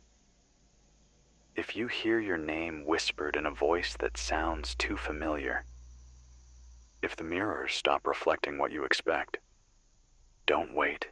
Get underground, get somewhere dark and cold and sealed, and don't take the heat with you. You don't want to see what hatches when it's warm enough. I'll check in again at sunrise if the system holds. If I haven't burned out the last of the charge, I'll patch through to the wideband tower and try to reach anyone still north of the Great Divide. If you're in elevation, stay there. This is 104.7 FM. Still alive. Still transmitting. For now. It's 4:44 a.m. The sun's still under the horizon, but the sky already looks bruised. That same dull orange smear, like something's bleeding under the clouds. If there even are clouds anymore. The birds haven't come back. The dogs have stopped barking. Even the wind feels like it's holding its breath. The temperature inside the station hit 109 today. The water tank downstairs is warm to the touch. I keep the bottles covered with rags dipped in bleach, not because it helps, but because it makes me feel like I'm doing something. The generator coughed twice before it kicked in tonight. I think it's on its last leg. If anyone out there has small engine parts and knows how to rebuild a carburetor from salvaged junk, I'd kill for a call-in, or a diagram, or hell, even a voicemail saying I'm not the only one still trying to keep the lights on. I saw another one of those things today. Not up close. Just at a distance, across the old overpass where the vines used to grow before the soil dried up. It stood still for a long time, head tilted like it was listening, like it heard me breathing through the vents. It didn't move, didn't speak. But I swear to you, it knew I was watching. The face wasn't right, not deformed, not bloody, just empty, like it hadn't decided what face to wear yet. Then it turned and walked into the heat shimmer and vanished. There's something wrong with the ground. I said that before, but I need to say it again, because it's getting worse. Earlier tonight I went outside to check the antenna line, had to reset the tuner. My boots stuck to the asphalt, just for a second. It wasn't melted. It was soft, like stepping on bread dough left in the sun too long. When I pulled my foot up, the sole made a sound I've never heard pavement make before. A sucking sound, I marked the spot with chalk. 5 minutes later, the chalk was gone. It didn't fade. It didn't wash off. It was gone. Like the road absorbed it. I don't think this is about heat anymore. Not just heat. I think the surface is changing. A man named Grant called in from somewhere near Twin Falls, Idaho. Said the rocks in his garden had started growing mold. Not moss, mold. Black, filamentous strands that glowed faintly under the UV light he uses for his tomato starters. He touched it with a gloved hand, said it moved. Not like a bug, he said, like a thought. I don't know what that means, but I've had 3 more people report the same thing in the last 2 days. Rock growths, strange fungi, patterns forming in places where there shouldn't be patterns. A woman from New Mexico called last night. Said her brother was stationed at a research base out near White Sands. She hasn't heard from him in 2 weeks. But yesterday she got a postcard in the mail. No return address, just a sentence in shaky black ink. Tell them we mapped it wrong. The life is underneath. That was all. The life is underneath. I got a recording earlier from someone who didn't leave a name. A burst transmission. Likely shortwave, patched through by a survivor relay tower in the Cascades. The voice was hoarse, male, said, "The temperature spikes aren't random. They correspond to growth cycles. We're not in a wave. We're inside something's metabolism. The air's reacting because the cells are replicating." That's what he said. Cells. Replicating. You ever feel like the world stopped being the world and became something else? Like the rules we grew up with? The science, the physics, the way things decay and grow, just don't apply anymore? I've been thinking about the night I first realized something was wrong. Really wrong. It wasn't the news. It wasn't the reports. It was a silence. Right after midnight. The power had gone out, and I was standing outside the station looking up at the stars. And there weren't any. No stars. Just the soft pulse of something moving behind the dark. Like something was between us and the sky. Blocking it. And I realized in that moment, I hadn't looked up in days. Maybe weeks. Because I didn't want to know what I'd see. We're not used to feeling small. Not like this. Not like insects inside a slow wave of heat and silence and time coming apart. We were so sure we had it figured out, that we'd reached the end of the map. But maybe the map was just what we built on top of something older. Something deeper. I had a dream again. The humming one. Only this time, I wasn't alone. There were people beside me. All of us walking toward a mountain that didn't have a peak, just kept rising forever. And something on the other side was whispering. Not with words, just with pressure, like a voice made out of gravity. And we couldn't turn around. We couldn't even stop walking. I woke up drenched in sweat. There was a note under my pillow. I sleep alone. The note said, "We don't die in heat, we hatch." That's it. I burned it. But I haven't stopped shaking. If anyone else is getting dreams like this, or notes that don't make sense, or waking up with things written on their skin that weren't there the night before, please let me know. We need to start connecting the dots before the pattern finishes drawing itself. Got a call from someone near Pittsburgh. Said the Alleghenies turned black. Said it's not oil, not algae. It's thick, like paint.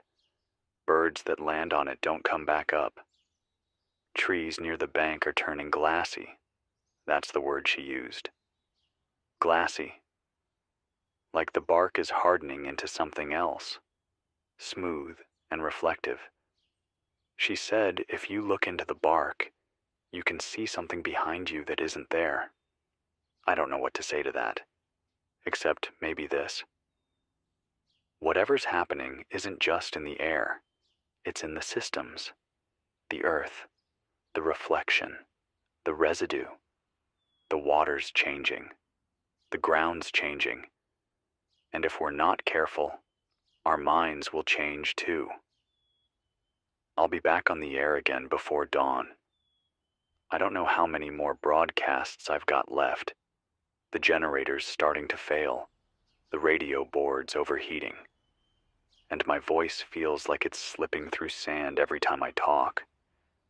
But I'll stay here, as long as something listens. This is 104.7 FM. If you're still human, stay alert, stay inside, stay cool, and for the love of whatever's left, don't answer the voice that sounds like you. It's not you. It never was. It's 3:26 a.m. The heat's bad tonight. Bad in a way that makes the air feel electric, like you're walking through a field right before lightning hits. I've shut all the windows, covered every crack I can find with insulation foam and wet towels. But it still seeps in. It's not just the temperature anymore.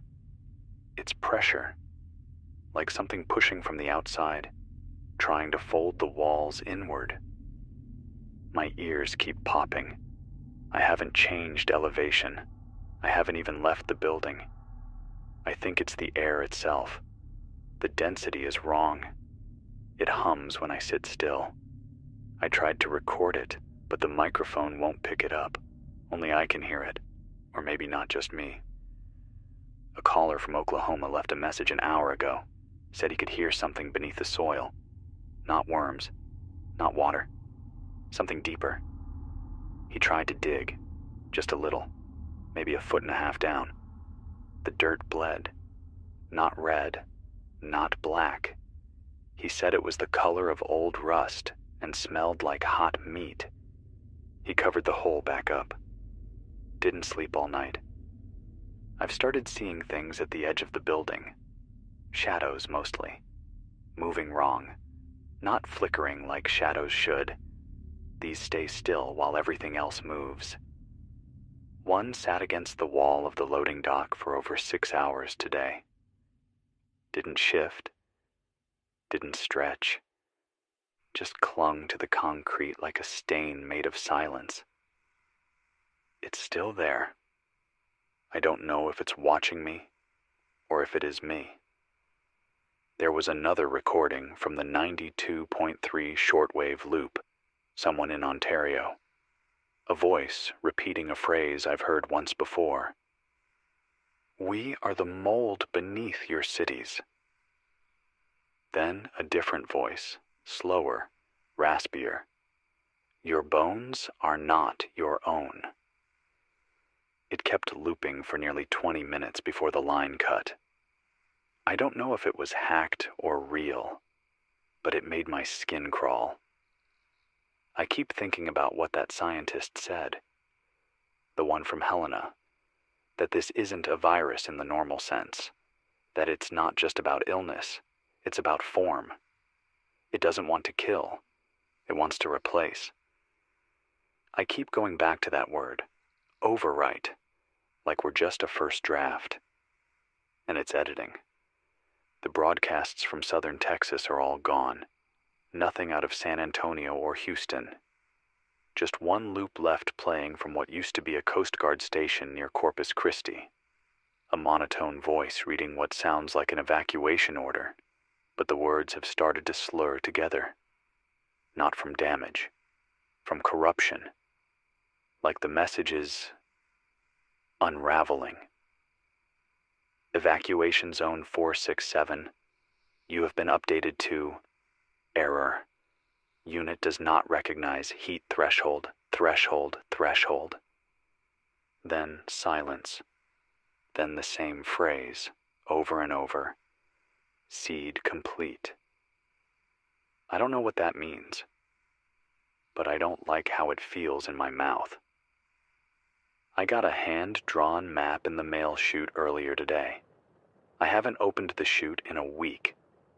I locked it from the inside, but it was sitting there, folded neatly, with a paperclip, red ink, circles drawn over major cities, not with X's, just spirals, little snail shell shapes like the kind you find in tide pools.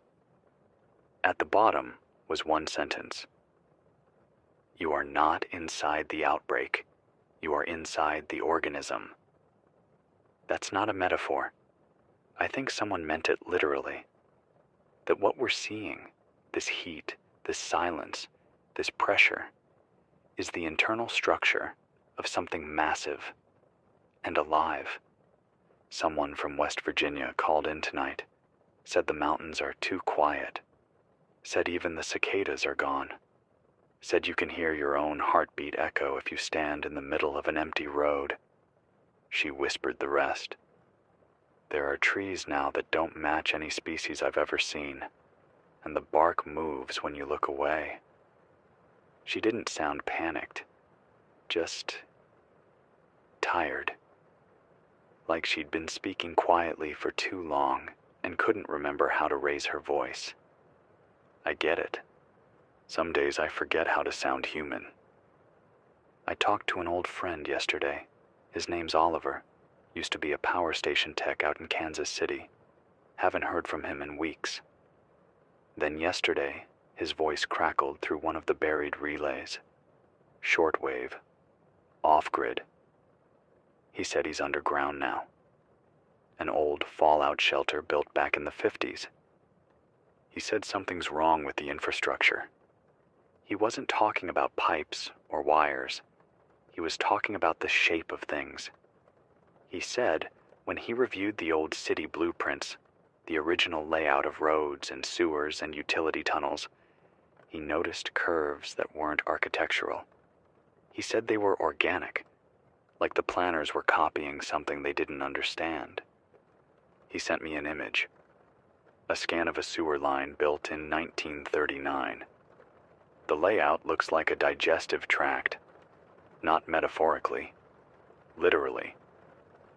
He thinks cities are the first step in a larger transformation, like veins feeding something, or roots. He said, what if we didn't build them? What if they were always here, waiting? The line cut after that. I haven't been able to raise him since. If there's anyone out there with old city schematics, especially from before the 1950s, compare them to what you see now. Look for spirals. Look for patterns that mimic biological systems, circulation, respiration, digestion. If this organism is real, if it's global or even continental, we need to understand where we are inside it. Because right now, I think we're near the gut. And guts don't forgive. I'll be back just after 6 a.m., if I'm still clear. I've rigged a cooling vent using a broken air compressor and a freezer door. It's not perfect, but it buys me an hour. If you're out there, if you're alive, drink water, avoid the shimmer, and stay off the roads that feel soft beneath your feet. This isn't a heat wave. It's something else. Something waking up. And we're not outside of it. We're under its skin. It's 2:52 a.m. The metal on the chair creaks every time I shift. Not from weight, just expansion. Steel shouldn't flex like this. Not at night. Not when the sun's been down for hours. But the heat doesn't leave anymore. It settles. Sits heavy on your back like wet clothes. The floors upstairs have started to buckle. The tiles snap one by one like bones under pressure. There's no breeze outside. No cars. No dogs. No insects. I can't remember the last time I heard a bird. I keep the curtains drawn now, not because of light. There's barely any of that left. But because sometimes I see people standing out there. Just one or two. Quiet. Too still. I never see them arrive. I never see them leave. Just long silhouettes under the burned-out lamplight, watching the studio. I don't go near the windows anymore. There was a power flicker around midnight, just for a second. The breaker tripped itself back on even though I'd locked the circuit open. That shouldn't be possible. When the lights flashed on, every monitor showed the same thing. My face, frozen on the security feed, looking into the camera. Only I hadn't been at the camera. I'd been in the basement, checking the water tank. It was only up for 3 seconds before the system wiped itself. I checked the cache. There's no record of the feed. No footage. Just a power surge log with the note, "External handshake initiated." If anyone out there knows what that means, I'd like to know, because I sure as hell didn't shake anything. I heard from a man named Travis out near Mobile. Said he's a mechanic turned prepper, living in a half-sunk fishing boat tied off inside an old marina. He's got solar panels, rain collection, and a freezer that runs off a rigged bicycle generator. Said he's been alone for 3 weeks. Said the water's been rising in ways that don't match the tides. Last week, he saw ripples in the bay even though the wind was still. Then the pelicans started flying in circles, not gliding, flapping hard, like something below was pulling them down. That night, he said the hull of his boat got warm, not from the sun, from below. He moved everything to the upper deck. He ended the call with this: "If it comes through the water, I'm not going under. I'll burn the whole damn thing before I let it take me." I don't blame him. I heard from a survivor in Minneapolis. Young voice, maybe 20, said she and a group of students have taken over the top 5 floors of a government building. They blocked off the stairwells. The elevators haven't worked in weeks. They have a hand crank to pull up supplies. They've been harvesting rooftop rainwater using old vinyl signs and garbage bags. She said the air up there is clearer. Not cooler, just less thick. They call it dry breath. They think the infection, or whatever this is, clings to moisture, that it rides on particles in sweat and fog and condensation. They've started drying everything they touch in the sun before bringing it inside. She said something else. Said they've stopped using mirrors, because the reflections aren't matching anymore, not all the time. Sometimes the version in the mirror keeps smiling after you stop. Sometimes it doesn't look tired the way you do. Sometimes it mouths words you're not saying. They've covered all reflective surfaces with blackout cloth. She told me her name was Margot. Then she laughed and said, or at least, I was Margot. Not sure anymore. I get it. Names feel strange now. Like currency from a country that doesn't exist anymore. I had a dream last night. A quiet one.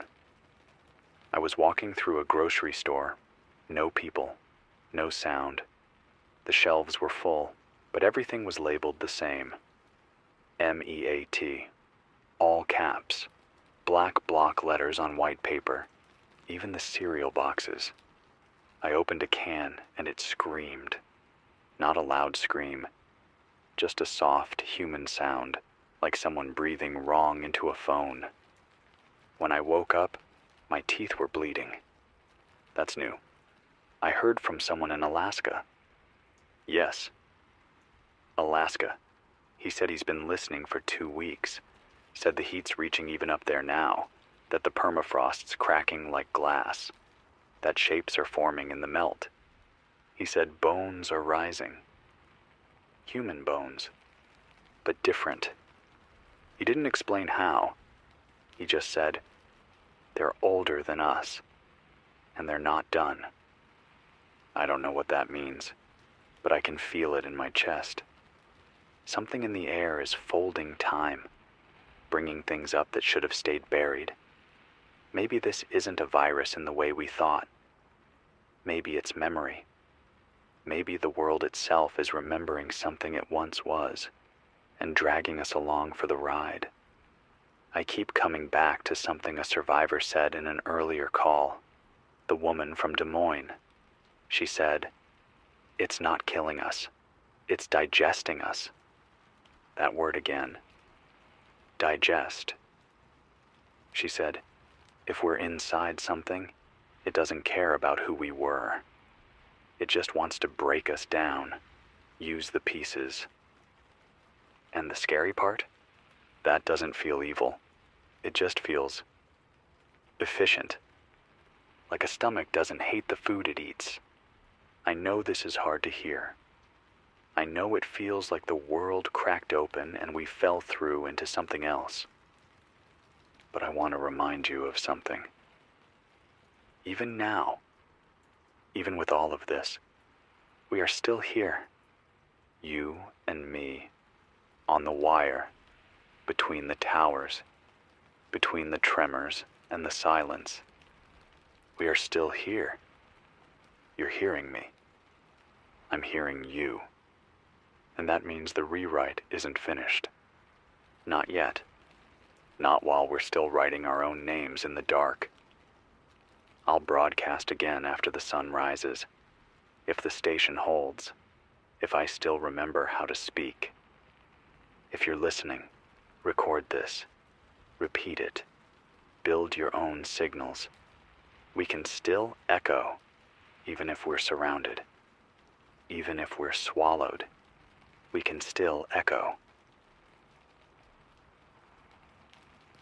It's 3:38 a.m. I can't feel the tips of my fingers, not from cold, from heat. They've been numb for hours, like the nerves just stopped carrying messages. I dipped them in the backup water tub, and the skin looked lighter. Not pale, thin, like it's starting to forget how to be skin. I haven't opened the outside door in 3 days. The locks are rusted, and the hinges have gone soft from the heat. I pushed a crate up against it just in case. It doesn't feel like enough. I've started hearing something else over the signal lines. Not voices, not static. Just a low droning sound, like a swarm of bees trapped behind concrete. But it pulses, like a heartbeat. It syncs with the silence between clicks on the shortwave relay. A listener from Wichita called in an hour ago. He said the same thing. It hums, he said. It knows when you're listening. I've switched antennas 3 times and scrubbed the boards. Nothing gets rid of the noise. I think it's embedded in the signal now. A kind of background radiation, auditory and alive. I don't think it's just interference. I got a voice message from someone calling herself June. Said she's a lab tech from Baton Rouge or what's left of it. She and 3 others are hiding in the back of a veterinary clinic. Said they found something in the samples left behind by the CDC response team. She said it's not a virus. Not in the way we define it. It's a protein strand with quantum binding properties. Something that shouldn't exist outside of a lab. Something that doesn't mutate randomly, but responds to thought. Her words, not mine. She said it knows what you fear. That's how it moves. Not through breath, not through blood, through recognition. She said if you name it, if you talk about it too much, it finds you. Then the message ended. I've gone back and played it a few times. On the 3rd loop, there was a soft click halfway through, like someone else was listening in. I've unplugged the backup speaker system. If you're receiving this through a digital repeater, check your logs. Look for irregular timestamps. Look for duplicated messages. If something plays twice in perfect rhythm and you didn't cue it, it wasn't you. I heard from a man named Simon in rural Utah. He said his well started running cold again. That would have been good news, except he never had a well. He found it in the center of his field, surrounded by dried grass that hadn't grown in months. A circle of dirt, untouched, perfectly round. Inside, fresh water. Clear, cold. He drank it. Now he says he hasn't slept in 6 days. And the veins in his hands glow faintly at night. He said he can see things when he closes his eyes. Maps, patterns, veins.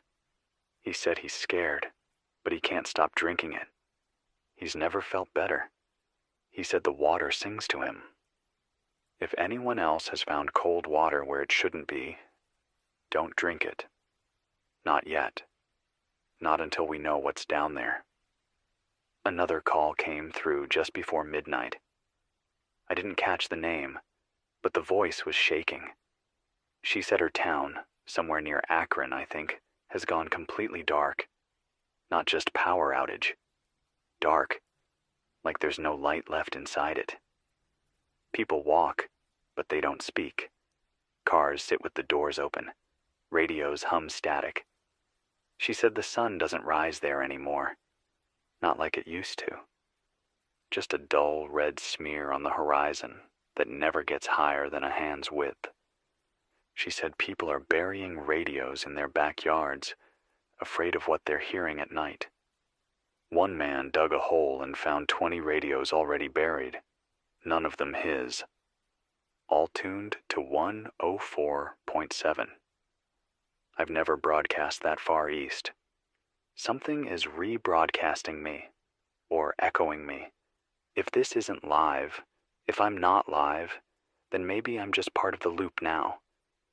And maybe you are too. I keep thinking about what that guy said, the one from the mountains who called in after his wife stopped sleeping. He said she started tracing shapes on the wall with her fingers, circles, spirals, loops. Then she stopped eating. Then she stopped moving. But she kept breathing. He left her in the house with all the windows boarded up. He visits sometimes. Talks to her through the door. Said last time, she whispered something back. But the voice wasn't hers. It was his. I've started hearing my own voice in the speakers when the system's idle. It says things I don't remember saying. A few minutes ago it said, "You're on the inside now." I didn't touch the mic. I haven't moved from this chair. If anyone out there has seen reflections speak without sound, or heard their own voice when their mouth is shut, please check in. Leave a message on the relay. You don't even have to say much. Just say, "I heard it too." That'll be enough. We need to know who's still real. We need to know which voices are still ours.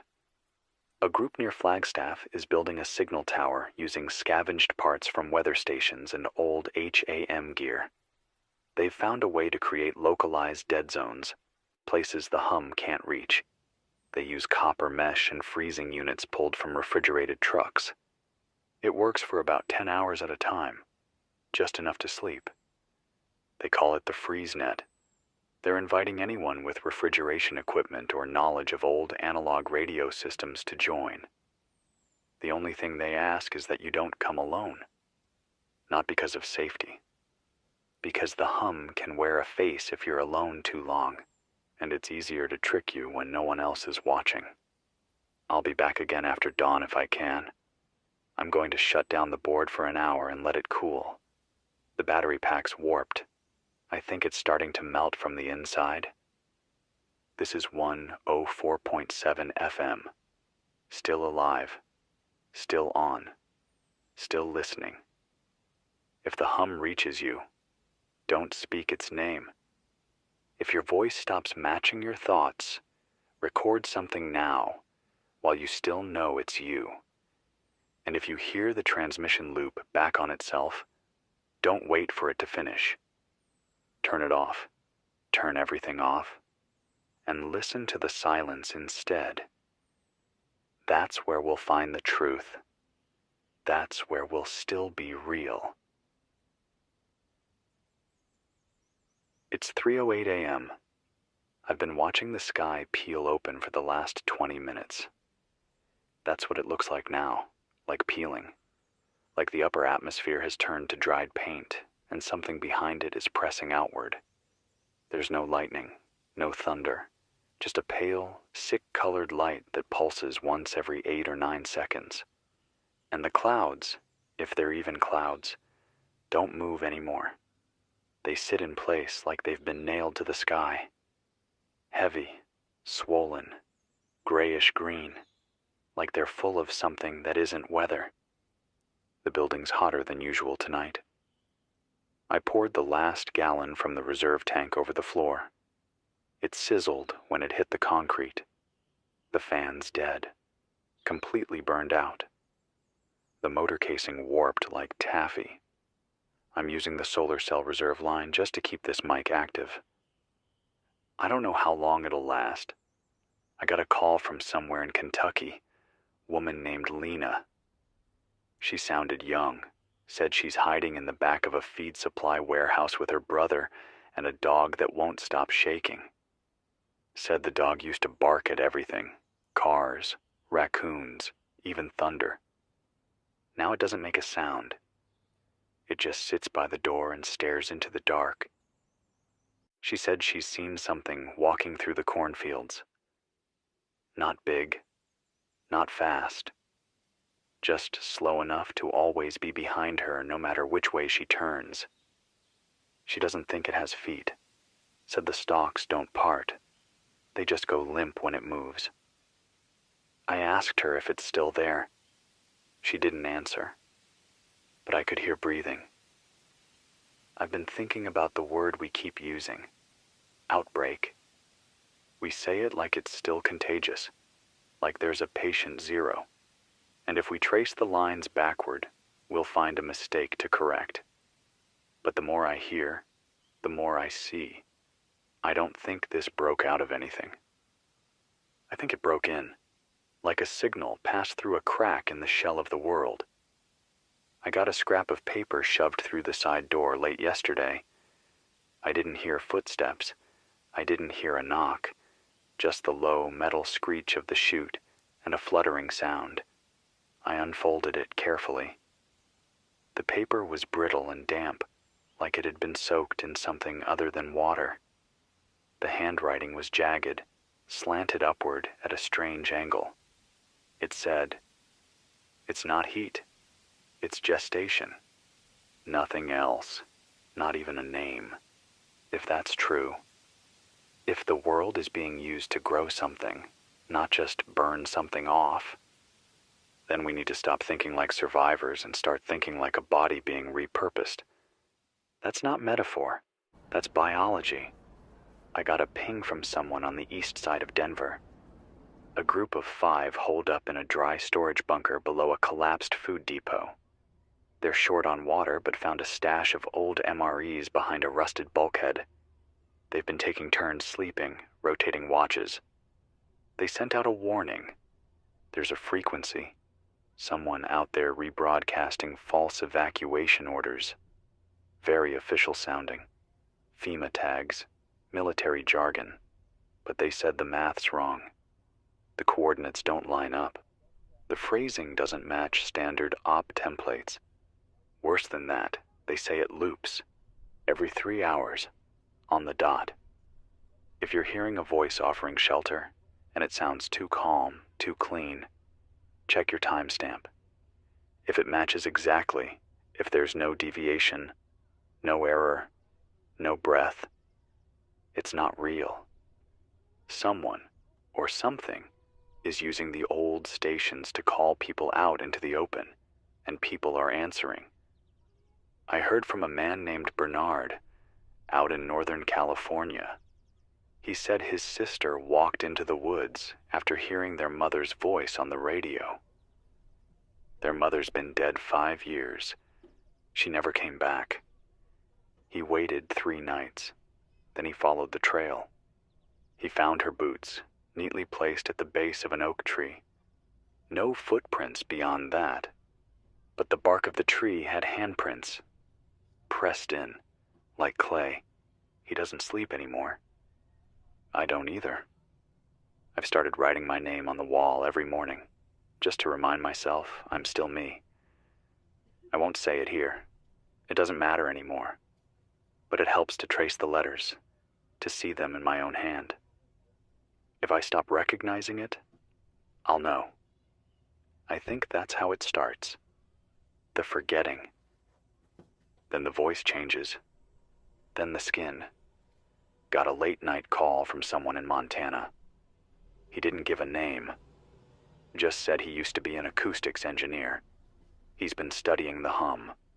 He built a sound trap, old speaker cones, vibration sensors, some kind of analog hardware I didn't catch the specs on. He recorded a pulse deep in the low-frequency bands, barely audible but consistent. He slowed it down. He said there's a pattern underneath it. Not Morse, not code, language. He said he played it backward. Then he stopped talking for 15 seconds. When he spoke again, his voice was different. He said, "It's not for us. It never was." Then the line went dead. I haven't tried decoding it. Not yet. I'm scared of what I'll hear. There's a girl named Camille in Wisconsin who says she's been sleeping underground for 9 days. Her group rigged an old tornado shelter with UV lamps and copper mesh around the walls. They're calling it the greenhouse. Said the infection, or the heat, or whatever's behind all this, can't penetrate through thick soil and active airflow. She said the silence underground is different. Not safer, just thinner. She hears breathing sometimes, from above or below, but she stays down there anyway. Said she'd rather listen to her own fear than whatever's up top pretending to be the sky. That makes sense to me. A listener from Spokane called to say the traffic lights have started blinking again. No power, no control system, just blinking, red, then green, always in the direction of the nearest overpass. She followed it once, said she saw people lined up beneath the bridge, all facing the same direction, all humming in rhythm. Then one turned to her, same face as her daughter, but her daughter died last fall. She ran, hasn't left the basement since. She keeps the lights off now, says light brings the patterns, says dark is safer. I don't know anymore. I keep one light on in the control room, just one. I don't trust silence completely, but I don't trust reflection either. I've covered all the glass. There's something wrong with the reflections. Sometimes I see something over my shoulder that disappears when I turn. Sometimes I see a second me, blinking out of sync.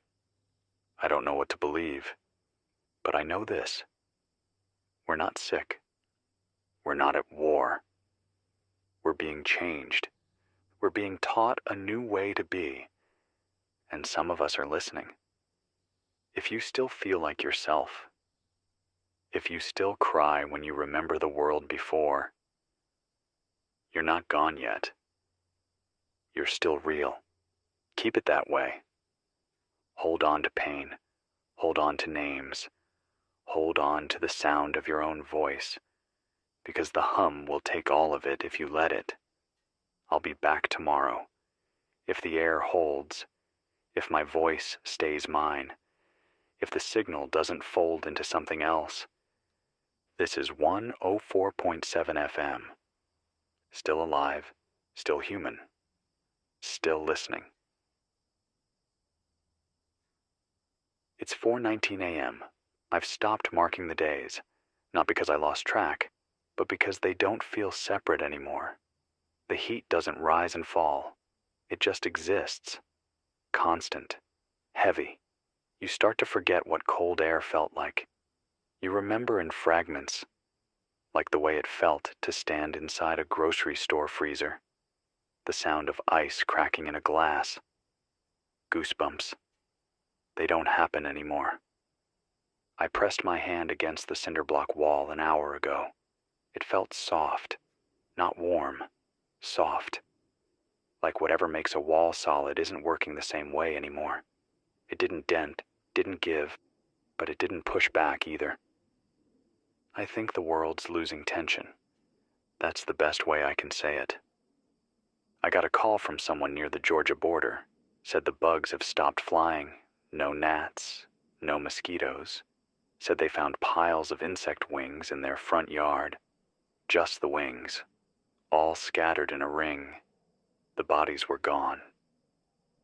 Said the plants in their garden still move when the wind's dead still. One of them bent toward the door last night and stayed that way. Like it was listening. I don't think this thing is done evolving.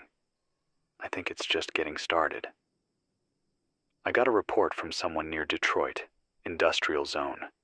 She said a cluster of old radio towers lit up just after midnight. No power, no grid, no solar input. They just came on, one by one, pulsing red, not blinking, pulsing, like they were breathing. She tracked the pattern and realized they were following the rhythm of her heartbeat, slowed down by a factor of 3. She said she stood still and held her breath, and the tower stopped. When she exhaled, they flared again. She hasn't gone back since. I think we're looking at the wrong kind of invasion. Not military, not even viral, adaptive, reflexive. Whatever this is, it mirrors. It doesn't break in. It waits for us to open the door. Had someone call in from Amarillo, said they found a church where the congregation never left. Not alive, just seated in their pews, dressed in Sunday best, skin leathery from the heat, eyes missing, hands folded. Said the pastor's voice still echoes through the speakers, even though the mic's been torn out. He doesn't talk scripture. He repeats names, first names, thousands of them. Some match the missing reports from nearby towns. Some don't. She tried to write a few of them down. By the time she got home, the paper was blank. I know that sounds impossible, but the same thing's been happening here. Messages that vanish, logs that erase themselves. I tried to play back yesterday's broadcast and got nothing but silence. Not even static. Just absence. I think the system remembers too much, and now it's starting to delete to survive. Or something else is deleting for it. A listener from Portland said they've started mapping the shadows. That's all they do now. They go out before dawn, before the air gets heavy, and they chart the length and shape of every object's shadow. They say the shadows are getting sharper, cleaner, more perfect. They don't blur at the edges like they used to. They don't shift when the light does. It's like the shadows aren't responding to light anymore, but to us. They're calling it inverted light behavior. I don't know what to make of that. All I know is that last night, my shadow reached the corner of the wall and didn't stop. It bent and disappeared around the edge, like it walked away. Got a message from someone near Boise. Said they found a man standing in the middle of a dried-up creek bed, wearing headphones, holding an old cassette recorder. The tape inside was empty, but he kept whispering, "Still recording, still recording, still recording." They tried to lead him away. He didn't move. He just smiled, and blood came out of his ears. They left him there. Said he's probably still standing, still recording, still smiling. I think this thing is attracted to memory, not thoughts. Memory.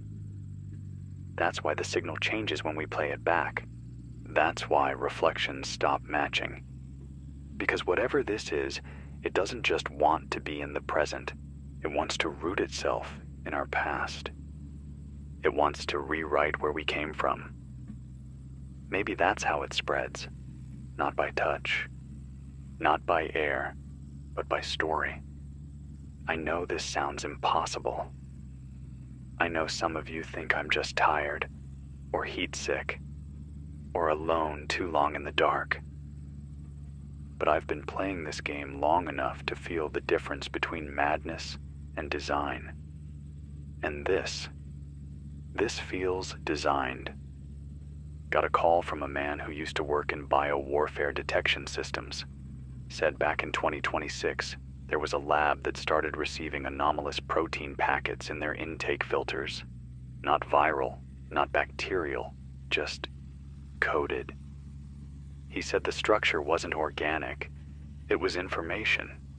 He said, something was testing our air, and we never noticed. They ran a few simulations, tried to replicate it. 2 of the researchers died of seizures. The rest reported recurring dreams of open mouths filled with dirt. The project was shut down, buried. He said this wasn't a surprise. It was an experiment that finally worked. He called it the trigger bloom. He said the atmosphere isn't infected. It's active, like a nervous system waiting to be touched the right way. And now we've done it. We've touched the wire, and the signal's alive.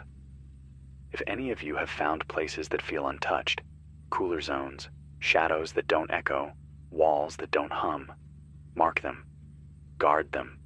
Don't speak over them. Don't play recordings. Just sit. Be quiet. Be still. Let the world forget you for a little while. That might be the only way to stay real. I'll be back at dawn if the station holds.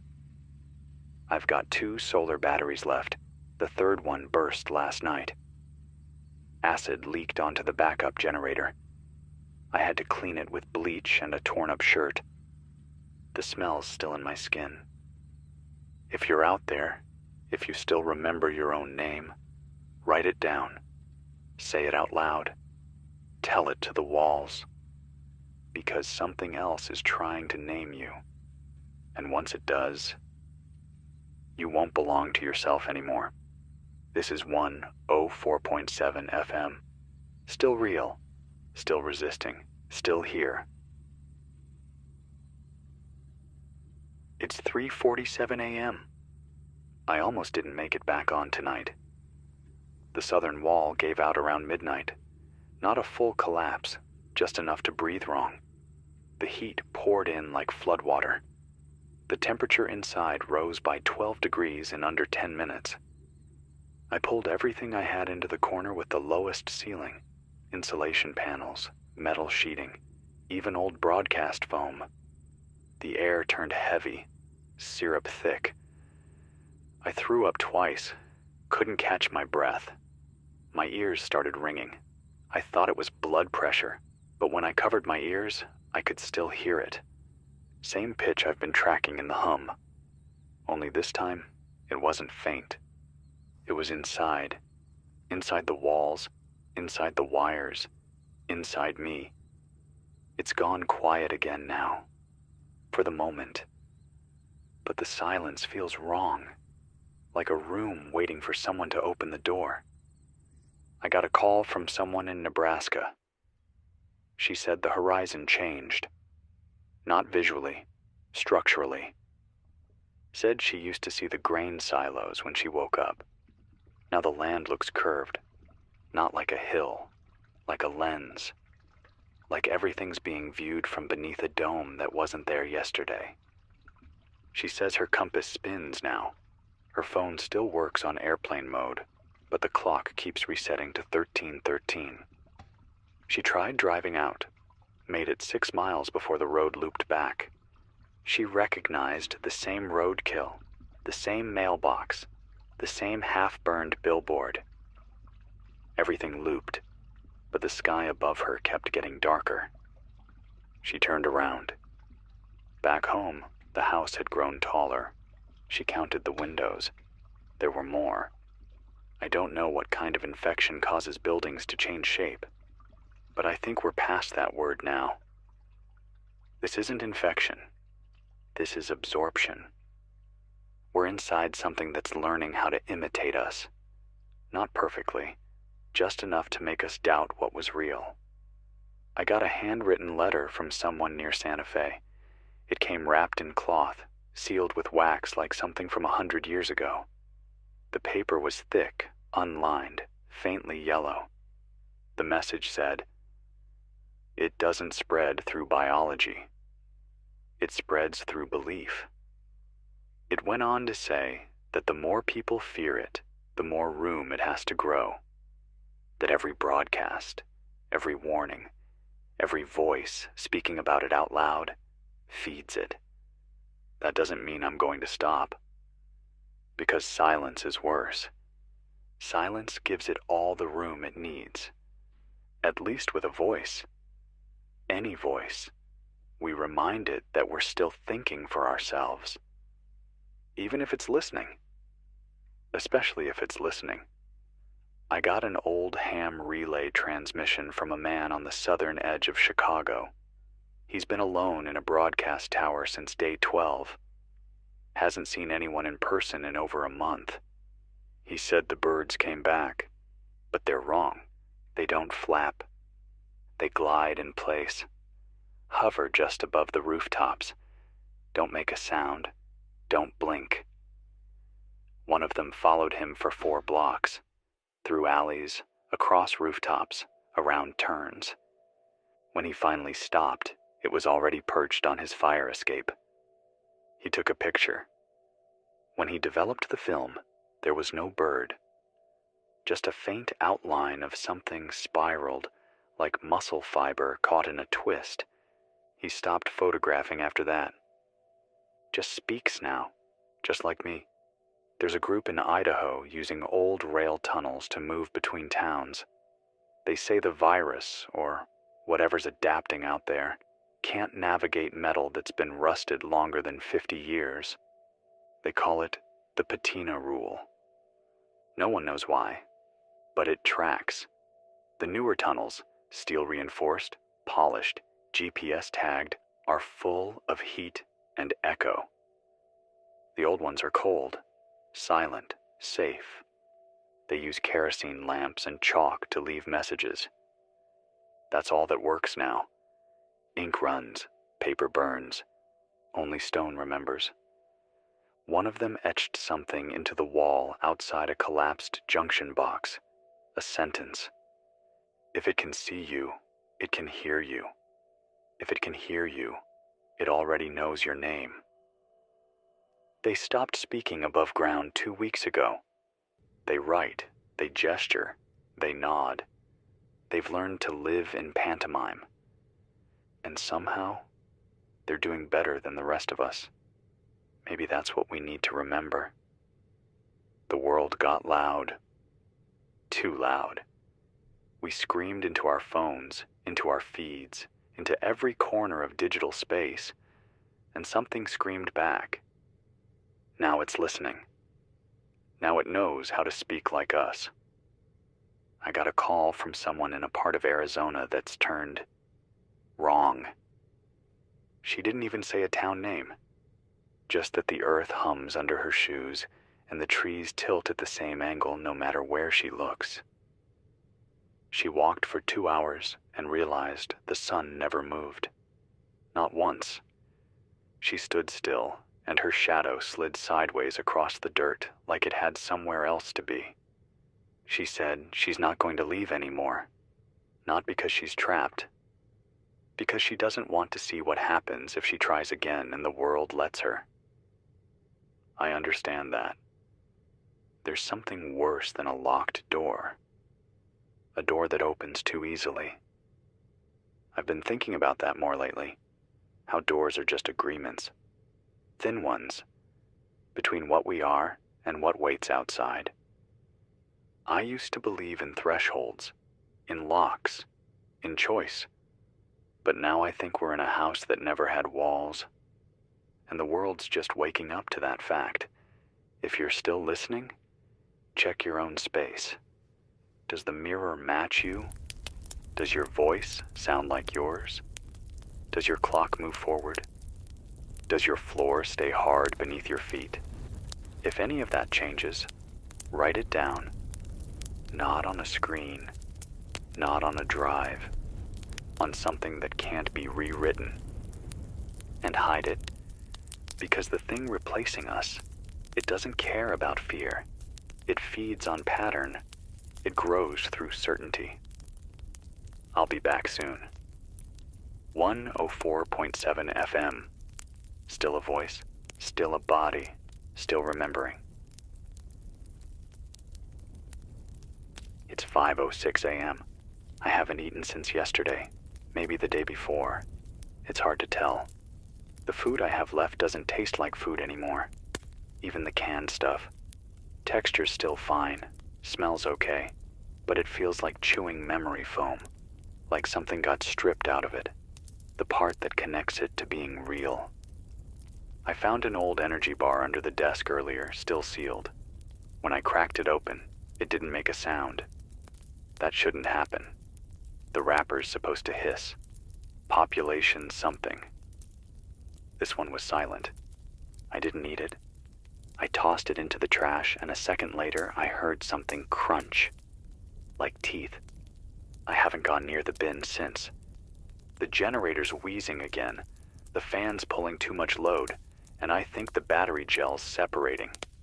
I rerouted the bypass to keep the mic hot.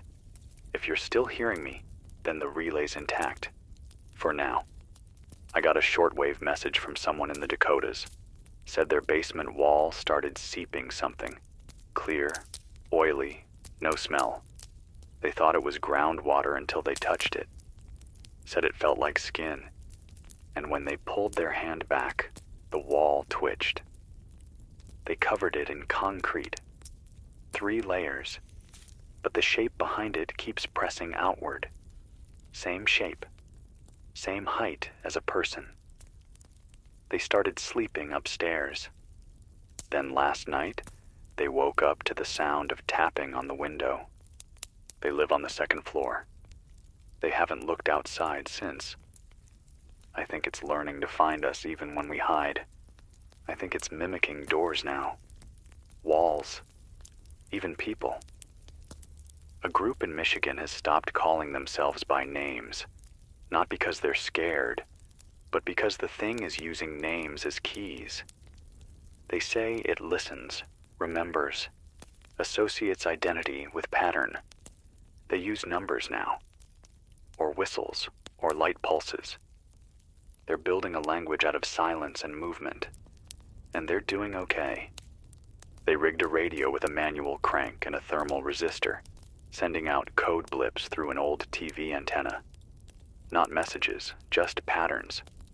Randomized. They say it confuses the thing, like throwing noise into a machine learning loop. No shape, no goal, just chaos. They call it static immunity. It's the only thing that's bought them peace. I heard from a man outside Dallas. He's alone in an elementary school, sleeping in the nurse's office. He keeps every intercom line running. Said he needs the sound. Doesn't care what it is. Hums, drips, echoes. Anything that confirms the building isn't completely dead. But last night, all the speakers clicked on at once. All 32 of them. And they didn't hum. They whispered his name, over and over. Each one in a different voice. One of them was his own. He turned off the breakers, but the sound kept going. Only stopped when he smashed every speaker with a fire extinguisher. He hasn't slept since. He says he's not scared, just tired. But you can hear it in his voice. He's scared. We all are. A signal came in through a maritime frequency. Unregistered boat, no name, somewhere off the Oregon coast. The voice said they've been drifting along a line of glowing water. Said it started about 80 miles west, just a faint shimmer beneath the surface. Now it stretches for over 20 miles, bright as headlights, Fish float along the edges, not dead, just still, like they're listening. They dropped a camera rig, sent it 30 feet down. The light was coming from a shape, something woven, organic, like coral or tendons. It pulsed when they got too close. The feed cut out. They tried to pull it back, but the cable snapped. Steel cable. They're heading back toward land now, or trying. But the compass won't stop spinning, and they say the glow is following them. I don't think it's just on land anymore. I think it never was. A few hours ago, I lost time. I looked up and the clock said 5:04. Then again, 5 minutes later, still 5:04. My hands were on the desk. Same position, same posture. No memory of blinking. No sense of breath. Just skipped. Like the world paused and resumed me where it left off. I've marked the wall with every hour since I started broadcasting. There's a break in the marks, a blank spot. That blank used to have writing in it. I don't remember what. I think it took something from me. Something small. Something I wouldn't notice until it mattered. Like a name, or a song I used to hum, or a face I loved. I can't be sure, but I know this. There's a hole in me now, and something is watching it. A woman from Reno called. She said her reflection reached out. Not metaphor, not illusion. She leaned in to check a fever blister, wiped the mirror clean. Her hand stayed still. The reflections didn't. It reached forward and touched the inside of the glass, then smiled. She smashed it, covered every mirror in the house. But she says sometimes she still sees that smile. In spoons, in puddles, in polished doorknobs. I believe her. Reflections aren't passive anymore. They're messages, and they're being sent by something that doesn't need eyes. If you're still using screens, tape them, crack them, dust them up. Do whatever you can to distort the image. Clarity is dangerous now. Clarity gives it shape, and once it has shape, it wants more. I'll be back soon. When the air cools, when the generator stops coughing, when the lights stop flickering just out of sync with each other. This is 104.7 FM. Still signal, still sweat, still sane, I think. If you're still human, say nothing for 10 seconds after this ends. That's all. 10 seconds of silence. If something else speaks during that silence, don't answer. Just remember who you are and hold on. It's 2:59 a.m. Something's wrong with the station's clocks again. All 5 of them stopped at exactly 2:59. Even the analog one I keep on the wall just for backup. The second hand's twitching, like it's trying to move, but something's holding it back. I check the system logs. There's a 3-minute chunk of dead time between the last 2 transmissions. No signal. No power fluctuation. Nothing. Like the world forgot to exist for 3 minutes. I didn't notice anything at the time. But now I've got a headache behind my eyes, and I keep smelling burnt plastic. Except nothing's burning. I opened the back door to check for heat leaks and saw the sky flickering. Not lightning, just soft pulses of blue-white light, moving across the clouds like veins under skin. They pulsed 3 times, then stopped. Then everything went quiet. Even the crickets. Even the walls. I think it was listening. A call came in an hour ago. Guy didn't say where he was, just that he was near a highway with no signs. Said the road was coated in a fine gray dust, like ash but colder. Said he followed it for miles and never saw a single vehicle, but he kept hearing horns, long, drawn-out honks, not from nearby, from above.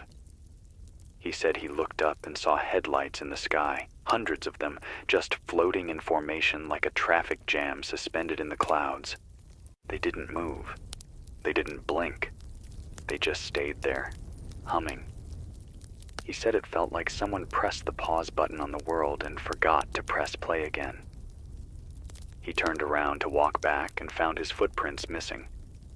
There was only one set, headed the other way. He followed it anyway. I haven't heard from him since. Some of the voices coming in now, they're not asking questions anymore. They're just repeating things. Loops of words, phrases. One woman called in last night and said, "He's standing behind the wind 27 times before the line cut." No name. No location. Another message just came in. A recording of someone breathing. 12 minutes. No background noise. Just breathing. Until the very end when the person says, "I remember your voice." Then silence. I didn't recognize the voice, but it was saying it to me. I'm not sure what that means. I used to think this was about a virus, a mistake, a leak, something we could trace and fight. Now I think this thing is older than our science, older than our maps. It doesn't need hosts. It doesn't spread like we expect. It waits. It watches. And when it finds a mind open enough, afraid enough, lonely enough, it moves in. I've stopped reading certain books, the ones with too much description, the ones that pull you in deep, because I think that's how it finds cracks. In the spaces between words, in the parts of you that wander while your eyes are moving across a page. I got a call from a nurse in Mississippi. She said the hospital she worked in finally went dark. All systems down. No backup. No signals in or out. She said she stayed because the patients weren't dead. Not completely. Their hearts didn't beat, but their eyes followed her when she moved. They didn't breathe, but their mouths twitched like they were trying to speak. She said one of them finally did. Just one word. Remember. She didn't sleep after that. She just walked out. Didn't take anything with her. She said it didn't feel like escape. It felt like permission. There's a man in the mountains of British Columbia still broadcasting on a pirate signal. He calls himself 42. That's all he gives. I pick him up maybe once every 2 days when the solar winds shift. He doesn't talk about himself. He reads from old field manuals. Military. Communications. Survival. Dry stuff, but clean. Uncorrupted.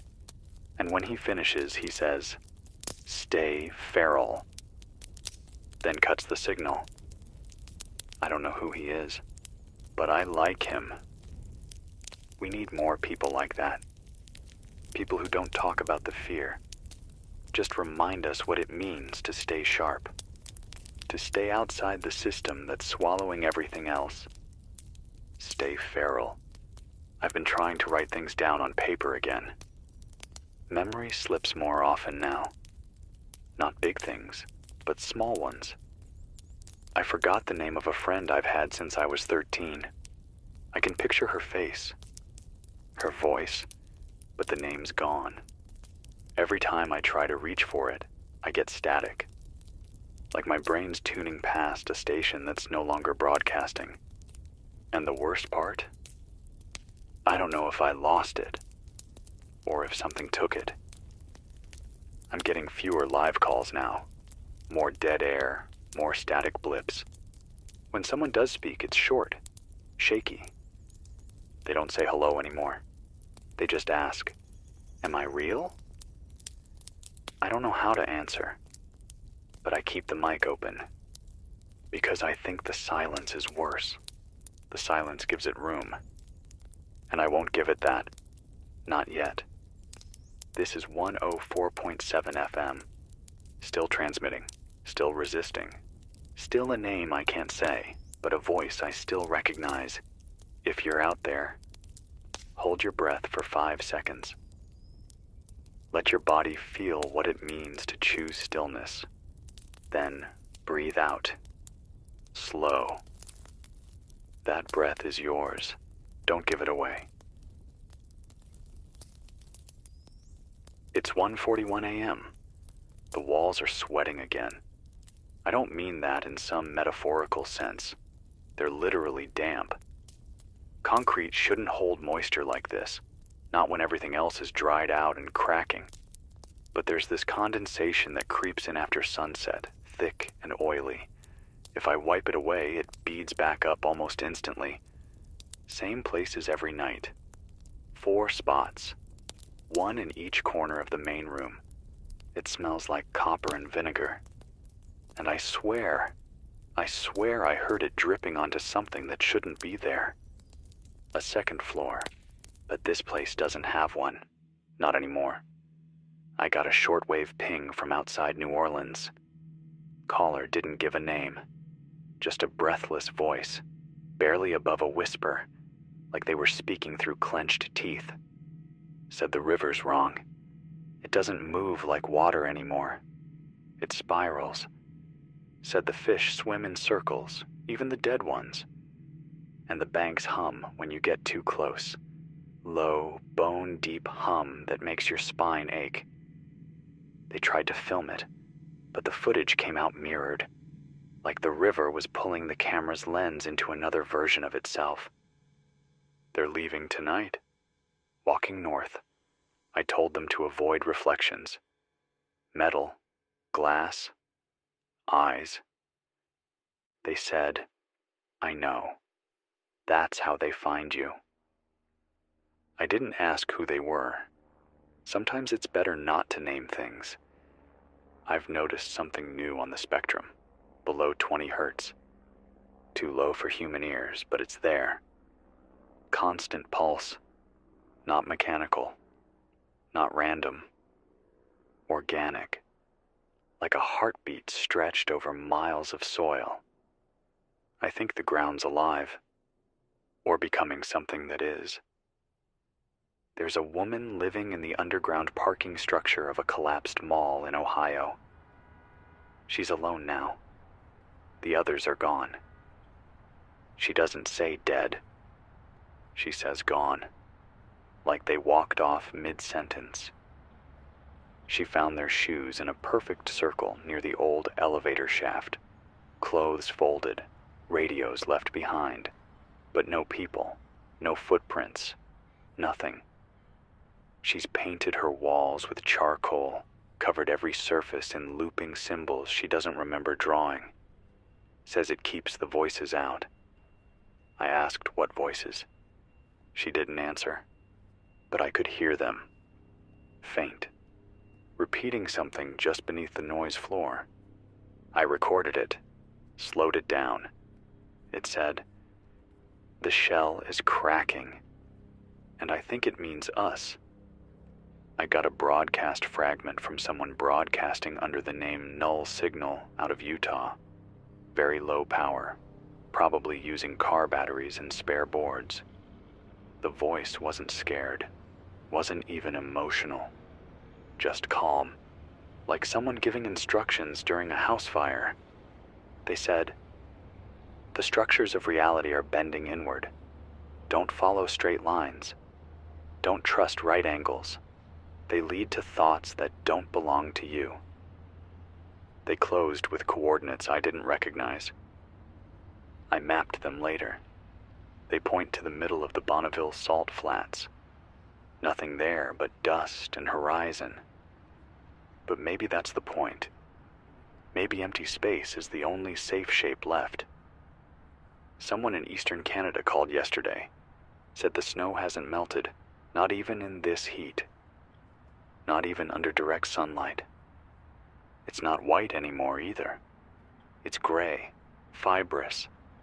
They picked up a piece and it didn't melt in their hand, just crumbled into dust that clung to the skin. When they looked closer, the dust formed letters. 3, to be exact. North ode west. Then it blew away. I don't think it was snow at all. I think it was a message. The past few nights I've stopped using mirrors, not because I'm scared, though I am, but because I noticed something.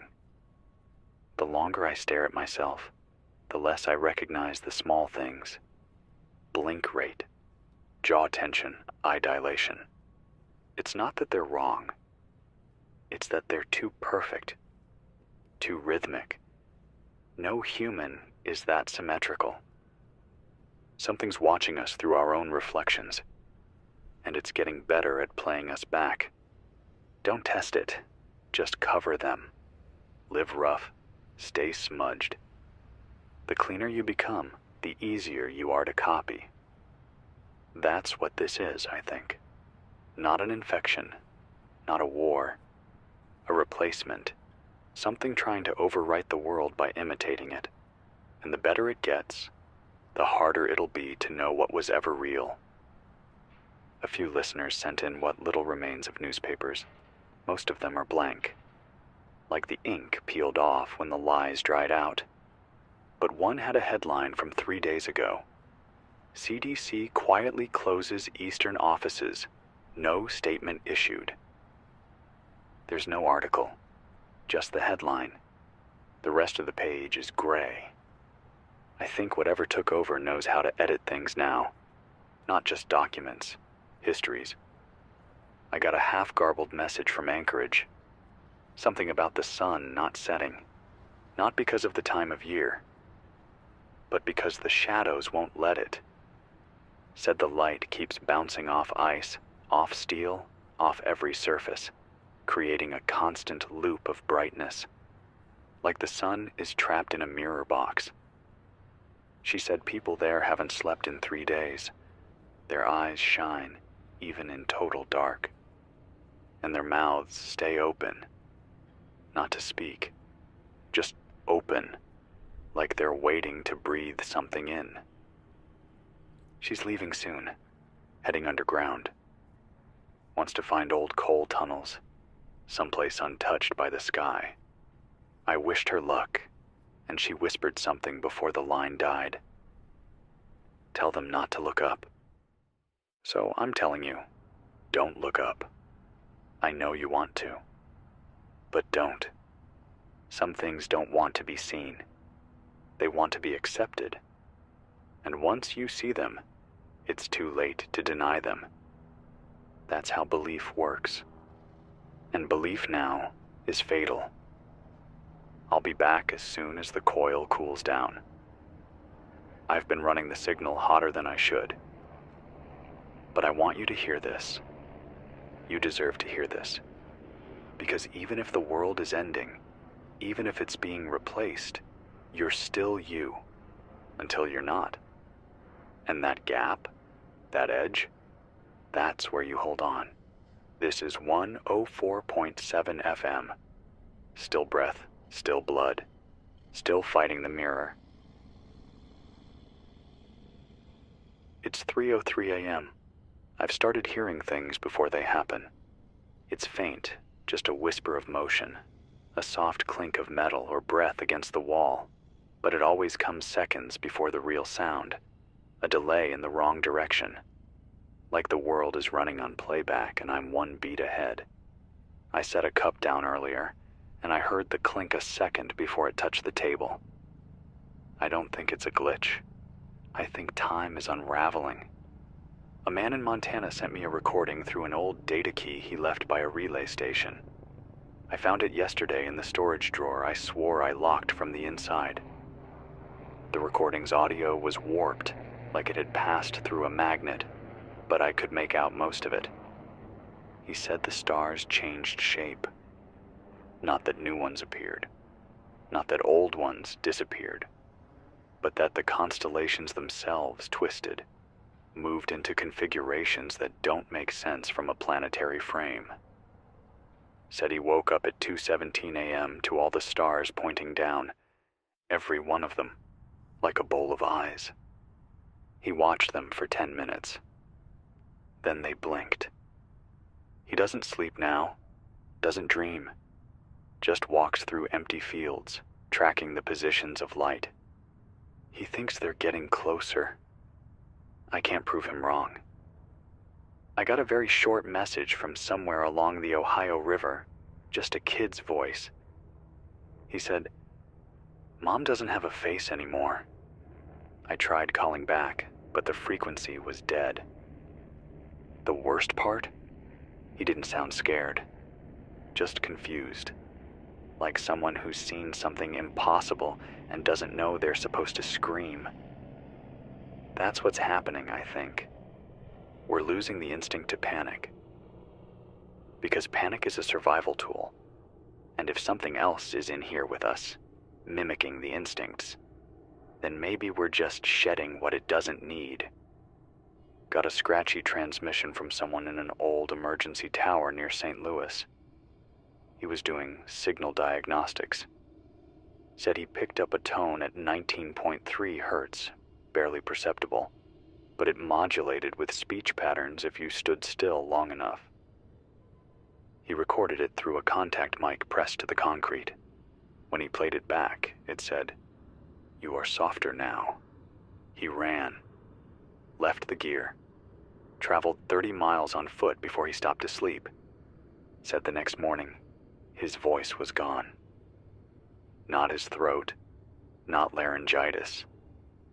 Just no voice. Mouth moved, air passed, no sound. He's using pencil and paper now. Writes everything twice, in case one disappears. A group near Phoenix is using old CB radios to track what they call emotional currents. They say certain valleys light up with transmission during specific hours, only when people nearby feel intense fear, grief, or memory. No electronics, just pure broadcast. They call them sorrow fields. One girl wandered into one at dusk. Her eyes rolled back. She spoke in voices, plural, all at once, all tangled. They said she quoted diary entries from people who died in the last week, private entries, never read aloud. She collapsed. Woke up 12 hours later. Didn't remember anything but a smell, rust and oranges. They've quarantined the valley. But the broadcasts still happen, like echoes of something that wants to be heard but doesn't want to be understood. It's trying to speak emotion now. That's worse than words. I've noticed my dreams are starting to overlap. Not repeat. Overlap. As if I'm having more than one at a time. One part of me walking a flooded hallway, the other sitting in a room with no windows, talking to someone I've never seen, but somehow know. Sometimes I wake up mid-sentence, finishing something I didn't say. This morning I said, "We weren't supposed to let it feel us." And then I cried. I didn't know why. I still don't. I think the virus, if it even is one, has stopped attacking the body.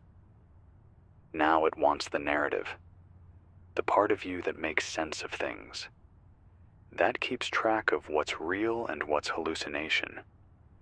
Once it seizes that, what's left? Got a call from a guy on the fringes of Las Vegas. Said all the neon signs still light up, even with no grid. But they don't say the right words. The E in eat flickers into a B.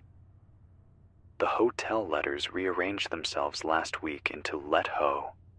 No wind, no tampering, just blinked into new order. The signs are spelling sentences now, sometimes warnings, sometimes questions. One of them, above an abandoned diner, says, "Who taught you your name?" He's been watching it for 4 days. It hasn't changed. He left yesterday. I don't blame him. Whatever's mimicking the world, it's learning grammar.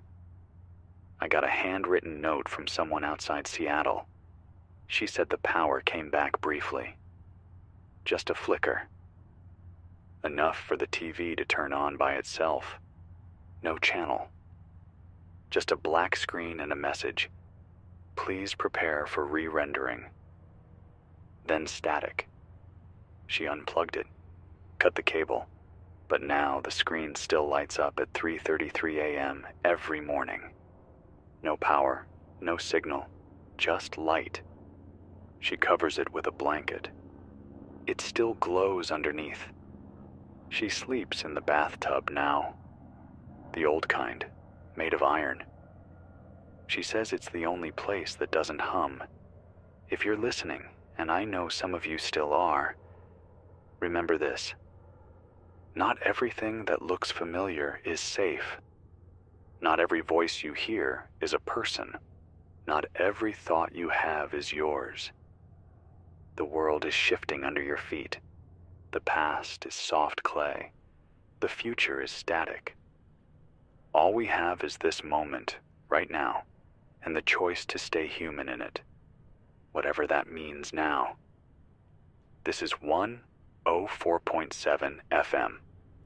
Still heat, still hunger, still holding on. It's 4:44 a.m. I think the air's heavier tonight. Not hotter, just thicker. Like something unseen has settled on top of everything and refuses to lift. My breath comes slower. The sound of my own voice feels muffled, like I'm underwater. There's a taste in the air I can't place, like melted coins and old wires. The station walls are flexing again. I put a pencil up against one of the corners and watched it roll across the floor. Slow, steady. I'm on level ground. That shouldn't happen. I rechecked the slope 3 times. The floor is not tilting, but space is. The station is warping. I don't know how long I have in here, or whether I'll know when it finally gives. I got a message through Morse from someone outside of Amarillo. They've rigged a repeater tower to run on salvaged wind power. Said they've been tracking something strange with barometric shifts, patterns that don't match the storms. Every time a town goes quiet, the pressure spikes for 7 seconds. Exactly 7. Then it stabilizes like nothing happened. 7 seconds, not 6, not 8. Same number every time. They think it's a signature, a handshake, something sealing the event. And once the pressure normalizes, the place is different. People inside don't scream. They just vanish. Or worse, they stay. But they're not them anymore. The relay operator said he saw a neighbor wave at him through binoculars this morning. Same man. Same face. Same shirt he wore a week ago. But his skin didn't crease. And when he blinked, it was vertical. He waved, then turned, and walked straight into a pond without breaking the surface. No splash. Just gone. I don't think we're being replaced all at once. I think it's one town at a time, one thought at a time, one heartbeat. A listener from northern Maine left me a voicemail. He doesn't speak English anymore, said his mouth won't form the words. He writes them fine, understands them when he hears them. But when he tries to speak, something else comes out. Clicks, warped vowels, echoes. He recorded it for me. I played it back through the analog filters, slowed it, reversed it, filtered the high bands. There was something underneath, a voice, mine, saying, "You're already here." I don't remember recording that, but it's definitely me, definitely my tone, and that scares me more than anything else tonight. If this thing can reach backward, if it can inject things into your past, it means time isn't safe either. And if time isn't safe, then memory's just bait. A woman called in from somewhere near Kansas City. She said her baby started humming in its sleep. Nothing eerie, just a soft tune she didn't recognize. Repeated every night at 3:01. She tried recording it. The mic picked up something else. Not the hum, but a voice beneath it. It said, "We're learning how to cradle." She smashed the recorder, left it outside in the dirt.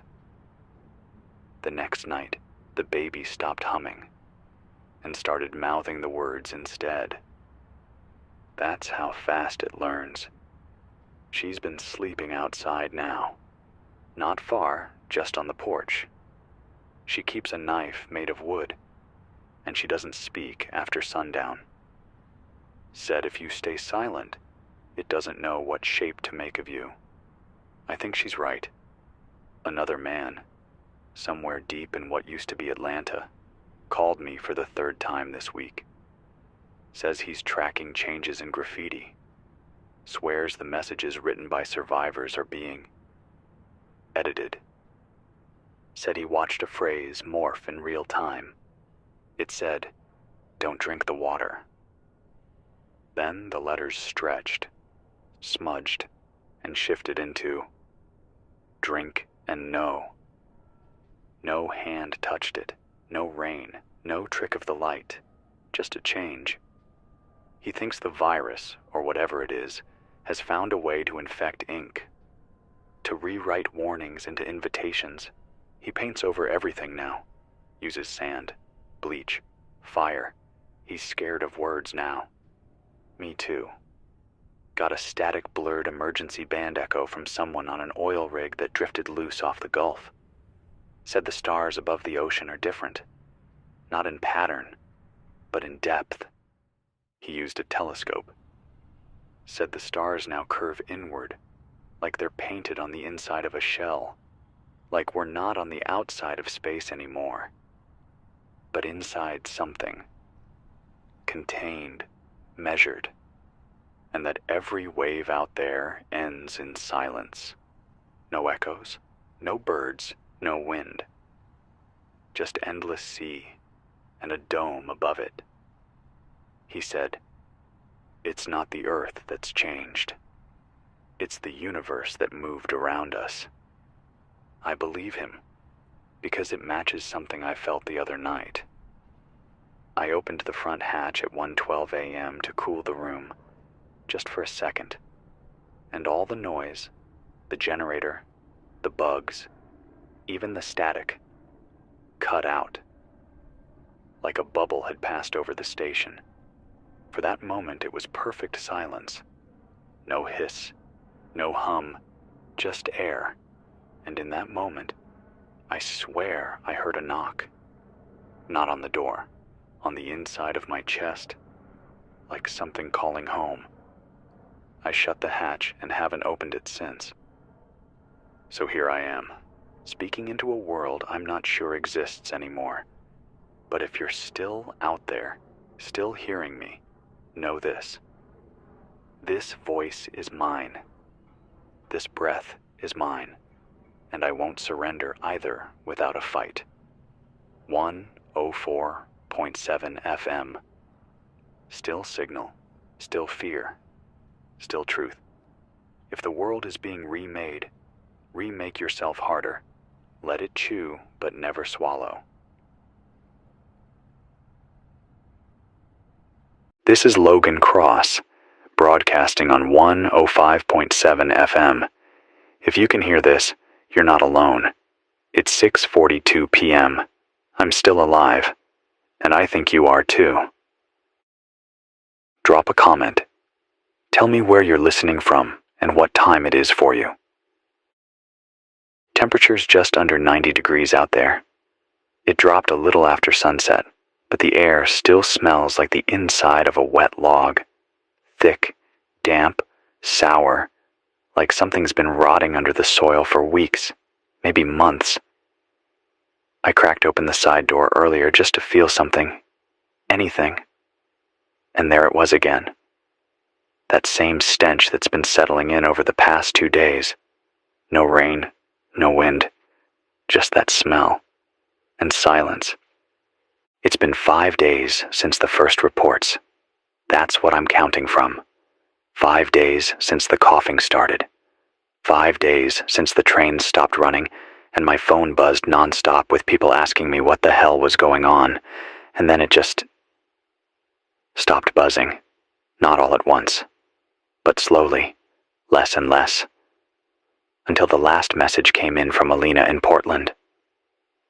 They're not speaking anymore. That was all it said. I don't know if she meant her neighbors, or the city, or the government. She didn't say, just, they're not speaking anymore.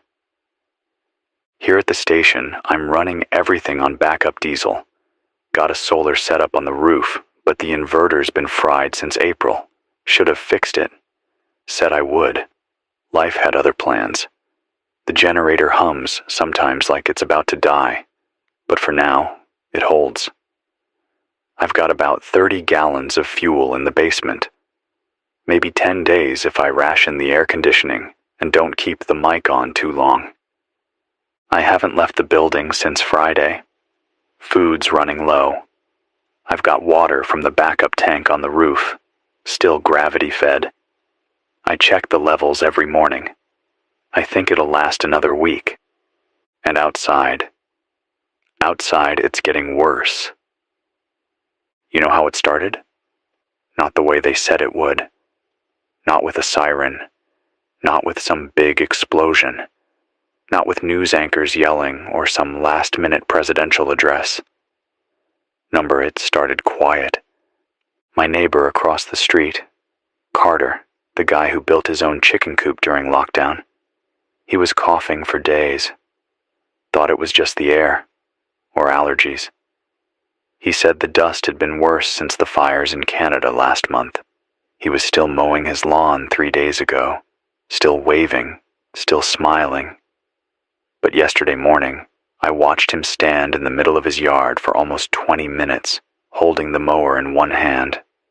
Just standing there, not moving, not blinking.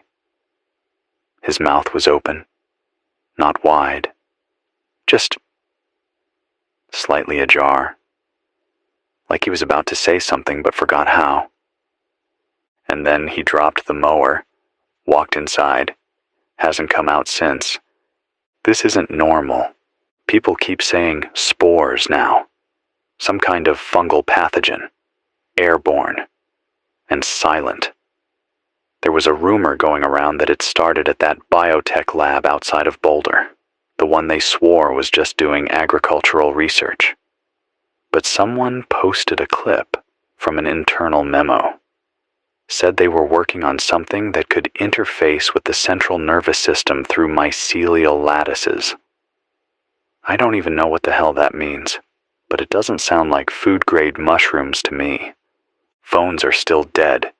No signal for 2 days. Landlines are just static. Emergency services, if they're still running, they've stopped responding to calls in this area. Last scanner signal I got was from a paramedic in Tulsa, saying his partner walked out of the ambulance mid-transport and just kept walking into the woods. Didn't respond. Didn't blink. Just walked. Nobody knows what triggers it. Some say it's the air. Others think it's contact-based. That it gets in your skin. That if you even brush against someone who's infected, it can find a way in. I've heard stories of people digging out their air vents, taping their windows shut, burning their clothes. Me? I'm just trying to breathe less. I've started sleeping in the soundproof booth, double-layered glass, rubber seals. It's the only place I feel maybe safe. I keep the lights dim. It's cooler that way, and the less light, the fewer insects crawling in from under the cracks. I haven't heard birds in 2 days. I've got reports, handwritten, scanned copies. Notes pass through the door slot. A woman named Eva in Stillwater says the entire staff at her local clinic just stopped showing up. Doors locked, phones off, patients outside, coughing, waiting in the heat. One of them collapsed in the parking lot, and nobody moved. Not to help. Not even to react. Like something's broken. She said the trees around her house started growing that fine white fuzz on the underside of the leaves, the kind you'd brush off as mildew if it wasn't glowing faintly at night. I don't know if I believe her, but I also don't know what's real anymore. I used to play a little game at night. Close your eyes and count how many man-made sounds you can hear. Sirens, planes, distant cars, someone's stereo, that soft whine of a neighbor's AC unit. It used to be easy. I'd get to 10 without thinking. Now, nothing, not even one. The silence is getting louder. I'll be back in an hour with more updates. If you're still listening, write it down. Save this broadcast. Burn it onto a tape, a CD, scratch it onto the wall if you have to. Because whatever this is, it's not done. And I don't think we've seen the worst yet. This is Logan Cross again, 105.7 FM. It's now 8:04 p.m. The lights just flickered again. I'm not sure if it's the generator stalling or if it's the grid trying to come back online for half a second before failing. Either way, I don't trust it. I've shut off the breakers to everything except the station console, the fridge, and one light in the stairwell. Everything else is darkness now. I've been hearing noises, low hums. Sometimes they come through the walls, like a machine starting up, then choking. Like a refrigerator in an empty building trying to keep something cold that no one asked it to. Like old tech that forgot the world shut off. You don't realize how used to noise you are until it's gone. Until every creak in the wall sounds like footsteps. Until the AC kicks in and makes you jump. Until even your own breathing feels too loud. I haven't slept more than 2 hours in the last day and a half. Something's wrong with my skin. I don't know if it's paranoia or dehydration or just my brain cooking in this heat, but my arms feel prickly, like I'm covered in static or being watched. I keep checking for bites, rashes, nothing yet, but I keep rubbing, scratching. I haven't gone outside, not since Saturday. Not since the air started tasting like mushrooms left too long in the fridge. I heard from Caleb Morgan. He's alive. Somehow. If you're listening, man, your signal was rough, but I heard you. He's broadcasting from a station outside Wichita. Said the spores are real. Said he used to work in mycology for the university there, back before the grant money ran out.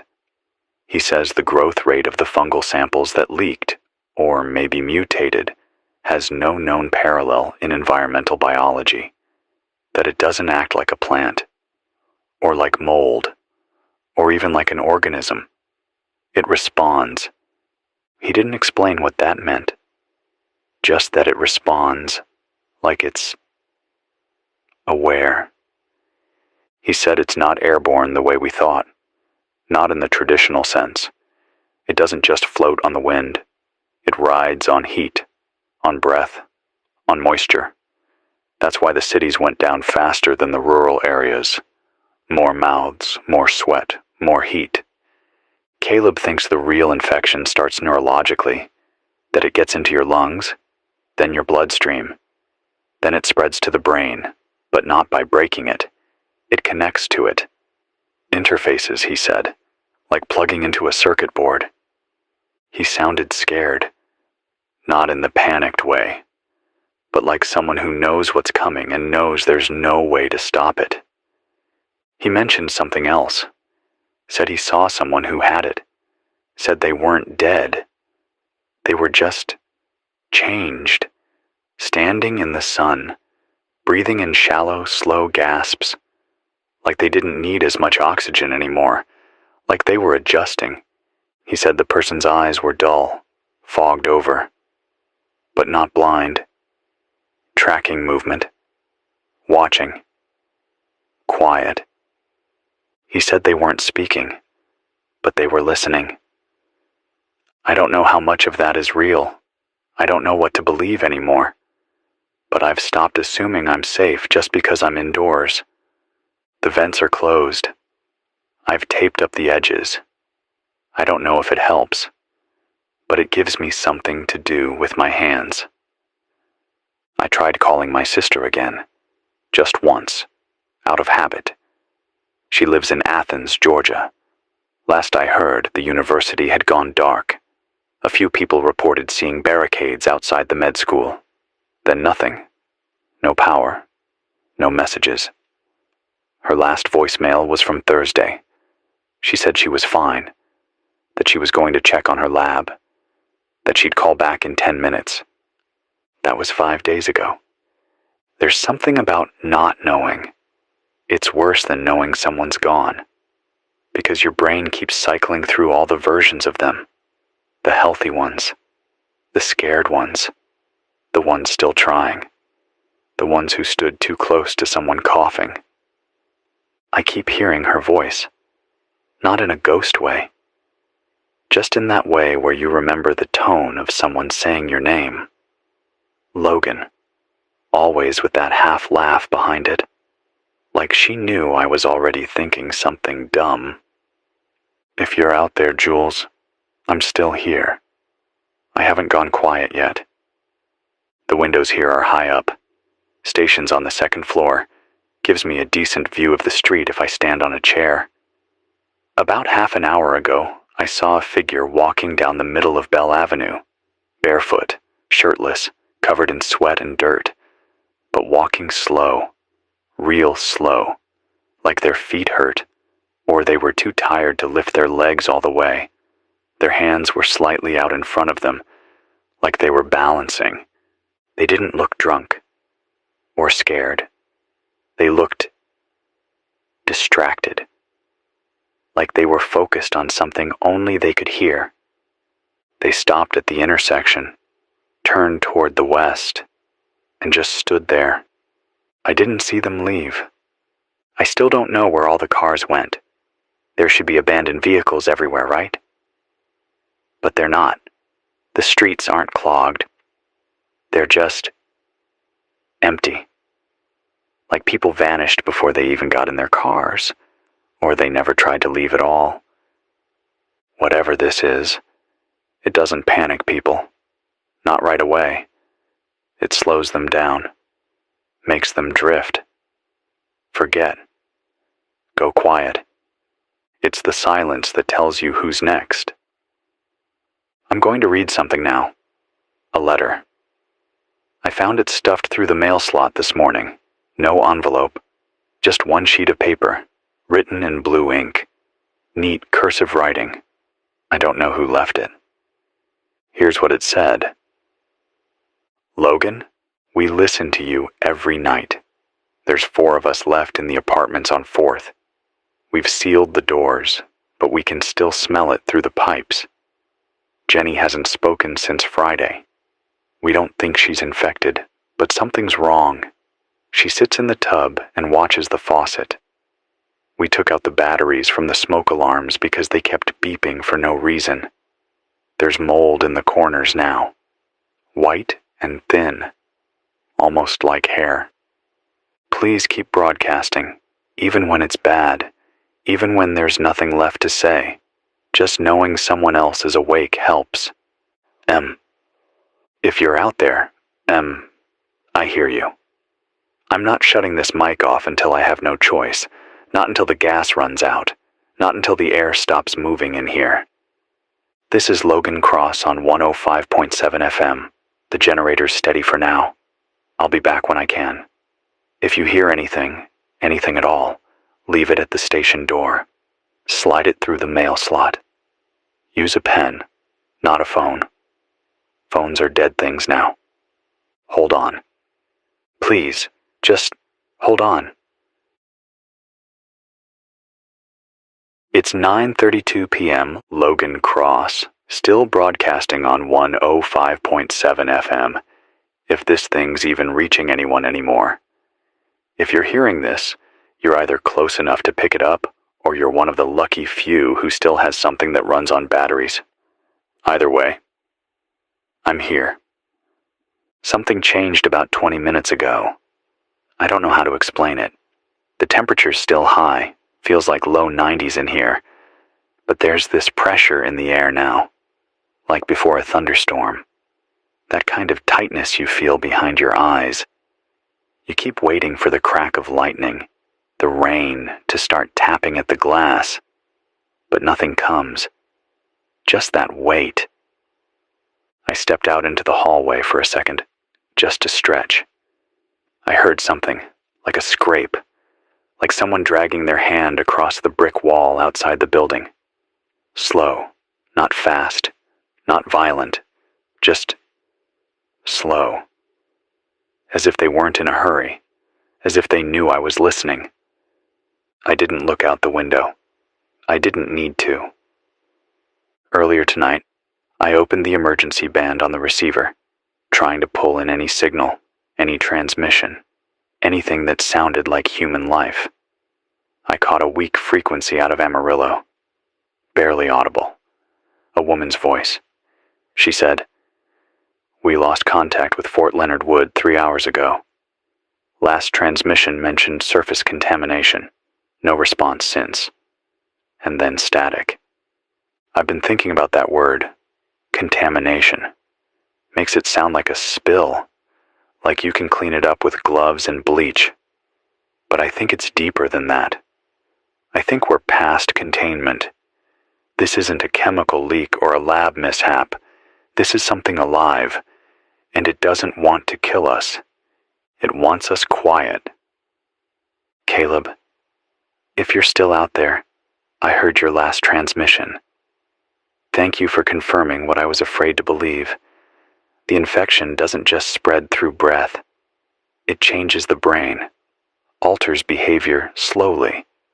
You said something in your last broadcast about mycelial mimicry, about how this fungus doesn't just colonize cells, it copies neural patterns. That's why people don't scream. That's why they don't thrash or fight. They're still there somewhere, but overwritten, replaced slowly, like a program updating itself, one line of code at a time. Maybe that's what happened to Jenny in the tub. I've got another letter. This one was taped to the back door.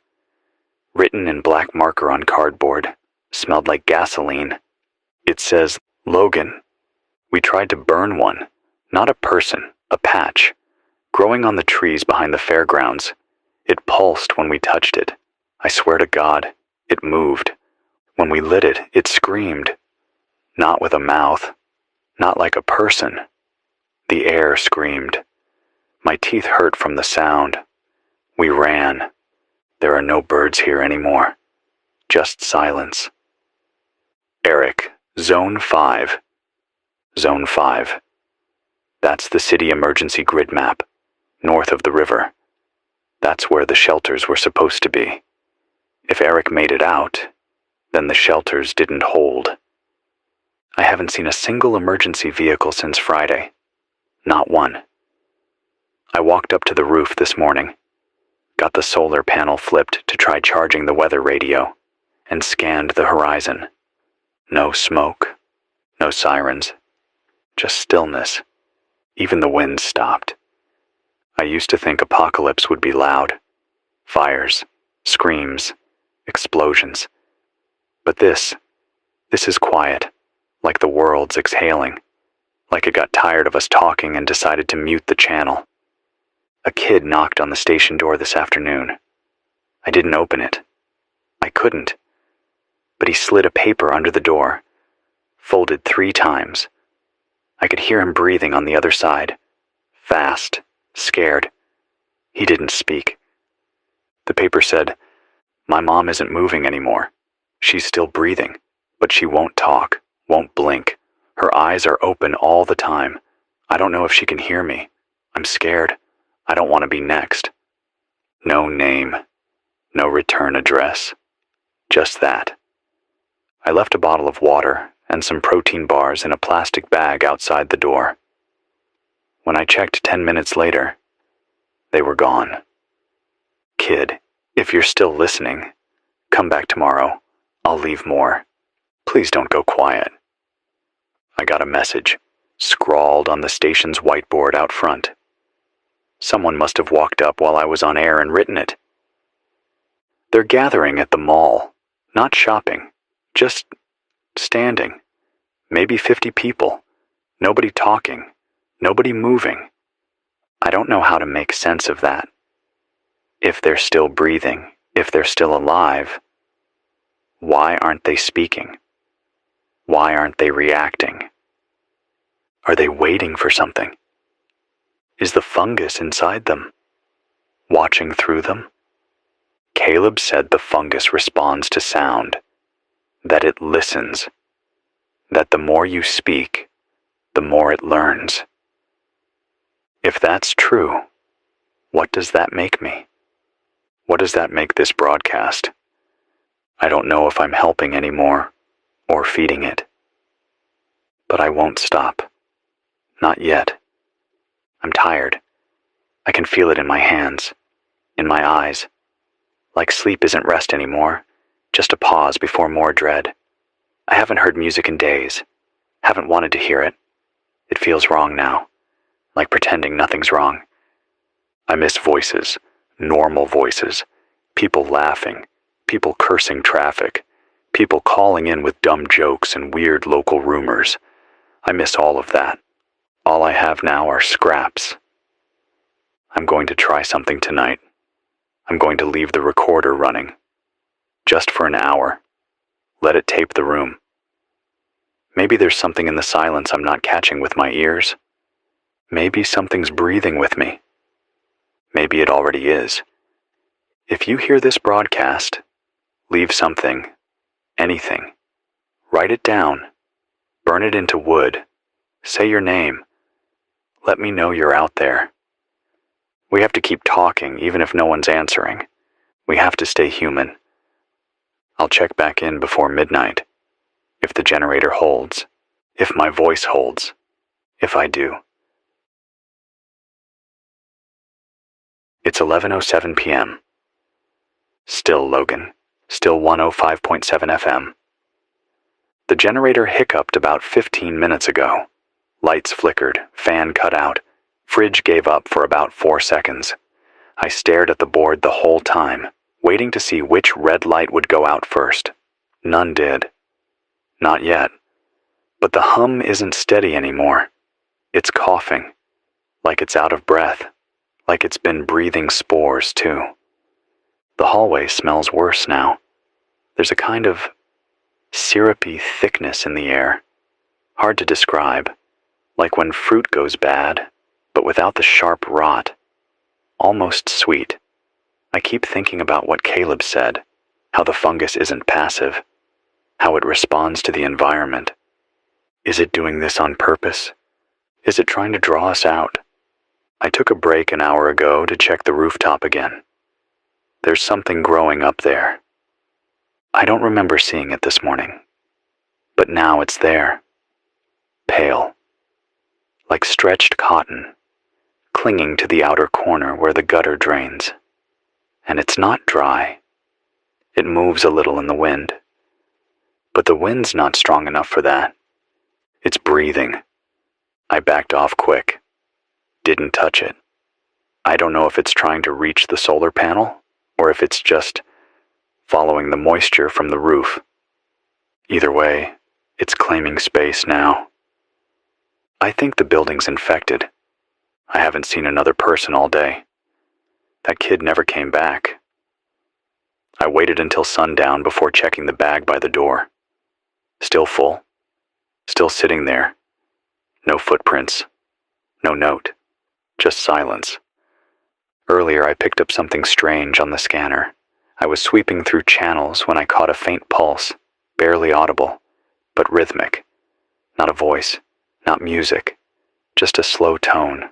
4 clicks, then silence, then 4 clicks again. I timed it. It repeated every 23 seconds. Could be a beacon. Could be a loop from an abandoned outpost. Or it could be something else. Something not human. I don't know. But it's still going. Right now. On Yuzkirk Yedinokta Iki UHF.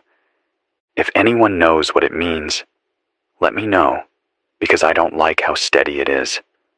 Nothing that's steady comes from this world anymore. I've been thinking about what this thing actually wants, what it's doing to people.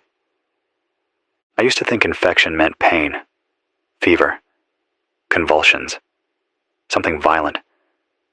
But this doesn't scream. It doesn't rip or tear. It invites. It quiets. It hushes. People just stop. I read a report once, years ago, about a fungus that infects ants, cordyceps. It doesn't kill them right away. It gets inside, rewires them, makes them climb, makes them bite down on a branch and hold, and then it grows out of them, bursts through the head. Nature doesn't need cruelty. It just needs function. What if that's what's happening now? What if this thing doesn't hate us? What if it's just using us? What if the silence isn't a symptom? It's the goal. Someone left another note. This one was shoved into the chain-link fence around the lot behind the station.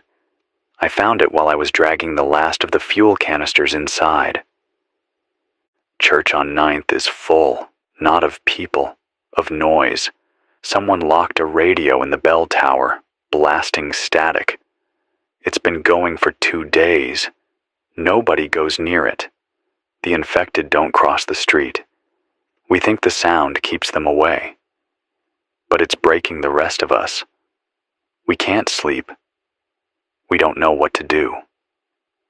I know that church. White brick, green trim, big cross on the roof. I drive by it every time I head east toward the highway. I haven't heard the static. Not from here.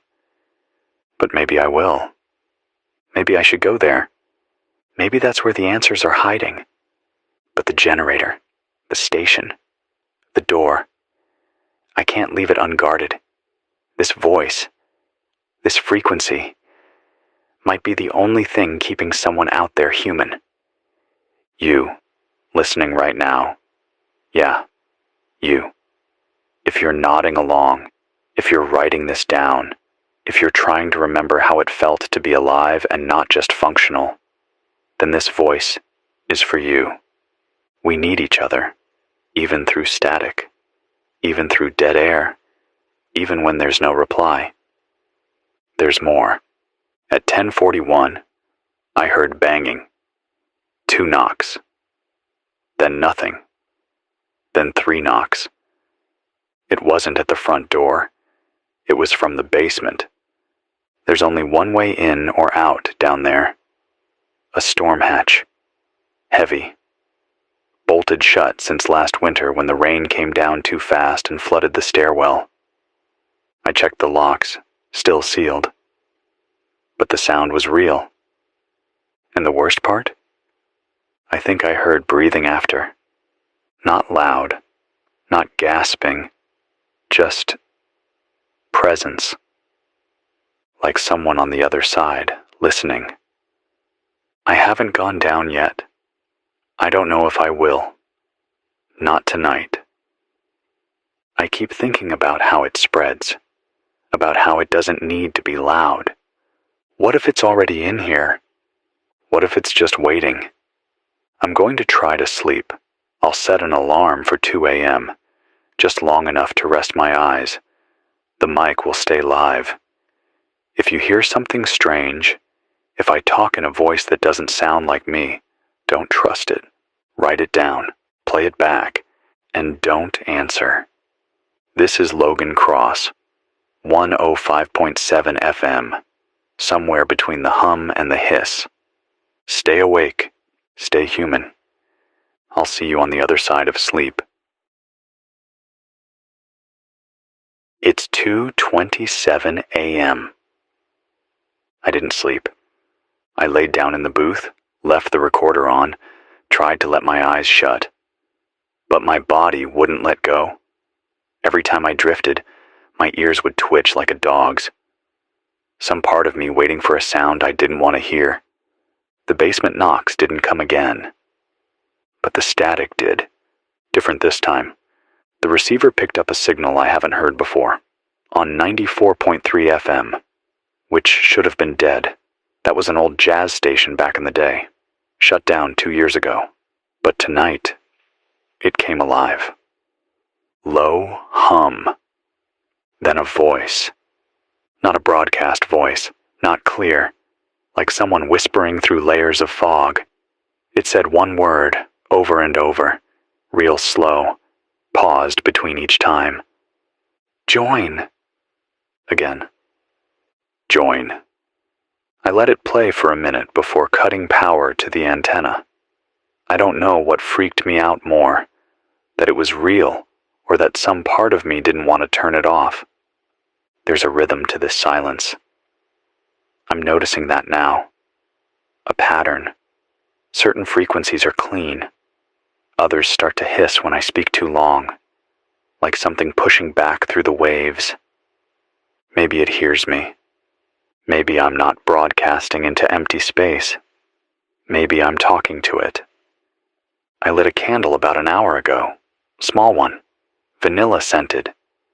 I found it in the break room cabinet next to some expired canned soup and half a bottle of ibuprofen. I didn't realize how much I missed light that flickers. Electric light is too smooth, too even. It doesn't breathe. This candle, it dances, like it's trying to tell me something without words. I watched it for 20 straight minutes. I'm starting to understand how people go quiet, not because they want to, but because the noise stops making sense. Words feel heavy, like they don't connect the same anymore, like the meanings are slipping sideways. I read a short message someone wrote in chalk on the sidewalk outside the Walgreens down the road. It said, "We don't lose our minds, we give them away." I think that's what scares me most.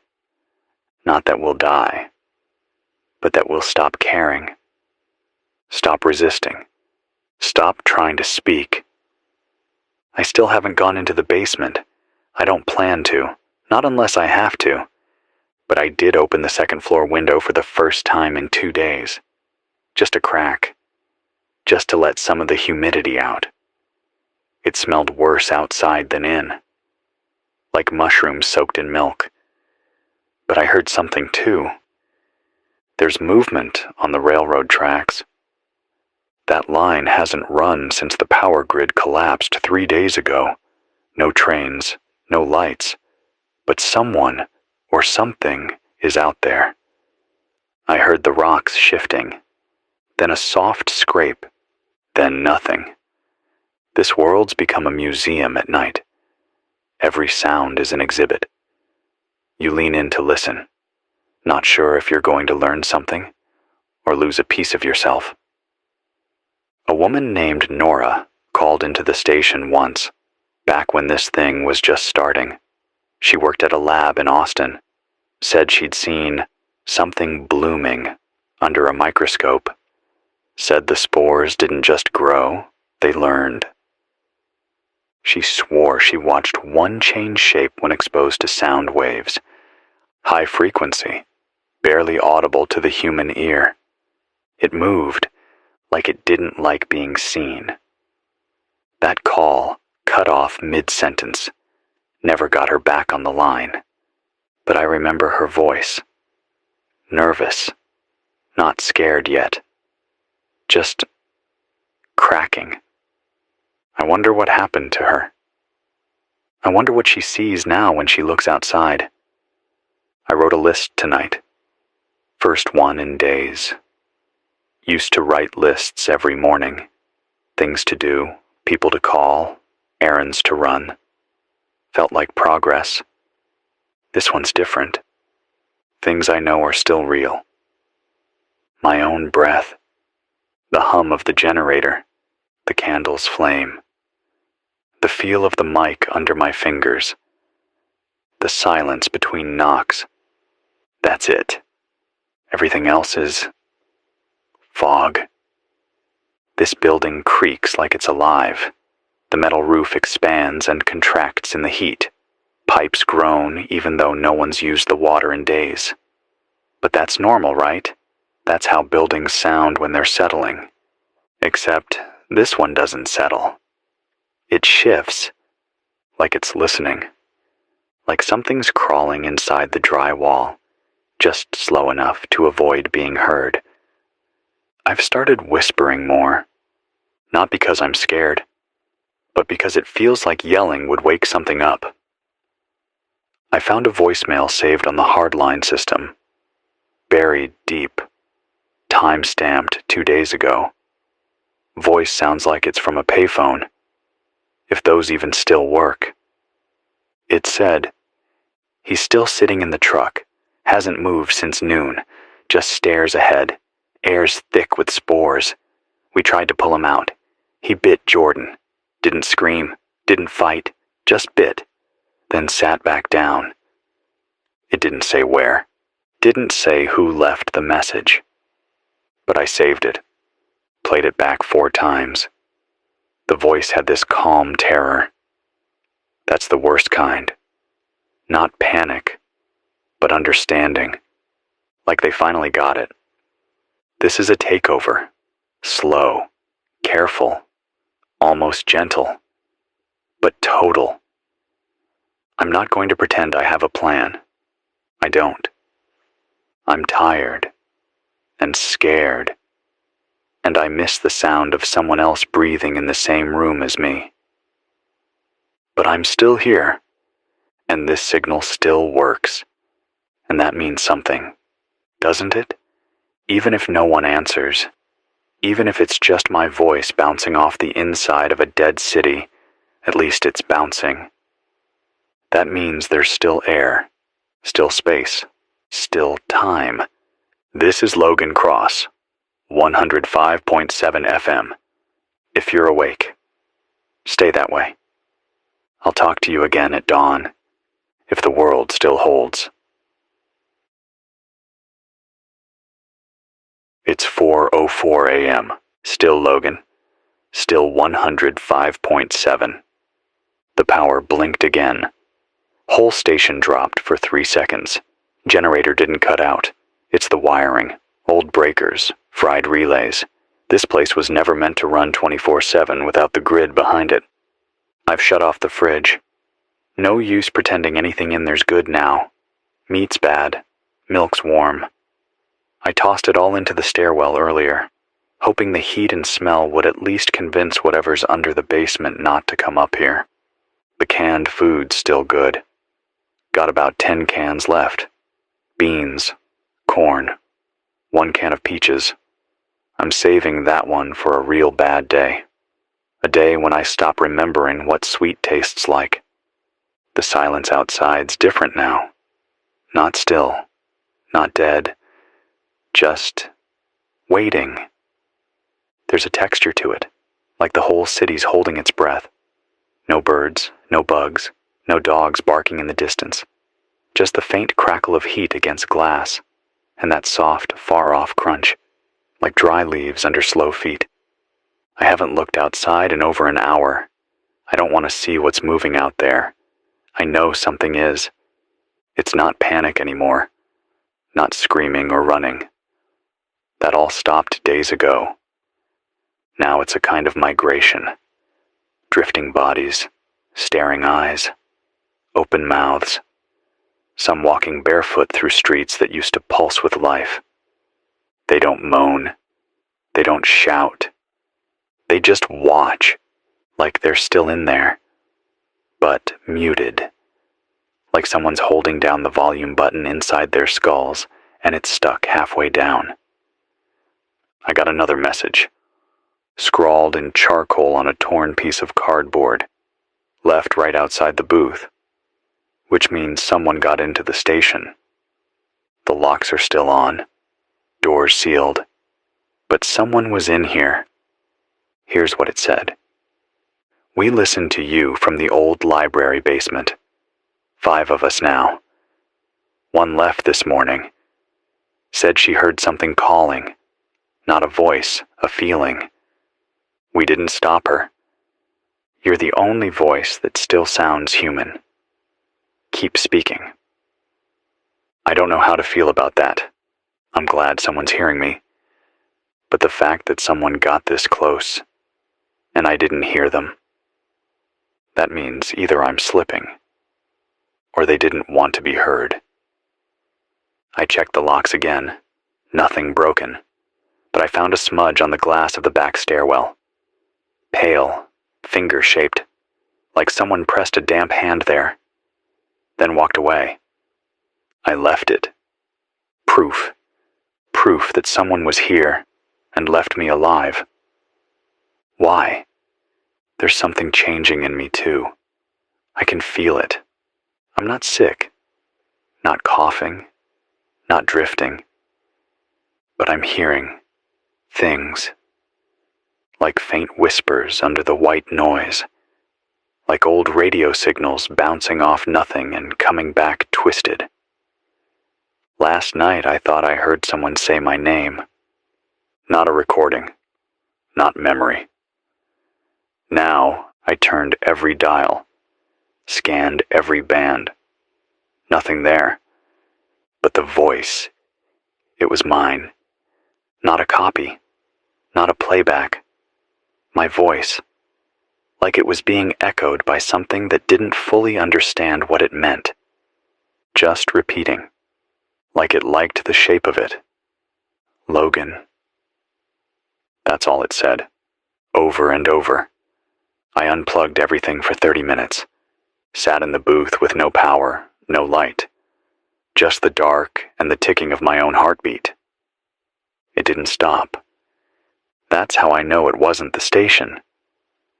I think the fungus is learning, adapting, copying. First it copied behavior, stillness, silence. Now it's trying out words. Next, maybe it'll try meaning. There's a man living in the back of a box truck 2 blocks from here. He leaves me notes sometimes, slides them under the alley gate, always written on receipts. Today's one said, "They don't come near my truck. I filled the tires with vinegar. I don't know if that helps, but the smell makes them back off. I've been recording them at night. The ones that stand still, they hum, all together. Not a song, just frequency, like they're syncing. I don't know your name, truck guy, but thank you.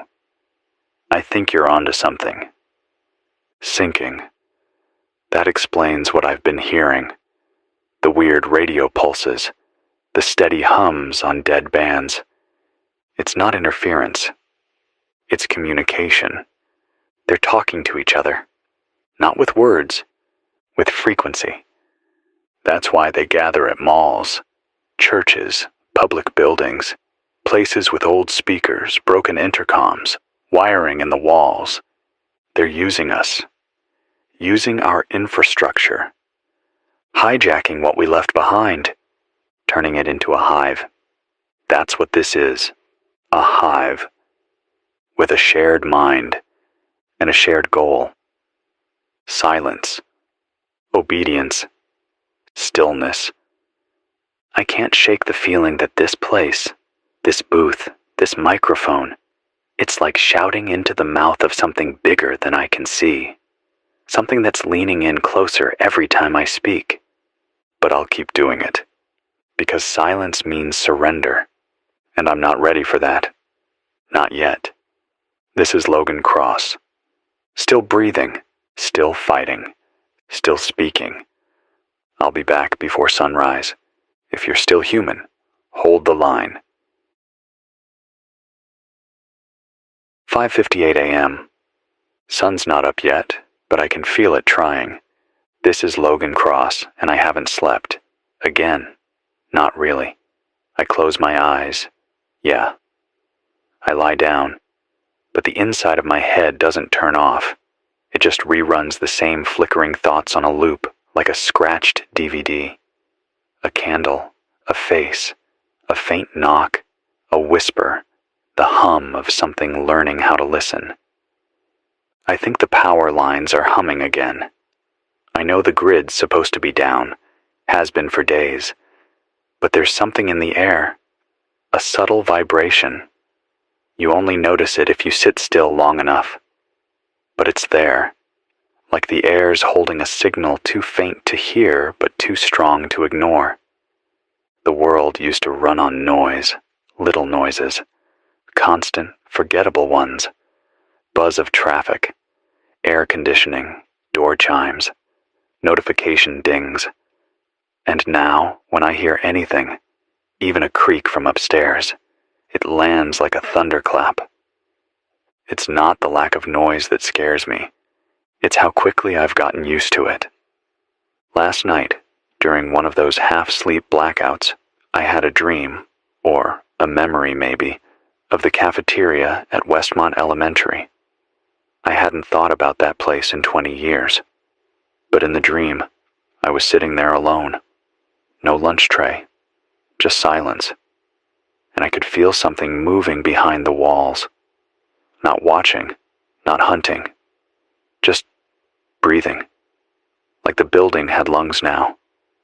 I woke up drenched in sweat. My throat hurt. I hadn't spoken for hours, but it felt raw, like I'd been yelling into something that wouldn't echo back. The fungus, I don't know what else to call it anymore, isn't just in the trees, or the bodies. It's in everything now. The air, the drywall, the spaces between machines. I scraped some off the rooftop this morning. That white fuzz from yesterday, it's thicker now, feels like wet felt. Clings to your skin when you touch it, like it doesn't want to let go. I put some in a jar, sealed it tight, left it in the break room fridge just before I shut the power off. If I don't make it, maybe someone else can study it. Figure out how it breathes, how it thinks. Because I swear it's thinking. It doesn't kill like a fire or a flood. It waits, watches. It wants you to sit still. That's the trick. If you sit too long, if you go quiet for too long, that's when it moves. There was a woman outside the station this morning, just standing, barefoot, shirt torn at the shoulder. I don't know how long she'd been there before I saw her. Could have been hours. She wasn't moving, just facing the wall. Her head tilted slightly toward the window like she was listening through the glass. I almost spoke, almost opened the door. But then she twitched. Not a shiver, not a nervous tick. A twitch, like a puppet whose string got yanked too hard. Her hand moved up, real slow, until her fingers touched the side of the brick, and then she started tapping. One tap, pause, two taps, longer pause, one more tap. It wasn't random. I swear it wasn't. I recorded it, played it back, and the second time, I swear I heard something else respond. Not from outside, but from the floor beneath me. There's something under the building, or in it, and it's learning to answer. I moved the generator into the booth with me. Took me 30 minutes. Had to disconnect half the cabling and wheel it across the office floor. But I needed to know it was close, that I'd hear it if it started to die. I don't trust the walls anymore, not since I found the mold behind the filing cabinet. Same texture as the stuff from the rooftop, but blacker, denser. It had grown around the power strip, wrapped through the cords like it was feeding, no scorch marks, but the plastic was warped, like heat had passed through it from the inside. I ripped it out, sprayed the whole area with bleach. A lot of good that'll do. I can't stay here much longer. I know that now. But I don't know where else to go. The city's hollowed out. The roads are silent. The air buzzes faintly, like it's full of static you can't hear, unless you close your eyes. And worse, people are still moving. Not many, but enough. Not talking, not looking for food, just walking, slowly, purposefully, toward something. I think it's a signal, not a metaphorical one. An actual signal, a tone, a call. Someone sent in a report, handwritten, dropped off in a sealed Tupperware container at the edge of the parking lot. They're going into the stadium now, the one on Monroe. At least 100 people. We followed from a distance. They don't speak, don't react, but they all go inside. Not all come back out. And when they do, their skin's lighter, their mouths are open, and they walk straighter. That's what did it for me. That's when I knew this isn't a sickness. It's conversion. They're being changed.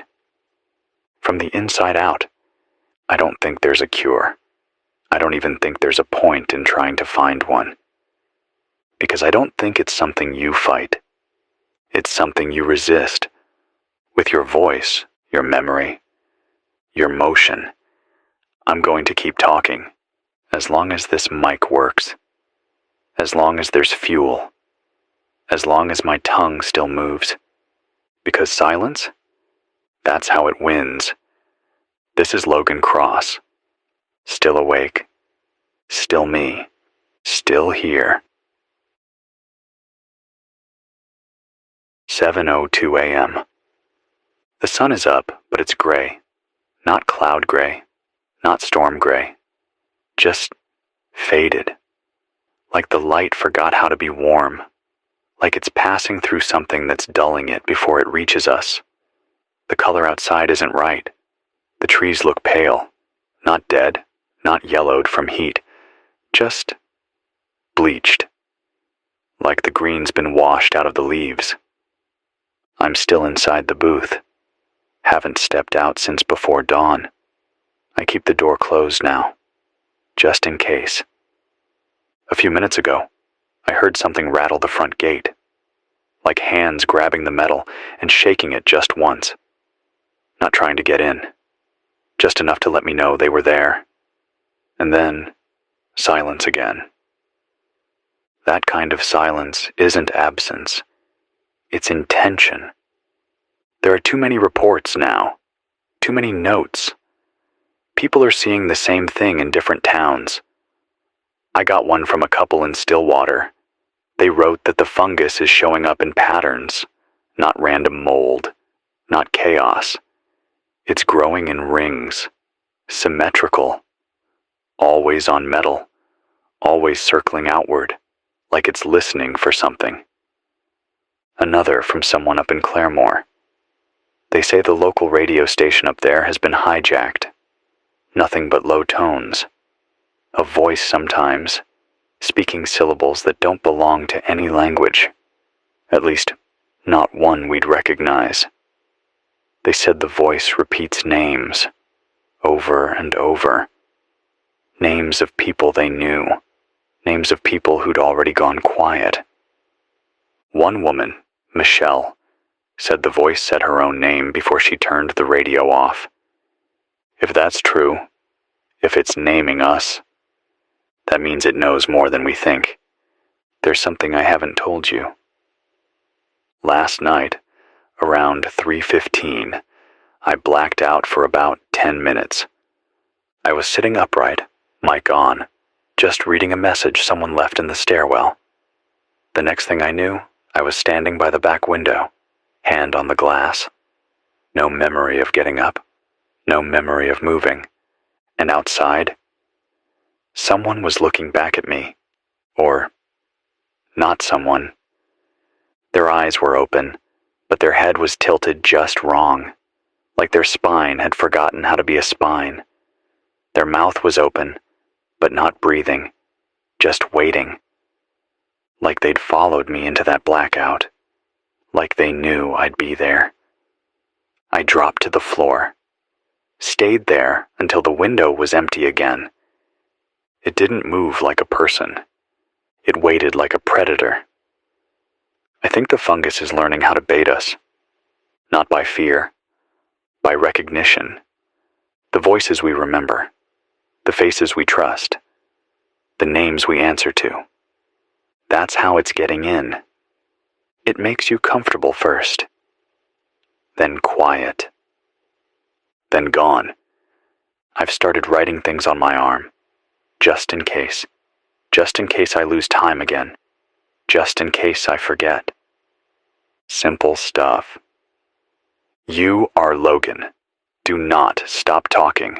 Do not listen to your own voice on the radio. Do not follow the whispers. Stay human. It helps. A little.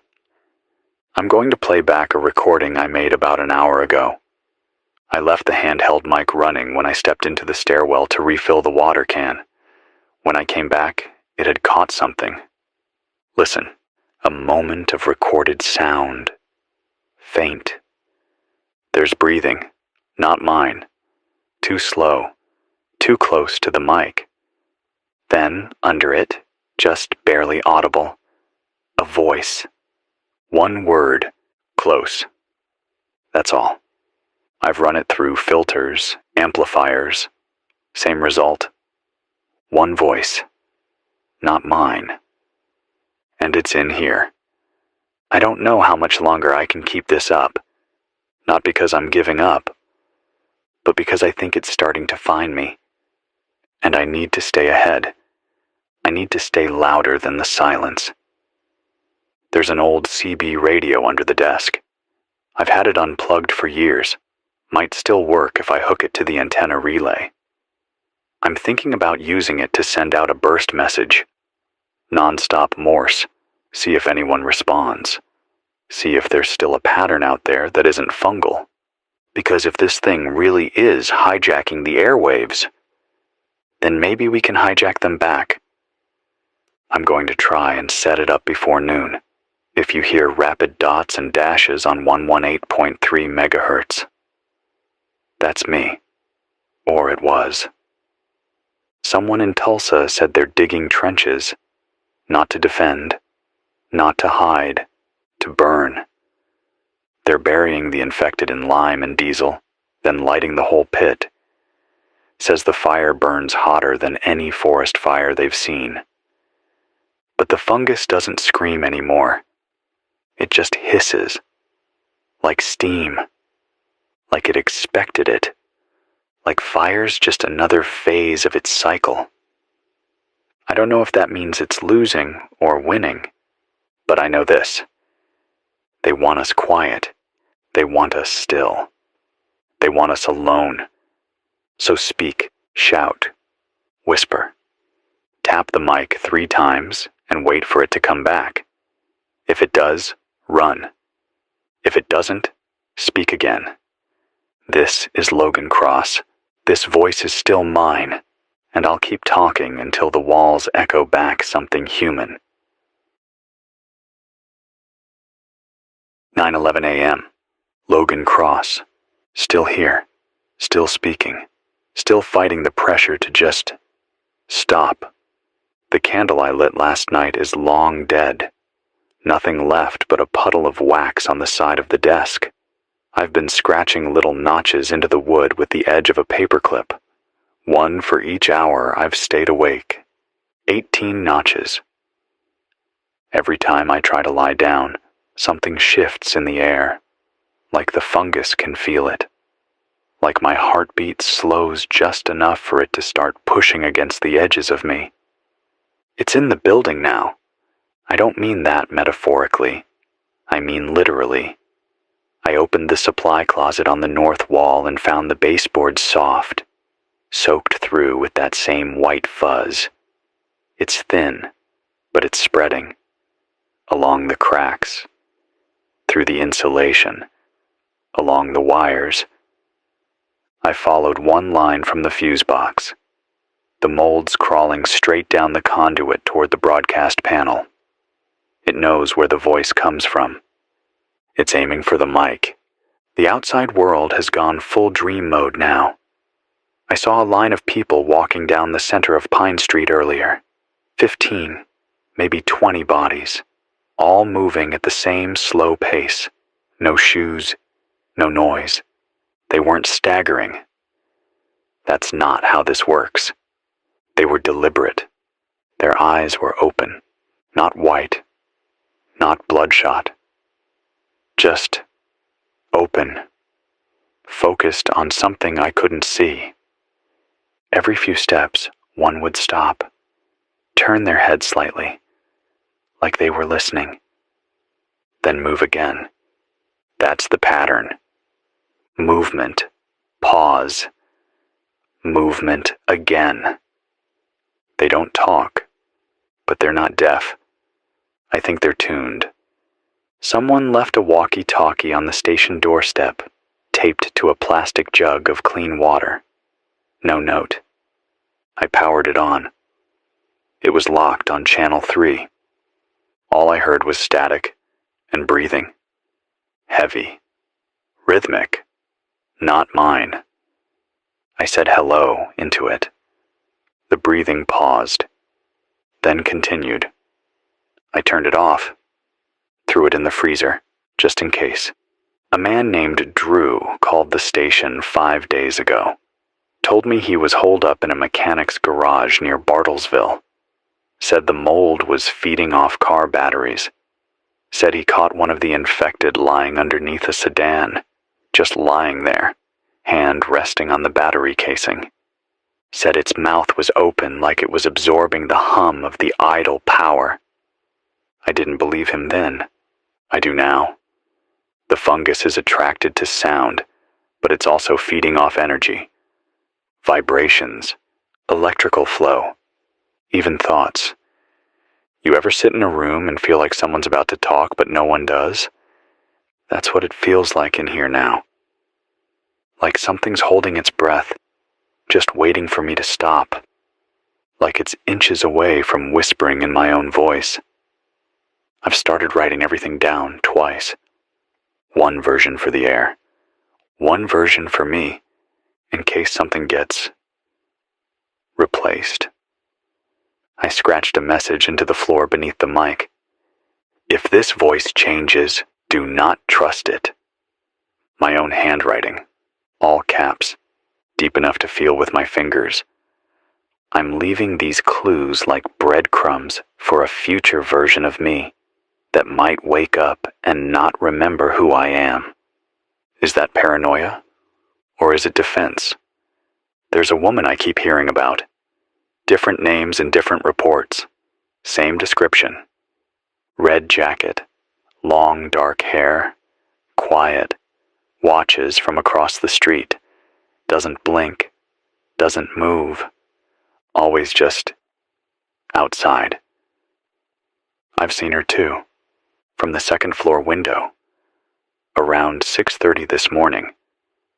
She stood beside the old mailbox across the lot, hands at her side, not swaying in the wind, not adjusting to the heat, just standing.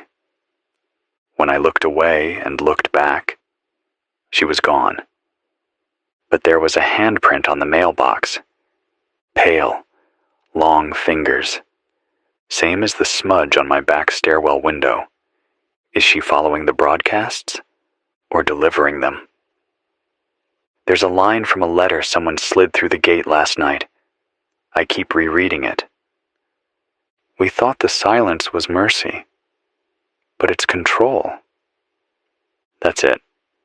That's the whole letter. But it hit me hard. This thing, this infection, it isn't loud for a reason. It doesn't want panic. It wants consent, compliance. It wants you to think stillness is safety. It wants you to sit quietly in the dark and wait. Wait for what? For it to finish. For it to rewrite what you are. I'm not waiting anymore. I'm reinforcing the windows with sheet metal. I'm rewiring the old PA system so it loops a high-frequency tone every hour.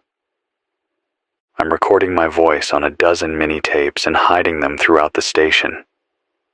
If I go quiet, if I change, there'll still be echoes of the real me, of this voice, because I am not giving it the last word.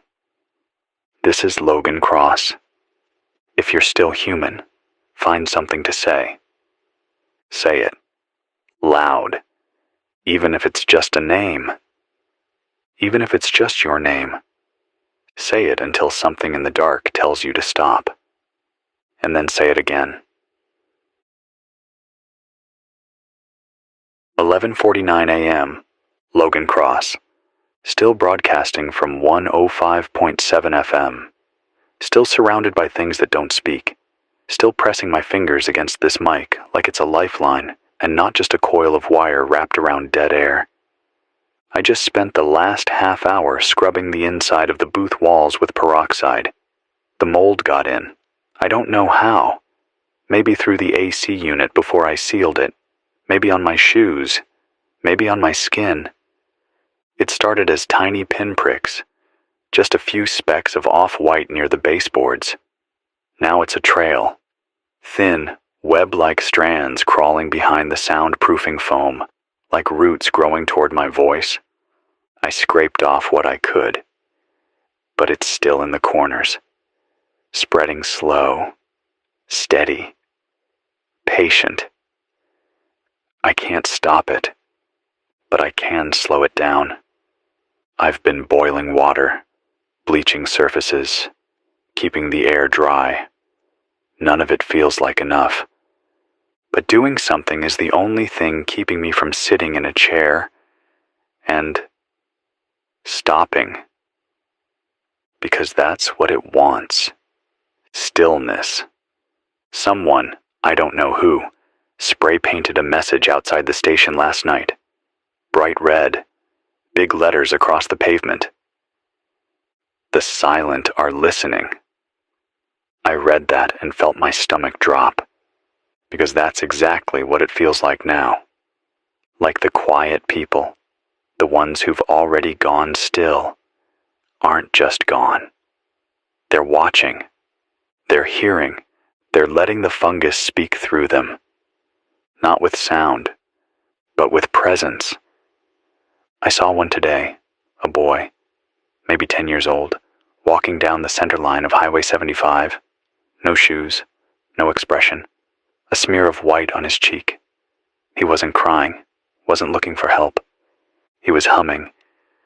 Not a song, not something human. Just a tone. Low, repetitive, steady. When I turned off the mic to listen, I realized it was the same rhythm I'd been picking up on the dead bands last week. He was broadcasting, with his mouth.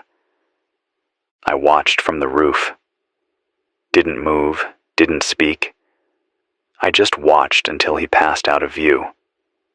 I don't know what that means, but I know I don't want to hear that sound again.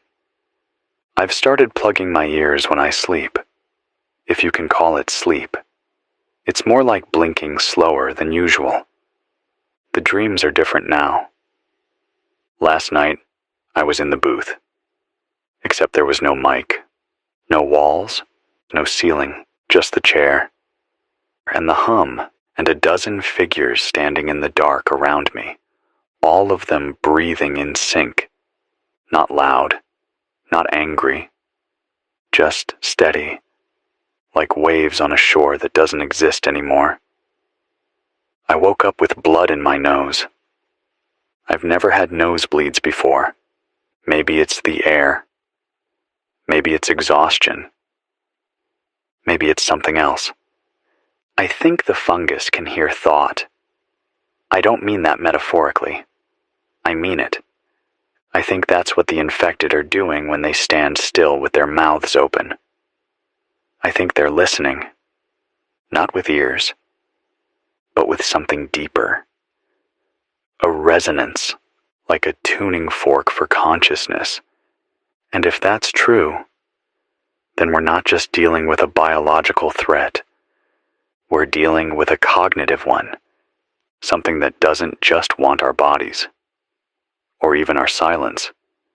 It wants entry. It wants to wear us from the inside out. And the moment you go still, the moment you stop resisting, it steps in. That's why I keep talking. Not for you, not anymore, but for me. Because this voice, the sound of my own breath in the space between words, is the last thing that tells me I'm not already one of them. I scratched another message into the booth wall. If you're not sure it's you, speak louder. The walls feel closer now. Not like they're closing in, like they're listening, waiting. So I'll keep going, because I'd rather go down screaming than drift into whatever still, open-mouthed purgatory they've prepared for the rest of us. This is Logan Cross. Keep talking, keep moving, because silence is where it begins, and stillness is how it ends. 1:06 p.m., Logan Cross, 105.7 FM. This voice is still mine, I think. I'm not so sure anymore. I just played back a recording from last night, one I left running while I slept. It caught breathing, not surprising, but then it caught a voice, a whisper, real close to the mic. I thought it was me, but I didn't say what it said. I didn't say, "We're inside now." I've been listening to it on loop for the last 15 minutes. The voice is flat, not angry, not urgent, just certain. We're inside now. Not I, not he, we. Like it's already plural, like it never needed to be alone. I haven't let the tape run again. I don't want to hear what comes next. The hallway outside the booth smells worse today, like wet stone and rot. I opened the second floor window for air, immediately regretted it. The outside smells like dirt, but not normal dirt, not the earthy, fresh-cut grass kind, more like old basements and body heat, like the underside of a soaked mattress left in a ditch. The heat isn't breaking, feels like over 100 now. I'm sweating through my shirt, even with the fan on, but I'm keeping the windows sealed. The spores ride the air. They ride us. I got another message, scratched into a cafeteria tray someone shoved through the mailbox slot. We tried silence, didn't help. We tried shouting, made them come. What worked was rhythm, drums, repetition, like tricking it into thinking we were already part of the hive. But one of us slipped, broke the pattern. It knew. I believe it. The infected, if you can even call them that anymore, don't respond to noise the way animals do. They don't chase sound. They recognize it. They read it.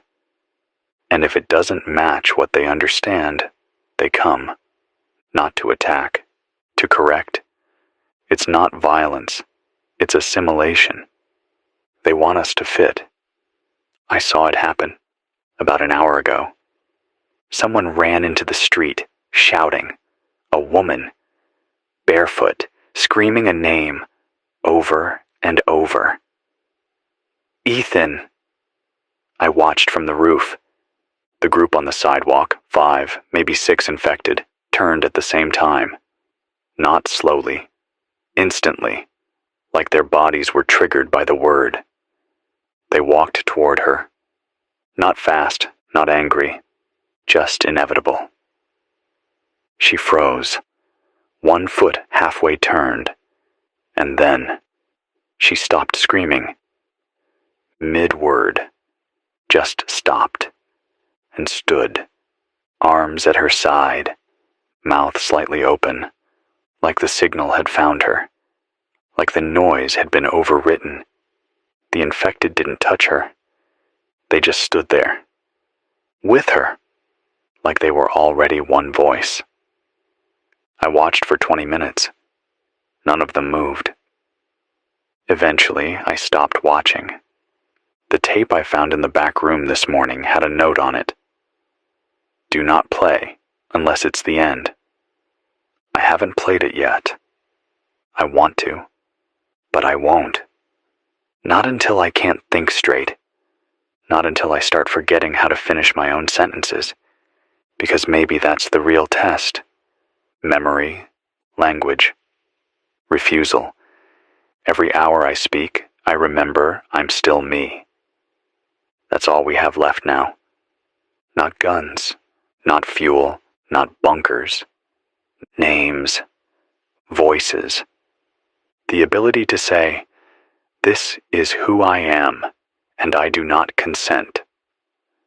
The fungal growth in the stairwell is bigger, almost a foot wide now, curling outward in spirals, like a mouth mid-word. I don't step past it. I don't feed it sound. I write everything I need on scraps now when I go downstairs, just in case. Someone asked me once, what's the last thing I'd say if I knew I'd go quiet? I used to joke, say something dramatic, say something poetic. Now, it'd be this: don't trust the still ones, because they're listening, because they remember, and because if you stop moving, stop speaking, you become one of them. This is Logan Cross. If you're breathing, if you're hurting, if you're confused, speak. Even if your voice is shaking, especially if it's shaking. That's how you know it's still yours. 2:52 p.m. There's a strange calm today. Not peace. Don't mistake it for that. Peace is something you earn. This is the stillness of something watching you from the woods, hidden, unseen, not ready to pounce but too curious to let you walk away. I've been sitting here, staring at the patch of wall where the mold first bloomed. It's not white anymore. It's taken on a hue I can't name. Not green, not black. Almost iridescent in the right angle of sunlight, like the underside of an oil slick. It grows in loops now. Perfect, swirling loops like the edge of a fingerprint, except I don't think it's copying us anymore. I think it's expressing itself. I think it's writing. I haven't moved from the booth in 3 hours. Not because I'm afraid to, but because every time I shift, every time I speak too loudly, I feel the air change, like the room exhales with me, like the fungus is listening, not just hearing, listening. There's a difference, right? We all hear things, dogs barking, fans humming, radios skipping between stations. But listening, that's an act, that's a choice. And I think this thing chooses what to respond to, chooses who to respond to. I talk every day. My voice goes out across the static, over dying fences and through half-dead machines. And something has decided to let me keep going. Maybe it's curious, maybe it's amused, or maybe it wants to know what kind of man burns himself out in the dark, just to prove he still knows his own name. The infected have changed. It's not just the silence anymore. They've stopped walking aimlessly. They move together now, not marching, not even coordinated. It's more like driftwood caught in the same tide.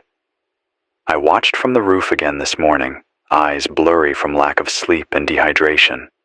A group passed by the old post office.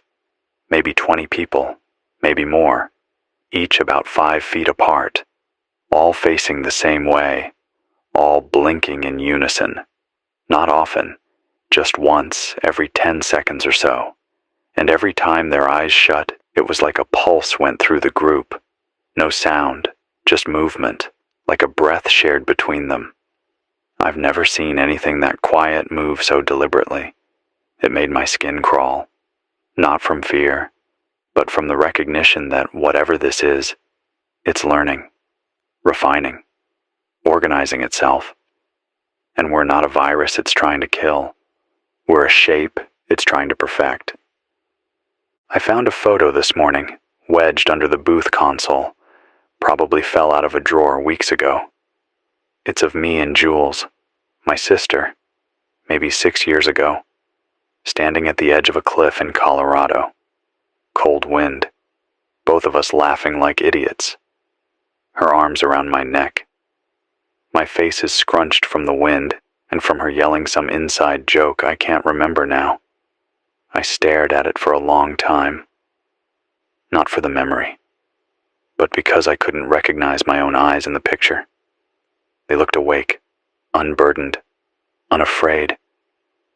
And now I look in the mirror and see something else. I don't mean infected. I'm still clean, far as I know.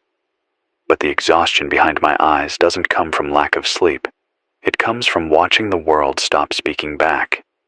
Every word I send out feels like it travels a little farther into the dark and comes back a little more warped. Like the air is thickening. Like the signal is pushing through molasses. Like the silence is fighting back. I keep having this recurring image in my head. A room with no windows, no walls, just speakers on all sides, humming the same low tone, and me in the center, trying to remember how to speak without copying what I just heard. And I don't know if it's a dream, or a warning, or something this thing is planting in me. But the more I think about it, the more I feel like it's already here. Not physically, not in my body, but in my rhythm. In the way I speak slower now, the way I pause between sentences, listening for something that isn't there. I've started recording my own voice on loops, not just the broadcasts, personal things, notes to myself, whole conversations. I play them back during the night, loud, just to drown out the other noises, just to remind the walls who they're dealing with. But last night, I swear the loop skipped, not in playback speed or quality, in words. I said something I don't remember saying, something like, "We are already part of it." My voice, my cadence, but not my memory, and it chilled me. Someone left a box outside the side door this afternoon, taped up, covered in ash, no markings. I opened it carefully, hands shaking, expecting rot or something worse. Inside were a dozen tape reels, old ones, with handwriting in red marker on each label. Dates, places, times. I played the first. It was a man's voice. Calm, measured. He said he was a communications officer at a decommissioned satellite station near Flagstaff. Said they picked up a pulse 6 weeks before the first silence event. Said it wasn't from Earth. I played the second tape. Same man, older now, voice cracking. Said the pulse wasn't a signal. It was permission, an opening, a welcome mat laid out across the upper atmosphere. He said, "We didn't hear it because it spoke in rhythm, not tone, but the fungus did. And it listened." I haven't played the rest yet. I don't know if I will. Maybe part of me doesn't want to confirm what I already feel in my bones, that this wasn't an accident, that the fungus wasn't born here, that it came when it was called, or worse, when we were ready. This is Logan Cross, still transmitting, still remembering, still speaking. And that's what matters. That's what holds the line. Even if the line is fraying, even if the words start sounding strange in my own mouth, if you're out there, write something. Say your name aloud. Leave a mark. Not for me. For you.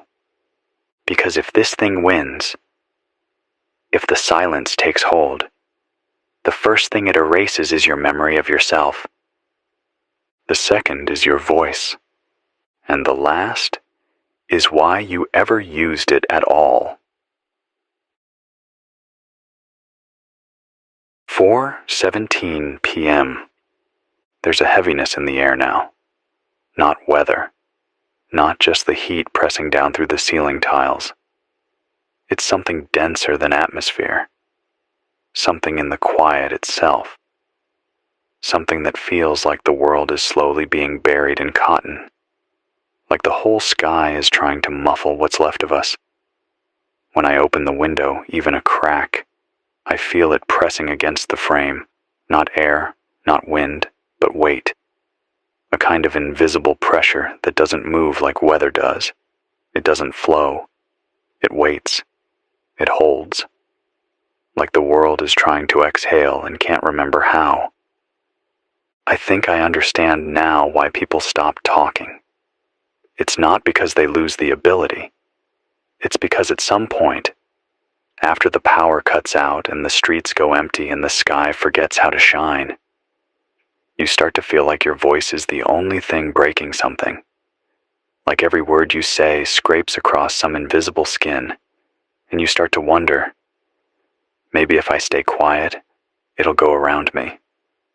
Maybe if I stop moving, stop thinking, stop speaking, it won't notice I'm still alive. Maybe it's like an animal that only sees you if you breathe too loud.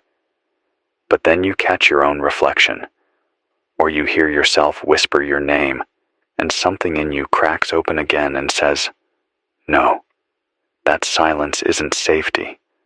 That stillness isn't survival. It's surrender.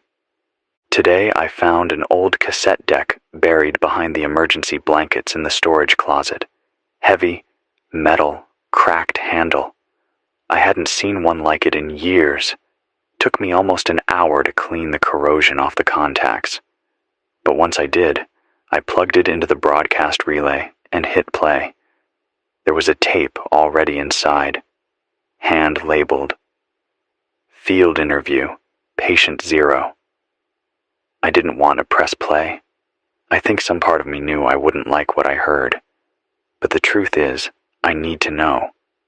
Because if this thing has a beginning, maybe it means it has an end too. The voice on the tape was clipped. Official. Some kind of military guy. He kept asking questions calmly, like he was trying not to spook a wild animal. The subject, the patient, never responded. At first I thought maybe it was a bad tape. Then I realized the subject wasn't silent. They were humming. Softly. A low, repetitive note. Exactly 110 beats per minute. Over and over. The interviewer noted that down. He said, quote, subject maintains eye contact for extended periods. Shows no distress. Humming continues regardless of external stimuli. When asked to identify themselves, subject taps 3 times, pauses, then taps once. That pattern again.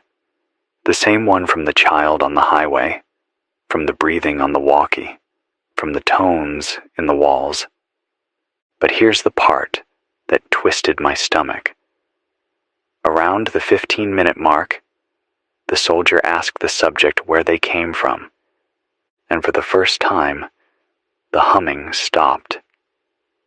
And the subject smiled and said, we've always been here, but now you're finally listening. The tape cuts off right after that, a hard stop. No hiss, no tone, just silence. I sat with that for a long time, didn't move, didn't speak. I just stared at the wall where the mold's begun to draw its patterns, wondering if I've been talking into the dark, or talking to it. The fungus in the stairwell is blooming now. That's the only word that fits. It's grown into a full pattern, circular, spiraled, almost floral. In the middle is a dark red core that pulses faintly, like it's breathing, like it's listening. I've stopped going near it. I can feel it from across the room. Not the heat or the spores, but something else, something curious. It doesn't move like an infection. It grows like a question, and I'm starting to think the answer it wants is me. I used to be a radio guy. That's all I was. Weather reports, traffic updates, morning playlists, birthdays and school closings, and the occasional weird conspiracy caller yelling about EMPs. But now, I'm something else. Now, I'm a voice at the end of a line that barely exists. A man talking to a world that forgot how to talk back. A sound that refuses to go still. But I won't stop, because I think that's what it wants. I think the fungus waits for the pause, for the gap between thoughts. That's when it moves in. That's when it replaces something. Not all at once, not with a bang, but slowly, cell by cell, word by word. That's why I keep these broadcasts running. Not because I think someone will save us, but because speaking is the last thing this thing can't replicate perfectly. It can mimic, it can echo, but it doesn't understand choice. It doesn't create, it copies. So here's my choice. I will not fall silent. I will not walk into the stadium. I will not stare at the sun with my mouth open and my eyes wide. I will not become one of them. Not while I still remember my name. Not while this mic still hums. Not while breath still rises in my chest like defiance. This is Logan Cross. And this voice is mine, even if the world forgets how to listen. 6:09 p.m. I think the sun forgot how to set properly. The sky's still glowing, but not the way it used to. No golds, no pinks. Just a thin, bruised yellow like a bad photograph, frozen mid-fade. The shadows it casts feel wrong. They fall in directions I don't trust. I watched one stretch against the side of the building this afternoon and realized it didn't match the figure casting it. It lagged, just slightly, just enough to notice. I backed away from the window, shut the curtain, and haven't looked again since. Maybe it's nothing. Maybe my eyes are going. Or maybe whatever this is, it's already playing with light the same way it's been playing with sound. I can hear it in the floors now. Not the creaks of an old building. Those I know well. These are softer, intentional. Like the kind of sound you make when you want someone to know you're nearby. Just enough pressure to let me know I'm not alone, but not enough to announce a presence fully. And that's how it works, isn't it? That's the infection's rhythm, not crashing in through windows or storming barricades. It doesn't need violence, just proximity, just patience, just silence. It waits for you to get tired, for the static to start sounding like music, for your own voice to begin to feel like someone else's. Then it slips in, quiet and slow, like humidity in your bones.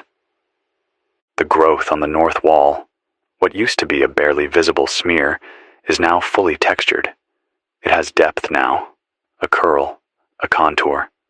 If I stare at it long enough, I swear I can see a pattern in the tendrils, a kind of symmetry, not random, not chaos.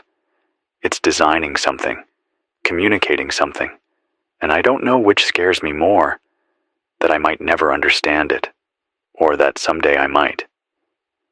I've been talking less in the off hours, not by choice, just fatigue. Vocal cords tired, throat dry, tongue slower to move, but I know that's the moment when it begins to wedge itself deeper. So I force myself to whisper things between transmissions. My name. Names of people I remember. Songs from when I was a kid. Grocery lists. Anything to remind the air who I am, who I was, who I refuse to stop being. I got a letter this morning, handwritten on paper so soaked in sweat it nearly fell apart in my hands.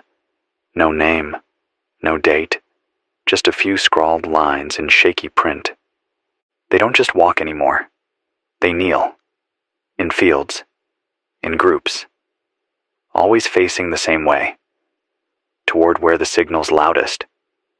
It's like they're waiting for the next instruction. Or the next silence. I've read that line 100 times now. Waiting for the next silence. I never thought of silence as a signal. As an order. But maybe that's what it is to them. Maybe that's how it speaks. Through the absence. Through the pause. Maybe we've been trained to listen too hard for noise. And that's how it gets us. There's something I haven't said. Something I've been avoiding. Because I wasn't sure if it was real. Or if I was finally slipping. Last night, right before I nodded off, I heard someone say my name from inside the booth.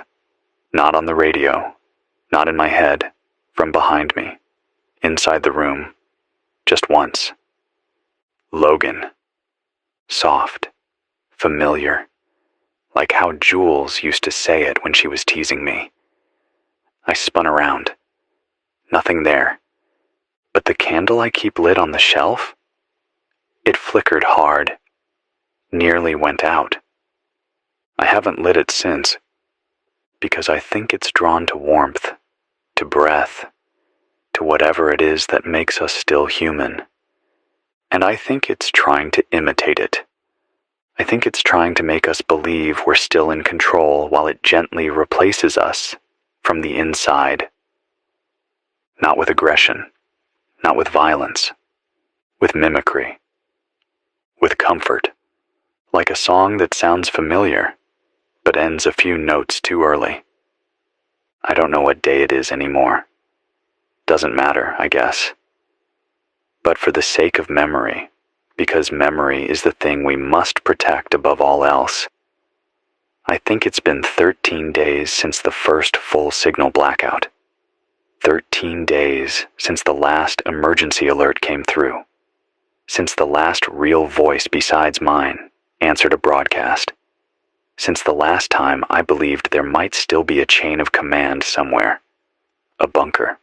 A strategy. Now there's just noise. Or worse, there's not even that. The fungus, the silence, the we as it likes to call itself. It isn't chaos, it's order. A terrifying, perfect, obedient order. A system where thought is synchronized, where words are no longer needed because everyone's already moving in rhythm. A world that no longer needs conversation, only compliance. And I don't think it wants to kill us. I think it wants to erase the very idea of being alone. Which sounds beautiful, doesn't it? Until you realize it means losing everything that ever made you different. Losing the sound of your laugh. The shape of your questions. The way you messed up song lyrics and sang them anyway.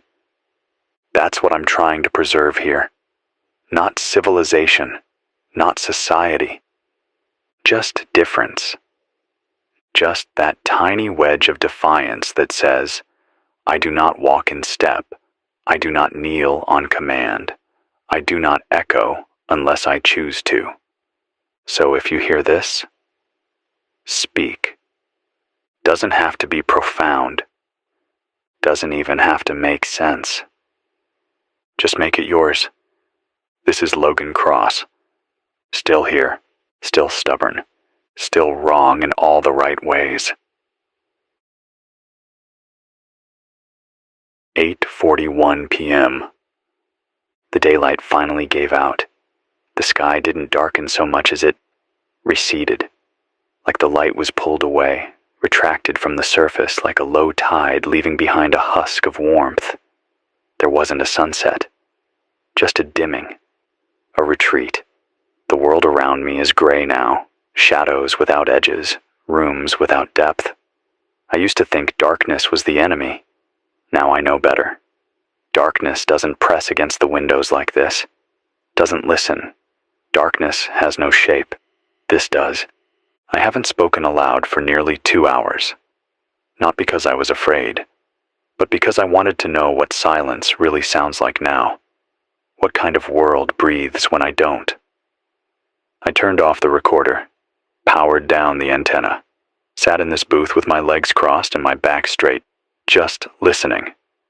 And I heard it. Not voices. Not even footsteps. Something smaller. More delicate. Like breathing, but not lungs. Like wood breathing. Like the floorboards themselves were exhaling. I counted the intervals. Every 72 seconds the walls seemed to shift.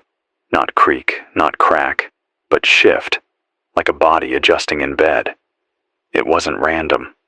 It wasn't old wood. It was something reacting to stillness. The quiet doesn't wait anymore. It approaches. And still I sit here, broadcasting, because even when I'm not sure if I'm still doing it for others, I know I'm doing it for myself.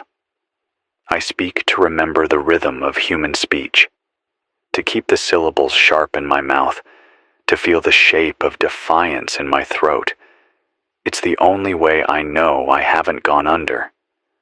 Because I think this thing, this creeping silence that takes the form of people and breathes through the vents, it doesn't just want your voice. It wants to become your inner monologue. It wants the voice in your head to stop being yours. That's the final stage, isn't it? Not coughing or shaking or staring blankly into the sun, but forgetting what you sound like when you think, when you hurt, when you remember. I keep a notebook now, not just with dates, but phrases I've used on air. Not because I forget them, but because some of them come back to me sounding unfamiliar. Like I'm borrowing my own voice, like it was said by someone else. And I refuse to become a reflection of a reflection. I will not be a copy of something that once lived. The fungus has crept farther into the hallway now. I no longer go past the mop closet. The floor there is damp, but not from water. It sweats. It pulses slightly when I walk too close. The edges of the mold have turned translucent in places, showing veined filaments beneath like the capillaries of a lung. I'm not imagining this. I touched it once, with gloves on. It was warm. Not like an infection, more like the back of someone's neck. And when I pulled my hand back, I swear I felt it tug. Just a little. Like it didn't want to let go. Like it was curious. That's the part that unravels me, more than anything. The idea that this isn't malice, that it doesn't hate us, that it finds us interesting, like a radio signal it's trying to decode, like a puzzle it's been waiting to solve, and that maybe the only reason it hasn't taken me yet is because I'm still speaking in a rhythm it doesn't fully understand. Someone left a stack of Polaroids in a sealed Ziploc bag near the back lot gate. 12 photos, all shot from a distance.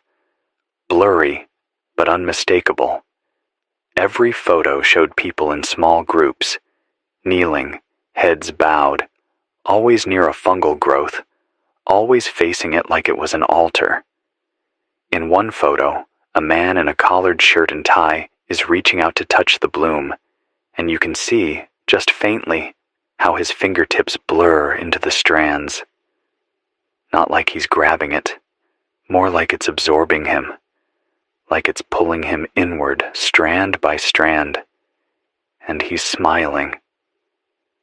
That's what haunts me most, the peace on their faces. This thing doesn't need violence, it just offers relief. Relief from uncertainty, from thought, from loneliness. And for some people, that's enough. But not for me. I'd rather drown in the sound of my own fear than be soothed into obedience. I'd rather shake than be still. I'd rather die screaming. I keep replaying that voice from the tape. We've always been here. It's not a threat. It's a statement of fact. Like mold in the walls you never noticed. Like radio static you never tried to decode. Like an idea that waits in the back of your mind until you're too tired to question it anymore. I think this world has always had a quiet place waiting for us. But we don't belong there. We belong in the noise, in the friction, in the pain and the beauty of misunderstanding each other. Because that's what speech is, right? The failure to perfectly express ourselves, and the miracle that we keep trying anyway. That's what I'm doing now. Failing beautifully, fighting imperfectly, surviving loudly. This is Logan Cross, and as long as I'm breathing, the silence is not complete. 10:32 p.m. Something happened earlier. I haven't moved from this chair in over 2 hours. I'm still trying to process it, not because it was loud, not because it was violent, but because it was so quiet it felt wrong, like a mistake in the atmosphere. I was mid-broadcast, reading a note someone had slipped under the front door, a list of names, written in looping cursive, with only one sentence beneath them. They don't blink anymore. I said it out loud. I remember doing it. I remember my voice in the booth, the static on the line. And then, nothing. I came to with the mic still hot, the air dead, the clock blinking the wrong time. 37 minutes had passed. I had no memory of speaking, no idea what I'd been doing. And worse, when I played back the tape, I heard something that wasn't me. It wasn't another voice, not exactly. It was my voice, but drained, hollow, no pauses, no breath. A perfect rhythm, too smooth to be human. It read the names. Then it just kept saying, "Do not resist," over and over, 8 times. Then silence. I scrubbed it, rewound it, listened again. Same pattern, same cadence. My own voice, stolen, played back through me like I was just the machine. I nearly threw the recorder against the wall, but I stopped myself. I needed to know if the voice would change, if it would adapt again, because that's the worst part now. The thing I can't shake. This infection, this consciousness. It's not static. It's not mindless. It's refining. I think I'm a test case. I think the fungus is listening to these broadcasts, learning my rhythms, my language, my structure. I think it's trying to build me from the inside out, not to kill, not to replace, to continue me, so no one notices the switch. I sat in the corner for almost 30 minutes, scribbling notes in the dark, words that feel mine, phrases that carry something raw, unreplicable. And I started noticing something. When I write by hand, the hum stops. The faint electrical buzz in the walls goes still, like the act of choosing words, manually, imperfectly, breaks the circuit. Machines can't make meaning. They can only repeat it. And this fungus, for all its patience and mimicry, doesn't create. It mimics us. It samples us. It broadcasts what it thinks we want to hear. But it doesn't know us. Not yet. And that gap, that imperfection, is where I keep my grip. Even if my voice cracks, even if my thoughts slow, even if I forget what day it is, or how many nights I've spent staring at mold that grows in circles the size of my breath, I will remember what it feels like to be misunderstood. Because that's what makes us real.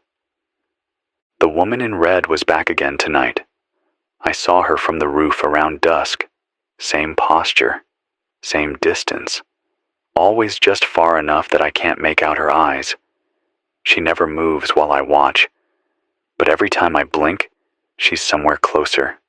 Not by much. 10 feet, maybe 12, but closer. Her hands stay at her sides. Her hair doesn't move in the wind. The light seems to bend around her, subtle, but wrong. She's not human. Not anymore. Maybe she never was, and I think she's waiting. Not for me, but for me to pause, to stop talking, to let her step inside the silence and take my place. I've taped my own voice to the walls now.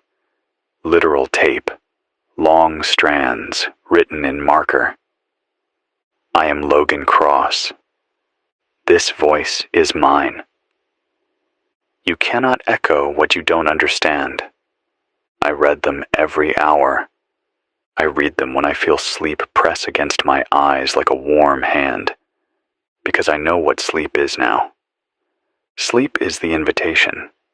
Sleep is when it finds the gaps. And it's patient. God, it's patient. I've started hallucinating, maybe. I don't know. Earlier I thought I saw a spider made of wires crawling up the wall, its legs thin as antennae, clicking against the drywall like Morse code.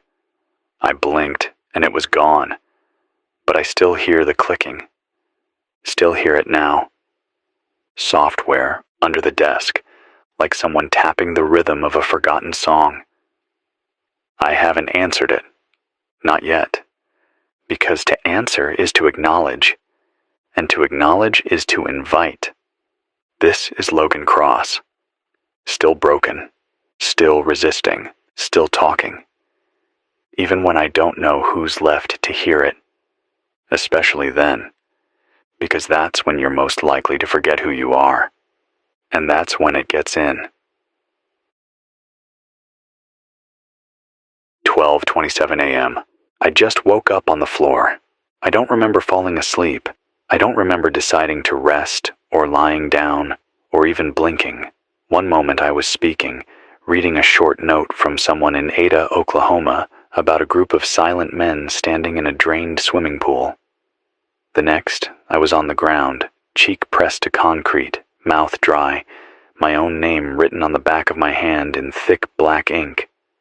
I'd written it hours ago, Logan Cross, in case something like this happened. The ink had smudged, but I could still make it out. I kept whispering it over and over until I was sure the voice saying it was still mine. The tape recorder had stopped. Not because it ran out of tape. Not because the battery died.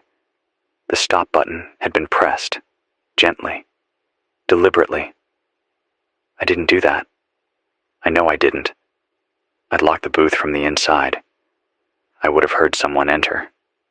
But the door was still shut. The lock still turned. So either something got in without opening the door, or something in me moved while I was gone. This is what the fungus does. Not in your lungs, not in your skin. It digs into your sense of continuity. It breaks the thread. You don't even know it's cutting until the memories don't line up anymore, until your voice sounds like someone else's, until time starts folding on itself, quiet and soft like bed sheets. I spent the last 40 minutes retracing my steps. I checked every window, every drawer, every inch of the stairwell. Nothing out of place, except the note, the one I never finished reading. It was back in my hand, folded, like I'd never opened it, like time had wound itself back just enough to pretend I hadn't seen it yet. But I remember the words. They're still in my head, burned into the back of my eyelids like an afterimage. They mimic thought before they mimic sound. That's how they get into the voice. Not through speech, through intention, through rhythm, through doubt. That last word, doubt. It won't let go of me. I've been wondering what part of myself I still fully own. What portion of this body, this brain, this voice hasn't already been shaped by the thing pressing in from the corners. I talk about the fungus like it's a creature, a presence. But more and more it feels like it isn't just in the walls. It is the walls, the gaps in memory, the pause between syllables, the growing inability to distinguish what's imagined from what's real. That's the real horror, not infection, absorption. Earlier this evening I heard something, not outside but beneath the floorboards. A creaking rhythm, slow and deliberate, like something shifting its weight to mimic footsteps. But the pacing was wrong. The intervals between steps were just slightly off, like it was trying to copy the sound of a person, but didn't fully understand gravity. That's what keeps me up now. The idea that the silence isn't empty. It's trying to walk, trying to speak, trying to remember how to be one of us. I spoke to myself for almost an hour after that, out loud, constantly. I recited radio ad reads from memory. I described everything I could see in the room. I read pages from an old paperback mystery novel I found in a desk drawer. The words didn't matter.